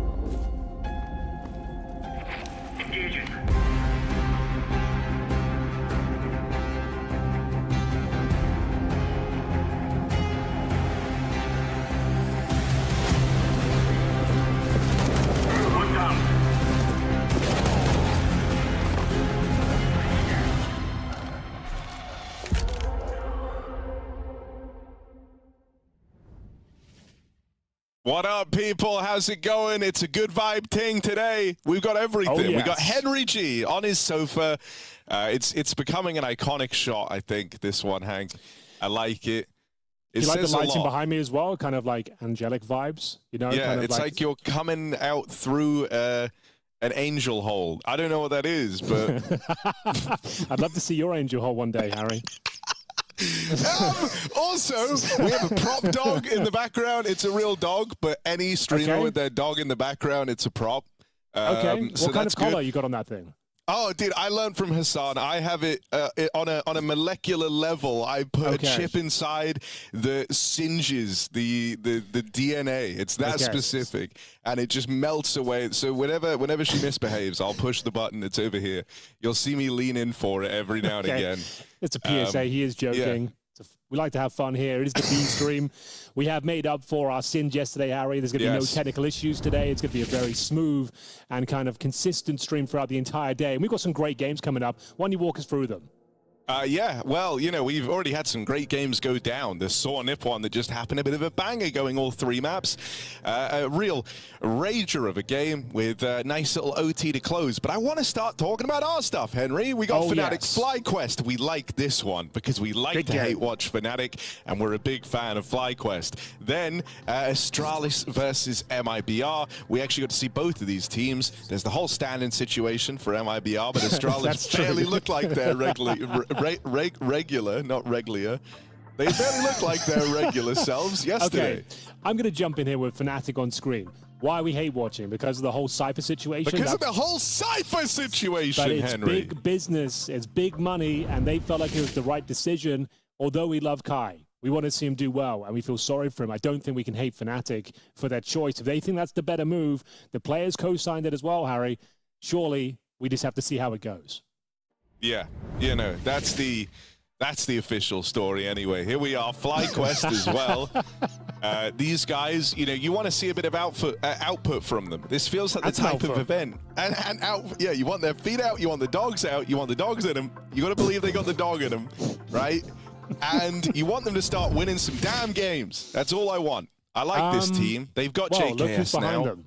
And they've got Azza and JKS together again. Like, Australians cry at this image. Yeah, I've hung out with Azza a few times, online and offline. Call him Aaron sometimes, we're tight like that. And he seems like a really kind of stable dude. Seems like he's calm and hopefully can elevate the boys. I think the problem with this team is mostly their mental, Harry. I'm not sure if you agree. I think they've got the pieces, they've got the skill. It's when things go wrong for them, the wheels fall off, they seem to get down in the dumps and they can't recover.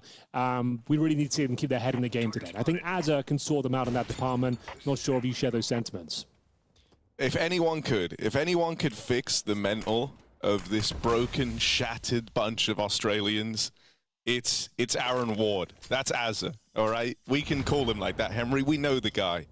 He's a good dude. He's a good and like dude. you say, it's a nice man. Like if I was going in a battle, which I'm not, hopefully anytime soon, but if I were, I would want Aaron stood behind me, backing me up every step of the way, bro. Okay, like he wouldn't be on the battlefield with you. He'd just be kind of like a general. Yeah, just for clarity, in like a supporting sense. He doesn't necessarily have to be there as well. Okay. He's like the guy on the radio telling me what to do. Okay, well, we've got some maps coming through, Harry. I'm not sure how much you know about the FlyQuest map pool. Inferno to kick things off. Then we've got Mirage, called by Fnatic. And then Overpass to close things out. What are you making of that? Anything leaping off the page for you? I mean, dude, at FlyQuest, they had an early obsession with trying to be good on Inferno. When this team first got put together, it felt like they had like a weird prioritization of maps. It felt like they weren't really playing to their strengths, but Inferno's one that they've looked to crack for a little bit now, which is nice. It's clear it's like a focal point map for them. So I like that. And then the veto went off the screen, Henry, and I've forgotten the rest of the maps. So I think I've it was nailed Overpass to close things out, but it wasn't fun. I'm feeling really mischievous today. It doesn't matter. Okay. Look at this. We're in already. All right, guys. I'm ready. Put your cans in the air. Put your cans in the air, and we'll see whether Fnatic, they are the favorite team, it has to be said, Harry. Although we like FlyQuest, Fnatic are the favorite. Well, we'll see how it goes. Yeah. You know, that's fine. It's going to be a CT start. for the international squad. It's going to be Blame F, probably the best player on the server, maybe the best Danish player in the world right now. We all know JKS, Blame F, they were teammates at one point back on Complexity, now squaring off in the pistol round. JKS on the board first, Blame F dead down in the pit. And this pistol round is shaping up quite nicely for FlyQuest. Yeah, you're not wrong. It's looking very convincing, isn't it? I think Azza is going to make them the best team. In the world? In the world. Okay, winning the major? All I'm saying is don't be shocked if they make a surprisingly deep run. Do you know what? We did say, I said yesterday if Fnatic win the major, you would eat a shoe, right? If FlyQuest win the major, I'll eat a shoe as well. How about that? Deal. All right. But you also have to drink out of the shoe first. Okay. What do I have to drink out actually, of the water? no. Put the drink in the shoe and then eat the shoe, and then that deals with both. Okay, fine. All right, well, the fact they're playing today, I think that's quite nice. It'll be indicative as to where the major's going. This might decide the major in this best of three. We'll see who's actually the stronger team right now. Azza's loving it. Very calm, very stoic, I would say. Not giving too much away. Oh, dude, this might be like my most biased cast ever. Even more when Virtus Pro are playing? I was never that biased in those games. I actually repped them a lot. They just didn't feel the same way about me. No, I don't know, man. Fnatic, you know, in a way, we're all rooting for something to do with this team. We're all rooting for them in a way. FlyQuest as well with Azza, coolest Australian stood behind them. I don't know. Well, it's a great start. The thing is, though, hardest round in the world is round number 2. You're up against the 5-7s, the MP9s. If you do lose this round, after winning the pistol, your mental goes, Harry. And we talked about this team and their mental. It can be fragile. We kind of need FlyQuest to win this one. Yeah, no, that's fair. You don't want to kind of immediately feel like you fumbled the bag. And so if they continue with this B play, they won't. There's only one guy here, it's Fear. It's a nice rhyme. But he's going to be looking to buy time. Oh, dude, he can do well here. It's a nice grenade. It softens him up. He's got a reservoir of utility on the other side. I'm feeling fearful, to be quite frank. I think this could be a problem for FlyQuest. You've got Regali who's low. Dude, if one guy is a problem, no way. No way. They're choosing the right side. This is fine. What's Fear going to do? Oh, he's sweating bullets right now. Oh, God. Oh, God. Okay, it's it's gone pretty horribly. No one can deny it. It has gone pretty horribly. Not as bad as it could go, to be honest. Thankfully, Regali's still alive, but he's got 12 points of health. That could have been a triple kill all day long. They're going to go for this retake, but there is no kit in play. That's one thing FlyQuest have got on their side right now, but no further utility. Although, tell a lie, there's one further smoke for JKS, but the retake is certainly going to be attempted, and here they come from the coffins. Yeah. Oh, God. Little nerve-wracking here. A lot of time ticked off this bomb. Oh, JKS dead first. Inns tries to contain, but the pistols wash over them. And, oh no, Henry, the worst thing possible. All FlyQuest has happened. They've given up that second round, and it turns out you were right to be worried. Great hold from Fear on the MP9. Can't deny that. Very solid hold. He might have been by himself, but he had all that extra utility, softened them up with the HE, had multiple smokes. They had no choice but to run through it. He actually preempted the nade break as well, didn't stand in the open, waited for his moment. Oh my goodness, it's such a perfect play. And there it is, mental dump. Down in the dumps now. Azza can see this all falling apart. But they did get the bomb planted. There is a buy in response. It's going to be Tech9s. Going to be a Galil. Fnatic will have to step up. And there's a great start. Okay, finding Fear. That's towards B once again. A lot of damage taken, but overall, looking pretty comfortable. Okay, I mean, this would be a huge morale boost, wouldn't it? Yeah, true. Oh, here we go. Imagine if he did it cleanly. Imagine if he did it 5 alive, FlyQuest. That's actually better than the conversion. Got Blame F to deal with, though. We did mention he is the world's best Danish player. I'm not thinking from that spray, but we'll let him get warmed up as that's round. Okay. I think there's another way. The world's best Danish player? I think there's some redundant words in there, Henry. That's what I was going for. It's like to have some fun around here. The very best in all of the world. If the world was Denmark, which of course it's not, but if it were, he would be #1. Crims, don't know where he ranks in Sweden. As a Counter-Strike player? Probably, like, not all time. I mean, just current form. Otherwise, you know, you could say, I don't know, that makes it harder. Just like current form, Crims, Swedes. Top 10 easy, surely. You think? I can't even name, I can name like 4. I think, yeah, we'll give him top 10. Probably like number 10. But in terms of the veterancy he's bringing, like, I think he still delivers a pretty solid game. Yeah, he does. No, he had some important games looking at their run or their attempt to try and get to Last London, and on that little campaign, he had some great matches for them. That was also while they were playing in Draculan at the same time, 2 tournaments at the same time, if you can imagine it. I can't imagine that. Cypher also had some great games at that event, but doesn't matter now. Never letting it go. I believe FlyQuest were also a Draculan. Didn't go so well for them. No, it doesn't often. Doesn't often go well for FlyQuest. It's a bit of a trend. But it's looking great right now. Great. I mean, man, there you go. Really no double kill from Fear this time around. 5v4. You've basically won the round. They really love this B bomb site. And it's really working, so you can't really argue with it, and I think that's probably round, because BlameF, not even the last line of defense here. He's deep in towards CT spawn. He's going to have to fall back. Bomb planted, job done. What a roller coaster this has been, but they do save 4 weapons, one of which is the MP9 and the Scout, but 2 M4s to Crims and BlameF. So looking for some exits here, but job done. FlyQuest are doing very well so far. Only 1 fumble against the Pistols, but completely bounce back. JKS even feeling a bit of a hunt here. Oh, not gonna work out. Jacasmo makes him regret it. All right, 4-man save. You basically get to run back this this 4-spy in the next, so it's still threatening here for FlyQuest.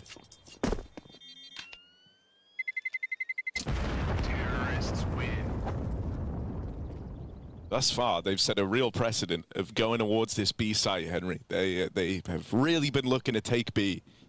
And Fnatic have often only had Fear there. But you can't have Fear at B. You can't. You got to be locked in. You got to be confident. And for that, you need more people. I think they're going to start playing more people there now. It's becoming a bit of an issue. There's only 1 player there, and he's deep in CT spawn. I like the word people. Yeah, just it's sounds a very nice. common Just word. Nice. Yeah. I don't say it a lot. Well, we're the people, Harry. You and I. We're the people. The B-stream people. The people. The people. Jamo! Oh, missed shot. Just going to skirt on by the pack. And it's more of this B play. Would you believe it? Vexite does. He's been getting these B openers time and time again. And you see the kill feed there. You see it's Jambo. That's not Fear. That's not the guy they've killed every other time they've gone B. And so now they're anticipating maybe a bit of a stack. That's why we see them leaning back over towards mid here. Surely they don't go A. B's been working so well. As I told you, go B every round and you will win. And so far, so good. They are going to mix things up. Smoke going down towards Library. Smoke going down towards Arch. Crims now. Really does have to deliver. He's going to be smoked off, as mentioned, so he's going to play in front of it, but that's not a bad first interaction. Oh, so good from Crims. And the Fnatic even brought down very, very low in the skirmish. That's an awkward kill to give away. You see Fear here. You know you're going into a stack. That's the B player. And you've discovered him over on this A side of the map. Jacasmo flash, but there's cover in from BlameF. And this is it, the 1v1. JKS runs him down. And a stellar close from Justin Kyle Savage as FlyQuest win out this 4-spy war. And they do so with conviction. Juzzy in the clutch. Dude, really nice round there from JKS. 3 kills in total. Leaping out those apartments, known to lurk in there. It was Crims who got them back into the round with his double kill, forced them to go towards that quad side. JKS, though, lovely shot towards the library. Thought BlameF had enough in him, but couldn't handle the final play. The 1 versus 1, good flashbang. JKS plays in front of it, gets a headshot, and it's going to be 4-1. Vexite running the gauntlet towards B. SMGs are plenty on this side of the map. It's going to be Fear that comes out on top. Can't find a double kill, but Jacasmo will chime in for one of his own. And it's going to be the early advantage. This time more combative towards that B bomb site. JKS with the hot hand continues to find form here, but boosted players towards quad will find him. And we've got Fnatic with the Mac 10 remaining. Needs to find a gap.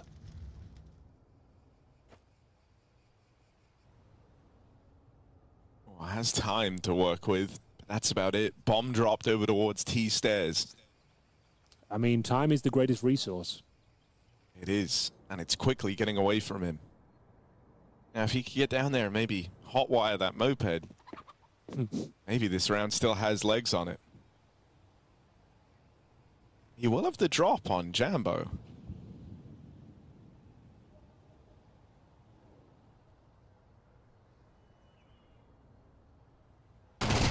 Oh, timing a little awkward, but he still gets away with the kill. 1v2, 30 seconds. Surely you're interested. And they're thinking, why hasn't he planted the bomb? He had a lot of room. And then they see he doesn't have it on the minimap, so they go hunting for it. And Jacasmo's found it down here towards T stairs. And now it's just a game of wasting the time, really. Crims sitting pretty at banana. Fnatic trying to play fast ahead of the smoke, and that one gets given away. Crims looking good.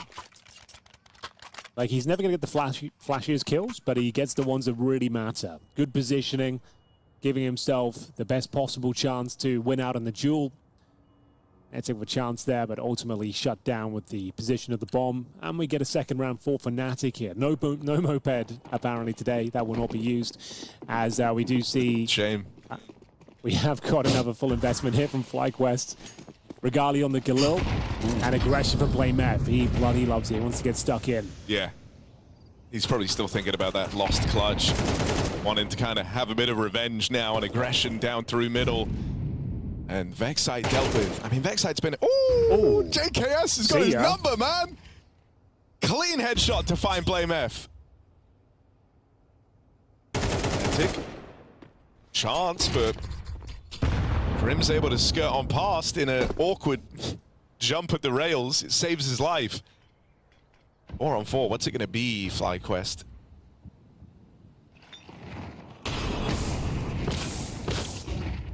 Oh, Jambo, you are burning to a crisp, my friend. It's a double kill for Fnatic. It looks like Jacasmo's not far behind. Can he find a double kill? Surely not. 3 versus 1. Fear with no idea what to do, I'm afraid, because he's on the other side of the map. It's all gone wrong. A little bit of an awkward round there. Sitting in the Molotov. I believe it was flashed at the start, but it's a double kill and an easy round for FlyQuest. This feels like it's going way too well for FlyQuest. I haven't seen them have this sort of lead in a long time. It's normally like a really slow, rough start, and then you have to claw your way back in. And, dude, I mean, Regali hasn't even had to get going yet, right? Like, think about some of these games where you've seen Regali trying to be the one guy keeping it burning. Maybe it's sometimes him and JKS together, but everyone else is quiet. You know, this is nice. It's actually, sure, you're still getting a game out of JKS, but dude, Fnatic and Vexite have both been kind of instrumental with some of these openers they've had in these rounds. Thinking about the B fights early on that shaped the kind of first quarter of this game.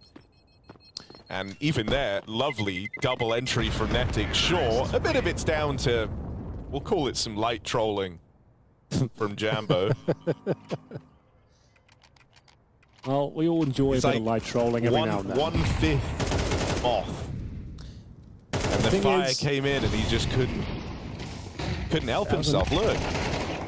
Was he waiting for a teammate to drop a smoke, I suppose? I think that was maybe what he was screaming for, and it just didn't arrive. But either way, they had a 5-on-4 there. Opening kill from BlameF, shut down by JKS, back to 4-on-4, and then 1 Molotov pretty much decided the round. It's going to be a tactical pause from Fnatic.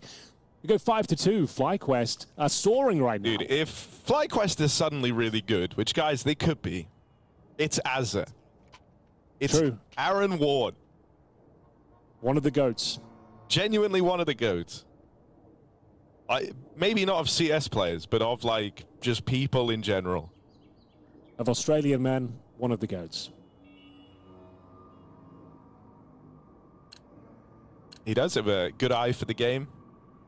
Oh, yeah. Even, you know, kept his finger to the pulse in playing recently in that Talon lineup. Which, you know, wasn't like a super successful venture, but it's not like he's been years out of practice here. Like, he's played Meta CS in CS2 in 2025. Ooh. 1-for-1 trade on Fia at top banana. And it's these dreaded rounds versus the Pistols. FlyQuest don't want to fall down to it again. This was how they opened up this first half. So it's looking far better. Oh, it was looking far better. Second. Jambo tries to ruin it. Regali gets his first kill of the game.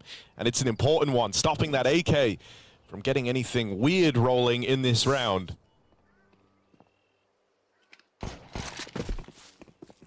I think it's absolutely fine. Sure, they're going to walk into the B stack here, but you're up against two, what, P250 at 5-7. Molotov's down towards first oranges. Going to force out Blame F. Getting Toasty in there. Should be absolutely fine here. Fnatic confirms it. They know Blame F's here. Time to fall back, boys. You don't have to commit to it. And off they go.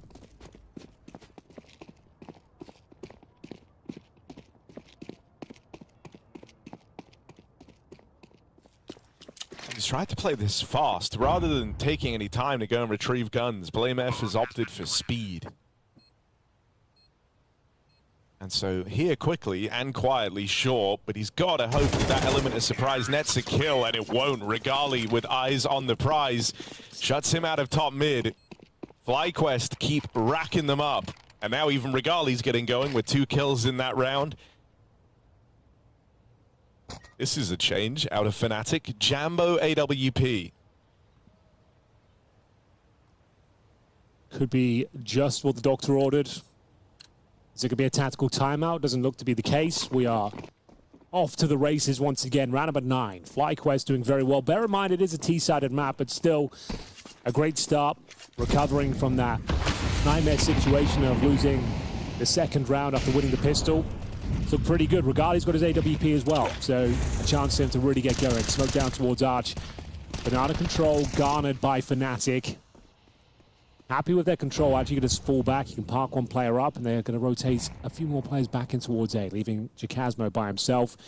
All the meanwhile, we have got some mid-presence obtained. And Fnatic, what a beautiful double that is. Excellent work. That could be the round in itself. We are going to see Fnatic with the triple now, continuing to dominate the server. He's on for the ace, says he has one more in him. Oversteps the mark, but does note that Jacasmo is in towards CT Storm. They're going to use that information and try and crack in towards B. Dude, seeing Fnatic play like this is very, very exciting.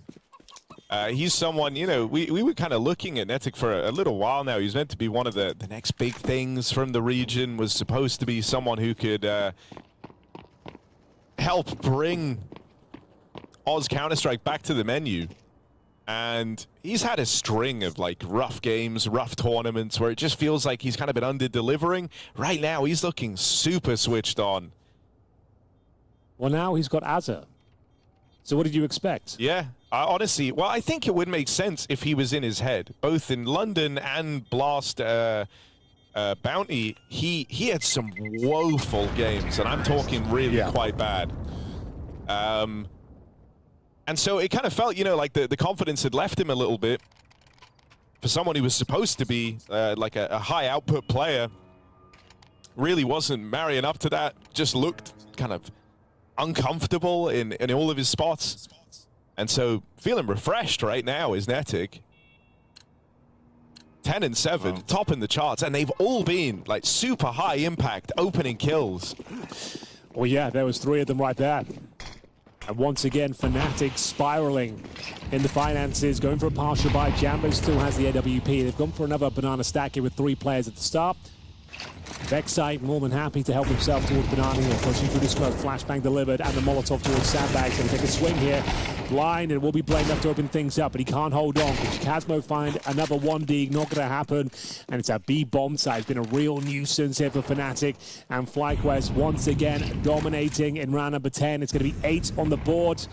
It is nothing but smooth sailing, Harry. This is one of the most comfortable halves I've seen from FlyQuest maybe ever.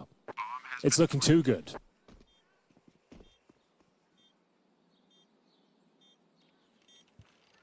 At what point does it all go wrong? Is that what you're waiting for? Yeah, I am waiting for it. I don't know. I don't think it's going to. This feels like it's on rails right now for FlyQuest. And the thing that's nice is they haven't made any, like, just horrible... It always feels like in these FlyQuest games, things get a little bit scrappy, a little bit messy. They'll lose some rounds that really they shouldn't be giving away. You know, like some horrible 5v3 or 5v4. I mean, they very rarely get the untraded opener, but you get what I'm saying. Like, for FlyQuest, man, it feels in the past it always felt like there was no safe round, no truly safe round. Whereas here, they've done a really good job of like mitigating the dangers of playing versus a team that are kind of backed into a corner, like the stacks, the gambles, the hyper aggressive, you know, like random wacky mid-round moves. They've been ready to deal with all of it. They've been punishing it well. They've been in the driving seat the entire time. Fnatic are the ones feeling the heat. The finances have been bad. The B bomb site's been bad. They've tried to go for the aggression. It gets traded out each and every time. Fnatic's having an absolute barn burner of performance. Everyone's stepping up. Regali's into the game now. JKS, rock solid, as ever. When I covered Fnatic at Bounty, I remarked they should feed him to that Danish lynx. Well, okay. Blame F, he's the closest thing we have to that. And he is right. and he is eating his lunch in this game, bro. 11-7, Fnatic. I'm sorry, bro. I wasn't familiar with your game. They're changing things up here. We've got a bit of a Apartments Pounce being planned here by the looks of things. A bomb's going to come join them. It's an old classic, Harry. We all love this one. Smoke down Moto. Multiple flashes over. Leap out of the balcony and get the job done and see if it works out for them. Oh, they play early ahead of any util just to clear out the pit. Crims down here with support from Blame F. And it's Fnatic dead first. Good damage found on a Vex site as well. And in comes Jambo from Moto's side. I mean, there's no util down here to really make life hard for Fnatic. Yeah. Didn't love this one. Very, very dry hit. And they go out into multiple crossfires. Okay. Bit of a head scratcher here. But Kanin's 1v5. For some reason, I feel like he could. 40 seconds. We'll stay serious for this one. Gonna have to hit that same crazy shot again. He's aware of the protocol here. He's waiting for the Jacasmo peak. He just doesn't have time. And so time ultimately his undoing. Fnatic gonna put a stop to the 1v5 attempt, and that's how they find a third. Yeah, a bit ropey there from FlyQuest. I think you're right. They're trying to play in front of the util, maybe not be so kind of readable in the situation with the utility going down, but it just led them to some very easy duels here. They were set up for it, to be fair. Two players on that side, one on the balcony, one toward the pit. But normally when you see that kind of approach, you smoke off Moto, you Molotov pit, you have players coming from corner, you're like pumping flashes over as the players are leaping out. And none of that really occurred. But we have got an aggressive smoke here, last round of the first half. It's been a great showing from FlyQuest. It would feel so comfortable at 9-3, 8-4. The door feels kind of open still for Fnatic. They've got a nice strong buy here. AK is available for Blame F as well, to Casmo. And it's going to be Jambo, the first duel attempt here. Takes a lot of damage through the Molotov. A native response, though, does take Vexite down to 33.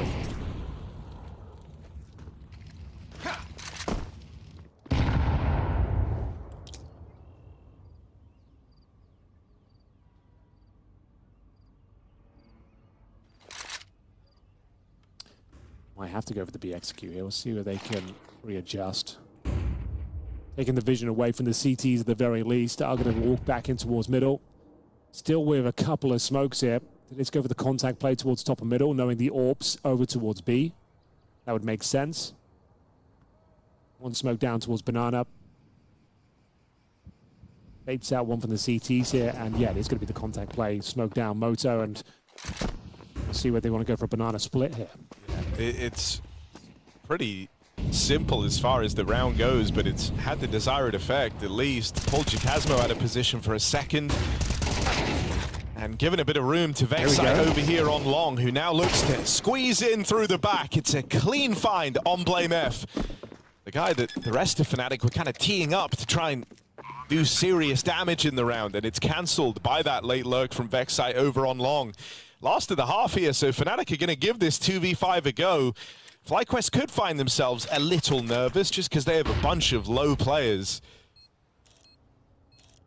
But it shouldn't get away from them here. They've had a lot of time to get comfortable. Fnatic have a lot of angles to clear, and playing within this limitation of the clock would be tricky to pull this one off. Even with that first kill, doesn't do much to lessen the damage. FlyQuest pull through with a strong T-side half. Really clean final round there as well. That's going to raise morale. You've already had a fantastic half. Perfect read in the situation. Ascertaining the orbs over towards B. Contact play middle. Motor smoke goes down. Brute force in towards the A side. Nice flashbangs as well. CTs didn't stand a chance. And as you mentioned, nice little lurk towards the arch side to close things out. Big smile for Azza. And surely a locked-in map here. That felt so comfy. But time will tell. Fnatic are no joke these days. A very strong team. Let's see if they can bounce back. They'll be the ones on the more favored T side now. Pistol will be very important. As I know, if they can just get this round over the line, it's job done. Go next.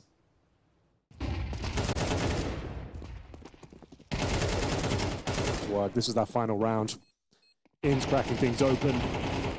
Nice little split coming through. Oh, there it is. You can hear him. You can hear him. You can hear him. Let's go. Oh, dude. I mean, it would pump you up, wouldn't it? Yeah, absolutely. It's not pumping up Regali, but that's fine. He'll get used to him. So what have we got, Harry? We've got a couple of smokes.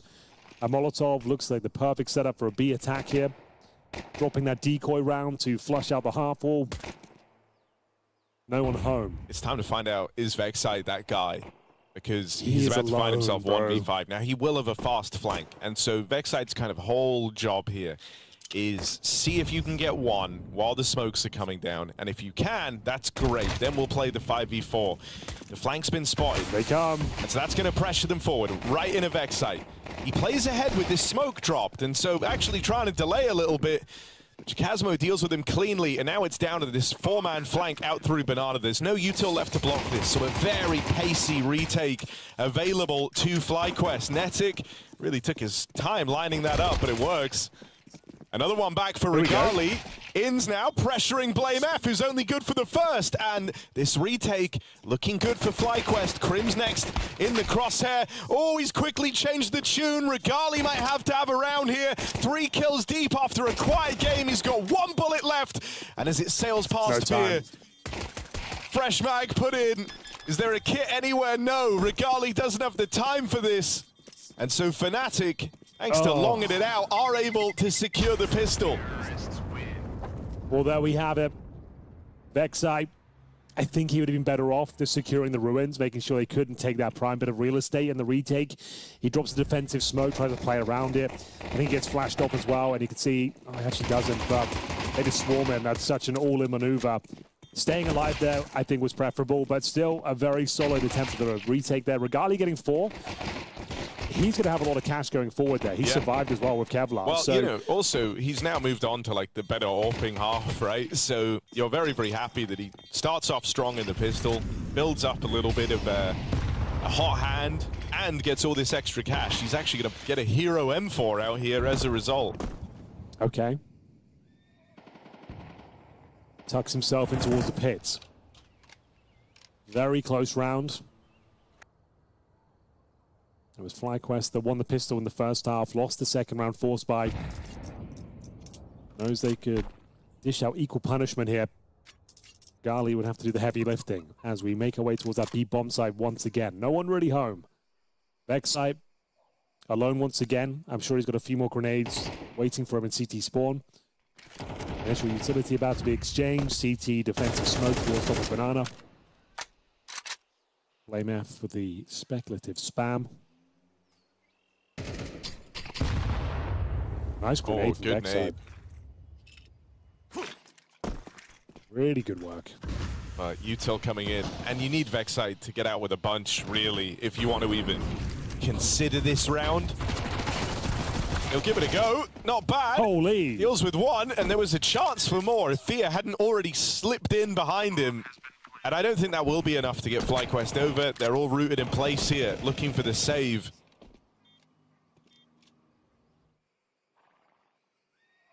A cool idea, though, right? They kind of tell Vexite, they go, look, mate, if you get 2, we're quids in. I don't know why they're talking like that. 2 will do. 2 will do.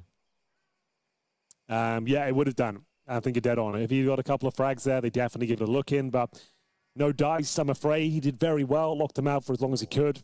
Come on, Dick. Managed to take 1 down with him, but wasn't quite enough. Come on, Dick. They'll save the man. M4. Just get 2, and then we'll try the round. 2 will do, mate. Oh, 2 will do, mate. Oh, good job on the 1, though, Declan.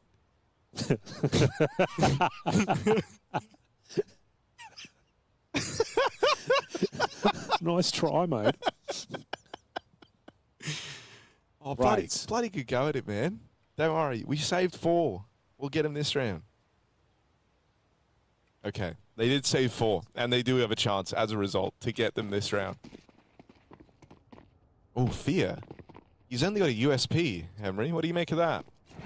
I think it's absolutely fine because, oh, actually, maybe it's Well, not they so say- fine. they They got say 3 4 helmets. guns, you know? Yeah, so, I don't know, it's a kind of a mad maneuver. I think at least get a P250 out in the field, but Grims, he's got better ideas. He's going to take down the players of helmets for him, it seems like. His BlameF will chime in with 1 as well. We are going to see Regali's M4 taken away pretty early, recovered by JKS. He can certainly try and recover the round with it, but Fear with the USP showing no fear as he just runs through that smoke, confirms there's 2 players on the other side. Sure, he goes down, but it is intel. Smoke down towards CT once again. And going to hightail it over towards A, but they're going into the Lion's Den. Savage's Arena. Oh, no. Okay. JKS. This could be Hero huge. gun down in the pit. Ollie's going to force him wide, but he gets out ahead of it. They don't hear the tick as a result. JKS! That is a crazy sequence. It takes the 3rd player, Crims, to stop him and cut him down. But this is not a safe round for Fnatic anymore. Down to retake of the rest of FlyQuest. Inns and Netic. Are they ready for BlameF patrolling middle? Holding up close. 1 shot ends Netic's round, so it might come down to Inns getting this trade. Instead, he goes first, and that's too easy for BlameF. All right, all right, all right. We got a game on our hands. Beautiful maneuver there from JKS. I don't know how he gets the transfer on the 2nd player. Looked like he was good for 3 at one point there. There was that uncomfortable round for Fnatic, that's for sure. This was the moment it almost went wrong for them. Look at the transfer on that, Harry. Would you just look at it? It's just beautiful. It really is. Yeah, I think he got the dink on the 3rd as well. Yeah, I was tracking really nicely for all 3. Like, lucky Crims was equally as fast on the trigger to stop him in his tracks. Okay. Well, unfortunately, we do have a game on our hands for FlyQuest fans. This one could get a bit more complicated. It's going to be an absolute biff towards middle. Back and forth we go. Regalia looking for the double. Can't connect. 2 versus 2. And they know the A bomb side is clear. It's thick. It's fast. And it will be Fnatic with a big advantage here as the retake has to begin. It's going to be down to Netic and Vexite. They've got utility, flashes, smokes.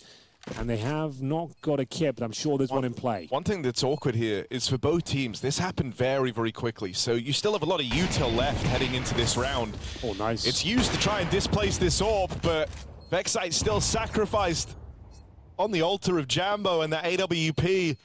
And the Molly didn't do much to stop it. There's also just still stoppage util for Fnatic remaining in place. So even if Netic wanted to give this a go, you know, he never could. He would get re-smoked at Moto, Molly for the bomb in the post plant. Those early round retakes can feel very, very awkward, right? Because you're aware that you kind of both have access to a lot of util, but for the T's who are set up in crossfires, able to just block angles, block positions, you saw what that Moto Smoke did. It kind of cut the retake in two. So, yeah, not an easy round by any margin. That 3-on-3 in mid might have felt all right for FlyQuest, but it was always going to be hard in that actual 2v2 to close. Well, there we have it. A very quick change of pace there from Fnatic, straight up towards middle. Nets them another round here in the second half. They are closing the gap down. 2-round game here as we go into round number 17. A partial buy from FlyQuest. They save an M4. Looking to send the action down towards Banana as well. Good start. Fnatic back to his winning ways. He opens things up, takes down Blame F. And now some serious damage to Jacasmo as well. So they've actually got a decent advantage. They're going to hightail it with the M4 and rotate, reposition. Leave Vexite alone in towards that B bomb site once again. Fnatic now really are warming up into this Inferno affair. See if they can recover this uncomfortable situation. We are going to see Jacasmo given the AWP. Focusing towards Vexite's position. We've seen it many times before. One would do here, Harry. Doesn't need two. One would be fine. And he's always felt like he's up for the task of a multi-kill on these B hits. Oftentimes, it just felt unfortunate with kind of players getting past him already. They've assembled this boost. It's a good thing he's not in CT anymore. Reblocked over on this B side of the map. And as a cautionary measure, FlyQuest bring a second player over. In's now here to help him. And that's because Fnatic has gotten aggressive through mid. Him and JKS both pushing the extremities. So FlyQuest now have a very solid picture that this is the B commitment. These aren't fake steps in at top Banana. Fnatic deleted on the wraparound, but 20 seconds, no time to go back. You've got to fight forward, Fnatic, and to do that, you've got to get through these pistols. And they've managed to. Crims, Jacasmo coming out with kills, and what was looking like a good chance for FlyQuest ends up just falling by the wayside, and you saw a frustration shake of the mouse from JKS. That's a telltale sign of a tilting round for the Aussies. Yeah, that was looking quite promising, it has to be said. They went for the half-wall boost at the start of the round. Opening kill, a dink as well. Had everything going in their favor. Jacasmo down to 20 points of health. They had multiple players over towards B, but it's very well handled from Fnatic, waiting for that moment, baiting out that util, going through together, trading out effectively. Crims actually having a pretty solid showing, hitting the kills that really matter in these tight rounds. And it is a good recovery there. Fnatic bringing us into a one-round game. 9-8 tactical timeout for FlyQuest, the first they've used so far. They've got the money. They'll bring in Azza to discuss their options. Regali gets out the AWP. Still quite a quiet game by his standards. Normally the star of the show. See whether he can get switched on here. Find an opening pick. Alleviate some pressure. As Fnatic are hot on their heels right now. This is a 9-3 game, Harry.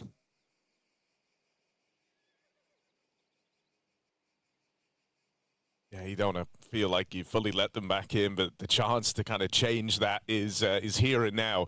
Or maybe not at all. Fnatic on a string of rounds.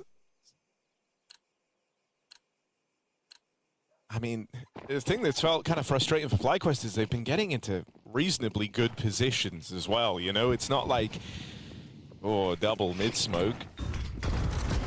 Not ideal. Wires crossed from the get-go. And that's a pretty huge waste of utility here on Inferno as well. Yeah, I'm trying to justify a reason for it, but I'm struggling. I mean, that's just one where the call comes in, like someone throw deep mid and then kind of two people go to do it. It's nice, obviously, that you both know the util. So true, I guess that's a silver lining. Yeah, absolutely. If I'm Aaron, that's what I'm saying. Like, good work cracking the util, boys. We know we can get that mid smoke in now from 2 different spots. Which is useful. Save some time. But it is awkward. On the real, it is awkward. Smokes matter a lot to take the pace out of these rounds, right? Yeah. Like, look at B now. It's so claustrophobic for Vexite. He's used the one remaining smoke, and it's been used to block early. So from this point on, he's operating alone. The pressure's going to be on these A guys to either get a move on, try and be the initiators to like make a play, or you just hope that Fnatic end up walking into the stack while it exists. But it's been dismantled now for FlyQuest as they gamble over towards B. And they're no longer kind of playing with initiative in this round. Now it's just reactive to what Fnatic do. Regali down here in the pit. If he can get one more, it's another good position for FlyQuest. The A-hold thus far able to withstand Fnatic, but no kill from the Regali AWP. Inns has got to do it. Rotates her far away, and with a clean finish, 2 quick kills. There's no chance of a retake here. FlyQuest have got to save. They absolutely do.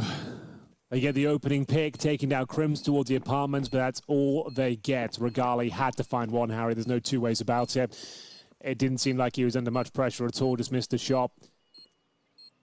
It's really unfortunate. That was an important round and a rare advantage they've had in the second half as well. It's well timed from Fnatic, hitting their shots very effectively, but still, you felt like Regali had to provide at least one. And that's going to be also, Fnatic hunting. you know, we were talking about the significance of that missed smoke. That's a gamble, like the double snake. It's a gamble you wouldn't take if you still are blocking util on B. Right? Like, if Excite had another way of kind of shoring up the defense, I think you would have, maintained that 4-man gamble for a lot longer. But he's told the rest of his team, like, guys, the smoke's fading. If they do come B, like, they're going to get in. I'm one guy. I only have a molly. I could maybe, put us in a 4v4, but that's, like, the best you're hoping for. And he wouldn't say all that either. That's just what they're thinking. Yeah, the cracks are starting to form now. 9-3 game, quickly gets out of hand. 9-9 Fnatic on the more favored T side here. Waiting to post their first round here on Inferno CT side. Regali still has the AWP. Looking for some redemption here. It's going to be Jambo faster towards the logs. Vexai might overlook this as well. Completely blind is Vexai. Trying to recover the situation, but it's another opening kill for Fnatic. Netic trying to pick up the pieces. And Inns will go above and beyond. That's what FlyQuest needed. A 4-on-2 advantage now. Combative towards the bottom of Banana and coming out on top. Managing to retreat as well, can reset the round and force the hand of Fnatic at this point. Fear is low. Crims will have to do the heavy lifting here. The human rubble that litters the bottom of Banana here. We have got to see 1 minute remaining on the clock. 1 minute 10 for Fnatic to claw their way back into this. Not impossible. Technically a 2-on-2 here towards the B side of the map. Going to be smoking off towards spawn, at least they were. Maybe just a contact play here. Netic jiggling with the nade. He's going to die. That's the opener. A little nifty gimmick to secure it for free. And now you're hoping, you're praying that Inns can just get one, drop down, and you have a 3v1 retake. He misses. And he's going to stop that plant. The fake betrays them. Crims in that 1v3. Inns does exactly what he was supposed to. Let's see if Crims can clutch. Well, there we go. Let's see if Crims can clutch. Bomb planted. And a 1v3. Far from easy. Attempts to catch Regali early, who tees up Inns with a flashbang. But Inns isn't going. They're waiting for JKS, who's coming up through Banana. They're going to sandwich Crims from all sides. Nowhere left to go. FlyQuest, in their desperate grasp in these final few rounds, they've shown us a mixed bag of looks. It's this one here where they go to just a bit more aggression. They brute force an opener through Banana, and it serves them really well. You've seen them look to gamble a lot in these last few rounds. They get away from it here in this one. Decide, you know what, let's be the initiators. Let's not sit back and hope we made the right read. Yeah, I think that summarizes it well. They've had Vexite alone towards B. It's felt uncomfortable. This time, full force down towards Banana. And sure, they lost the first pick. Vexite was incredibly blind, but they managed to recover. Multiple kills coming in for Inns. And a nice 4-on-2 advantage, one they can hold on to as well. It's their first round on the CT side. You can see Azza doing his best to keep everyone's head in the game. The mental has been the problem with this team historically. As soon as they find themselves in problematic situations, you can see the morale goes down pretty quickly. But this was excellent work. The captain's performance there from Inns.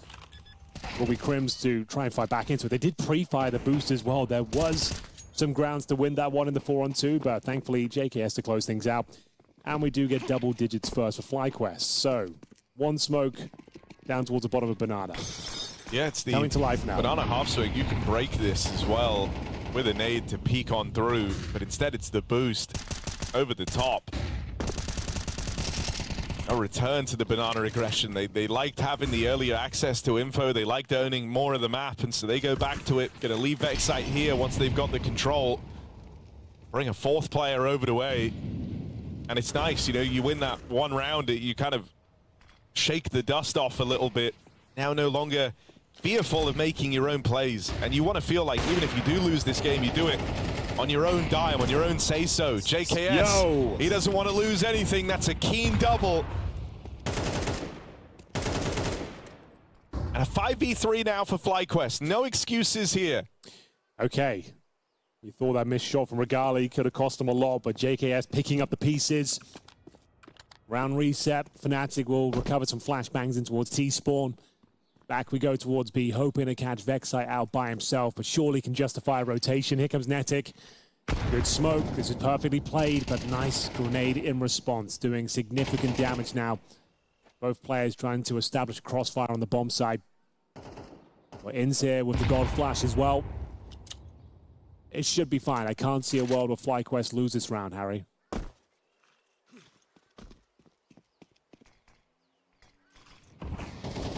That would be impressive.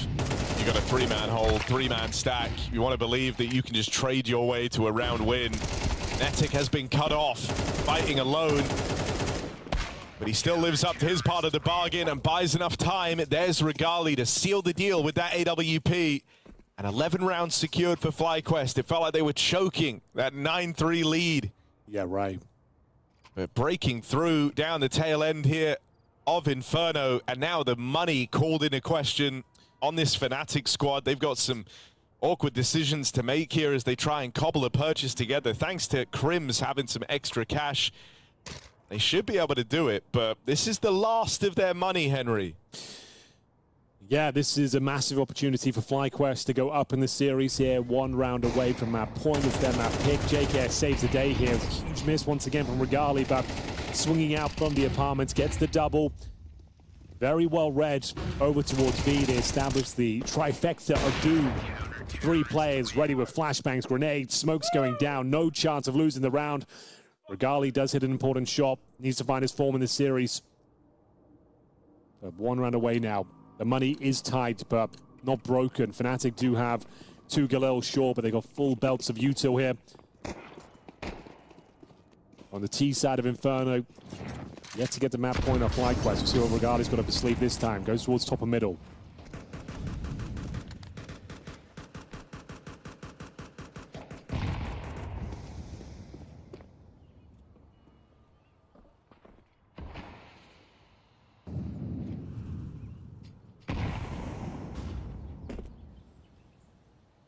That smoke isn't going to do much. Regali scoped up on mid, able to confirm that no one's made it out, and even the flash they just lob in the top mid doesn't blind him. And so you're not going to get like a reaction here in terms of FlyQuest suddenly rotating a B player away. They're sticking to their guns with a 2-man hold, anticipating that Fnatic have unfinished business with B. Ooh, hang on. He's leaving. It's for util. It's for util. It's for util. Okay. You're right. You're right. I was gonna say, like, there's nothing happening for him to do that, so it's fine. Goes back. There was a whole bounty of util in the spawn, and they'll be able to reblock this when this smoke fades. This smoke's gonna fade at around about the 40-second mark, mid-30s, and there's the re-smoke. That's a big problem for Fnatic.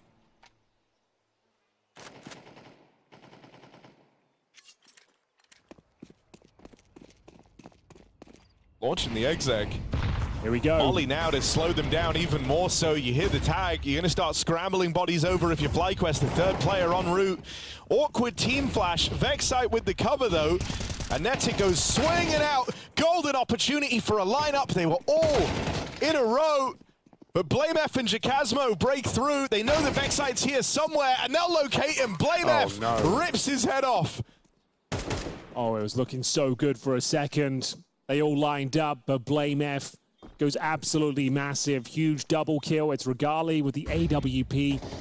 Joined by JKS, he's had a great game so far, 16-9, but they've got a lot to do. Regali will open things up, brings it back to an even kill. Retake will be initiated. They've got no further util, but they have got kits to work with. Crims tucked away towards the back. Blame F continuing to dominate the server right now, and Crims with the wide swing. It will be Fnatic answering back with a compromised buy there, a couple of Galils.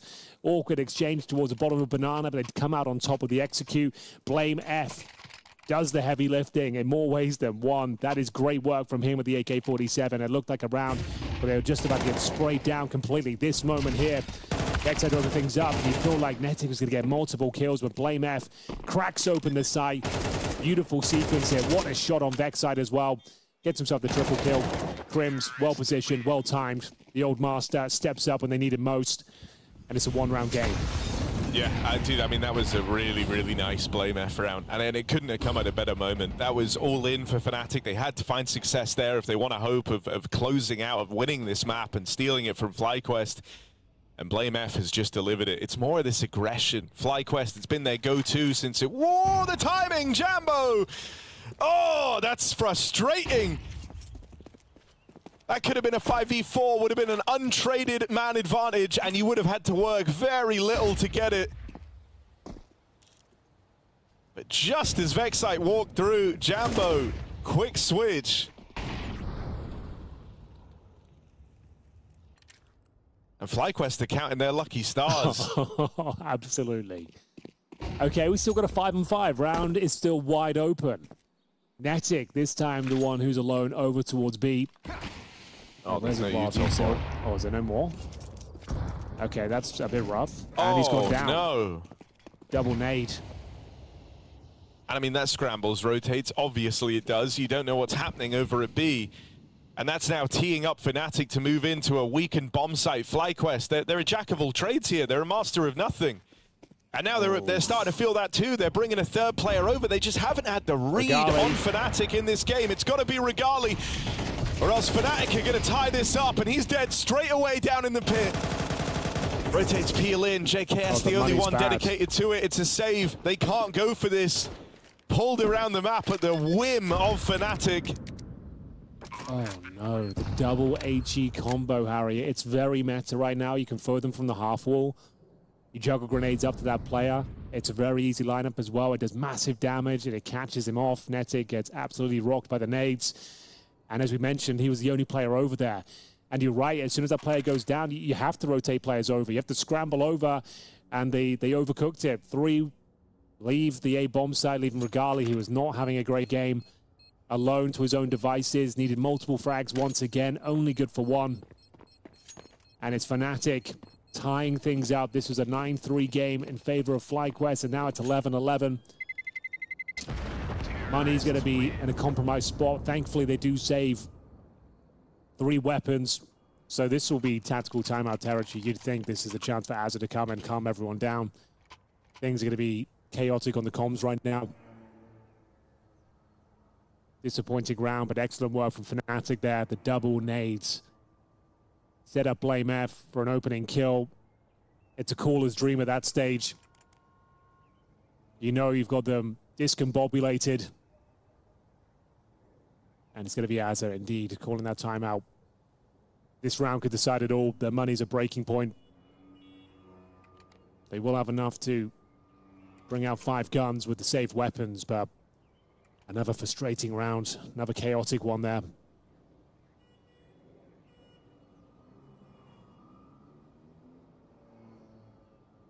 I mean, dude, in the same way, like, there's been some really important rounds in here for Fnatic to pick up where their money was on the line. Whoever lost that, like, both teams were going to have cooked money going forward. And you can see the FlyQuest that they've cobbled together something resembling a buy in between those saved guns. Yeah, okay. But it is not a lot to work with. It's the rounds where they've had to rely on their read of the game that have let them down the most. These gamble stacks so often in the wrong place. Here, though, they've chosen right. 3 players in at B. First one removed. Inns getting chased down. Vexite scrambling to get some util out. Flashes. Second flash in the pool, just to try and give yourself a little bit of wiggle room here. They've done a lot of damage. It's not the worst hold you've ever seen, and they've slowed the roll of Fnatic as it's just an onslaught of util in that choke point. And Fnatic are not thrilled about how this has gone. They get a clean opening, a 5v4. They're feeling good. They're breathing down the neck of FlyQuest. And they get repelled from this B hit. Now Crims is hurting. Blame F is low. They have 2 low HP players in a 4-on-4 versus, you know, a partial buy around some saved guns. This late into the game, it's not where they wanted to be. And they've got to hope now that FlyQuest make the wrong read, make the wrong move. Well, they have been doing that all half long, but they are being quite active this time, playing on the front foot over towards the quad side. As you mentioned, 2 players for Fnatic, very low indeed. Jambo going to try and open things up. The flashes have been spectacular. It's going to be a smoke down towards CT Sport. In's trying to play in front of it. Could find a low HP player. If he times this well, does he have to commit? He does. He gets the kill through the smoke, maintains a man advantage now. And this could be a partial buy victory for FlyQuest to find round number 12. 10 seconds. I think he clamped down on this as soon as they plant. Yeah, you hear that bomb going down. There's got to be a reaction. Inns gives chase. Good spam on a Jambo. He's 3 kills deep on the round, even looking for a little bit more. It leaves it all on Crims. On in the AWP. What's Crims got for us? Defuse being held, and with no immediate swing, he might deal with JKS, just doesn't have the time to stop the defuse from Regali. And so FlyQuest pull through, and they owe Inns a debt of gratitude here, man. That was a great round from the captain. Inns has had a couple of rounds like this where he just plays it perfectly. He's not doing any of this crazy, you know, overextension. He knows exactly what's required of him. He just plays the round smart, looking for that 1 kill on the spam, disappears after the fact, maintains pressure in a 4-on-3. You couldn't have asked for a better round from Inns. He's low health, solo holding the B site, does everything that's required and then some. Really excellent work there from FlyQuest. Back to their winning ways. They will post map point first. Now equipped with AKs. M4s across the board. And in the driving seat to take this first map. Can they do it on their pick? Would love to get out of here in regulation. Overtime. The full reset. Not what you want to see after such a fantastic, great first half. And we'll see now. Mid-control granted to Fnatic, but Inns got to be close up. Molotov starting to rain in. It's going to be JKS up high. Can he deliver the goods? Oh, there's JKS with the first. They know about him now, though, so the next fight meant to be harder for JKS. Jambo there for the trade. And mid ends in a bit of a stalemate. You've seen FlyQuest squeak out with these 3-on-3s from the mid-hold, but struggle to convert. They have a second player over in A this time, offering a bit of assistance. Netic and Regali playing a crossfire. And so, you know, they've had a lot of misplaced stacks in this game. There's no denying it. Finally, in round 24, they've got one in the right place. They've got a solid read on the round. And now it's just in the hands of Netic and Regali, as you say, to close this in reg. Drop down from Crims, he'll make it in. Trying to bait them into Netic down in the pit, and there's that nasty surprise, the second player. Regali just buying time. Blame F tries to battle back in, and he can't hold on. FlyQuest lock in Inferno. It is a brawl. One that they could have closed far cleaner, but a moment of relief as they get that victory on their map pick. From 9-3 up, it takes the full 24 rounds, and they do it. They absolutely do it, Harry, but it certainly wasn't clean or comfortable towards the end, but they held on. They held their mental. We said that's been a problem for them, and I think round number 23 was a perfect display of them making the right decision, playing very well under pressure there, and Inns especially carrying them to a position where they could actually close this game out. It was actually a really nice performance there to over towards that B bomb site, which has been a problem for them time and time again, but I love the fact they do it in regulation as well. You'd think that game would go to overtime and they'd probably lose out to it against Fnatic there, but they actually stepped up and the team held it together. Inns drops 23 kills. Netic had a great performance. I think the only player we didn't see much out of was Regali. I think he's considered one of the stars of this team. I wanted to see a bit more output from him, but it wasn't required in the end. We saw JKS have a great first half. 9-3 to lay the foundations, and sure, Fnatic, they're a strong team. It's a T-sided map. They're going to come back into it, but they managed to close things out with some heroics towards that banana, pushing that smoke a lot as well. And just a great game of CS, I think. It had everything you could possibly want. Yeah, it really did. I mean, dude, it was a very, very scrappy game, even though it had the promise of not being that. FlyQuest can't seem to get away from it, but you're dead on. I think just the knowledge that you were able to stop the choke, stop the tilt, there was some very obvious signs of frustration here for FlyQuest. And bro, I think Inns deserves just a lot of props for how he played in some of these later rounds, man. Like, as the game really tightened up, you can think of 3 moments in these B holds where Inns was instrumental. And the thing that was nice was it wasn't just like some sick aim. It's not like he's run through and destroyed 2 guys with a crazy flick. These were drawn out, long engagements where he consistently just made the right decisions, the smart decisions at that. So lovely, lovely stuff from Inns. Good for FlyQuest. Fnatic also, you know, it's a weird feeling to close a game up like this and still lose it, right? Like you were 3-9 down, you were getting wrecked. On one hand, I think you can be very, very happy that you were able to be in a position at one point where you could have won this game. But then there's that voice inside of you that says, man, did we just do all that only to still lose? One thing's for certain, I think they're going to be out for blood on Mirage, which is their map pick up next. I think you might be right there. BlameF especially was looking very, very good indeed. Razor sharp with Crims. Crims actually had a really solid showing there. Again, not the flashiest kills, not the highest amount of output, but getting the kills that really mattered in tense situations, well positioned. Didn't make any mistakes, didn't give his death away for free.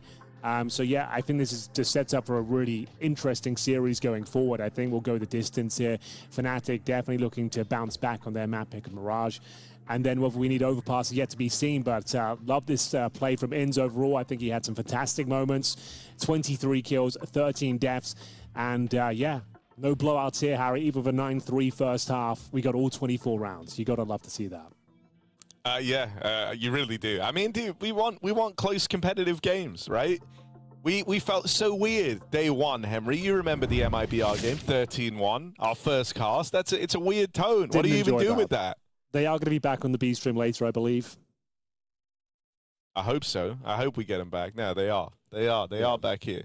Sorry, I'm just looking at my dog in the background there. What's the dog's name? Petal. Petal, and that's one of 6 dogs you've collected. One of 6. The smallest one. The smallest dog I own. Okay. Yeah, I figured I would start with the little one, work my way up to the bigger ones. But this is the easiest to contain, the best prop dog. A pocket-sized prop dog. Yeah. No, very, very small. You can one-hand hold this dog, you know? Okay, maybe when we can get an interview later with Petal. Yeah. I think that would be fun. I hope so, man. I hope so. But, Henry, you know what? I kind of want to get to Mirage. I kind of want to get to that second map, man. And so let's go to a break.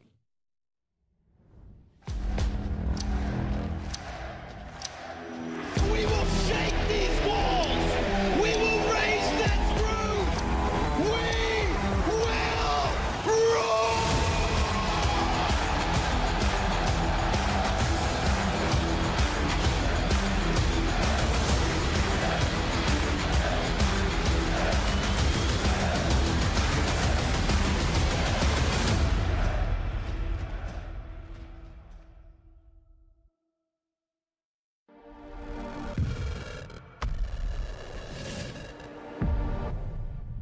We're back in the building here at PGL. It's me, Jackie Powers, joined by the wonderful Jacasmo from Fnatic. How you doing, man?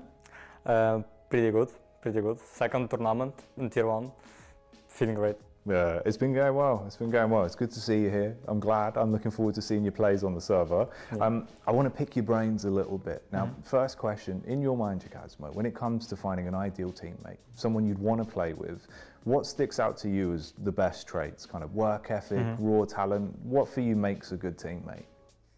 I wasn't playing with a lot of teammates. Basically, I had only 2 teams. I'm pretty sure like maybe 3 teams, like 2.5. You know, so I was playing with not a lot of players, but I can say that I really like when my teammate is hardworking, first of all, because I think I'm the same. And it's nice when you're understanding that your teammates are similar to you and working as hard as you are. And just friendly. I mean, I think for me, Rodion is the best teammate that I've ever had because we have very good relationship between each other overall, and I feel like he has everything that needs to be a good teammate. Yeah. Okay, that's cool. No, that makes a lot of sense. I want to ask as well, from your perspective, being inside the team, how would you describe the form of Fnatic coming into this event? I think it's pretty good. I don't want to say much because new positions, first of all, new teammates, and for me sometimes it's pretty rough because I was playing a completely different game before, and right now I'm pretty sure that we can show some good CS. Let's talk a little bit then about maybe some of the other teams we've got here, the 15 other squads. Is there anyone you'd love to play against, the team you'd love to get in the Swiss? In the tournament? Yeah? I mean, against B8, I think would be a pretty fun matchup because all of them are my friends, basically. And for Rodion also, there's a lot of friends, like Hattrick, Nipple, for me also. And yeah, it would be pretty fun. The game styles are kind of similar, and I would say it would be very, how to say, I don't even know. Like explosive CS, yeah. Very big fight. Bare knuckle brawl. Okay, okay. Yes. Who will outrun each other. That'd be fun, man. I'm excited. Let's talk a little bit then, maybe more of a hypothetical, right? Say if something goes wrong in the team. I know it's early days for you being in the roster, but what is the approach from Fnatic? If something goes wrong mid-round or at an event, how does the team deal with that so it doesn't sort of affect the other rounds or later on in the game? Good question, because we were talking a lot about this, because sometimes each person can fall off the game, you know, the rhythm of the game, and we decided that Rodion should take a lead at this point and be like that, you know, and stop this, you know, like wake up, guys. We need to focus, and it helped a lot. Actually, it helped a lot. It helped a lot on Shanghai, in Shanghai, I mean, and in US also it helped a lot. So I like this approach, and we'll keep doing this. Okay, that's cool. I appreciate you taking the time to talk to me, man. Excited to see you dealing some damage and how Fnatic play at the event. Thanks for talking to me. Thank you, Jack. It was nice. It was very nice. Thank you.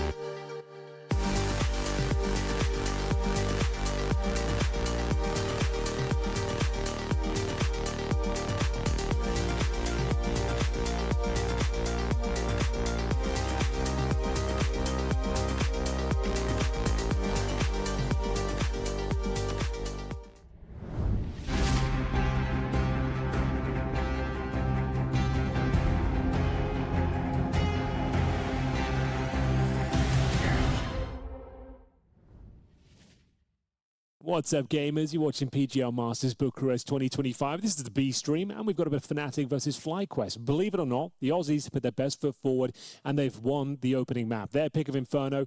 Sure, it was close after a 9-3 lead. It goes the distance, and we go 13-11, but we move on to Mirage now, the pick of Fnatic, and they were starting to warm up quite nicely into that series, Harry. I feel like 3 maps could be on the cards. What are your thoughts? I mean, I tell you what, like, this...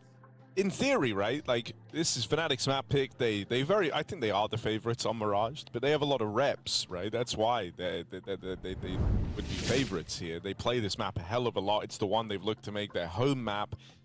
With that said, as of, you know, like the last few games they've played, teams have started to put up better scorelines and actually start to beat Fnatic on this map, right? And so you hope that there's not any type of a dip in confidence because of that. It's a far cry from a big streak they were on earlier in this tenure of it being their go-to.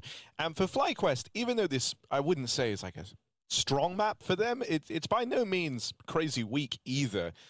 I do still think we're more than likely to go all 3, but honestly, could FlyQuest 2-0? Yeah, they could. Okay, I like that. There is a chance. I think the X factor has to be Regali, though. I feel like it's a map where he needs to step up here. That level of performance won't be enough to get them over the line against Fnatic. And he's normally the kind of star player of this squad, the AWPer, the one that has to step up. And I'm sure he's looking to bounce back after a pretty woeful Inferno. There's too many misses, too many positions where he needed multiple kills and would get 0. And we'll see if he can bounce back. I think there is a chance of a 2-0 here, especially with Inns turning up, JKS looking very strong, and Fnatic as well, actually having one of the better performances we've seen from him in some time. You mentioned we've been waiting for this guy to come online for months now. Many events we've been looking for him to step up, and he actually had some very impressive moments, especially in that first half on the T side. Yeah, you're dead on. Like, no, it is a relief to see him playing well. Their run at earlier Blast events in the year felt like he had some really rough games in there, and he's been in a bit of a stupor ever since. But waking up in time for this series, love that. I do think you're right on Regali as well. He didn't really do a lot in map 1, and that's not what you're used to saying about this guy. Prior to the JKS move, he was kind of single-handedly trying to keep FlyQuest alive. And so he will be a requirement here on Mirage. It's a friendlier map to AWP players, especially, you know, explosive mobile kinds like Regali. All right then, Harry, we're off to the races. Bear in mind, this is the 0-1 game. It's FlyQuest trying to dig themselves out of the hole they found themselves in after facing GamerLegion, and it's going to be fast up towards the B bomb side. This is Fnatic on the T side right now, finding the opening kill. Fnatic, he would have to do something unbelievable. That's not a bad start. Can he get the double? Absolutely not. Going to be a very troublesome retake now. It's going to be in to try and open things up, dueling towards the van, and actually coming out on top. Bomb only just going down as well, but In's going down shortly after. 3 versus 2. Looks unlikely now. Regali, last player alive. Very fast play in towards the B bomb side from Fnatic, and a very successful outcome. 3 players survive, and it begs the question now whether we see the force buy from FlyQuest. So, Fnatic this time winning the pistol, lost it in the first half, managed to win the second round force buy. So I can see FlyQuest try and replicate that sort of form. They've got the 5-7s, the scout for Regali. And we'll see what kind of setup they want to deploy. Maybe some aggression here, get towards the underpass. But time will tell. 2 players towards A, 2 towards B, 1 at the window. It's pretty traditional stuff so far.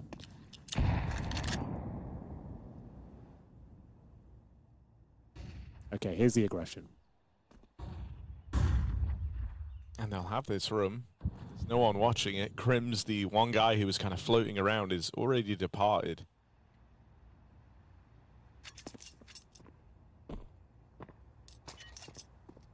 FlyQuest trying to weigh up. Do they commit? Or do they just hold this position? They'll just hold the ramp. So you're not going to have any, like, crazy flank from this.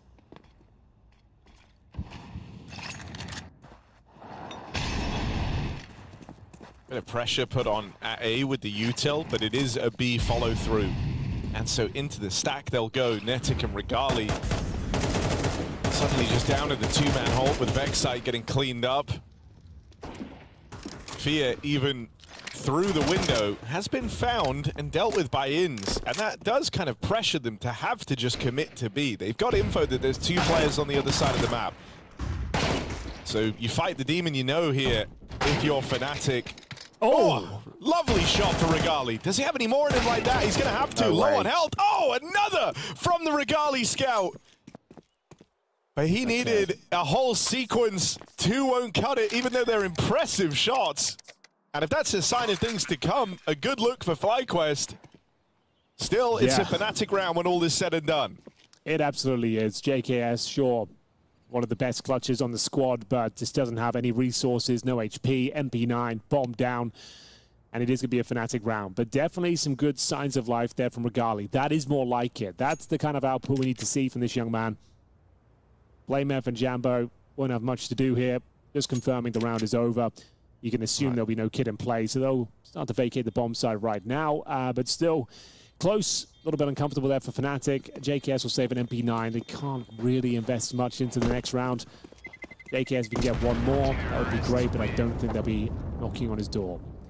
So 2-0 Fnatic, but definitely had some grounds to win that one. FlyQuest won't bring over the MP9, but as mentioned, you can maybe bring a couple of P250s into the mix, but you don't want to invest too heavily here.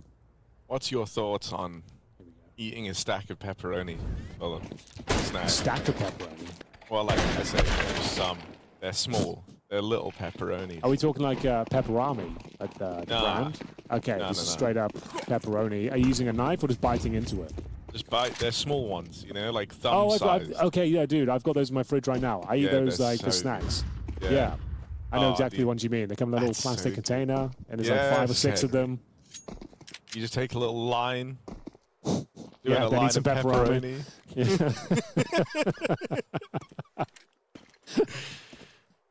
It does perk you right up.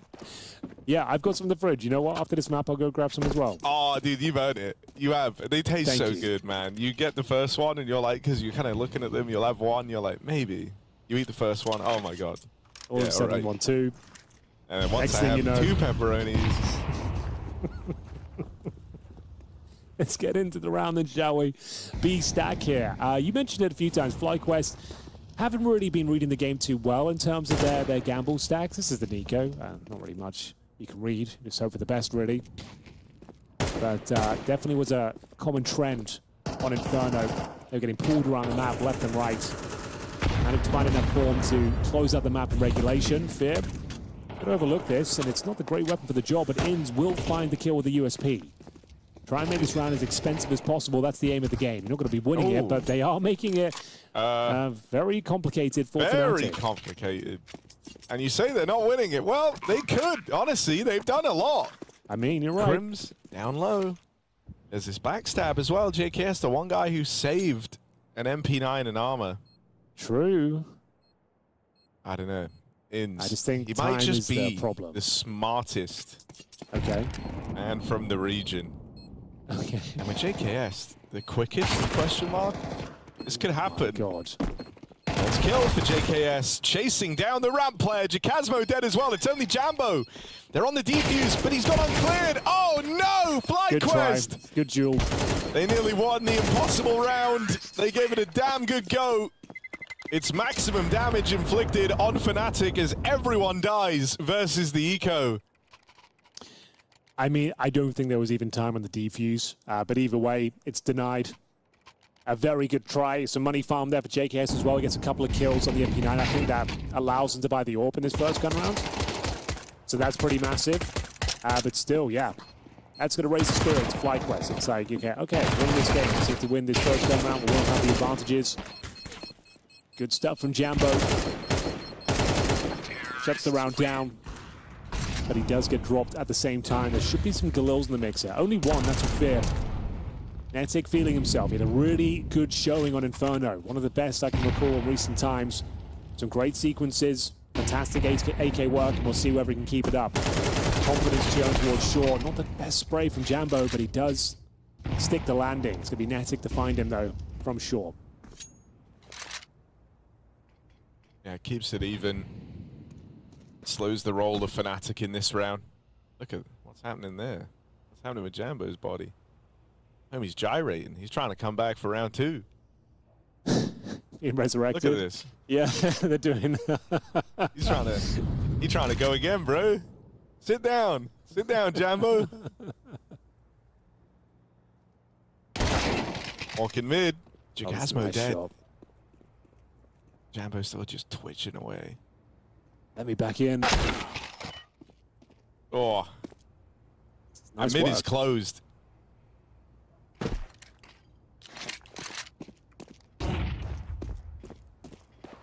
Get back to it. Maybe it goes better for Crims and Blame F. Okay, didn't love that maneuver. It was going oh so well. You've let them back in now. 20 seconds. Crims. Nice shot towards short. Time is of the essence. His teammate Blame F towards short right now. I don't think there's time to even go for this one. Got to look to save. That's the first round on the board for FlyQuest here. 3 members survive as well, regardless of the AWP. Important to keep some decent numbers up in these important rounds. Money is going to be very tight for Fnatic going forward. Won't have any loss bonus established, of course, and they were fully invested into this round, so they have to save these 2 AKs. What do they do with this one? I guess you're forcing. I don't think you have a good buy either way, so try and drop what you can. Some pistols. Purchased around these AK-47s.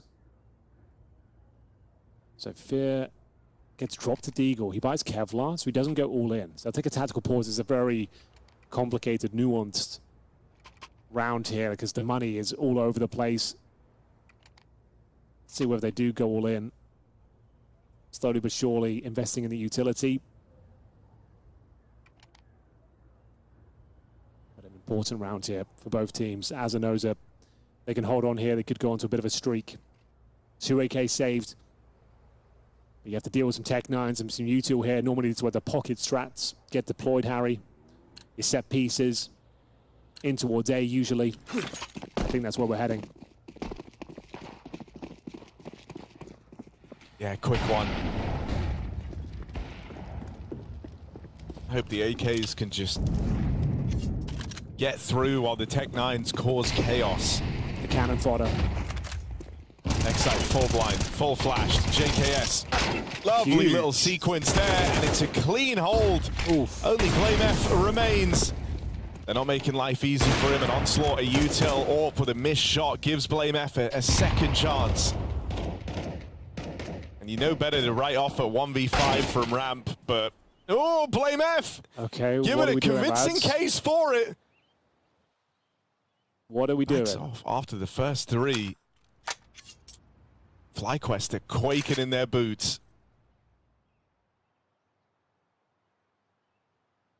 With another swing, and they're both there, both facing him. They stop Blame F. 2 kills shy of the 1v5 ace. Okay, it's fine. They didn't get the bomb planted. They are going to be full eco, so even though it gets a little bit uncomfortable towards the end of that one, it's absolutely fine. I think regardless, overstepping the mark there, trying to close things out a bit too soon, but this can't poke any holes in that one. JKS looking super clean with it on the spray control today. He's looking fantastic. Those high pressure moments, delivering the goods, massive damage output. And as mentioned, we got the full eco. So a chance for FlyQuest, a very good chance in Italy to go 3-3. Tie things up. Ooh. Bro, Blame F is hitting right now. Damn. Full lower creep on Glocks. In smartest man. There we go. Not even a danger. He is a safe pair of hands. There are no hands safer in Australia nor New Zealand than Inns. Good to know. Is it Potter? Yeah, Josh Potter. I think you're right. That's exactly what it is. Expelliarmus, he says. Oh, nice. So we did that. It's a Harry Potter reference for those who aren't familiar. Have abracadabra. Oh, yeah. That one, not so much, but... Oh, maybe it is. I don't know. That's a play on Havada Kedavra, one of the Cruciatus curses, I think, or something like that. Ooh, it's one of the forbidden spells. He's just used one of them. One of the Death Eaters, bro. Blame F, kind of the OG Death Eater in a way. In many ways. It's aggression over at ramp. Crims. He knows how to stop aggression. And that's with passive aggression. The best kind. He waits for the aggro, and they don't give it to him.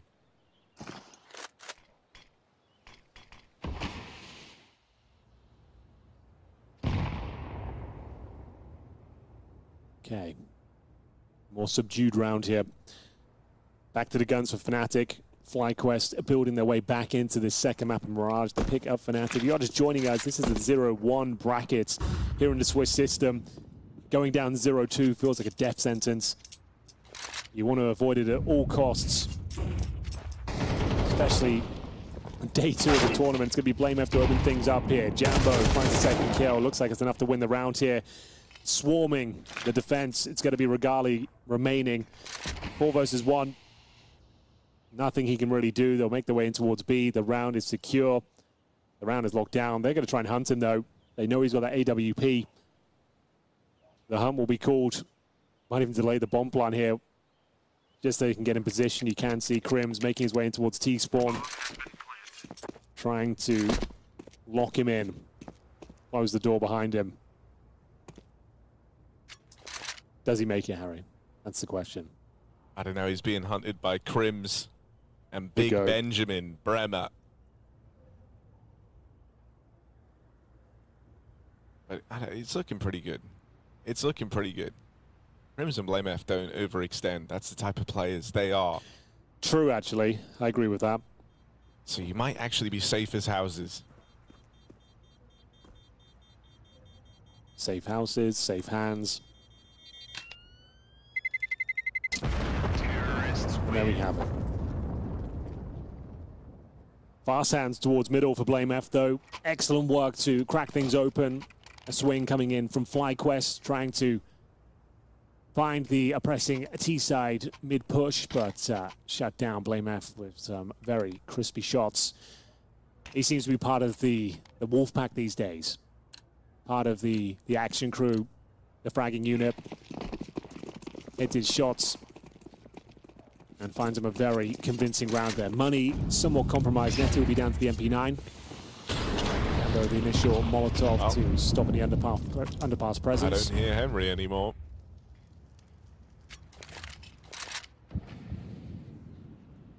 But we'll power on. FlyQuest.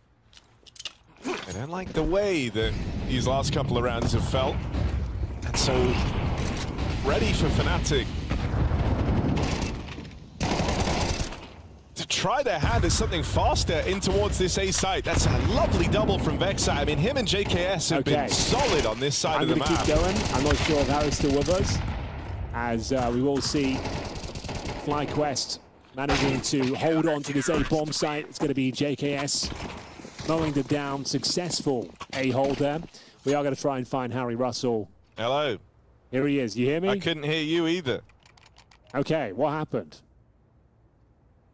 Oh, I think, okay. We lost our secret talk method. Yeah, we did.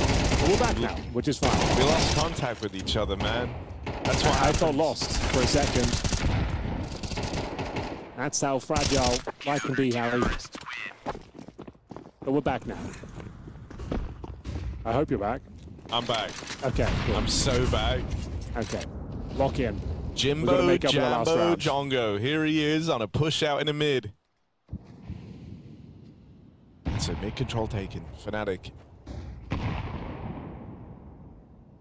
They've enjoyed the mid control. They haven't liked these set pieces in towards A. The hold of JKS and Vexite has proved to be a little too much.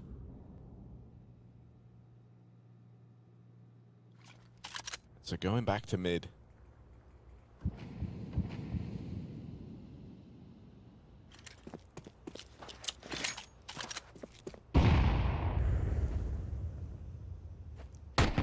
Go.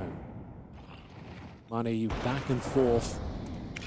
The war of attrition continues. It is Fnatic now with a couple of pistols. Crims feeling the burn, feeling the pressure, the flashbangs, locking him in towards the A ramp. Very low HP. 10 points of health to his name. This will be a boost. Nice response here. Really convincing stuff from FlyQuest. No massive blunders today, no huge errors. They've actually had some really convincing, strong rounds. This kill could decide it. Regali hits a solid one. Guaranteed kill for JKS, taking his time with it. Closes things out with style. I say that, it's going to have to be Regali, but still a comfortable finish, Harry. Those are the sort of rounds that normally spiral out of control for FlyQuest, and they've managed to stick the landing. No real problems there. 2 players survive.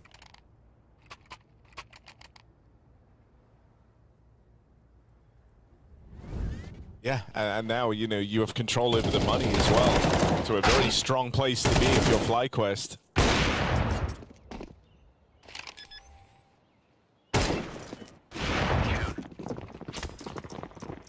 Got a hero gun for Benjamin Bremer. Or B-Rush, an old classic, not quite. Going to go for another pocket strat here, as it were. Going to be running through the util, trying to play in front of it. Netic can feel them coming. Could be Regali to open things up. Nice shots. Wallbang with the AWP. Takes down Crims. Regali looking for another, but maybe overstepping the mark here. Stepping up, though. And actually finding a couple of quick scopes on the bomb site. Great flashbang from JKS. Sets him up for success. He's on for the ace here, Harry. Can he close things out? He's hungry for it. The grenade could do it. He's holding him down. He's going to be the ace for Regali. Bouncing back from a pretty underwhelming performance on Inferno. That is a fantastic defense of the B bomb site there. Hitting every single orb shot. Shotgun style. AWP in the face. And closing things down with the Tech 9. Nice work. The Romanian Devil. Oh, I like that. He's nailed it. Absolutely gorgeous round from Regali. Combat AWPing the whole way. And just right at home in a spot like that, maximum chaos, maximum damage out of the Regali orb. You'll have to see him. Smartest man in the world, ins, aggression, top mid, nails it. It started off as Australia and New Zealand, now just the world. He's getting smarter by the round. He's like an AI. Fair enough, I can't argue with it. This sort of output, we haven't seen anything like this in years. He put in the L back in LLM. Is he? I don't know. Does that work? He's making them hold it, I don't know. Okay, there we go. JKS dead, but safe pair of hands. Vexite out with another. Ins, always in the right place.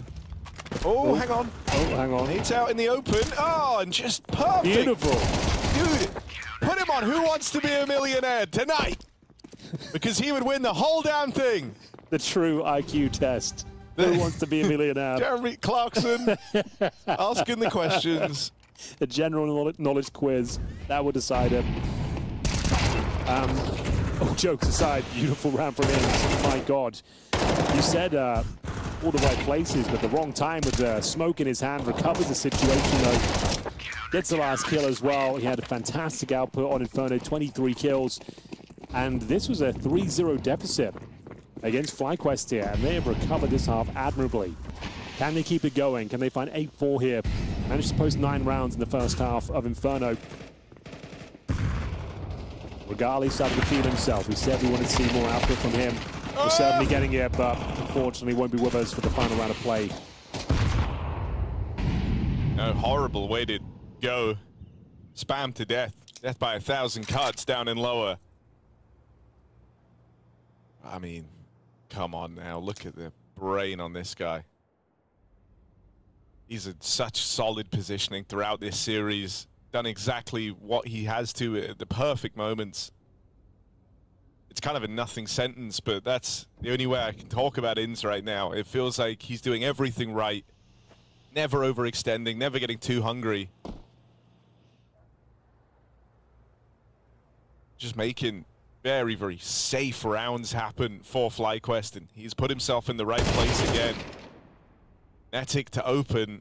They won't now suspect a second player lying in wait. While all this has been happening as well, Vexite's gotten fully aggressive all the way through ramp. Huge backstab on the cards. Bomb next to challenge the apartments. And now they are committed to this B hit. Vexite continues to close in. It's a market walk that they're hoping can seal the deal on this. Are they ready for Inns as that second player? He's been here for a long time now. And because of his just huge, hulking brain, he's one step ahead of them. Blame F with an important trade. They're just not ready for Vexite. There's no world in which you're ready for Vexite here. Commits to that flank so early in the round. Puts him deep behind enemy lines quietly, and that goes on to be another great CT half from FlyQuest. This is where, you know, they've, or actually I say another, their first great CT half yet. Yeah, true. But it still counts. A fantastic showing. First half Merchants. Yeah, another great first half. That's fair. But they were down 0-3 as well, Harry. They brought that right back. A great team effort. Regali had his moments as well. JKS, rock solid. And we saw Fnatic continue to look impressive. But you're right, it's in stealing the show once again. Really nice work from him. Always in the right place, always reading it well. And they've given themselves a great opportunity now for the 2-0. It's a reality at this point. Let's see if they can convert here. A very important pistol. They were unable to pick it up in the first half. Can they find their fortune here when they dictate the pace on the T side? Time will tell what kind of fire they'll bring to the table here. Fnatic certainly had their moments, but going up 3-0 and then only winning one further gun round from there doesn't feel great, but it's enough. JKS that was.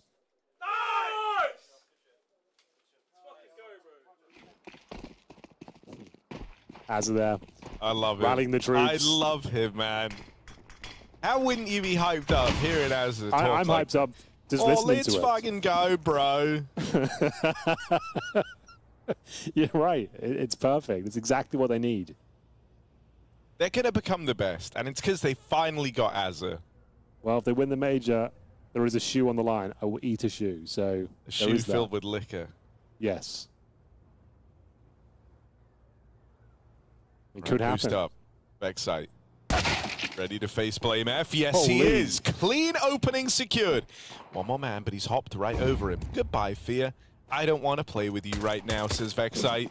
Fear doesn't want to give him the choice. Pushes in through the murder hole. Takes his timing. Takes that window. Will it amount to anything? Jacasmo seems to think so. They've cleaned up mid. They know where the last man is. A swing out through the window, and it's a double peek. Fnatic and Inns. Inns just tracking in behind his teammate meant that you could never separate those fights in a 1v1. He continues to impress with his positioning. That's Joshua Inns Potter. Absolute GOAT in the FlyQuest jersey, man. This is one of the most impressive. He's playing a really good series right now. It might even sound like I'm trolling, but like it's coming from a place of genuine appreciation for how well he's played. It's one of the most impressive FlyQuest performances I've seen in some time. They are actually looking locked in. The team are calming well. There's been no real disasters yet. You're up against a good team, a strong Fnatic. But this is the all-important round. Can they hold their nerve against the Blame F 5-7 high and mighty in the B apartments here? Oh god, it's not a good start, but it is a nice recovery. Doesn't do too much damage on the second player, but they have got a lot of players over towards this B bomb site. Fnatic with strong presence, and it's USP out of nowhere. How's that happened? But it is going to be a recovery. JKS and Inns working in tandem here. Should be enough to win the round. There we go. It's not the force buy, bear in mind. This is an eco, so it's going to be double digits. Still a little bit more uncomfortable than you might imagine, but Rifles following things up for Fnatic here. Just fear remains. I mean, Fnatic hate watchers are eating great right now. This is their pepperoni. Jacasmo 4-13, Fear 5-11. Jambo 7-13. Crim's lagging behind as well. Blame F the only guy in double digits. Meanwhile, FlyQuest have got 4 players there. A lot of individuals pulling their weight right now for FlyQuest, and that's just perfect. You know, you've had big moments from everyone. You've had Inns with his smart heads-up plays that we've been crediting him for all series long. Vexite really turning around from a slow map 1 and getting up to form. Fnatic, the guy who was a bit of a hero on map 1, getting to ride in the sidecar a little bit here for Mirage. And then, you know, you had the Regali ace finally finding his form in this series. Yeah, true. Well, the job is far from over. I hate to tell you, Harry. Still a lot of work to be done here, even with a great scoreline, 10-4. Very important first gun round here. Was the eco in the previous round, so we have got rifles across the board. Limited utility, admittedly, for Fnatic, but we're making our way back towards A. FlyQuest will be going for an execution here by the looks of things, trying to keep it simple, trying to guarantee a bomb plant at the very least. We have got players up and towards the Palace position. That's going to be Inns himself. But it looks like Jacasmo, he's ready for this, going to drop the early smoke. Utility being deployed all the same. Jambo holds towards Shadows. Jacasmo to take first contact here. Do they want to brave the smoke or reset the situation? I mean, dude, if they follow through with the B hit, look, JKS is creeping forward right now, trying to find the gap, trying to take the space. He's got Crims to fight over here on short. Fear aggressive, hears these footsteps, and he hears them running into the apartment, so he's called for a rotate right now. And going quiet here for FlyQuest won't have the desired effect. They know that this is a fake on A. True. Fear has made sure of it. JKS also hasn't gone early to catch the timing. He's waiting for his teammates. They're getting fully boxed in. FlyQuest, there should be no world in which they win this round. Fnatic just too far ahead, thanks to that info from Fear out in top mid. And look at this, now the plays all split up for FlyQuest. These players faking over on A have to try and link back up, but the bomb can still get planted. Vexite and Regali have both gotten kills on the backstab. No way Fnatic have given this one over. They had all the info, every reason to win it, and they still can't. FlyQuest don't even appreciate just how figured out, how screwed, how cooked they were meant to be in that round. They just brave it. They just break through. They don't even know how messed up that was. That's so unreal, dude. The fact that they go for the A execution, they get locked out, they decide to reset the round, and you're right, JKS didn't even find the space, didn't find the gap. He waits for his teammates, they're completely detected towards top and middle. They hear everything. They rotate multiple players over, and they just brute force their way in, no problem. I think Vexite got one kill over towards A by himself, and still, that made things uncomfortable for Fnatic, but still, they managed to make their way through, jumping through the window. That was the kill Vexite got. There it is. Regali, beautiful work there. Vexite on the lurk as well. He was instrumental. Completely rumbled, but coming out on top. It's a very convincing finish. Wasn't even close in the end. And that's the first gun round going in favor of FlyQuest. I'm not sure you can recover this. You don't win now, Fnatic. Like, you can't. The Hay Watchers were right. Oh, that's just such a horrible way to give up your really only rifle round, your only chance to save this game. Sure, they have another one coming, but then it's got to be flawless for 8 rounds straight after. I mean, Harry, you're assuming that FlyQuest win this round. They do, man.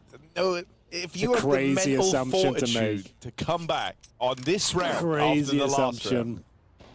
No, I'm sorry. FlyQuest have been really safe. Like, normally, I'm right there with you. This team can lose any round, any situation. 4v1, damn, it's like 50-50.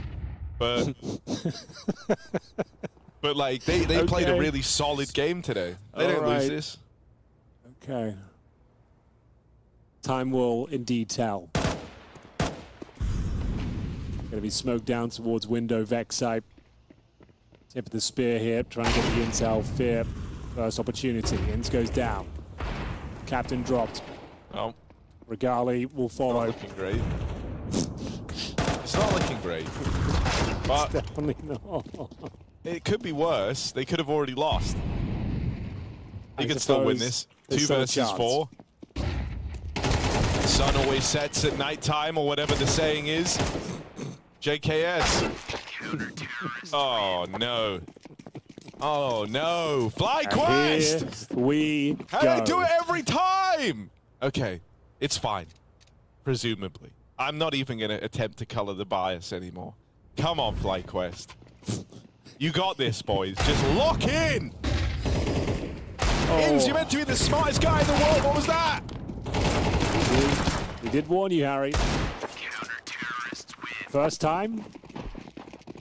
It feels like it. Feels like it might be. It's hitting like it's the first time. Well, FlyQuest now. The uphill battle begins. You've given up the round. Should have been one of the easier ones. No util, some deagles, some Kevlar. That was about it. One by one, they drop. And now the feathers have been ruffled. Can they bounce back? If they can find that point here, all will be forgiven, but just it's a compromise setup. Just sort it out. Figure it out. Do the right thing. Just do the right thing. What would Inns do? The right thing. Everyone just do what Inns would do.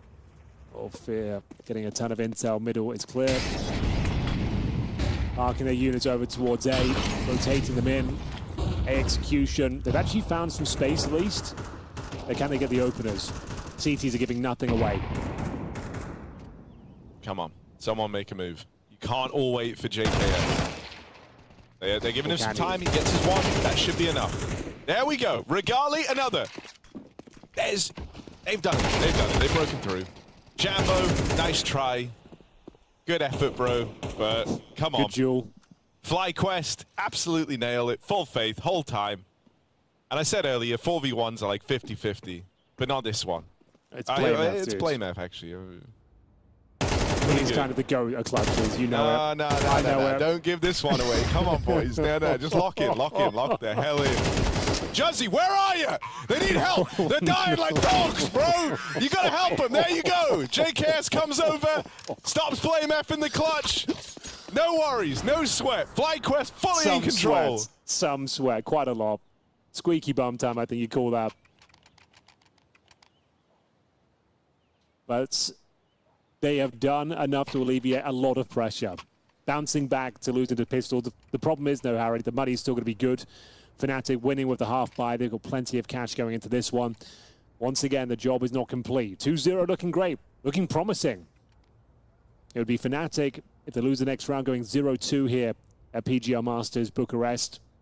Not a place we expected them to be. One of the more favored teams in the field we have here. But FlyQuest, no one had much faith in this squad in recent months. Haven't had many good showings. But the addition of Azza seems to be rallying the troops here. Very strong performance. Only a couple of nightmare rounds, but they've recovered each and every one of them. Aggression from Blame F. Can he open things up here? It's going to take 7 rounds in a row from Fnatic to take us to overtime. Doesn't seem likely. But good damage to kick things off here. They've dominated middle early on. Fnatic using that info, realizing there has to be weaknesses elsewhere on the map. So much presence towards that mid position. They've read it very nicely, Harry. They've actually got some decent control of B here, locking the CTs out. No opening kills, but some damage in return now. Still a 5-on-5. Yeah, you do have Fnatic posted outside of the site. FlyQuest, they've actually completely slowed. They've changed their mind on this round. Oh, big miss. Lucky to still be alive, Fnatic. Let's see if he can get his revenge. Jambo, man, you take a swing at the king, you better not miss. Still, they probably lost the round. Yeah. But that's fine. It's always going to be a bit of a battle, isn't it? Getting a 12 is the easy part. Getting a 13, whole different ball game. Let's see what Kyle can do. Justin, Kyle Savage on a walkout. Jacasmo, 6 kills. Just needs one here. He ain't hitting that. He ain't hitting that. Oh, he ain't hitting that either. Oh, a couple of swings, couple of misses. JKS don't plant the bomb no more. This ain't G2. Vexite better plug in them numbers. Nah, he still does. Oh, maybe they can win though. JKS, he plants, he kills, he leaves it all to Vexite to close. Oh, the bullets. Runs out of ammo. Fresh mag put in and Blame F shuts him down. Fnatic keep it going for one more round. And maybe a few more. The money will be broken here for FlyQuest. They keep their head above water. They recover a double orb setup as well. Blame F with 3 massive kills in the round, most notably from window towards middle. Great effort, though, has to be said. FlyQuest certainly kept them on their toes. It looked like there was a moment there. Vexite managed to have a few more bullets left in the mag there. I dare say he gets a penultimate kill. We can look at the comparison of the AWPs here. It's Regali really finding some decent form here. 15 and 10. Plenty of opening jewels garnered. And as mentioned, the money completely shattered. So we'll take a full eco here. Nothing really invested. I believe we're calling these vampire rounds. Lead out a util. Just see if you can get a couple of kills there. A bomb plant, Harry, would be amazing. Dude, I think they could win on this round. Oh, come on now. I think they could. Come on. If anyone can come up with a way, look at Inns right now. He's just thinking. He's just putting that brain to work. And what's the big strat? What could you possibly call? Right, guys? Regali, Gladiator, Mode, Deagle. You all follow him, and you take fights with the Deeg. And if he just win one fight. If he Deegs Jambo in window, which we all know he can once he wins one fight, exactly, all hell can break can't loose. Stop. Yeah, that is when all hell breaks loose. Come on, Jambo. Come on, Jambo. Oh, they're gonna... Oh, it's it. No, Fear's bailed him out. One from Regali. One fight. Come on. He got his, but no one else gets theirs. Good try. 5-round game. 5-round game. 5-round game. FlyQuest, there is literally no better time than right now to close this out. They're going to have everything they need. There's no real limitations. I mean, maybe they want an AWP, and they can't get one. But you can't get everything. You can't have everything in life. They don't have all the util. They've got a Galil for Vexite. Well, yeah, you know. So, yeah, Cypher don't get to play the major, apart so... from the limitations, there are no limitations. Yeah. Apart from the many limitations. All right, let's have a look. There's damage at the start as well, makes things even harder. Vexite down to 41 points of health. And we're just going to, you know what, boys? Let's just go for the execute. Let's just fair enough. Close it down. It's an old classic. And actually, you know what? Let's not do that. Finish recovering util and going back, picking up the boys. They realized it's actually a horrible decision. Inns, he pieced it together. He said, pick up the lads and spawn. I think it's readable, not reasonable. And so he's going to throw in some A-util on his own. Sell the illusion that this is where the hit is happening. Take eyeballs and players away from mid. That's the hope. Actually would have been quite effective. There's no one there. Oh, that's not good. Blame F finds 2 on the spam. How's he done that? He wants a bit more as well. It's going to be Vexite to shut him down. Oh, that's a route to A open. up. The A route has opened up. Jacasmo. And you ain't going through that hole. Good catch for Inns. Smartest guy, ready for the reposition. They deal with Vexite in window, but at that point now you know they're scrambling rotates. He heard footsteps, so it's only Jambo here. Nails his shot on the AWP though. Justin Kyle Savage has got to save them. Dead straight away. Fnatic keep closing it up. Yeah, round by round. Getting closer and closer. The room is starting to shrink here. Money not in a great position. They'll get $2,900 into the next round as well. Tactical pause called as trying to maintain the mental here. Still absolutely fine. He's trying to calm everyone down. A little bit chaotic in that round. Bro, Az is so not pressed. He's sitting down. Yeah. He was stressed in map 1. He was pacing around behind them. He's calm right now. Oh. No, it's for a fist bump. Look at this from Big Ben. Mowing them down, the double kill through Smokey killing. Just shuts the round down. It's all luck, man. It's all bloody luck. That's what it is. Sure about that one. Very nice from Blame F. Money's tight. They'll go for more of an eco than a partial buy, I'm afraid. But you did say they can win these rounds, Harry. If ever there was a time to win one of these rounds, this would be a great time to do it. The pressure kind of drops in these rounds, right? Like, you're not meant to win them, so everyone's just playing it loosey-goosey, trying to take fights. Oh, that's brutal. Horrible, horrible way for it to start, really. A little bit too loose, apparently. Oh, it's so loose. Well, there we have it. 3-round game. Dude, they can't all be this close, FlyQuest. You just need a nice win. Just get a win you can be kind of proud of. This could be it. Let's go, boys. Fnatic with the Galil. They do have all the util, though. So not too many concessions this time. What's the call going to be? The B play on the eco doesn't do anything for them. Are we just going for the A execute? Or are we just going for it? I think we are, Harry. Out of spawn, no messing around, no nonsense. Try and shut out the AWP up, and they're doing it pretty early on as well. Now they tried this before, got locked out by the smoke, had to cancel and go for the B split instead. CT's playing in front of the util. Very nice flash, but blocked by Jetmo. It's going to be opening kills, and once again, shut down by Fnatic. Oh, God. Oof. No damage Okay, really hang done. on. Regali 1v5. No, dead instantly. Okay, fellas. I'm not going to lie. Looking rough. It's looking bad. It's looking pretty bad. You're looking at all beat up right now. You haven't won in a while. You're feeling like what happened on Mirage could happen again. Sorry, on Inferno could happen again. Oh, they get red like a book here as well, Harry. That's like the perfect counter. Couldn't really ask for more there from Fnatic. And it feels a bit desperate as well. You finally get the guns out. A execution coming in once again. Oh yeah, but this time it's I going to guess they won't be set up. They won't be set up like that. You're I calling guess that's their their bluff. thinking. Surely it works this time. Come We're on, going to round number Josh. 24 by the looks of things. Josh, Declan, get it done. Jacasmo forced back by the util. They missed the time to strike on him as he still sat pretty for now. Gets out with one. It's a quick trade for JKS and Inns as they close in on him. Okay, a chance. Bomb planted, but they need room. They need space. Going to try and take spawn. Jambo waits for that exact move. Tag landed. They run down Fear. They know they've got the AWP trapped. BlameF is there covering as well. They try to cross back into the site, and they actually get past Crims, keeping it mobile.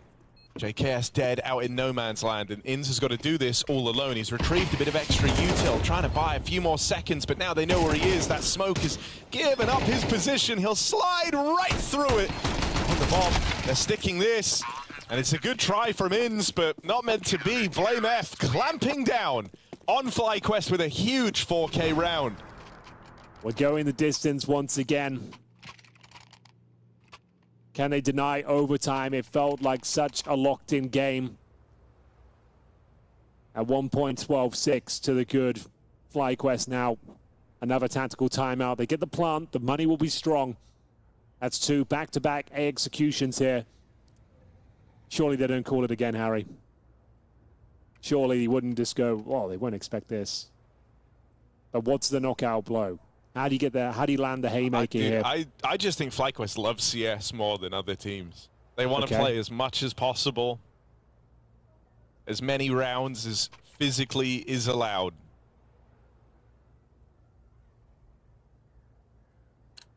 Fnatic had to win 7 in a row to force overtime, and they're one round away from doing that. Double AWP bought out. Benjamin Bremer. Not known to be an AWPer. With a secondary AWP. He'll have an M4 lying around for him. Is that a ruse? It feels like that's a ruse. Fires off the AWP in mid-window, when in reality Jambo's posted deep on the apartments line. It's a nifty little trick to try and get a kill gifted to Jambo's AWP, but it won't work here. FlyQuest don't have anyone in the apartments. Well, it all comes down to this, Harry. Sink or swim for FlyQuest. Should have put this to bed many rounds ago. Very impressive from Fnatic to take us the distance. Can they find this final round of regulation? Just win the damn game, FlyQuest. Come on. A pounce. 3 players out of the Palace. It all comes down to timing here. You have got the AWP over towards B. That does help out their cause. Oh, they're leaving. They're leaving. Huge they're gap. leaving. And that's given the room. FlyQuest, this is it. There's no better opportunity than right now. You get gifted a route out into the site. Huge. Regali on a powerful line of 4-on-3. Come on, boys. That's horrible. You hate that. Clean stuff for Jacasmo. He's been quiet in this game. The nades raining down on him, hoping to make life hard. Regali AWP continues to fire off, and there's Fnatic with one more. It's only Fear. Nowhere left to turn. He's going to face them head on. Rigali. Here we go. Dead to open this up. Nade finds great damage. Oh my God! Fear tapping heads. Can he finish JKS? Can he make this an overtime game?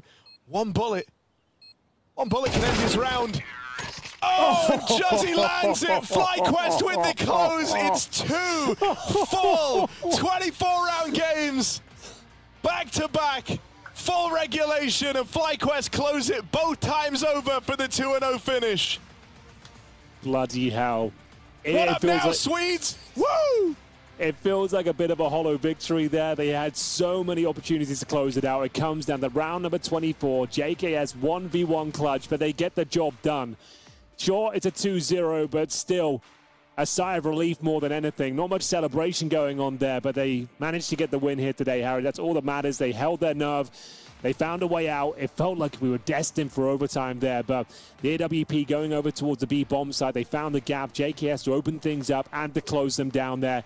Excellent work from Justin Savage, and it's going to be Fnatic going down to the 0-2 bracket here in Bucharest. What a great game, though. Either way, whoever you wanted to win, that was like really exciting Counter-Strike, nail-biter towards the end. Both maps going the distance, and FlyQuest posting a rare 2-0. We don't see many of them from these guys.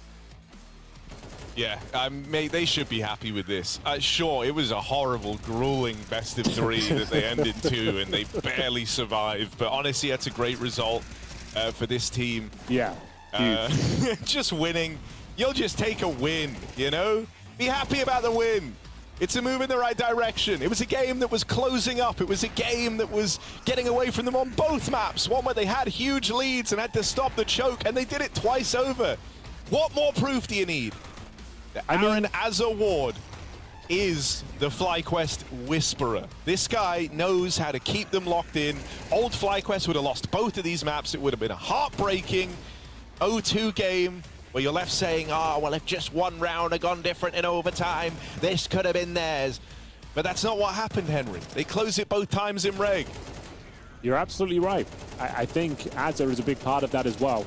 And them holding their mental and not completely breaking down in these high-pressure situations is instrumental to them coming out on top here. No overtimes required. Close it out in regulation. Sure, it's as tight as it gets, down to a JKS 1v1. A huge sigh of relief towards the end of it. But the team turned up. We said Rigali had to find some form, Harry. And my God, did he ever. 20 and 16. It was Blame F shutting them down over and over again. A monstrous performance from Big Ben, but wasn't quite enough in the end there.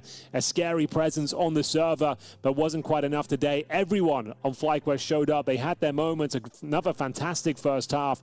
It felt like it was falling apart, but still, they managed to get the 2-0, avoid the 0-2 bracket, and we do get to continue to see FlyQuest power up in this tournament. They lost out to GamerLegion yesterday, but that was overtime and 13-11 as well. It was 2-0 against them, but at least they're not coming in getting blown out the water. They're actually staying super competitive, taking down some big names here as well. Fnatic on an upward trajectory. So yeah, I'm impressed. I did not consider this to be the scoreline when we went into this series today. I didn't think they'd take down Fnatic 2-0 by any stretch of the imagination. No, you know, for Fnatic now, this puts them down 0-2, just a best of 3 away from elimination, which, you know, some folks out there might be fans of, right? A team that have been marred in a bit of controversy recently. They have an entourage of hate watchers preying on their downfall. And good news, I guess, for those people. It might happen. Good news for those people. Yeah, I feel like that's an unfortunate game for them. FlyQuest looked very good today. If they can just close some games out, these huge leads they have, they're going to be a very dangerous team. It feels like they get to number 12, no problem, but round number 13, famously the hardest round in the world to pick up, if they can just work that out, because now they're winning pistols, they're winning clutches, they're not really losing to pistol too often. That was always the problem in the past, like you said, like losing 5-on-4s, 4-on-2 advantages. If still, those are the rounds that always fell apart, but we're not seeing that so much. It's just closing things out once you have the huge leads, and that's a pretty easy problem to fix, and hopefully they can power up as the tournament goes on. Yeah, no, I'm inclined to agree in a way. Thank you. Yeah, I like what FlyQuest are bringing to the table, man. Henry, we haven't had many 2-0s yet. We've kind of, you know, this is wild. I feel like we. I mean, it felt time. like a four-map game, obviously. even though it was 2-0. You know, like they went as long as it could. Yeah, but yeah, true. No, man. I enjoyed it. I enjoyed it. That was a really good series. Like you said, it had a bit of everything. Some low lights, some highlights. Really, it's everything you want. I do love this light behind you, man. Yeah. If I sit closer to it, do I actually look like an angel? Was it the old, like, am I thinking of like EDF, British Gas, something like that? Used to have the little blue flame as the, that's the vibe, man. It's nice. So thank you very much. We've got Astralis versus MIBR coming up next, Harry. Before we go to a break, what are your thoughts on that one? MIBR, nothing to lose, stand-in playing. Yeah. Kicker, the GOAT, is on the squad. Do you feel like Astralis has got what it takes to take them down? If there's any, I think Astralis should have the victory pretty handily in this one. Yeah, like we've looked at the whole stand-in situation, and then factor in the fact that MIBR's map pool doesn't match their stand-in at all, and they do have a pretty shallow pool, whereas Hooksy and the Astralis guys have actually looked to maintain like a wide net in terms of the maps they like to play. I think they have every edge going into this series. So we might actually get two O's today, Henry. That's unbelievable news. Well, ladies and gentlemen, that's just a taste of what's to come. Astralis versus MIBR, also a 0-1 game right around the corner. We'll be back with the action in about 5 minutes or so. We'll see you there.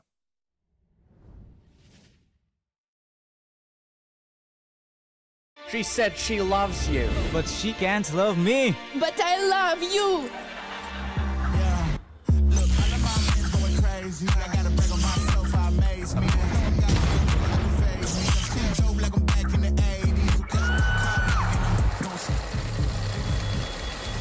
I won't play window anymore. What's going on? Play your role. 1xBet. On to the next one.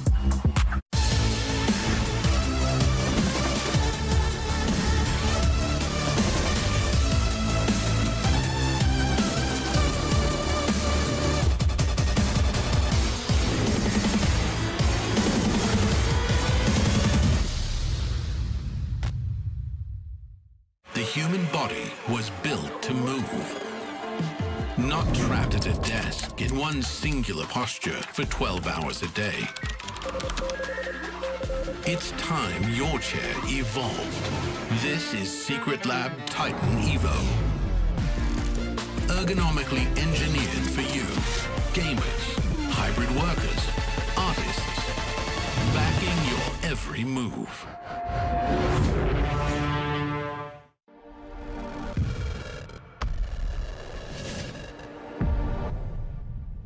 Hello everyone, Jackie Powers here, back live with more coverage from PGL Masters Bucharest. This time around we've had to make some extra space in the studio, get a bigger chair in because of how big this man's looking. He's been hitting the gym. It's Hooksy, of course, from Astralis. Firstly, starting off, in your opinion, as someone that's been on many rosters at this point, you've seen a lot of talent come up, you've played with different players. What is it that sticks out in your mind as a good player that you can mold? Is it communication, work ethic, even just raw talent? Yeah, I think that depends a lot on where you put them on the map. But I think when I think of like a complete player, obviously you have to have some mechanical skill. But I think communication and being able to take initiative and act on what you see in front of you is the most important thing in CS right now. And I think you know, CS2 is very individual based, and I think it just makes a lot of sense that you need to have like the whole package to kind of, you know, fight back. Yeah. Do you feel like that's something at this point as well, like yourself or other players with experience can still build with younger players, where say if the newer generation far more mechanically gifted, but perhaps lacking those kind of areas, like the comms aren't as clean, they're not able to adapt to that. Is that something you sort of play a role in being able to aid their growth? Yeah, I think that you know, when we got CS2, we kind of hit a reset button in a way, and I think in CSGO a lot of teams were really good tactically, and I think that a lot of players were playing more strategic as well. But now we're just like everyone is just swinging, fighting instantly, and I think we're kind of going back to the CSGO style slowly. But it takes time for the meta to change and for people to adapt. So yeah, I think like I'm trying to do my best to help out my teammates and yeah, I just see it in general with other teams as well. Let's have a little bit of a chat then in terms of, from your perspective again, obviously being in the roster, right, you know what it's like. Potentially say if I was a viewer from the outside looking in and I'm saying, oh, this player is not good enough or they're not doing this right. Is there someone that you feel like plays quite a pivotal role and does a lot of work on Astralis, either on the lineup or behind the scenes, that you feel deserves more flowers for the work they put in that perhaps the wider community doesn't get to see? Yeah, I think, like player-wise, I think it's Yabi for sure. I think he has way more responsibility than what people see. And like when he's on his game, his communication is really good and he's really good with initiative and stuff like this. So I enjoy playing with him again. The only thing, now we just talked about resetting, that's something that he could still be better at. And I think when he gets completely consistent with his output in terms of communication, he is like really valuable to any team basically. And I think if I had to pick one guy from the team that is underrated, it's our coach, Ruger. He works really hard and he's very good tactically and good with preparation and stuff like that. He's one of the few coaches that I actually, you know, kind of took some of my workload in a way. So I think that's probably him. Yeah, I suppose for someone like yourself as well, being able to trust in someone, like you say, to pass off any workload probably is quite a hard task. It feels like it's always had to kind of be yes, you, and I'm very much a perfectionist as well. And I think everyone who's like that knows that it's hard to, you know, give some of your work to another dude and hope that he will do a good enough job. So yeah, I'm very pleased with him, and I think he gets a lot of flack for things that's it's not really fair. So no, that's fair. It's always nice to hear because obviously that's the thing. These people don't really sort of have that inside perspective. So it's awesome to see where sort of different players lie with that. I really appreciate you taking the time to talk to me, Huxi. Good luck with the event. Excited to see what you're going to do. Thank you so much.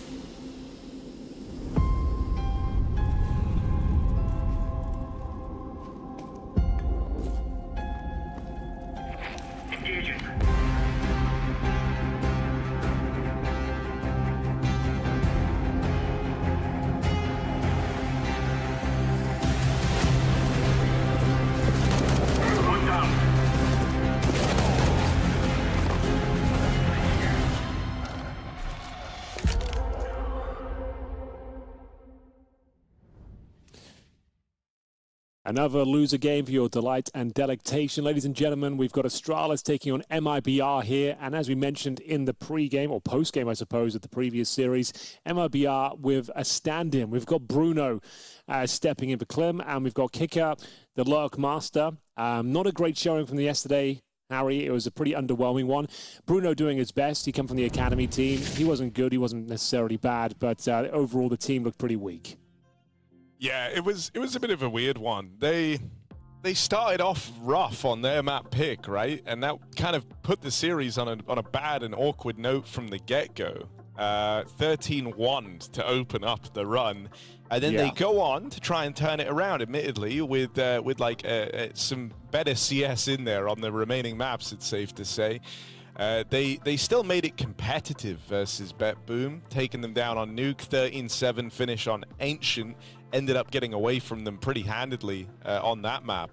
It was just, I don't know, it's marred in the fact that that first map was so brutally one-sided, and that's supposed to be one of the go-to maps for this MIBR squad.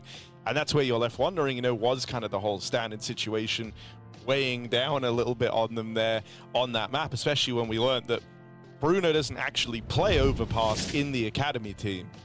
And now you're going to be going up against Astralis, where I think, you know, I said before we cut away to break earlier that the map pool is a big problem in this series, right? MIBR have always kind of had issues with having a bit of a shrunk down map pool. They have a handful of maps they're really good on, and then they have a couple of maps that they're pretty mid on.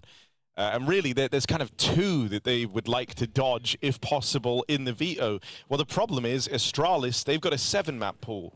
And they're not necessarily good on all 7 maps, you know, Right. but they do play them. And so just that gives them a tremendous leg up in the veto, especially with this opening ban here, MIBR. It's obvious they're going to remove Dust, right? It's the one that they always get rid of, but it's also one of the weakest map, rather, in Astralis' 7-map pool. They haven't won it in the last 3 months. As mentioned, that then gives Astralis a huge leg up in how they take this veto. They get rid of a strong map for MIBR and a weak map for themselves. And we have the Inferno pick coming out from MIBR, which was the one they were denied playing versus BetBoom. That was removed in the first round of vetoes. That is kind of the best map for MIBR.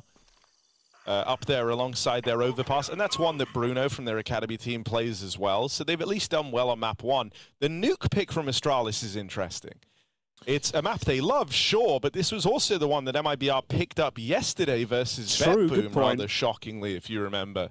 I do remember, and Astralis definitely have their flaws on Nuke as well. EPL rings a bell here, where they picked up 0 T rounds over 2 outings on the map. I'm sure they've plugged those holes and they're looking to bounce back and rebuild their reputation on the map here. But still, I definitely agree with your sentiments here. Like, the map pool, it's a massive issue. Inferno, Nuke, and an Ancient to close things out. Just to reiterate, it will be Inferno picked by MIBR. Astralis, if you don't win this game, I don't know what to tell you. Like, you've got to close this one out. This should be a convincing victory. If they want to be considered a top 10 team, like even just knocking on the door of it, you need to be putting this sort of game to bed. It's a weak MIBR. New roster with a stand-in. There's no way you should be losing this. Should be a clean 2-0 if this team's going to stand a chance of causing any damage here at Bucharest. No, I fully agree with that assessment. Okay, There's kind of not really any world where this should be anything outside of a 2-0 for Astralis if we're supposed to take this team seriously. So let's see what they give us. Kicker opens things up. Oh dear. A-hold starts to crumble. Device dead. And it's a pistol round secured for MIBR. I'm calling it early. Yeah, GG. Well, just on the pistol, yeah. Okay. So that's going to be a real early call. I mean, MIBR are probably going to win, aren't they? Yeah, they'll probably get the 2-0. Like, Astralis, it's such a weird team. Like, this squad, this roster, when Hooksy first joined, sure, Stan was still in the lineup, but they managed to get to a couple of grand finals. It was looking really promising. And then bringing Major Skin, okay, you think, cool, like, he's a safe pair of hands. Turns out, hasn't been that safe for them. He's actually looked pretty underwhelming. But the team as well just seems to be spiraling a bit since its addition. They've had a month since EPL, though, Harry. A whole month where things weren't great there. Well, it was a pretty I think it's kind of performance, 0-3 in Stage 2. But they've had a month to work on things. It's impressive that this veto has ended up so nice for MIBR when we were talking about the map pool conversation and about how Astralis try to maintain the 7-map pool for MIBR. It's really, like, top-heavy. They have 3 good maps. And then outside of that, things fall off pretty quickly. But they've ended up with all 3 of their good maps, so isn't that nice? That is quite nice. I don't know how that's happened, but that is what's happened. So now they probably do win the series, which is nice for them. Okay, yeah, that's cool. So Astralis 0-2 here in Bucharest after this one, which is Thank you all for unfortunate. joining us. We'll be back tomorrow. That's all we're going to have here today on the B stream. And we have got a force buy though, Harry, and we do know that winning the force buy is even better than winning the pistol. So that's probably what they're aiming for. It was probably by design.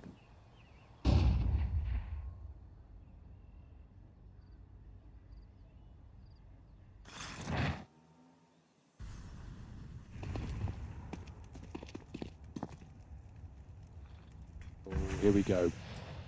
5 players in towards B, walking into the Lion's Den. We're going to have multiple Astralis players ready and waiting. Hooksy setting up the util. Execution coming in momentarily. Can't really fall back off this one. You've lost so much map control. Smokes down towards coffins. Smoke down towards spawn. Molotovs presumably to come in as well. Or that meta flashback lands inside the fountain, as you can see. But they wait. They avoid the flashes, but they can't avoid Jabby and his Deagle, I should say, as he manages to crack things open. Beautiful sequence from him, but it might not be enough. Surely it has to be. I mean, that was a crazy sequence of kills. And now Device has done loads of damage. Magisk. I don't know. You know I'm a big Magisk fan. He's got full health, picked up a Galil. Oh, bro, he's got this. Let's go, Magisk. Up and over. Nice. Easy does it. Drop in, make a bit of noise, give up where you are. Take a couple more footsteps. Now they really know just to drive it home. Because you want to give them every advantage when you just decimate them like that. Lovely scenes. Dude, show me the Abby Deegs. I hope we have them. They looked crazy. He was at dark when he nails both of them. One player in midair. That's a gorgeous sequence from Yabby. Someone who wasn't hitting super hard to open up this tournament. If he's in for a good day in the office, so are Astralis. Let's have a look at it. Midair on the first one, connects beautifully on the second. It was getting uncomfortable for a moment, but it is going to be Astralis winning the all-important second round force by, as I mentioned, arguably better than winning the pistol. You do have to get through this one as well. MIBR will have Tech-9s themselves, forced by with the bomb being planted. Up against 5 rifles though, one of which is to save Galil, but M4s otherwise. Oh, an AK from Magisk as well. So all the advantages you could ask for here. Alleviates a lot of pressure. Oopsie. Forcing the issue down towards the bottom of B. Sprays with that Galil. Needs at least one. He'll get it. Feels uncomfortable now, but they do have the man advantage. Lots of damage done, to be fair. Excellent pickup. Very low indeed. Not really much he can do with this round anymore. I see some people in chat asking about the stand-in situation for MIBR. So obviously they're supposed to have Klim. That's the guy from their main roster, but couldn't make it. So instead, they have Bruno, not to be confused with Breno. Or Born Rich. Yes, so BR Enazan, or Breno, as we've come to call him.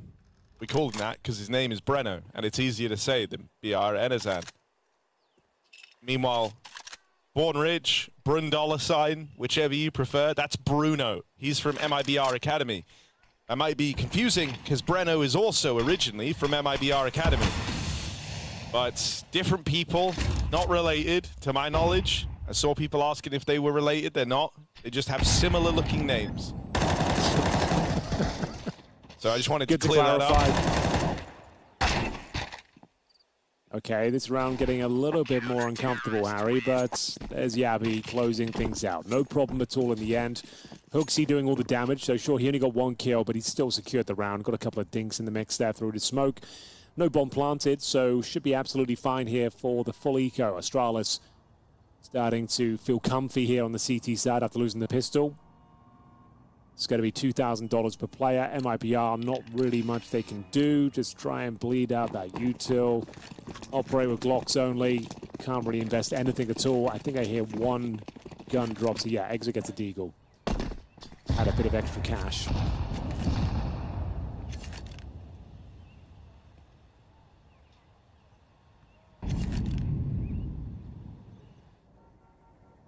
Now everyone's remarking on Born Rich's similarities to the popular artist Baby No Money.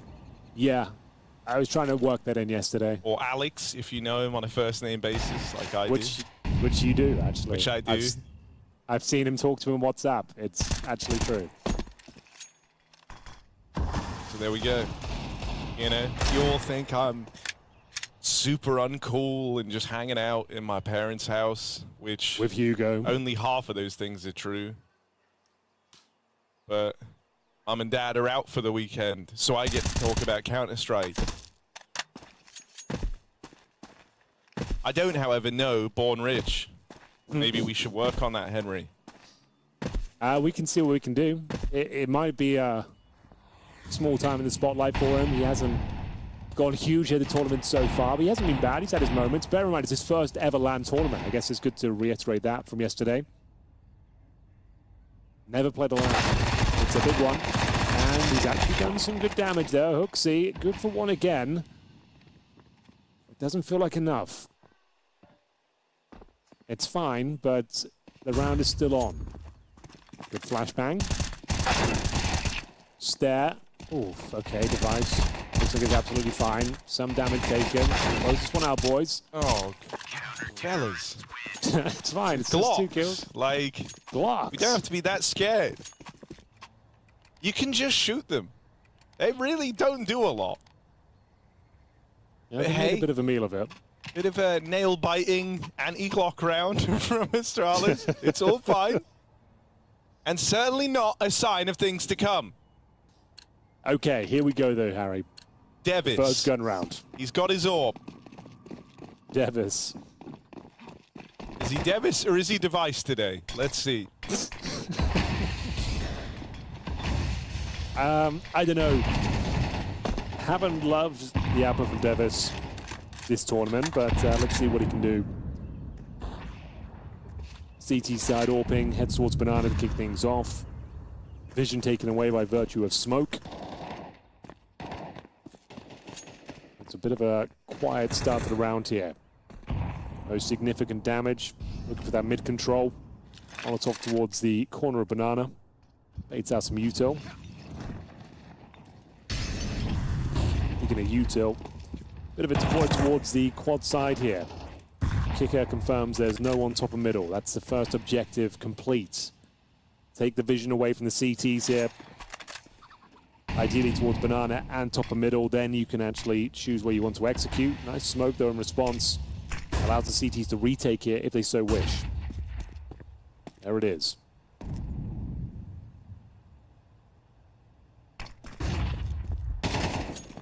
Oh, Yabby, jump scare.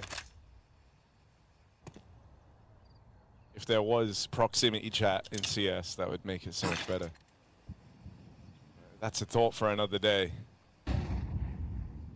Yabby, he's ready to go. Got support from Magisk down here in the pit. They've given a little jiggle on the short side, and a lot of bodies have been seen. Strong crossfires for Astralis.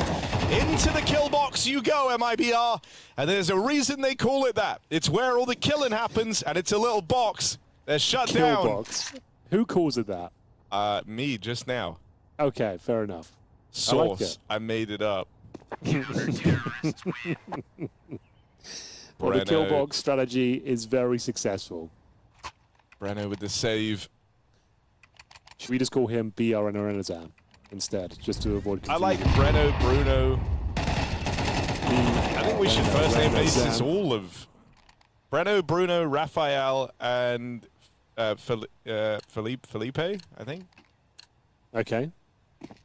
Kicker is what? You don't know it. You don't know it. Alexi. Or Sasha to his friend.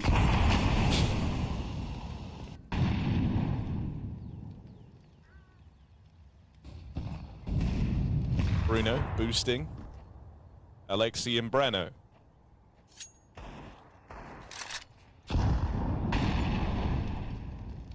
Breno boosted by Bruno. Bumbles through the apartments. Okay. Oh, chance. Oh, no damage done?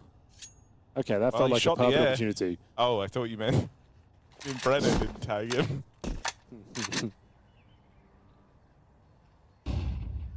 So, a round where we just have some pistols, the Breno AK-47. What's Rasmus got? Okay, that's Hooksy. I'm not sure he has a lot here. I think just letting them have banana control is fine. Lock them out. Rot that clock. Although it is getting to the point now, it's like, okay, if they breach his smoke and he only gets one, which is all he's been picking up so far, that becomes a real issue. He needs some backup right now. Stare, realizing that's going to be smoked down towards coffins. Stare, one of the safest pairs of hands in Denmark. Hooksy gets a double this time. That should do. Maybe a bomb plant's possible. Oh, Hooksy with the third. Beautiful. With Stare here, you're always destined to emerge the victor. Hooksy's on for the ace. Okay. Not quite. Easy for Rasmus. That was quite easy. Also, Stare's name is Victor. That was the bit. You'll always emerge the victor. Okay. I didn't know that. Now I do. Do you want to know all their names too? You know Magisk's, obviously, and Devices. Emil. Yeah. Yabby's Jacob. There's always a Jacob in Denmark. Is Rug and Casper, I think? Yeah. Okay, I got that.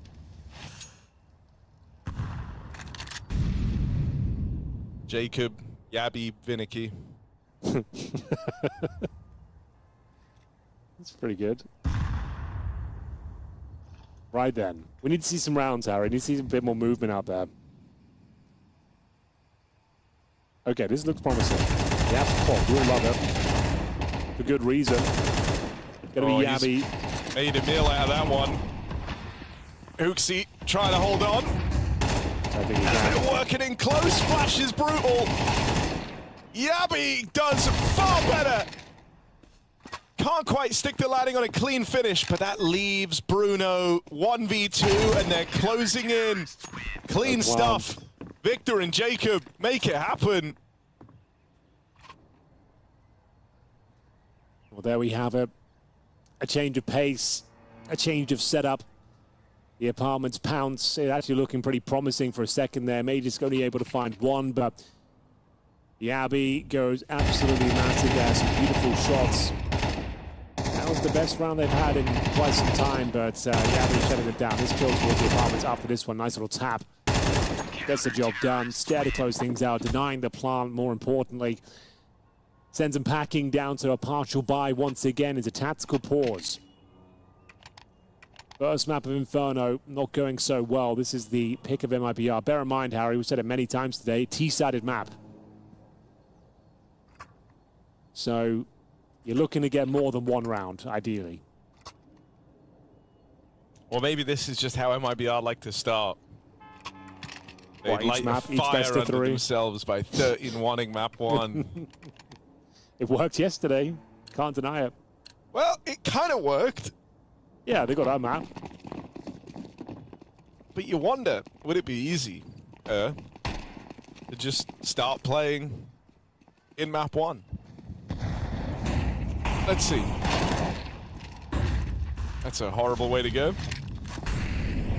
But a surprise to no one.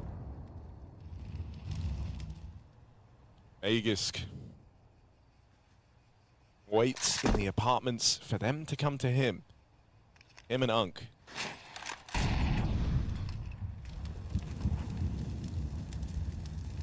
Okay.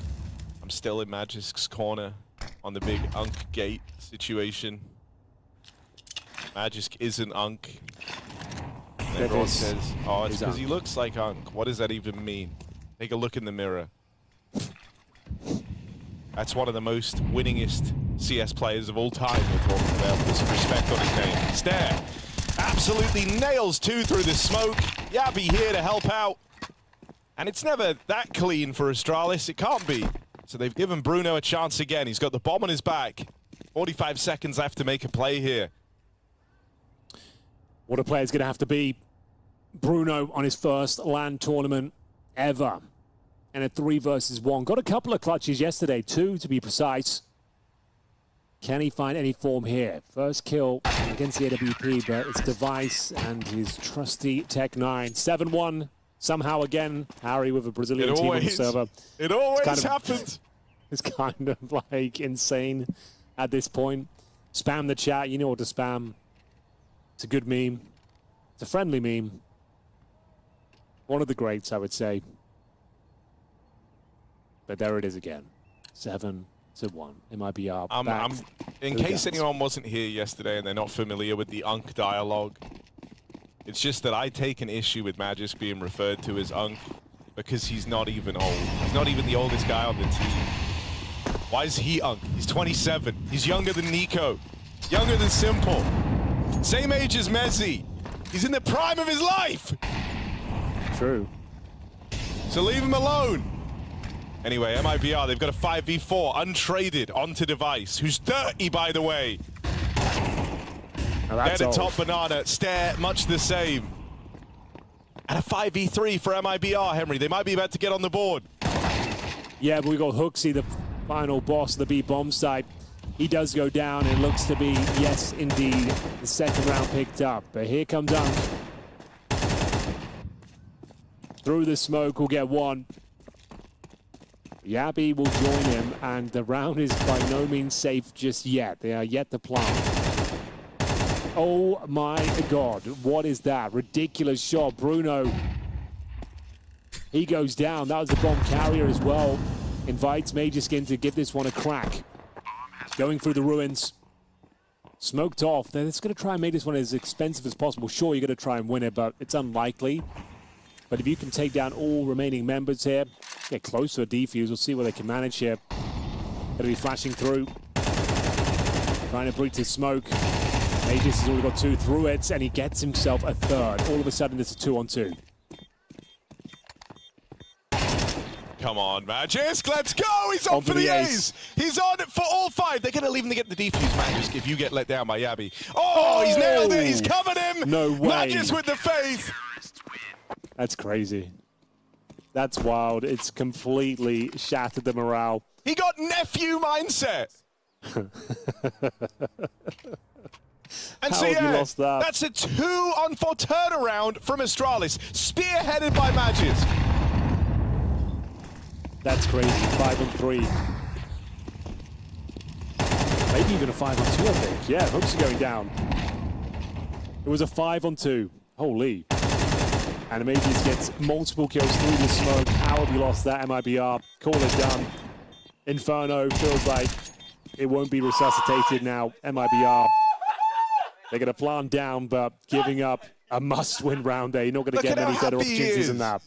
Look at how happy he is. It's good to see an old man smile. What the?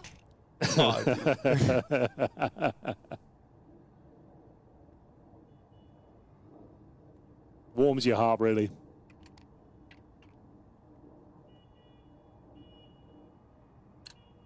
That's it, Magis, bro. The beard's got to go. The beard? I think that's it. Everyone just sees beard. They see that Viking beard. Those strong genetics.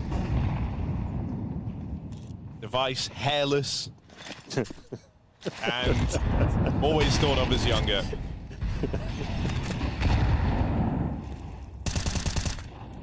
Okay. MIBR. It seems like you're cooked. That round there, simply not good enough, as Pimp would say. We agree.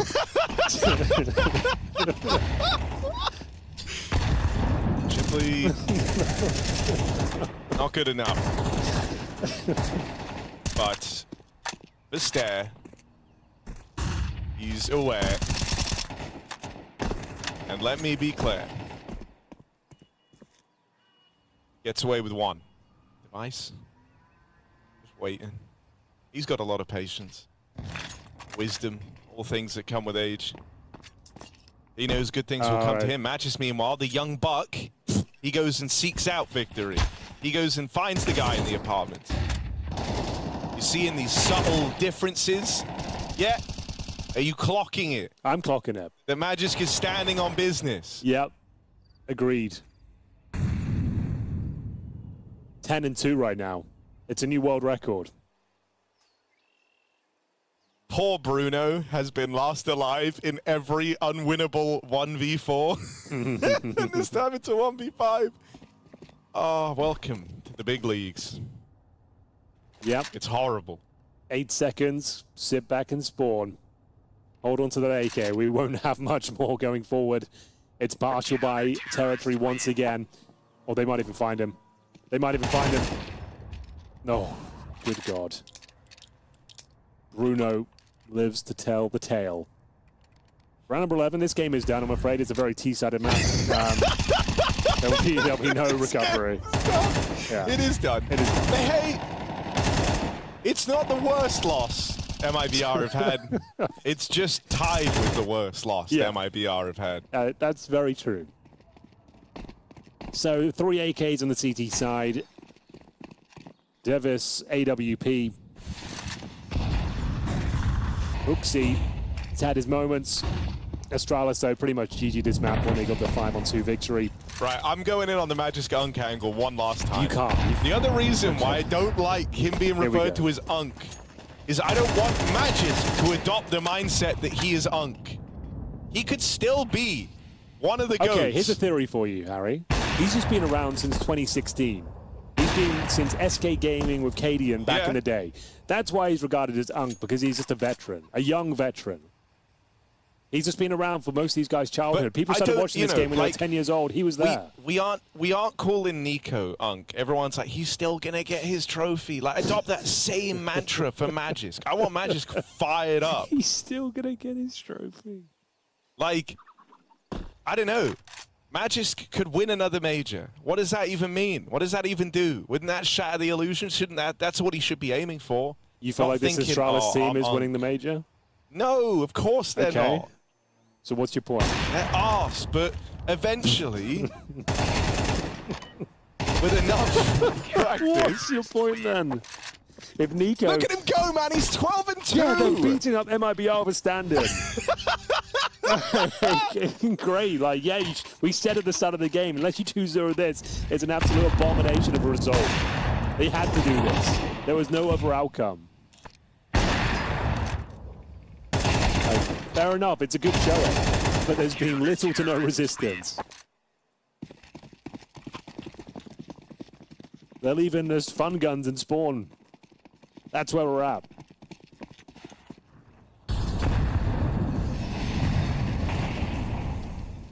Come on, Magisk. 12-2 is great. He's had a good show. This will raise the confidence. Exactly what they needed after the showing yesterday. Oh, no. His one death. His one untimely death. Device nails the first. It's a famous position to the Device AWP. Not hard to see why. And this time he's got Yabby there backing him up. So the one death doesn't matter. Astralis 11-1. They're feeling great. MIBR on track to replicate the first map of yesterday as well. 13-1 looking incredibly likely here. Rugger's loving it. For once, it feels like this one's locked in. There's no chance you're going to lose the map, presumably. But time will tell. A somber moment for the MIBR players.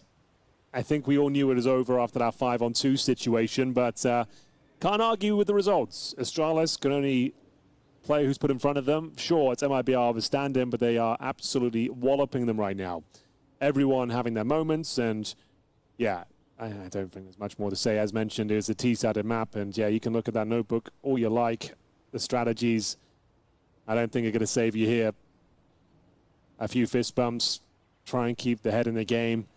The old caster cliche, just try and keep it close, win as many rounds as you can, get warmed up, shake off this loss.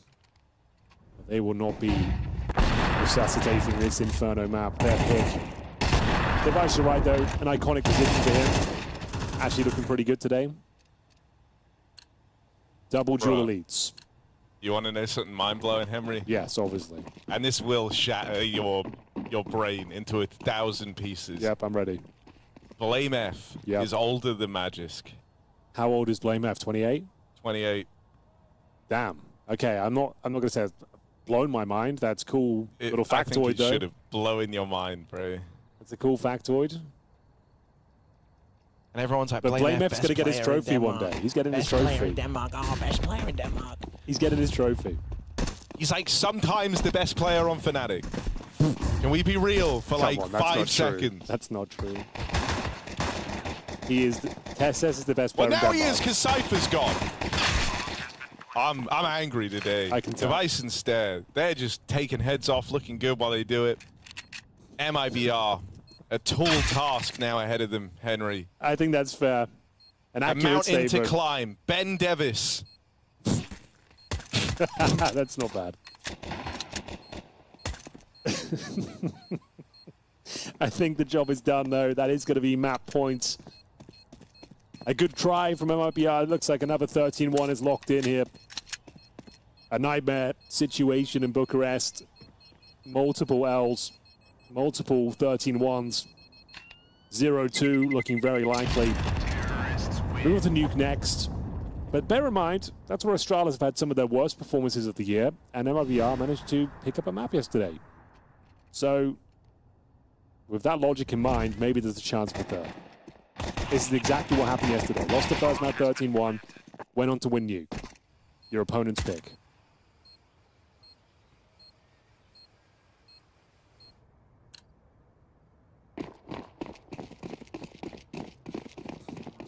But maybe they can win this, Henry. Yeah? The reverse sweep? It's always darkest with your eyes closed. And MIBR just got to pry them open. Okay. Oh, exit. No. They're not respecting util, buddy. They aren't respecting your util. Insani, it's a damn good try, really. But now... There we go. Unception. Oh, no. Device dead. Okay, come back on. Looks like young man Magisk has got to do this all on his lonesome. Magisk, prime of his life. And there's no one else you would want in this spot. But the game he's been having nearly a decade of experience, dead of course, to the youngest man in the server. It's Bruno from the academy team, the stand-in for MIBR to find them a second round. Okay, needed that. We always say, Harry, number 13 is the hardest round in the world to pick up.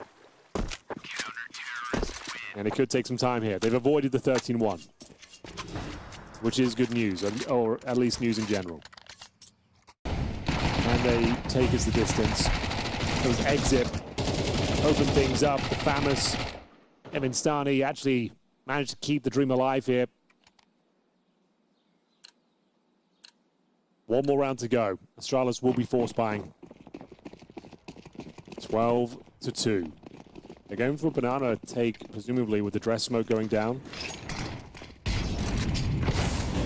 Molotov at the start. Trying to move that CT vision. Exits in trouble, but he rises to the occasion, finds Yabby. 5-on-4 advantage. Want to get the hell out of there now. Massive damage taken courtesy of the HE. I actually think Magisk dinked him. Oh, you think so? I think he did. Not intentionally, but all I'm saying is Magisk did get an AK off of that. Okay. Let's see whether Magisk can find an opener here. If he's so good, Harry, if he's so young and sprightly, should be no problem finding kills in towards B. Oh, they're keeping the best till last. They're leaving him to clutch. Taking a risk, Magisk knows. Oh, some risks aren't worth taking into Bruno again. The youngest player. Can't keep up with him. Stare. Kind of middle of the pack, age-wise. Middle child of Astralis, but I don't know, they've always got a point to prove. Gives it a go. Silenced by Kicker. And MIBR might be onto something here. The comeback well within their grasp in a way. Yeah, in an The best unrealistic first way. map we've seen from them here in Bucharest. It's a good point. Kick out to close things out there, getting the defuse in. They survive with 2 AK-47s. Now we should see an eco here. Astralis won't have much to work with at all. Let's see whether there's anything to be said here in round number 16. A good try. Astralis almost breached the bomb site there. They've got 4 HEs. I suppose you're either nade top of banana on the corner or you're nading top of middle. They're going to go for banana. Good work. Doesn't work.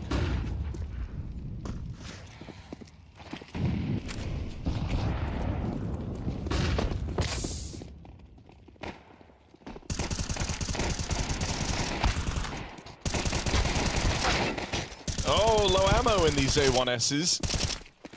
Full mag dump, down to the pistol. Hello. Device. Goes no further. Kicker gets there just in time. MIBR picking up some steam. Astralis, they've been waiting to bring the guns back out. Hooksy, your services have been requested. Make a damn call. Win the round. Win the game. I mean, now 8 rounds in a row required. You've got the orbs. You've got AKs within the CT ranks. All of a sudden, things starting to brighten up here for MIBR. Smoke deep down towards banana. Forces the hand of Stab. It's a face full of HE, and it's going to be an aggressive swing kick out. That's legendary. Yeah, he times that perfectly. Walking down mid. What a bowler. All right.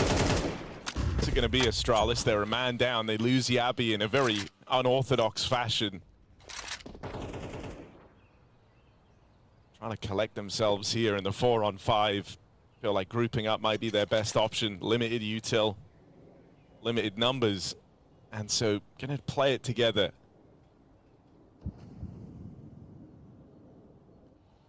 What's the play? Going to be Molotoving off towards the quad side, taking massive damage on routes. CTs don't really have to be anything to do with this mid interaction. Let's hold the crossfires on the bomb side itself. We've got 2 players pit side. It will be Born Rich holding towards the arch. Got himself an AWP. Perfect weapon for the task. Fortunately flashed off.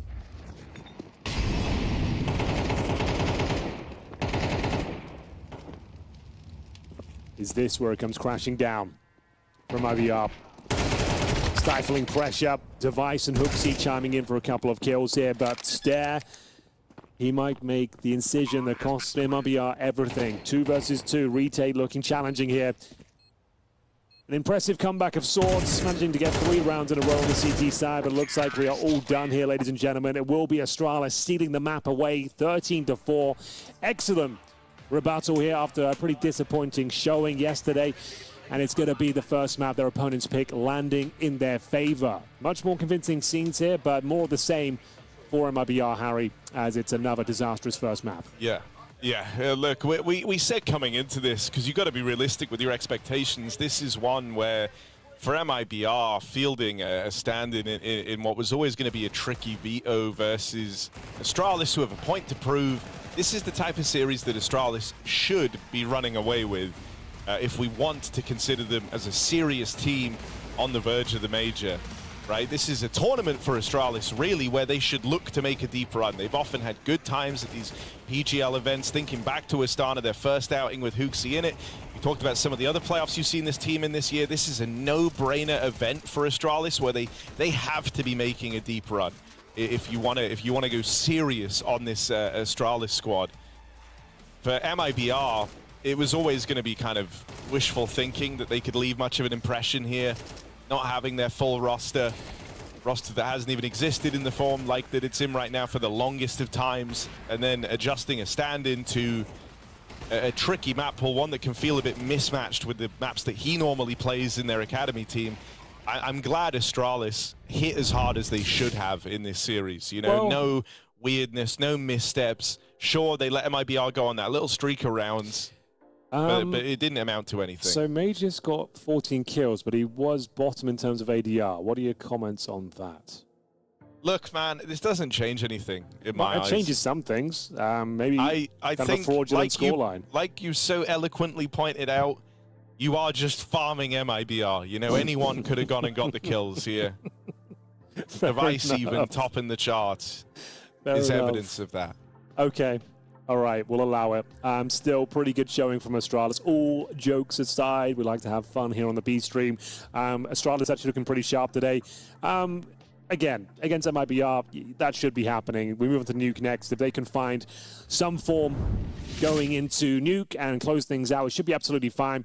But this is where MIBR managed to take BetBoom down yesterday when all looked lost. So maybe there's a chance they can bounce back. I guess you've got nothing to lose at this point. Things couldn't go much worse than that. But that kind of game had it all. We had a 5-on-2 situation. We had the 7-1 scoreline. We had Kicker with a couple of moments in there. We had the Magisk fun. Device was looking good. I think that was a good game. Do you feel like it's going to be replicated on Nuke, or do we go the distance? I mean, MIBR surprised us yesterday, beating BetBoom on Nuke, right? And that was their map pick, as in BetBoom's map pick in the series, and that was after an even worse opening map. So, I don't know, like maybe they click a little bit better on Nuke, but I also think BetBoom maybe let their eyes off the prize a tiny bit in that series after dominating map 1.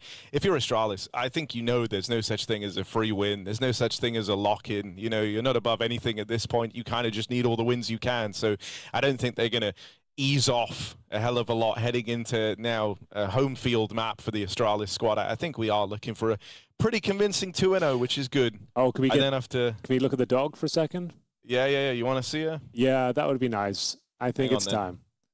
Come on. Get up, Hell. This was it. This is why you're here. A cutie. We got a prop dog. That's the point of a prop dog, man.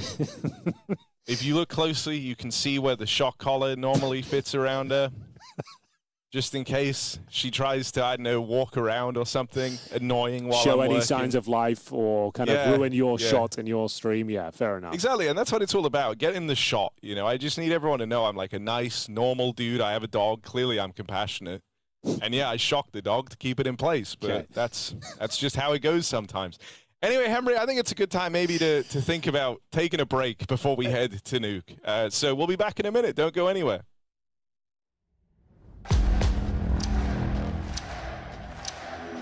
We will shake these walls! We will raise this roof! We will roar!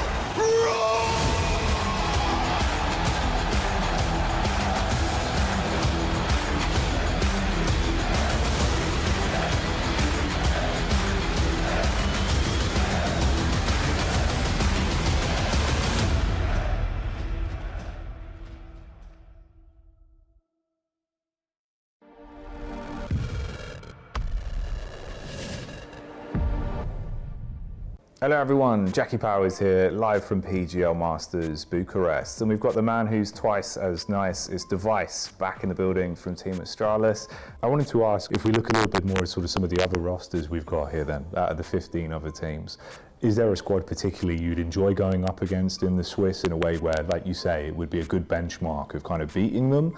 Or is it more, again, just Astralis here to play their own game, you just have to take each result as a win? There's definitely different styles of playing CS at these types of events. If you play a team like 3D Max, you know, it's going to be fast tempo and they have good prep on how they want to manipulate the map and play fast, right? And then you can play some other teams that are more methodical and slow. I would say that you have to have your own style and you have to believe that's the way to go, but playing against these different styles is very important to know, like, what is a good matchup for you, what's a bad matchup, why, and what parts about that, let's say for instance 3D Max, how they're playing is annoying us a lot. And if we say, like, if we play a slow team that we can just brick by brick build their round together and know what they're doing, it's maybe a little bit easier. So we have to adjust to playing against multiple types of playing. And I think that's always nice with especially Swiss, because you are at least getting 3 games, potentially 5, right? I wanted to ask as well, more so obviously again, it makes sense to you because you're inside the team, you're there every day. If I'm an average viewer, I'm watching a game of CS, I'm watching Astralis, there might be things that I don't notice, players that are maybe deserving of more sort of, you know, respect or sort of really just sort of people noticing the work they're putting in. Is there someone on the squad, either on the team or behind the scenes, that you feel like does an awful lot that maybe is deserving of a bit more respect for the work they do? I think usually like the players get what they deserve in some way. Of course, you have to be, as a player, also knowing that you are being rated on your last few games. Yeah. People are very short, like term-minded. The memory span is always recent. Yeah. Exactly. But I always like think of the coach when questions like this are asked, because nobody knows what they're doing. But Roger for us is throwing in a lot of time, spending on prep, spending on looking at the other teams, and making our practices good, knowing what to like focus on. So I think that in general for me, that's always like the guys that needs to have a little bit more shout out, because nobody really knows what a coach is doing right, and there's different styles of coaching. So yeah, I would say him for sure.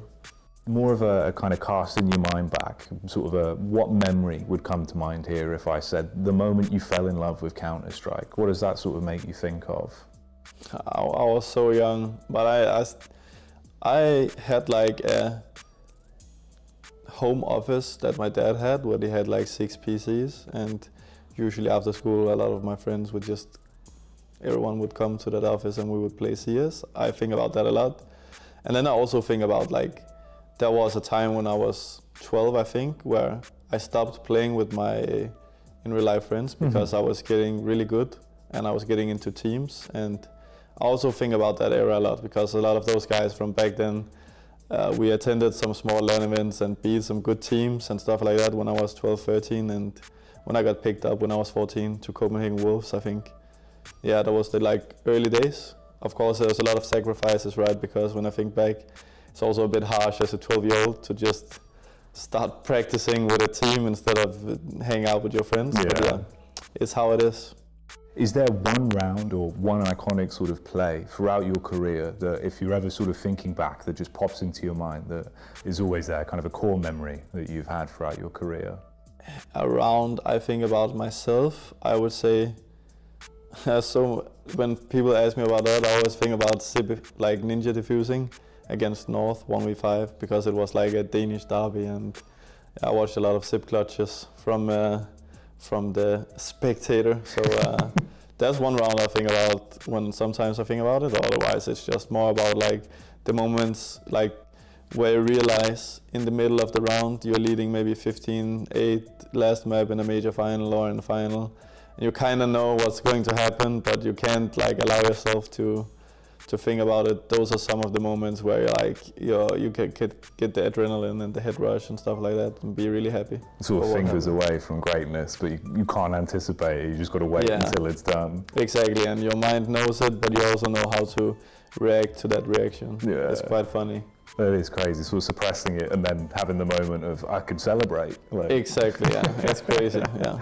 That's awesome. I really appreciate you taking the time to talk to me, Device. Thank you. Hope to see some classic plays on the server, mate. Looking forward to seeing what Astralis are going to be doing over the run here at PGL. Good luck with the event. Thank you, I appreciate it.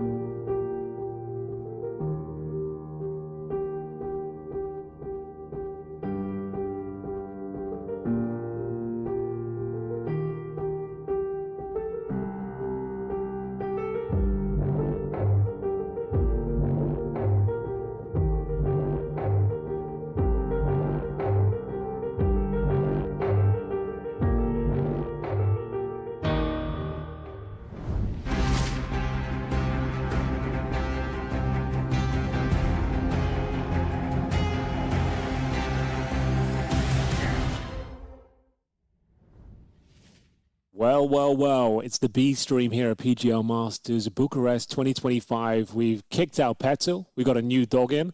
Harry, introduce us to this one. What have we got? This is Betty. She is probably the best dog. The best ever. dog? Yeah, just on Earth, which is cool. I'm glad I have her. Same breed? Same breed, another Chihuahua, but you'll know a lot bigger. Substantially bigger. Yeah, that's a hefty one. They come in a wide variety of sizes, dogs, and even down to species of dogs. This is a Chihuahua, Henry. Yeah. A long line of Chihuahuas. How do you source all your Chihuahuas? Where do you get them from? Well, once you have two, yeah, once you have two, can actually just keep printing them. Okay. It's like free money in a way. So you get free Chihuahuas for life now. Yeah, but it's a crazy electricity bill. Yeah, fair enough. Well, I'm hoping that we can wrap things up, Harry. I don't think many people want to see MIBR struggle like they were on the first map. It was their pick. I think let's get them out of their misery right now. Astralis should be putting this to bed 2-0. Unless I'm wildly mistaken, I feel like they just don't have what it takes right now to really do anything in this tournament. It's a new roster with a stand-in, speaking English.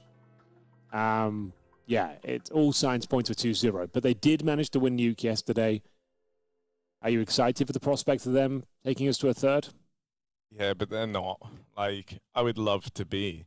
But they're just not, Henry. They're just not going to do it, are they? Astralis showing up in good form, okay? They're playing up to their level today. True. And MIBR probably feels like you have nothing to lose, so you're going to play your best CS yet. I have no doubt this will be a close map. Sure. But it's just not meant to be. It will be that T-side start for Astralis. And we know what that means. Could be 0 rounds. There is a chance of 0 rounds. Okay, there is a strong chance of 0 rounds. You could break that curse and get some if you win the pistol. Let's see what we got. What's Hooksy designed? Oh, look at Yabi. The smallest man in Denmark creeps under the smoke. Hooksy dead first, and so they don't get that leeway out towards A, but it has left ramp open and ripe for the taking. Astralis move in. Okay, 0 rounds. Looking more and more likely here.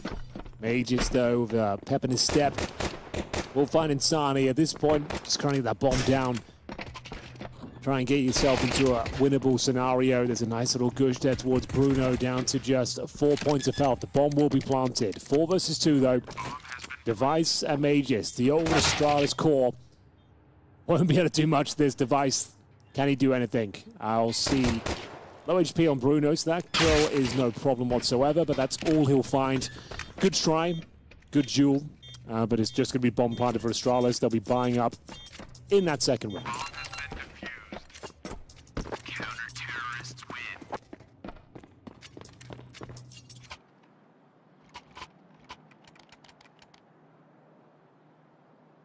So here come the Tech 9s. MIBR, a solid start. They're kind of nuke masters. They never pick it, but they always win it.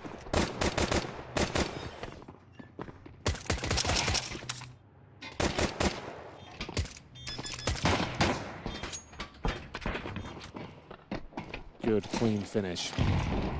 As mentioned, 0 T-side rounds. It's happening. We were all here for it. Honestly, I think Kicker deserves a win. Fair enough. Can't argue with that. A major winner.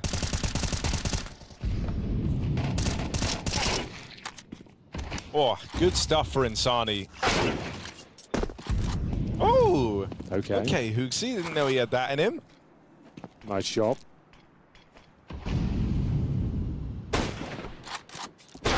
Oh. Oh. Bruno. Back to business as usual. Maybe. I mean, Stared Eagle, pretty good. It's a print stream with what looks like Killjoy stickers on it. He somehow, I don't know if he didn't get spotted there by Bruno, but it feels like he should have. Seems to be on high alert either way. And there it is. 2-0 locked in. Yabi with just a scout, I'm afraid. Best he can hope for. A couple of connections, not going to happen. It's going to be Breno to close things down. 3-0. Presumably locked in. Maybe even 12-0. Astralis are known for their T-side performances on Nuke. EPL was evident of that. A couple of outings. You would like to think that MIBR don't hit as hard as the teams they faced. Yeah. At EPL. But they've got nothing to lose. Then again, it was GamerLegion and Ents thrashed. Oh, you put it so like actually, that. MIBR might hit just as hard as the teams they met at EPL. Oh, dude, it can't happen again. I can't. There's a limit for how many times you can cast Astralis, get no T-side rounds on Nuke. The former home map of Danish Counter-Strike supremacy. 32 wins in a row. Unstoppable at one point. Oh, yes. Rasmus. No! No! Well, Hooksy tried. He really, really tried. MIBR going to clean that up. 3-0 as the guns come out for Astralis. Now, just one round. We can start slow. One round. That's the building block, the first one that you've got to lay. You've got to get one on the board before you can get two. You've got to get two before you can get three. Henry, that's numbers. That's how they work. Hooksy, not a bad effort, but Exit shutting them down. No one gets close to the lower bomb site on his watch. Starting to feel it now. Oh, carajo. Indeed. Exit continues that strong form. First couple of kills looking likely. Yabi fighting back. It's kick out though. And maybe it will not be 0 rounds here. 3 versus 2, but Hooksy and Yabi are very low indeed. It's Device. Now they're getting 2 players in the site, right? Device out in the yard. He will have the drop on Breno, and you shouldn't ever really be checking this. Breno and Bruno were hoping to save. And Bruno will.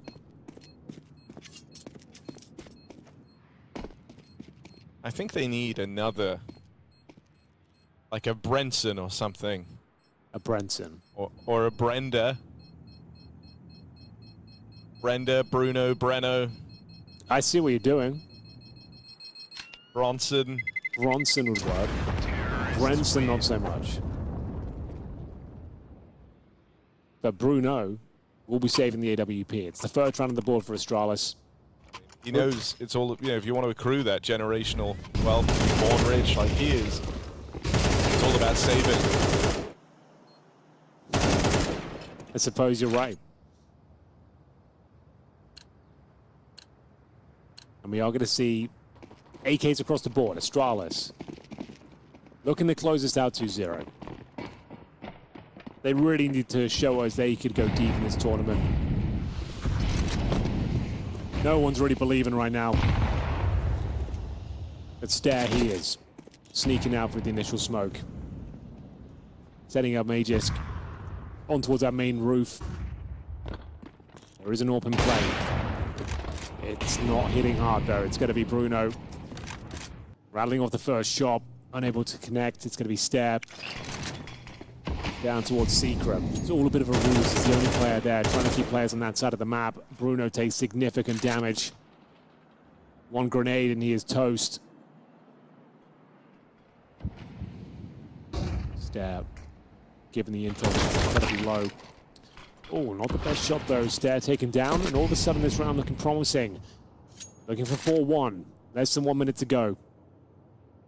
They don't have much, Harry. There's no further smokes. They've just got flashes on the T side. Aggression out towards Secret control. And so Yard is about to get cleared by MIBR. They've got to... Oh, what's going on here? What's going on there? Bit of funny business, but no one from Astralis is laughing. This round's gotten away from them. They were in a convincing position. In a way. Sort of, yeah. And now it's just Device.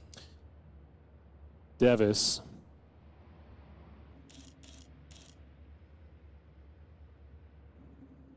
Down lower. Catches Breno. That's the route to the plant open. Is Device cooking? The thing is, Harry, he's had so many clutch opportunities. He always gets real close. But these days doesn't really seem to close them out.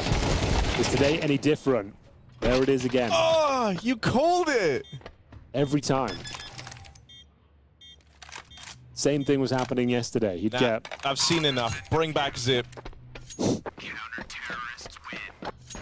want to bring ZipX out of this coaching role? Yeah.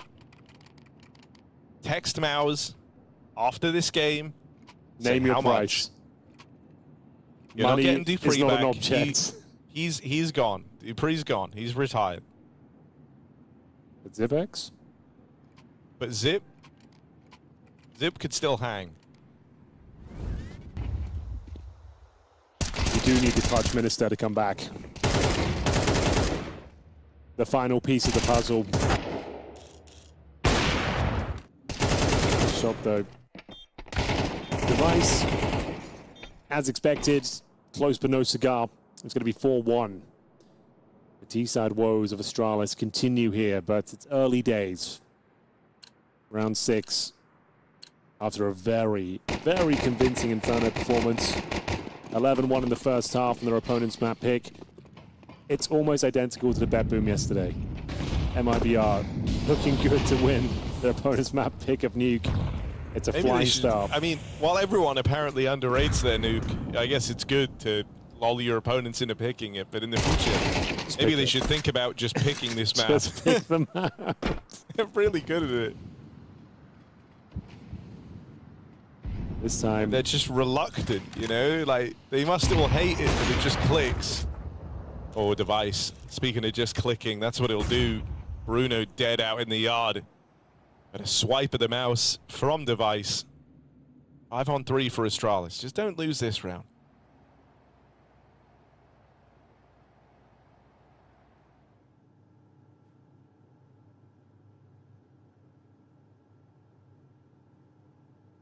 I mean, there's always a chance. Heading down towards Secret right now. May just tip of the spear. Problem is, Harry, there are 2 CT players ready and waiting and down towards lower. They're playing defensively as well. These ratty positions could unravel. Astralis, Stare is low as well. And the thing is, they're not going to have much time after clearing out window. There's less than 30 seconds on the clock. Making their presence known, a real chance for MIBR to bounce back and recover yet another round. It's down to Breno. Here we go. Oh my god. Breno gonna stop the plant. They've got to act quickly here. Oh, Astralis. There's just no depths to the rounds they can lose. There it is. They can't win. Guys, this was a 5-on-3. Oh. This was a 5-on-3, and you might all die. Now Device is going to die after time, guys. He's not, but still, holy shit. How has it gotten this bad? A real meltdown here on Nuke. It's MIBR with a stand-in, man. A 5-on-3. Overcooked. They decided not to check the bomb site. Just ran out as soon as it was clear. No one feels good about that. You can see it in Hams as well, Henry, man. They're all... Oh, they're tilted now. They all know that was a big oopsie-daisy. Yeah. A real disaster of a round. A bit of a blunder, if you don't mind me saying, Harry. All the right moves in the openers. A 5-on-3. And a gamble from MIBR. Focusing their efforts down towards lower, and it pays off big time. They hit the jackpot. How have they given that one away? Tilted now. Astralis. Having to make do with just the Device AWP. A few upgraded pistols, some players of our Kevlar. It's going to be Yabi and Hooksy, so towards ramp we go.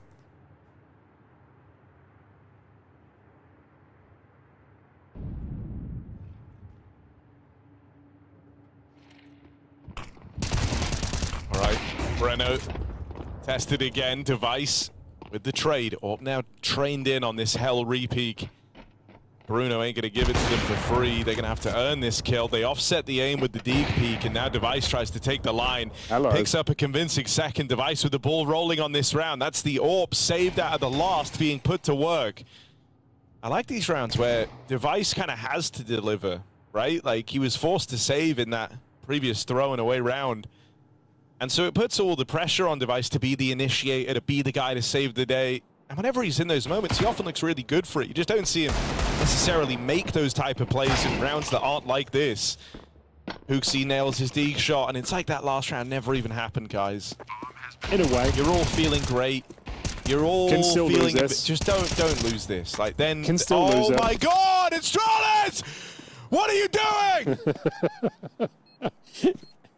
Device, Hooksy, come on! Yes, Device, thank you! Only kick out left, and it's basically done. Kind of it's basically done. Though.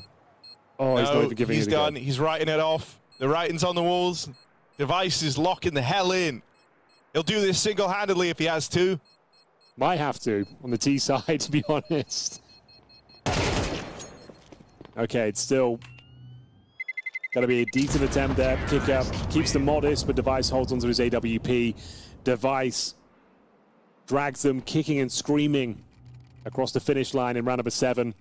Took 3 massive AWP kills. I don't know why everyone's overextending and peaking in that situation. We've got a 4-2. They invite them into the clutch. It's Device and Hooksy, to be fair, that hits a really nice shot. The Device shuts down the threats. Insani almost brought the round back to life. Kick up. Didn't have the time to work with. Offers up the second round for Astralis here. Bear in mind, there won't be much in terms of loss bonus for MIBR, so they're going to take a tactical pause just to work out how they're going to position themselves financially speaking, how they'll distribute the cash. That saved AK, but not much else to go with it right now. Insani does fully invest with the FAMAS. But Astralis need a lot more where that came from. The partial buy / eco victory with the saved AWP gets them back on the board. It's been a pretty rough showing. This is what we saw from them early in the tournament. Pretty disastrous EPL outing. Stage 2 of the tournament with 0-3 with some horrible nuke showings. This one looking uncomfortable, but ultimately fine with Device and Yabi opening things up. Okay, we're coming back down to earth now. Things are calming down. You just feel safe, man. With Device playing like this, showing everyone else how it's done. He's restoring some much-needed normality. He's even given that Yabi the AWP. What could go wrong? 5v2, most dangerous position for Astralis. For some reason. Formerly one of the best teams, or the best team of all time. Now, even rounds like this. Bit of a scare an Astralis fan. Okay. Just don't run the clock down to 20 seconds, that's all. There's one death. No instant trade, but it's fine. Brenner shouldn't be able to do a thing. And so well handled for Astralis. They're back. Third secured. They are so back. It's an eco up next as well. Take all the timeouts you want. Either way, you're looking at a full eco here. No cash available for 3 players. Kicker, 7 I suppose, but Device that was calm, it was comfortable. Yabi watching towards the hubs, double spray down. Got a little bit hairy, but ultimately well handled. Only losing 1 player en route. So 4 USPs. Kicker does purchase, I think, a P250. And his Device once again holding the angle towards ramp for the aggressive push. 5-4. All of a sudden this game feeling a lot more comfortable in general. Building up some resources yourself. The money's going to be very good after this. Shouldn't have any more ecos going forward. Smoke down towards window.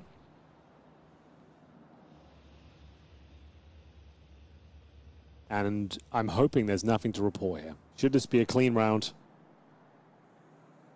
No funny business, no nonsense. A nice opener.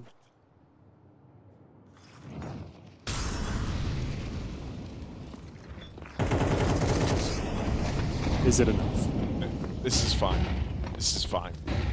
They're so fine. Okay, Astralis. I may have gone a little hard on them for the first few rounds. Seems like they've found a way.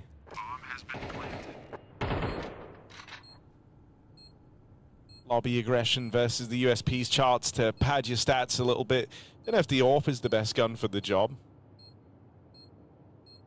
I don't know. Device has been the guy here on Nuke to kind of force Astralis to straighten up a little bit.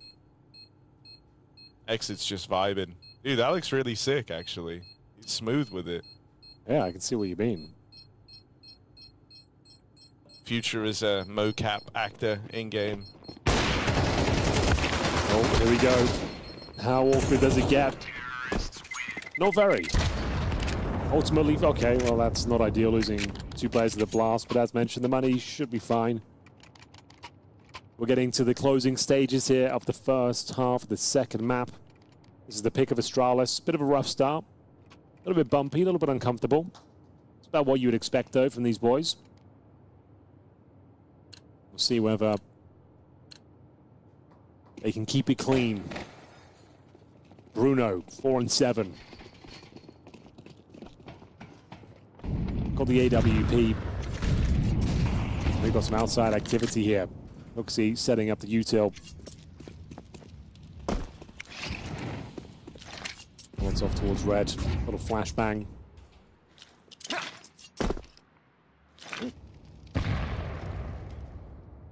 All right, Yard smokes in. Only Magisk left on top of the silo. So it's not a dedicated play in behind these smokes. Instead, the rest of Astralis sat back in the lobby.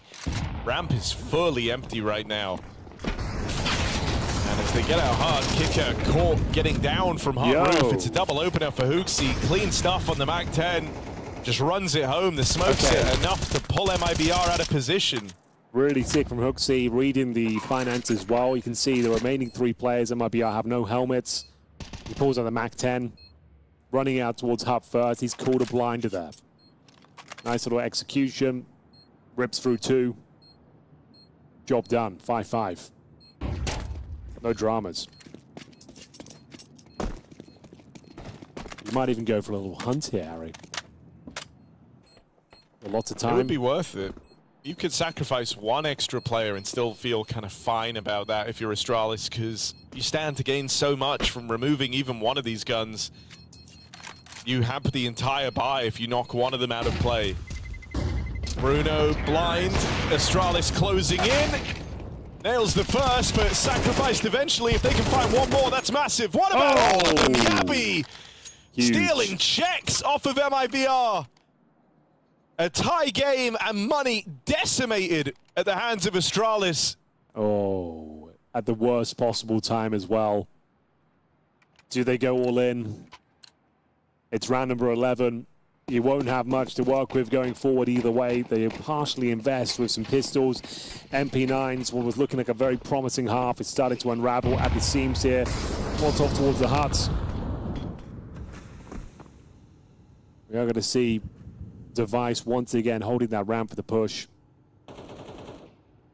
Couple of players there, boosted up. Breno might try and tempt them in by pushing himself, but just holding the close range proximity angle. But these are the rounds Astralis love to lose. Mark my words. See what they've got. Window smoke deployed by Hooksy.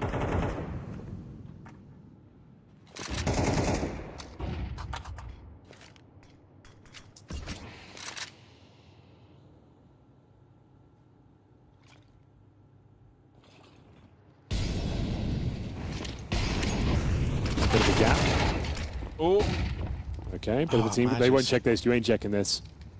Bruno boosted. He can get away with murder. There's one, and that's it. Hooksy important trade, even one step further from the captain of Astralis as he doubles up on the re-aggression out of hell.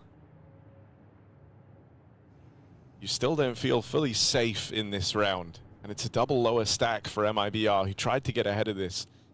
To their credit, I think how they played these CT halves, being very rotate heavy, trying to outmaneuver the Ts, often works to their benefit. Been successful in this matchup once already. Let's see if they can do it again. Oh, awkward miss for Insani, but able to make amends, and Kicker goes on to recover. MIBR around, they have no business winning in a 2-on-3.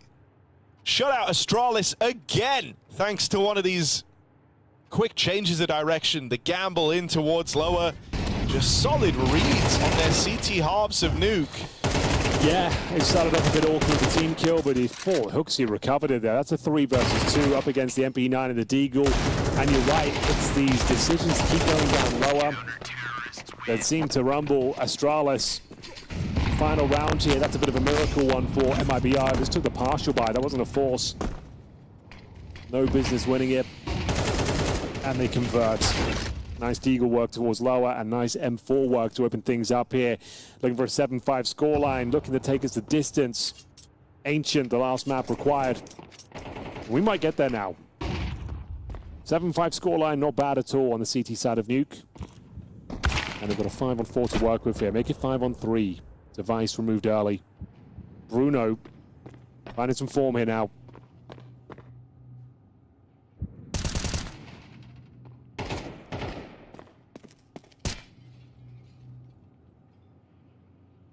Exit with the spot. There's the one man's made it down lower. Stair wants no part to play in that fight. He's going to back up and try and join Hooksy here. Are we looking at an A split? Right now, there's no one really in position to spy for this out in the yard. They've rotated heavy in towards lower. Gabby just heard the drop on a hot roof, and he's seen a backside player. That's good info. He is going to get sacrificed, though, as this aggression comes into the lobby.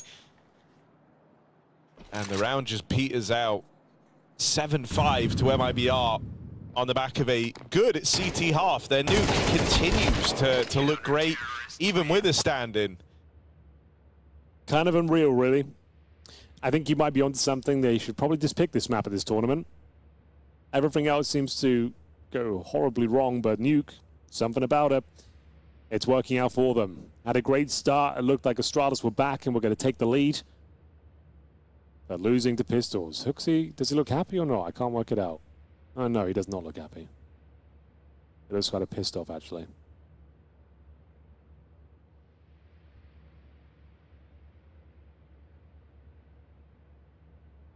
Ancients waiting in the wings. MIBR looking to take us to a third once again after a terrible first map. 11-1 in that first half of Inferno on the CT side, no less as well.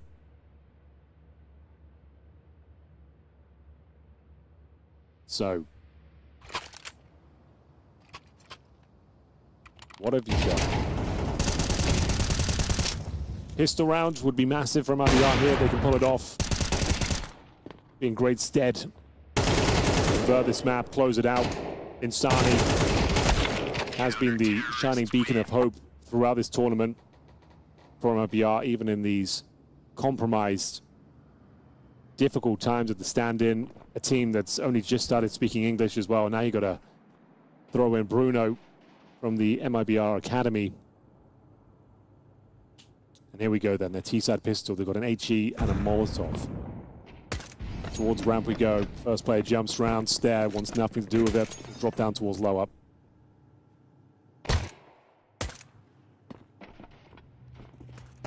You've seen multiple now. Stair can hear a bunch of footsteps as well. So Astralis, it's forgivable. They've rotated heavy in towards lower. What's a little less forgivable is that death out of Hooksy. That opens up the wrap, backing away. Magisk buys as much time as he can, but he's dead to a latent hub push, and Exit doubling up on this lurk. MIBR, you were really doubting whether or not they could replicate. Dude, start picking Nuke, MIBR. They're so good at it. So good. This is now twice over they've looked to do this. BetBoom yesterday, demolished on map 1. Show up to Nuke, wreck BetBoom. Today, demolished map 1 by Astralis. Show up to nuke, wreck Astralis.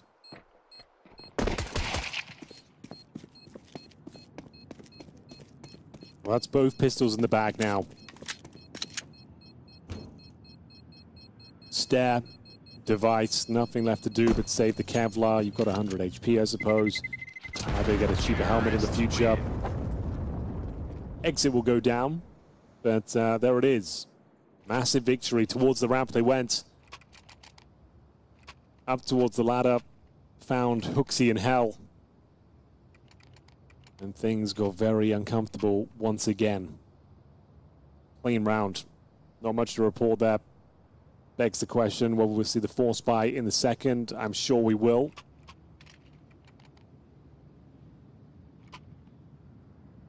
You can't bring much. It'll be pistols and that scout by the looks of things here.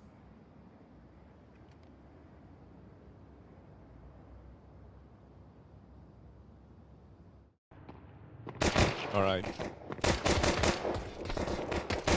It was secret that that's not how Astralis wanted to start their CT campaign.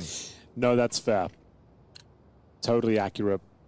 They're coming through with the force. There was a bunch of aggressive purchase decisions in that first half. I was curious if they were going to keep going here on nuke, and seems like they are. They come through with this force. They want to try and slow the roll of MIBR early. Some smoke's lobbed in down yonder. Insani going to creep up behind them. There was a chance, a really good chance there for Device. Insani would have been spottable. He sails over the top of the boxes, still makes it across unscathed. Think back to that BetBoom game, this was a constant source of kills, was trying to deal with Insani on the cross, and they were actually very proficient at it. Still wasn't enough to beat MIBR. So we'll be keeping a watchful eye on if Astralis can shut him down in much the same fashion. Bruno, flung far afield here out in a garage, decides against it, and actually hooks back up with these players in secret. Okay. All comes down to this, really. Yabi known to have a deadly Desert Eagle, but his teammates are dropping like flies. Hooksy and Magisk removed early. This is for double digits, essentially, as well. Be full eco coming up next. 5 on 3. Stare. The last chance they've got. Oh. Okay, not bad. Can you get a second? No. That should be round. Oh, sound cue from Yabi. And they'll go towards upper. That is round.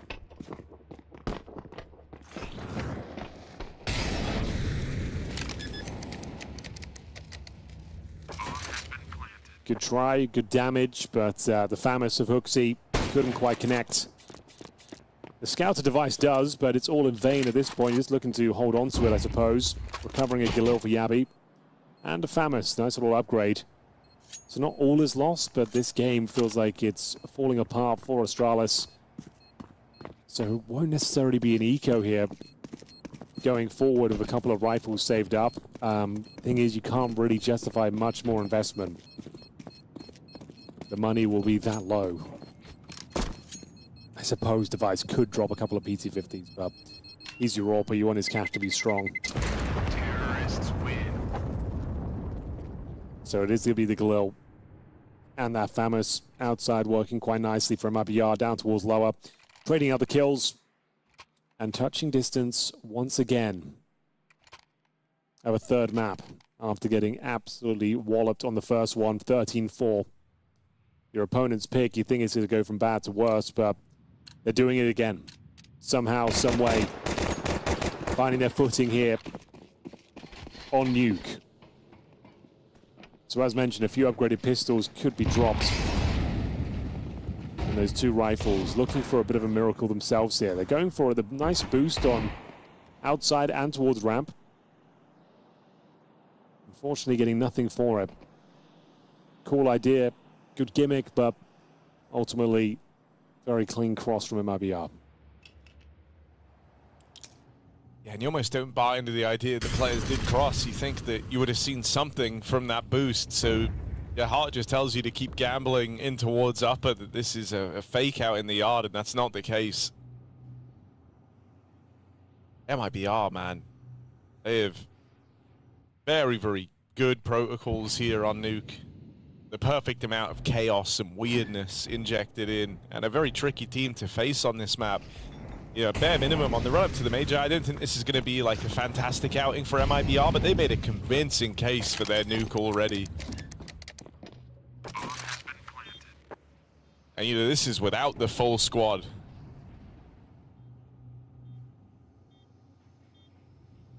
Okay. I guess at this stage you're not winning the round, but maybe you can limit finances going forward. Stab takes a good stab at it. We'll be managing to find Breno, but I think that's probably all they find. Trying to contain them, keep them in that lower bomb site. I'll take a Khalil and Famas into the next round once again as MIBR exit towards the ramp room. Yeah, this is looking very convincing now. MIBR do find double digits first in a convincing manner. Didn't really have to break a sweat there against the two rifles. Slow and steady towards outside. No nades to pop those smokes open. Down towards lower. Very simple procedure and very calm. Owl of Astralis found that amazing first map. 13-4, everyone firing on all cylinders, looking super convincing. And now it's come down to this. They can still win the map, sure, but God, they've made a meal of it.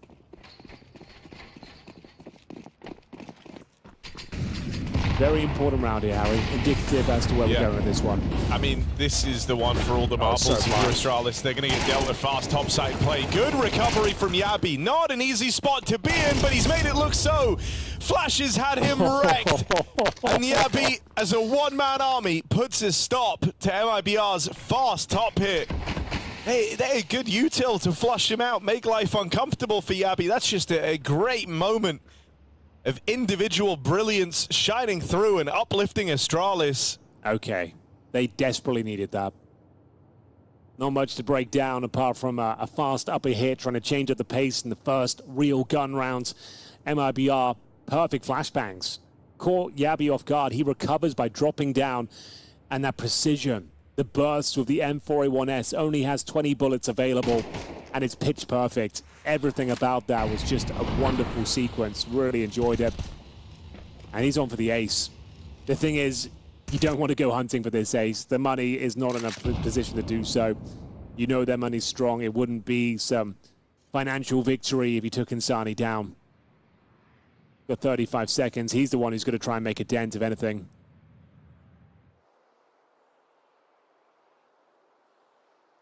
Magisk with the AWP. Recovered from Devitt. Holding towards outside. Nothing too flashy required here, boys. Keep the 4 weapons up. Looks like he's going to save. We've got to see a replay from that from Yabi. That was one of the best plays of the tournament so far. Real sick, real clean.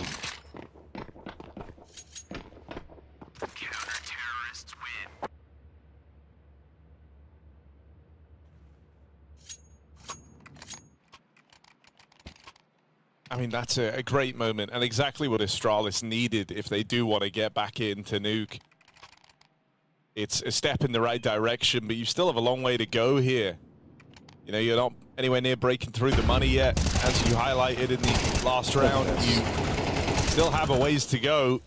So you're hoping that you've at least repelled the topside play convincingly so, and you hope MIBR just don't go back to it. It's always good to kind of get that under your belt to open up this CT side, remove that from the playbook for at least a couple of rounds. Well, it's an inspiring play from Yabi. They need a lot more where that came from, though. You're absolutely right. Plenty of cash and a full buy. No AWP on the T side here, but they are fully equipped with the AK-47s. Insani, the star player of this squad, 13 and 13 right now. Actually found a gap. He's going to catch out Hooksy, no problem. Oh, or is he? Hooksy has no idea he's there, so he should find him still. There it is. Towards ramp we go. Stair needs to replicate Yabi's performance, and oh my god, he almost does. 3 crispy taps there with the AK-47. Might have done enough to save the day. It's taking absolutely everything from Astralis right now to keep their head above water, but the individuals are delivering, Harry.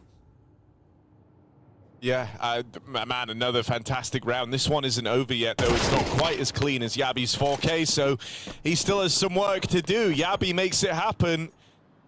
And it might be another round where Insani's just left to the wayside.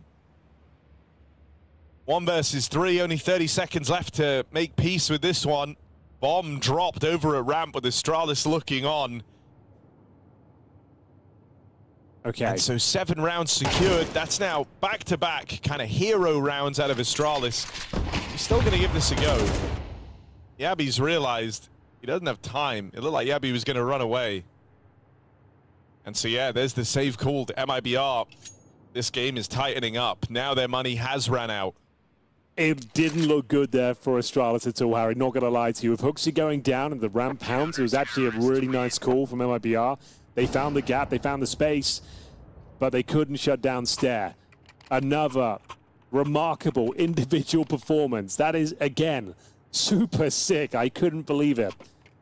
Just tapping away with that AK-47. That's why you always want the AK towards the ramp, to enables you to take more advantageous duels and actually go toe-to-toe. Let's just have a look at this and enjoy it once again. Bang, bang, bang.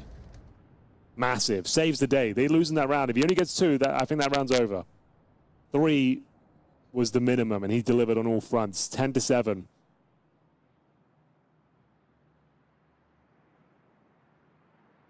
And the money in the proverbial bin now. MIBR will take their second timeout. Can feel this lead slipping away. Astralis finding their form once again. Pretty rough here on Nuke. Some absolute nightmare rounds. Some 5-on-3s given over. The clock, their biggest enemy, time and time again on their T-side campaign. But Yabi inspiring the rest of Astralis with that fantastic upper hold. Set up Stair to replicate his level of performance, and here we are. The money's actually looking pretty good. They should be able to keep this round clean, keep 5 players alive, and Device making sure they can do it. That's the rifle remove. Keep 5 players alive, and then you're in a great spot to close this one out. Bear in mind, it's MIBR. Sure, they're good on Nuke for some weird reason. They're good on Nuke with a stand-in. They never pick it.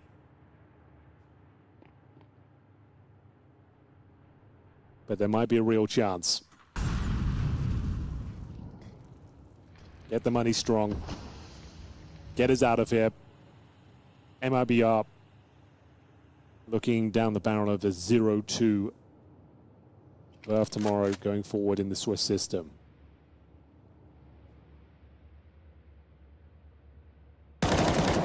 Exit. Trying the clear. Had the read. Knew what to look at. But Magisk, I mean, this is just a strong position. Armorless opponents. It's not really a hope in hell for MIBR here. Third try, third swing and a miss. And it's nice, easy round for Astralis. You wanted 5 alive. That's what they bring us. Money now banking up. I'm happy with that. Big thumbs up. Even a double thumbs up, you know. Rugger's enjoying it. One of the first clean rounds they've had here on Nuke. And all of a sudden you start to believe. Plenty of cash going forward. Can't really say the same for MIBR. It's a Galil for Insani. Get your star player, the AK boys. Surely. I mean, Bomb Plant allows them to still keep things kind of interesting with purchases able to come through, right? That's one nice thing, I guess, for MIBR. But if they don't get it, yeah, this is Astralis having them right where they want them. Cross out in the yard, looking to be the go-to call here. Not Gabagool. The Gabagool. Uxie. They try to make it across. Oh, Make it into the garage, sliding past him, but now they don't know. Gonna get out with one onto Bruno.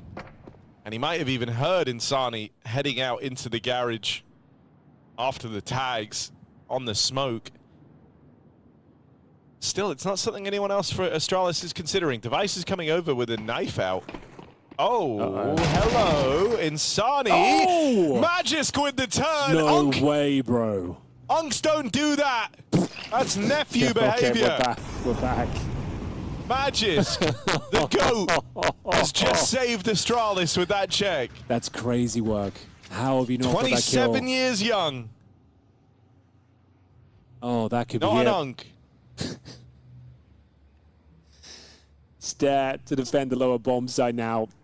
25 seconds. The last chance. He has got some backup as well. Device will be towards him. Oh, okay, that's huge. Device, though, even bigger. Actually hits the collateral there, I think. Takes Kicker down to 14. Oh, Molly's big. Kicker dead. Nothing he can do. That's Device's second kill with Molotovs. Breno works his way up close. Now, Device won't be ready for this. He will have the drop on at least one, but for Breno, it's got to be all three. They're all coming from the same spot. Yabi dead first. Low health on Magisk here. Very low health on Magisk, so it might come down to Device having a clutch up. He's been left in many clutches, struggled to take them over the line, and the at the 1 versus 3, MIBR break the streak of Astralis, and we've got Breno to thank. Oh dear. What a round that was. We had the absolute meltdown on Nuke from Insani. The freebie in the back. Unk found him. Hooksy with the opener as well. A 3 versus 1, but the low HP, the AWP in the mix as well. It all goes so wrong so quickly. And this kill from Exit, but he pulled Device with this kill on the AWP, the incendiary to follow things up. That would be enough, but all 3 players coming from the ramp, and it's a real disastrous finish there for Astralis. Can they bounce back? Can they find that form once again? Hooksy seems to think so. Gets himself a double. Good lord, that's a tilting round, but Device confirms this one by the looks of things. Breno's down to 15 points of health. Exit with the AWP. Surely they don't give this one up, Harry. You'd hope not.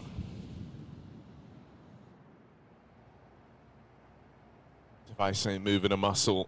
No reason to. Powerful line, and he knows they don't have the util for the yard cross. I mean, look, Astralis have given away some absolutely horrible rounds in this second map. True. But they always come back with a vengeance.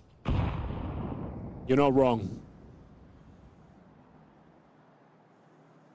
Are there any more twists and turns here in round number 20? Exit waiting for that big mistake. Anyone that dares explore for info? Is anyone going on the hunt? Device gives up his position. Oh, this could be it, Harry. This is the shot. This is the moment. Okay, Exit doesn't get the intel. Device has actually managed to slip by. Does he check? Kill. That should be AWP denied. And so no proper save for MIBR. They lose the big ticket item. Breno left cowering, and a great return out of Astralis.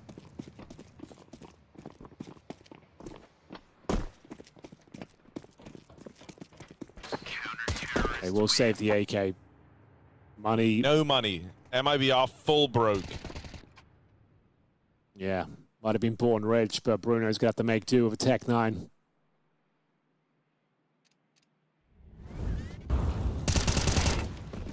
Hooksy, got to say, this was a beautiful little sequence from him. The individual's really having to step up.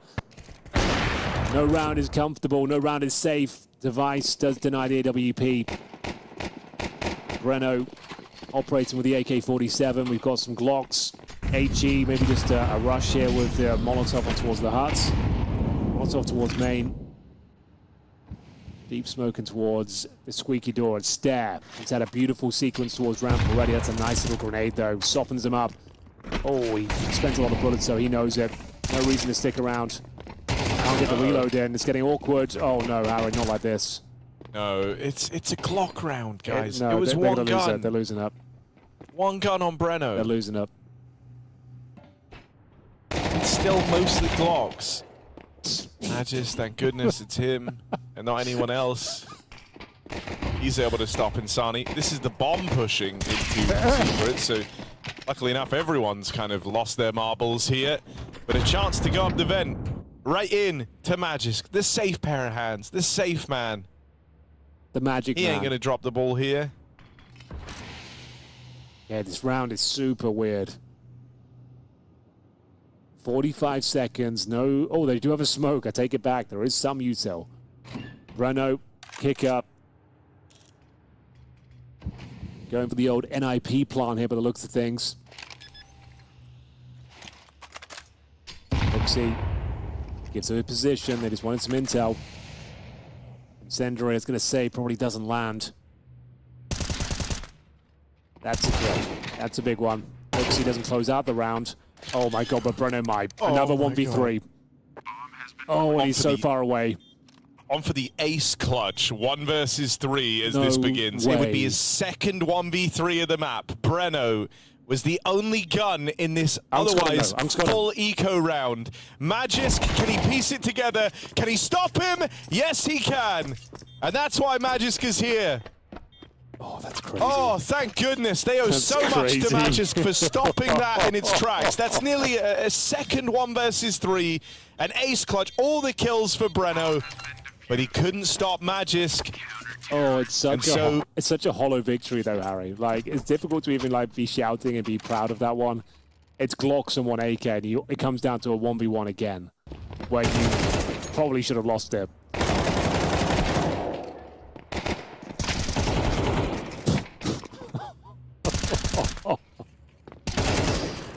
Oh, this is the Astralis we know and love. It was good to be back. Yeah, no one really shouting. No massive celebration there. Just like, thank God he got it over the line. Final tactical pause. Money's going to be strong. Can Astralis close this out? 2-0. Is it possible? Calamity ensuing every single round. Yeah. Like, every round is a new disaster. A new and exciting flavor of trauma from watching this Astralis squad play. It's nice in a weird way. Yeah. Comforting almost. Keep you up at night, but my God, does it ever get the heart going? You certainly feel alive. Aggression outside. Device moves in with the AWP. Looking for the 5v4, and he's got it. Okay, that's kind of massive, actually. That's Insani being removed as well. That's the star player removed early on. He's been the thorn in their side. He's been the one finding the gaps, threading the needle. Time and time again. And Stare using that intel, knowing a player's gone down towards outside. It's unlikely there's much ramp presence. Doesn't need to overstep the mark here. Holding trophy is good. But Device wants a bit more. He's going to try and hold the more offensive line. Abby tucks himself in towards Squeaky as well.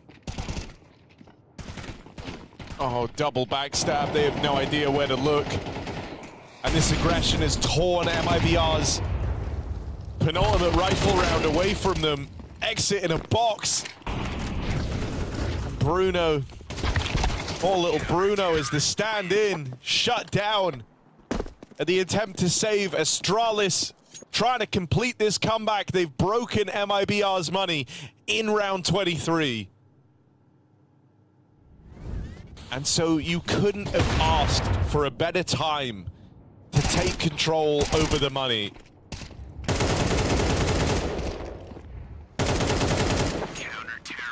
Wow.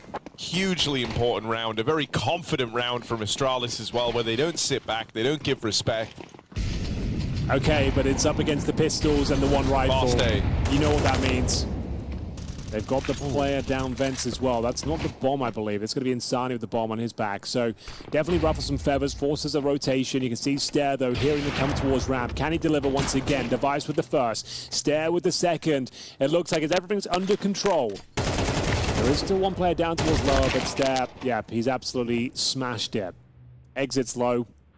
Kicker noted towards the ramp room. 4-on-2. Oh, and the bomb was dropped further up the ramp. As Astralis move in, they uncover that.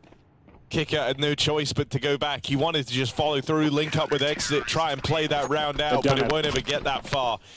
Astralis reach match and series point. Who would have thought? After what we've seen, not many people. It's MIBR with stand-in. First month of speaking English. You've just 13-3'd them on their map pick. Should have been easy. Should have been a convincing win, but a win's a win nonetheless. Character building here on Nuke. At one point, it was the home map for Astralis, setting records back in the day. And sure, they pick it now, but it doesn't feel comfortable ever. One more round to do it. Genuinely, the big takeaway for me is, man, MIBR's Nuke is really legit. We've been saying it. They did this versus BetBoom yesterday, get demolished map 1, beat them handily on Nuke, and now competitive throughout versus Astralis. Certainly had them on the ropes here. It's only in these final few rounds Astralis have really gotten anything going on the CT side. And now they're the ones with the chance to close. Job's not done yet, though. MIBR, they played the partial buy in that loss with the goal of taking it over the line with guns here. Bruno and Exit come through with openers, and it's going to end in a 3-on-3 retake at this top site. Yeah, absolutely true. Maybe even advantage MIBR, though. Overtime. Waiting in the wings. Exit and Kicker tagged up. It's Yabi in towards events. He needs a flashbang to be deployed before he can go up there. Here comes a swing. Solid flash. A couple of them going in. It's not the prettiest descent from the heavens, but it is going to be Stair opening things up here towards Squeaky Door. Can they find him? Yabi goes down. Going to go for that defuse. Breno once again a 1 versus 3, and I think they've done it. And indeed, they get it over the line. Astralis, it wasn't pretty. It wasn't comfortable, and it's actually a bit of a frustrating win towards the end of it, but still, after all the calamity, after all the disastrous rounds, Harry, they go 2-0 against MIBR. Yeah, look, it's not as clean or as pretty as Astralis would have liked, and there was certainly some rounds in there they shouldn't have given away, but you just breathe a bit of a sigh of relief. You know, the series is done. You got the 2-0 that we were touting you had to get. No one can say otherwise. And so you've at least dodged the kind of humiliation that would have come with having this go the distance, go all 3. You stopped a hot MIBR who were picking up a lot of momentum there on that map. And also, a little detail in that final round, I do like how composed they were in the retake. They gave Hooksy extra time to go and get flashes, and I think that proved to be super valuable. It's very, very common, like, for a double flash in through heaven. Exit was playing anti till the second flash went off. But because Hooksy went and gathered all the util, he had a third. And it was that third flashbang that blinded everyone and allowed that retake to take shape. And then kind of just made it a very awkward round. And that's nice. You know, that's a composed heads-up play from Astralis, the awareness that they have all this extra util, they may as well use it. There were times in this game where it wasn't composed. It was the opposite.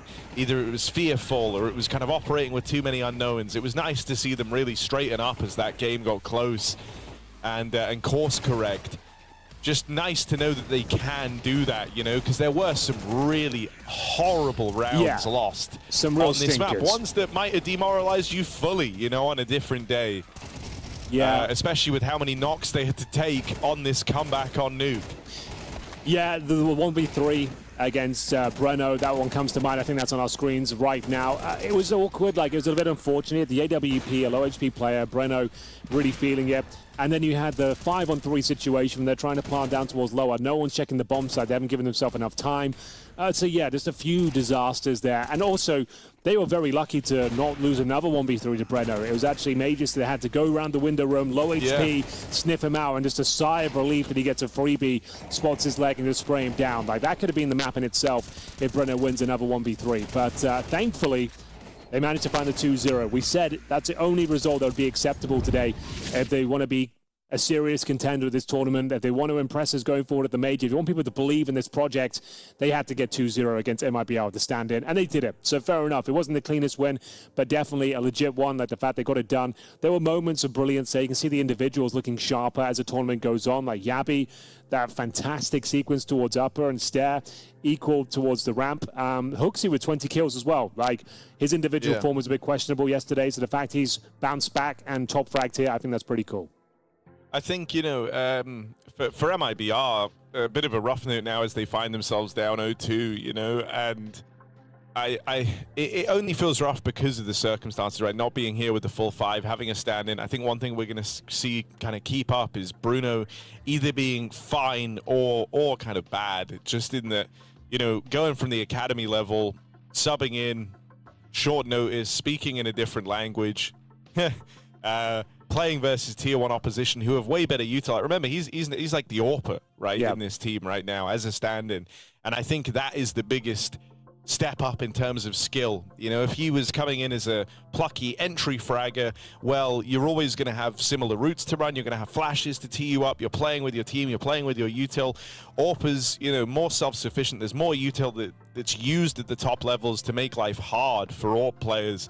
And I think we're seeing that a little bit with Bruno Astralis, a step up from BetBoom in terms of their utility usage, and he never got anything going in this series, like nothing even close to what he was able to do yesterday in the BetBoom one.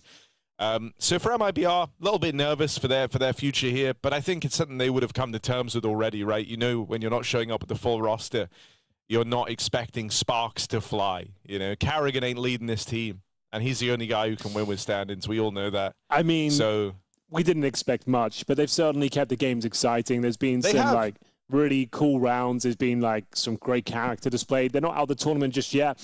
I think it's likely they go 0-3, to be honest with you, and that's probably for the best. The team with a stand-in, it's a new roster that, like you said, not even speaking their native language. I feel like that's probably for the best. For the sake of the tournament, it's great they showed up and they're giving it their best try, but yeah, you don't really want to see them proceed much further than this in the nicest possible way. Nuke is looking really good for MIBR though. If these games have taught me anything, and I think that's going to help them a lot come major time. You know, that's where their minds are probably at, focusing, looking ahead now. With this tournament feeling a little rough for them, a little bit beat up after falling down 0-2 just then at the hands of Astralis, especially when they felt like they probably had Nuke in the bag at one point. They really were in pole position on that one for a while. But Henry, that's us done. That's the B-Stream life over and done with today. Yeah, we actually did a pretty good job today, Harry. I'm proud of us. We bounced back from our terrible day one. We were looking much better today, much calmer. Hated day one. Yeah, and I think it sets us up nicely. We've got plenty more days here. We're going to have some heartbreak tomorrow, I'd imagine. We're getting to that 0-2 bracket. We're going to see some eliminations. We're going to see some teams proceed. Overall, I'm happy with our work. I'm happy with the tournament. I think it's shaping up nicely. I think we're having some fun. Yeah, it's been good. Yeah. No, man, it's good. It's nice, I think. I think everyone's loving it. I'm reading Twitch chat. They're all saying the audio sounds great. Okay. And they're loving it. So that's nice. That's good. Okay, right. That's all from us then. Join us again, same time, same place tomorrow. You all know the drill.